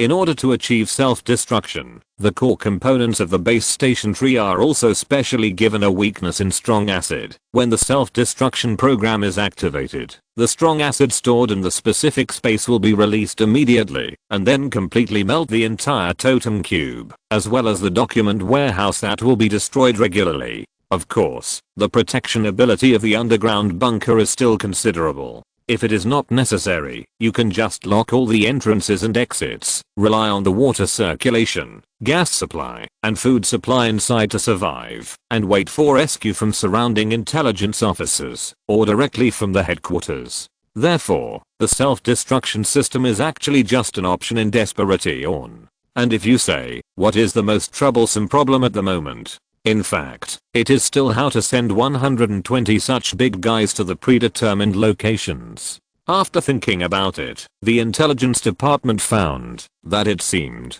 that it could only be transported in batches by multiple intelligence officers and liaison officers, just like ants moving house. So with this idea in mind, the transportation of many components formed an echelon, focusing on building a base station closest to the headquarters in advance, and extending from this point to more peripheral areas. This delivery took several years, but as of the 54th year of the rune calendar, less than 20 base stations have been deployed. Even though it is still far from the total number of 120, these base stations have already played an immediate effect. The transmission of intelligence in the corresponding areas has become faster, and intelligence officers have also used the most advanced weapons. Of course, many previous transfer stations have been abandoned because of this. The liaison officers working in those stations were first required to return to the headquarters to report on their duties, and then reallocate their work according to the actual situation. Some of them are technical specialists who were originally seconded from the Ministry of Communications or the military. For them, the Department of External Exploration will transfer them back to their original positions or retire them, after considering the opinions of their original departments and their own people. Or, after training, they will return to their posts as intelligence officers or permanent liaison officers of new base stations. In addition, some liaison officers are backbones recruited and trained by the Department of External Exploration itself, as well as technical talents specially trained in these years through the Central School and the Young People's Interest School. These specialists will be digested internally according to the normal process, and may become intelligence officers or permanent liaison officers at new base stations. In response to the slow progress of the base station laying work, the executive government also proposed a 3-step plan for the early, middle, and late stages. In the plan, the early stage will naturally continue the existing ant moving mode, and no matter how slow it is, it must be carried out unswervingly. As for the arrangements in the middle and late stages, they have also taken into account the ongoing navigation ship plan and aircraft engine plan, and are preparing to transport base stations in offshore areas by sea and base stations in deep inland areas by air. Therefore, in the field of air transport, although the engine project team was established not long ago, due to the fear of the air cavalry of the various races on the continent and the air monsters, coupled with the consideration of load, various targeted air combat and transportation forces have begun to be conceived. The application ideas of heavy air transport machinery and air escort machinery, as well as the exploration of natural physics and magic disciplines closely related to their design, have also begun to flourish. For example, the form of air machinery, the output of the engine, the takeoff method, and how to replenish energy when it is impossible to absorb nutrients in the air by traditional means. These subjects have taken root in the minds of witch doctors and scholars, and even related research has begun. In addition, considering that concealment is still the top priority at this stage, how to avoid being discovered has also become one of the hot topics. The first idea for this is the application of optical stealth techniques in machinery, and its derivative discussion, the choice of metal materials and plant materials. The second idea is physical avoidance, such as how to make flying machinery rise to thousands or tens of thousands of meters, where air cavalry cannot set foot.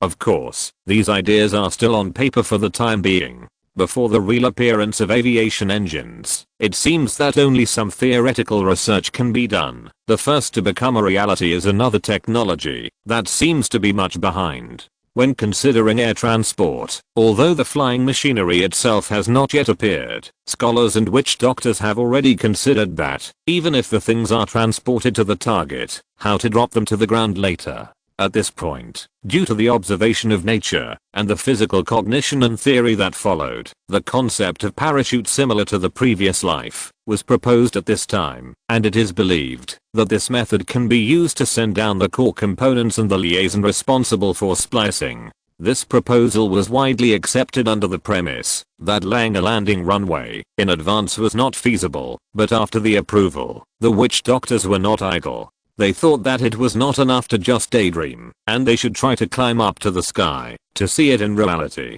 The trolls and elves can go down the river, walk on the bottom of the river, climb trees, and fight on the ground, but they have no experience in the sky so far. So when this idea came up, the parties immediately got excited and began to think about how to really go up to the sky without engines, flying machinery, and flying magic. Later, physics brought inspiration. Witch doctors and even ordinary scholars understand that eating will make the air tend to climb upwards. Then, if the diffusion range of air in a certain area can be limited to a relatively fixed range and a way to heat it can be found, can it drive the heavy objects below into the air? Therefore, without Nestor knowing anything from the beginning to the end, and without giving any advice, the hot air balloon naturally appeared, and really pulled the basket below, and the stone as heavy as a troll inside it, and quietly lifted it into the air. This situation made the participants excited, and at the same time, they also realized the problem of controllability. They continued to work hard to find a whole set of related control methods for up and down, front and back, left and right movement, and then carried out low altitude tests under the pull of the traction rope. When the research reached the mid-altitude and high-altitude test flight stage without a traction rope, Nestor, who was practicing, and several witch doctors such as Ashura who was in seclusion, to impact the third level were also called out to witness this launching grand scene. Ignition, the huge hot air balloon gradually filled the square, and then slowly had the power to go up. It gradually drove the hanging frame on the ground, and in the hanging frame stood a witch doctor and two scholars. Who are the participants of this research? This was a very easy research, in which inspiration played the most important role, but the sensation it caused was obvious. From the moment the hanging frame completely left the ground, the cheers in the square never stopped, and the cheers were higher and higher, watching it continue to rise, 50 meters, 100 meters, 200 meters, and even higher in the sky. Chapter 250, The Sea Monster on the Blueprint. The high-altitude experiment of hot air balloons was successfully completed, but this was not enough to satisfy several researchers. What they wanted was an air platform with a larger load capacity, which could fly higher and farther. Therefore, after sorting out the existing knowledge and theories, a long-distance airship plan composed of light gas, special skin, concentrated liquid energy pool, and thruster came into their sight, and they ambitiously started to explore accordingly. After physical and mathematical calculations, they believed that such an airship could even rise to thousands or tens of thousands of meters in the sky. Perhaps its flight speed would not be fast, but after adding a part of the weapon system just in case and the supply of high-altitude life gas, it should be able to meet many short-term needs. For example, transporting a certain amount of materials to the north, or establishing a high-altitude scientific laboratory. Nestor naturally nodded and agreed to this plan. It has been about 2 months since the last time we paid attention to the water weapon platform. When the days moved forward to August of the 54th year of the rune calendar, good news from the deep water port terminal finally came. Nestor was cultivating omnipotent cells in the meditation room at this moment. He suddenly felt the infrasound fluctuations around him and detected the specific wave frequency related to the grand speaker in the fluctuations. So he quit meditation and began to cast sound spells to receive infrasound signals more accurately. At the same time, the brain also began to automatically translate the signal. Your Excellency, the Grand Speaker, the first generation of gunboats has completed the combination of power and attack. I hope you can come to inspect it. The same message was repeated continuously. After Nestor replied, understood, set off now, it was repeated 4 or 5 times before it stopped. Nestor therefore ended his practice and got up to go to the deep water port to see it with his own eyes. Before he left, the totem communicator in the meditation room also vibrated, and Nestor turned around and picked it up. One end of the totem contact is connected to the wall by vines, and the other end is a structure similar to the telephone receiver in the previous life, with the upper part being the receiver and the lower part being the microphone, and the interior is integrated with relevant totems of vibration to speech and voice to vibration respectively. When Nestor picked up the phone and activated it with the miniature totem engraved with his fingernails, an extremely clear voice came into his ears. Your Excellency, the Speaker of the Grand Council, there is a signal from the Ship Research Institute. Nestor listened to the liaison officer on the other side before responding. I see. I'll leave now. Please prepare a special bus for me. Thank you. Due to the difference in principle, the totem's transmission of signals is not as timely as the telephone in the previous life. After he finished saying this, it was a while before there was a response from the receiver. I see. I'll notify them to prepare a car for you right away. After thanking and saying goodbye, Nestor, who had been naked during his previous practice, first picked up the slightly more decent clothes on the hanger that could at least cover his body and put them on before leaving the meditation room. When he helplessly communicated with a voice that sounded like Freya and controlled the commuter cabin to go directly to the ground, the moose car that went directly to the deep water port outside the square was ready. Its body was pulled by a moose, and it was not transported by rail, but moved forward on the ground by the rotation of wheels. The wheels were wrapped with a solid, rubber-like structure, and the feeling of running was quite similar to the cars in the previous life. The deep water port was not far from the headquarters, and there was a complete and flat road connecting it. With the high-speed driving of the moose, it arrived in about 15 minutes. Mr. Speaker, we have arrived. The driver in charge of driving reminded outside. After Nestor said thank you and got off the car, the driver asked again, do you need me to wait for you? Then please wait a while. Understood. Nestor entered the campus of the institute and went straight to the port. From a distance, he saw Chuanaya, Chia, Freya, and a research team composed of nearly 100 scholars of various colors. Their eyes were fixed on a strange ship in the middle of the river. Mr. Speaker of the Parliament. The first one to discover him was naturally Freya. This girl seemed to have matured a little in more than 2 months, but after seeing Nestor, she still showed the joy in her character without restraint. She waved and jumped to greet him from a distance. After her action, the other researchers also turned around and looked over, and were also ready to greet him. Nestor stopped their actions, picked up Freya who had already rushed over, turned around on the spot, then put her down, touched her head and said gently, "Little guy who has not grown up. HMPH, let's go and have a look." Stopping Freya's quibbling, Nestor came to the research team. "Your Excellency, the Speaker of the Council." Among the relatively calm voices of the witch doctors and scholars, there were also more than a dozen slightly immature children's voices. They were middle grade students in the central school, and most of them were elves who were as tall as the waist of the crowd. They should be the trainees of the engine research group who came here to visit or intern today. Hello, little guys. After seeing these little guys, Nestor seemed very happy. He nodded to the strong men and touched the heads of the little guys one by one. Then he came to the 2 leaders and also looked at the ship on the river. The ship was not as big as imagined. It looked like a ship-shaped ship, just an enlarged version of the Armor Breaker 1 self-propelled fighting vehicle. From a distance, a chimney with black smoke was placed at the rear, and at the front was a semi-submerged reactor with a thick muzzle. It looked like a 55 caliber 560mm or 520mm gun. The ship was only about 50 meters long, but its widest part reached 20 meters. The draft was also several meters deep, and it looked like an ugly fat dumpling. "Introduce it?" After taking a few glances, he said to the 2 witch doctors next to him. First, it was the response of the ship's tooth, Finester. He said, "As you can see, the attack system is a 55L 520mm main gun.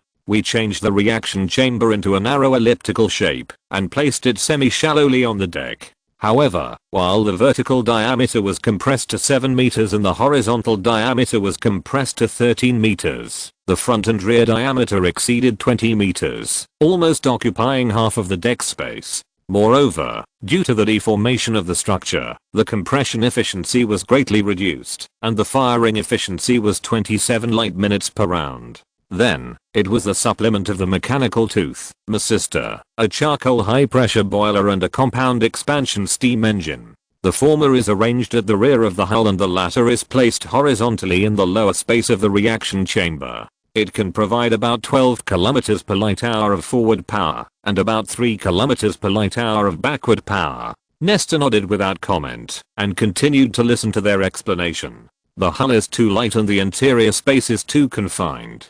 High-density ballast metal needs to be placed at the bottom, and the required charcoal and boiler water must be supplied by additional transport ships. The shells can be stored in a limited space. Anyway, the firing rate is so slow, so there is no need to store much. However, the operating energy required by the reaction chamber during firing, and the energy required for the hull reinforcement totem must be absorbed by extending the root system to a special energy ship. The good news is that, as long as it is not like a self-propelled tank, directly using plants for mechanical movement, it is only necessary to start and maintain the totem without adding low energy concentrate of cave wolf cell fluid. How should I put it? A little bit. Chuanya scratched his head, awkwardly thinking about how to describe it. A bit useless? Nestor added accurately. Well, you are right. Don't be fooled by them. These 2 bad guys have bad intentions. Freya grabbed Nestor's arm from the side and said angrily. Nestor touched her head with a smile. Although his eyes were still fixed on the broken boat on the river, he asked, "Okay, don't play the trick of first suppressing and then praising. Show me your real follow-up plan. If it is appropriate, I will approve it." Little traitor. Hearing this, Chuanya stopped hesitating. After pretending to glare at Freya, he first cast a spell to create a large table in front of him, and then took out a folded blueprint from his arms, spread it out and showed it. "Mr. Speaker, look at this." His voice was a little excited, and his eyes were shining as he stared at the ship-shaped object composed of complex lines and data symbols on the drawing. This is the big ship of the future. TSK. Why didn't you take it out earlier? Well, it will take more time to build the first one, and it will require the cooperation of many witch doctors. Take out the broken one first, so that you can have a comparison in your mind. Slippery guy. After understanding his big plan, Nestor lowered his head and looked at the drawings on the table. It must be said that what Chuanya took out was indeed a big project. Compared with the concept in the drawing, the guy who was floating on the river now seemed to have a gap like that between an axe and a pistol. On the paper, it was a real giant ship with a length of more than 300 meters, a width of more than 55 meters, and a depth of 30 meters. Good guy, he is not afraid of breaking his waist due to too large a span. Nestor, who was secretly amazed, carefully looked at the structure and more important markings on the drawing under the expectant eyes of Chuanya and other researchers. Unlike the battleships in his previous life, that needed to distinguish between the hull and the armor layer, the hull and armor of this semi-magical plant giant ship on the blueprint are integrated, both made of plant materials with three-dimensional totems engraved on them, coupled with the lightness of the plant material itself. The conclusion drawn after calculation is Mr. Speaker of the Parliament. While maintaining its own volume, the empty weight of the hull without weapons and power systems will be compressed to a mere 35,000 tons. With this hull shape and this little weight, how terrifying is the available tonnage we can get? Don't sigh blindly, be specific. Okay, then look here. Chuanya suppressed his expectations for the time being, pointed to the bow, and continued to introduce. The bow is designed as a deep vertical mode near the waterline, with a larger forward tilt angle at the upper part, and a spherical bow at the front end below the waterline. Why is it designed like this? Nestor vaguely felt that he seemed to have seen such a design in his previous life, but his memory was a little fuzzy. This design layout has two advantages. First, it can further save displacement and improve utilization. Second, the bulbous bow, combined with the excellent linear design of the hull, can improve the ship's drag reduction performance. Under the premise of the same power supply, it can show a much higher speed than other ship types. Oh, such a detailed conclusion. Have you verified it? It has been simulated in the meditation space, and it has also been tested in reality using models and small tonnage ships, and the results are all good. Well, very good. Continue. Yes, in addition, in the previous paper and pen calculations, plus decades of continuous practical operations, and recent artillery tests, we have also summarized the influence of hull shape on stability, and this influence will further affect the accuracy of artillery fire. Then, we designed the hull we have now, a thick and short shape with a curved waist and a wide hull. The middle part is an elliptical hull, that is close to a rectangle. The second front part is a trapezoid, that is wide at the back, and narrow at the front. The front part is a bow that narrows sharply, and the rear part is a large triangle that slowly closes, with propeller blades installed below. It looks beautiful and simple, but why can't I see a chimney? The configuration of the upper deck of the ship is very different from the battleship in Nestor's impression. Except for the lonely system at the stern marked with infrasonic radar, there is no command tower or chimney. At a glance, it is all semi-submersible reaction chambers with thick gun barrels, and the specially marked all photosynthetic deck. I will tell you about the power part later. I will talk about the rest first. Okay. At this time, Chuanya's desire to explain has reached the extreme, and it seems that he has already prepared a set of corresponding explanation ideas. So Nestor also followed his wishes and prepared to listen to Chuanya's ideas. Hey, let me continue. We have designed four most important system modules for it, namely the central system, attack system, power system, and storage system. Let's look at the central system first. This is the masterpiece of all the designers in our institute. It is the soul area of the entire ship. It has more than just a command system. Chuanya's fingertips pointed at a place above the propeller at the stern, which was obviously strange. From the structure shown in the drawings, it seemed that there was a ship within a ship. Obviously, Chuanya wanted to say this so-called masterpiece himself, so he didn't give too detailed markings like other areas. This is the core of the center, which integrates multiple functional areas such as the sound analysis room, damage control room, bombardment and loading control room, and power control room.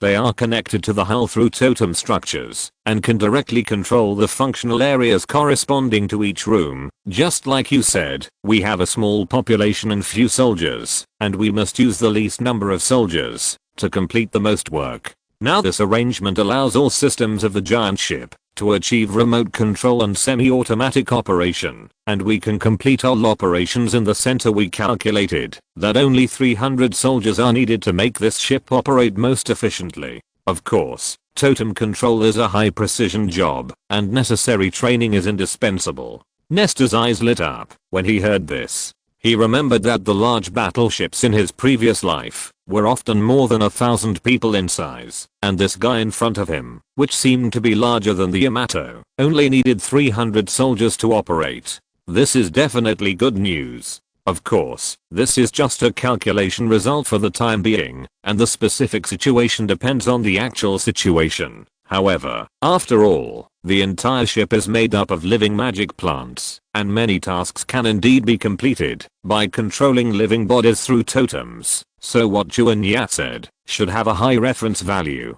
While he was thinking about this, Chuanya's explanation did not stop.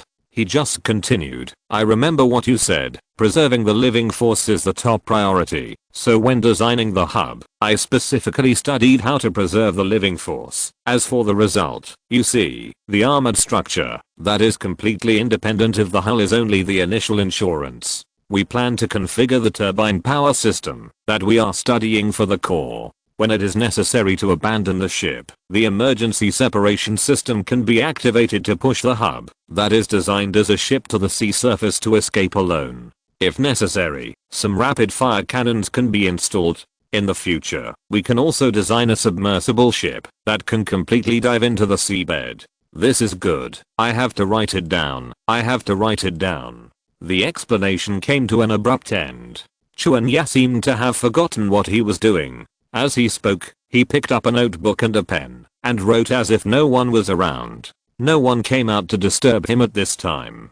Even Freya, who was always the most mischievous, did not express dissatisfaction, because there were many elf descendants at the scene, or for other reasons. After a while, Chuanya, who had finished recording his inspiration, seemed to finally remember where he was and what he was doing, so he immediately put away the paper and pen. While laughing and begging for mercy from Nestor, he glanced apologetically at the researchers, who had been waiting quietly for nearly 10 minutes. After that, his voice was heard again. We plan to reserve a part of the high energy concentrate prepared by the cave wolf cell fluid in the center. It is not used at ordinary times, but it can be used to enhance the operating efficiency of each totem component in emergency escape, thereby improving the escape rate. Well, it is necessary. The cave wolf cell fluid can be squeezed again if it is gone, but the living force is dead. Yes, this aspect cannot be saved. Nestor agreed with this. Anyway, the high energy concentrate has no shelf life. If it is only used in escape, the consumption will not be too high, and such a reserve can be fully supported. Looking at the center designed by the Research Institute, Nestor found that it is really small but complete. Since there are only 300 soldiers on the ship, this escape method is undoubtedly very interesting. In addition, it can also extend to more directions of use. For example, the submarine that Chuanya thought of before. The introduction of Funiga finally came to the weapon system. He started by complaining that he had wanted to use 520mm or even 560mm rifled guns, but the volume of the reaction chamber was too large. After retaining the necessary power and storage space, even this super large ship on the blueprint could not be equipped with many guns. Moreover, these two types of large caliber guns were not mature, and the efficiency of the reaction chambers they needed was too low. Therefore, the reduced shooting efficiency was not proportional to the increased attack power. So, after comprehensively considering factors such as firing rate, range, power, ammunition weight, and even manufacturing convenience, we believe that we should still use the same 420mm main gun as the Bombard Type 1. In terms of the main gun caliber, the 70L can maximize the application of gas explosion thrust, but the 29.4 meter barrel length, plus the 9 meter reaction chamber diameter, will reduce the number of main guns carried to a certain extent. However, this problem can be partially circumvented by increasing the turning elevation angle of the barrel and designing the turning action. Although some totems need to be added, and the difficulty of operation and manufacturing will also increase slightly, it can also increase the attack power accordingly. After such a design, how many main guns can be deployed? Look here. Chuanya pointed to the widest area in the middle of the rear of the hull, which occupies about 2/5 of the deck area, and said, if a semi-submersible layout is adopted and arranged in 3 staggered rows, a total of 30 main guns can be deployed in this area of 130 meters long and 50 to 55 meters wide. The approximately 70 meter long area in the front center is 50 meters wide at the bottom and 25 meters wide at the top, which is enough to support 3, 2, a total of 10 main guns, the remaining 50 meters at the bow. Although the deck is a triangle with a base of 25 meters, the space inside the hull is not large. If you really want to squeeze in, you can squeeze in 3 guns, but in fact, some small caliber anti-aircraft, anti-shore, and even anti-undersea weapons can be replaced. Then there is the 50 meters at the rear of the deck. Because the central cabin is located here, the underground totem layout is extremely complicated, and there is also a need to arrange the sound signal transmitter and receiver on the deck, so we also plan to install anti-aircraft and anti-shore weapons. Finally, below the waterline, considering that we may face attacks from marine monsters in the future, we have added anti-undersea attack measures. Using a design that can fully retract the hull and add a waterproof barrier, a total of 150 30mm underwater rapid fire guns, 60 60mm underwater rapid fire guns, and 15 203mm underwater armor piercing heavy guns. All of them are gun barrel designs that can change the shooting angle at a large angle. Overall, there are no blind spots for underwater attacks. That's great, but don't you think that attacks in these directions should be left to special ships? There are more than 200 small cannons in total, and the reaction chamber space and ammunition storage space required are also a considerable number when accumulated over time, right? In addition, the activation of reaction chamber weapons requires special energy, and the activation of armor protection also requires special energy. How much storage space are you going to leave for low energy concentrate? After hearing this, Nestor interrupted Chuanya's endless chatter and gave his own suggestion. Although this suggestion was not so astonishing as to be considered as a great research idea by the researchers, it was also a valuable 3-dimensional combat idea, so it was quickly noted down by Chuanya and other researchers. After seeing that all the scholars had finished taking notes, Nestor said again, there is also the power part. Looking at your ambitious plan, you have also piled up totems in the power area, right? If there is no corresponding sufficient reserve of low energy concentrated liquid reserve, are you going to use your hands and feet to drive the ship? Okay, you can slowly modify the rest, and you can talk about the power design first. Understood. Ahem. In the design, it is planned to be equipped with a total of 13 semi-magical high-pressure boilers and 7 semi-magical compound expansion steam engines. If there is no room for modification of the turbine, it adopts 4-axis transmission, with a maximum main engine output power of 16,300 HP and 4,500 HP in reverse. It is expected that the maximum speed under non-cruise state can be close to 40 km per light hour. A semi-magical blast furnace, semi-magical steam engine, as expected. Nestor shook his head, having already expected this result. It's not that he doesn't like semi-magic, it's just that the energy problem at this stage is really a big trouble and a big hidden danger. All totems cannot operate out of nothing, and when they are on the ground, they can rely on the roots to absorb nutrients, and their protective layer and weapon system are not at risk of complete failure, but the depth of the sea, which is hundreds or thousands of meters,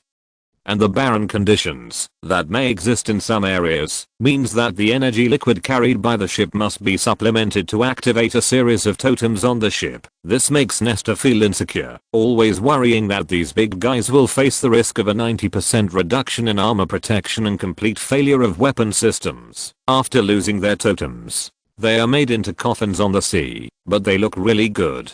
This is a reason why he didn't really stop them, even though he was sarcastic in his mouth. Okay, keep talking, let me hear what kind of monster you have piled up for me. Chihaya is a real junior, He can't be as shameless as Chuanaya in front of Nestor, so he seemed a little nervous when he was interrupted before. Now that he had gotten Nestor's approval, he coughed lightly, then organized his words and said slowly, "The reason why high pressure boiler and steam engine are prefixed with semi-magic is because when designing both, they both adopted the method of totem reinforcement. In exchange for higher efficiency and safety critical thresholds when working at a larger scale within a limited weight and volume.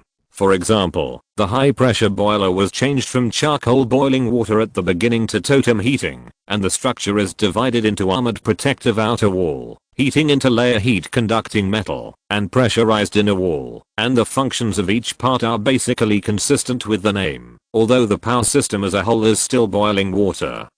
There is no open flame, no exhaust gas, higher space utilization, and higher heat utilization. It will be more efficient and safer than before." Sure enough, it's another totem monster that will lie down without energy, Nestor instinctively complained in his heart, but on second thought, weren't those coal and charcoal burning ships in his previous life also such things? After figuring this out, he was more receptive to these things, and turned to be concerned about the energy storage in the hull. I wanted to write the plot, but I couldn't stop writing about technological progress and weapon development.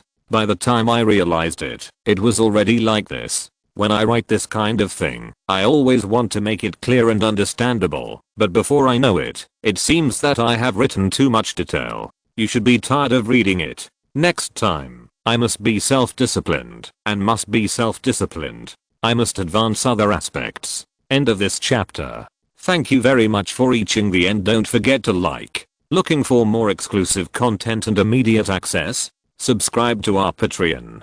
Remember, every like, subscription, or donation encourages us to continue. Thanks to everyone. See you in the next video.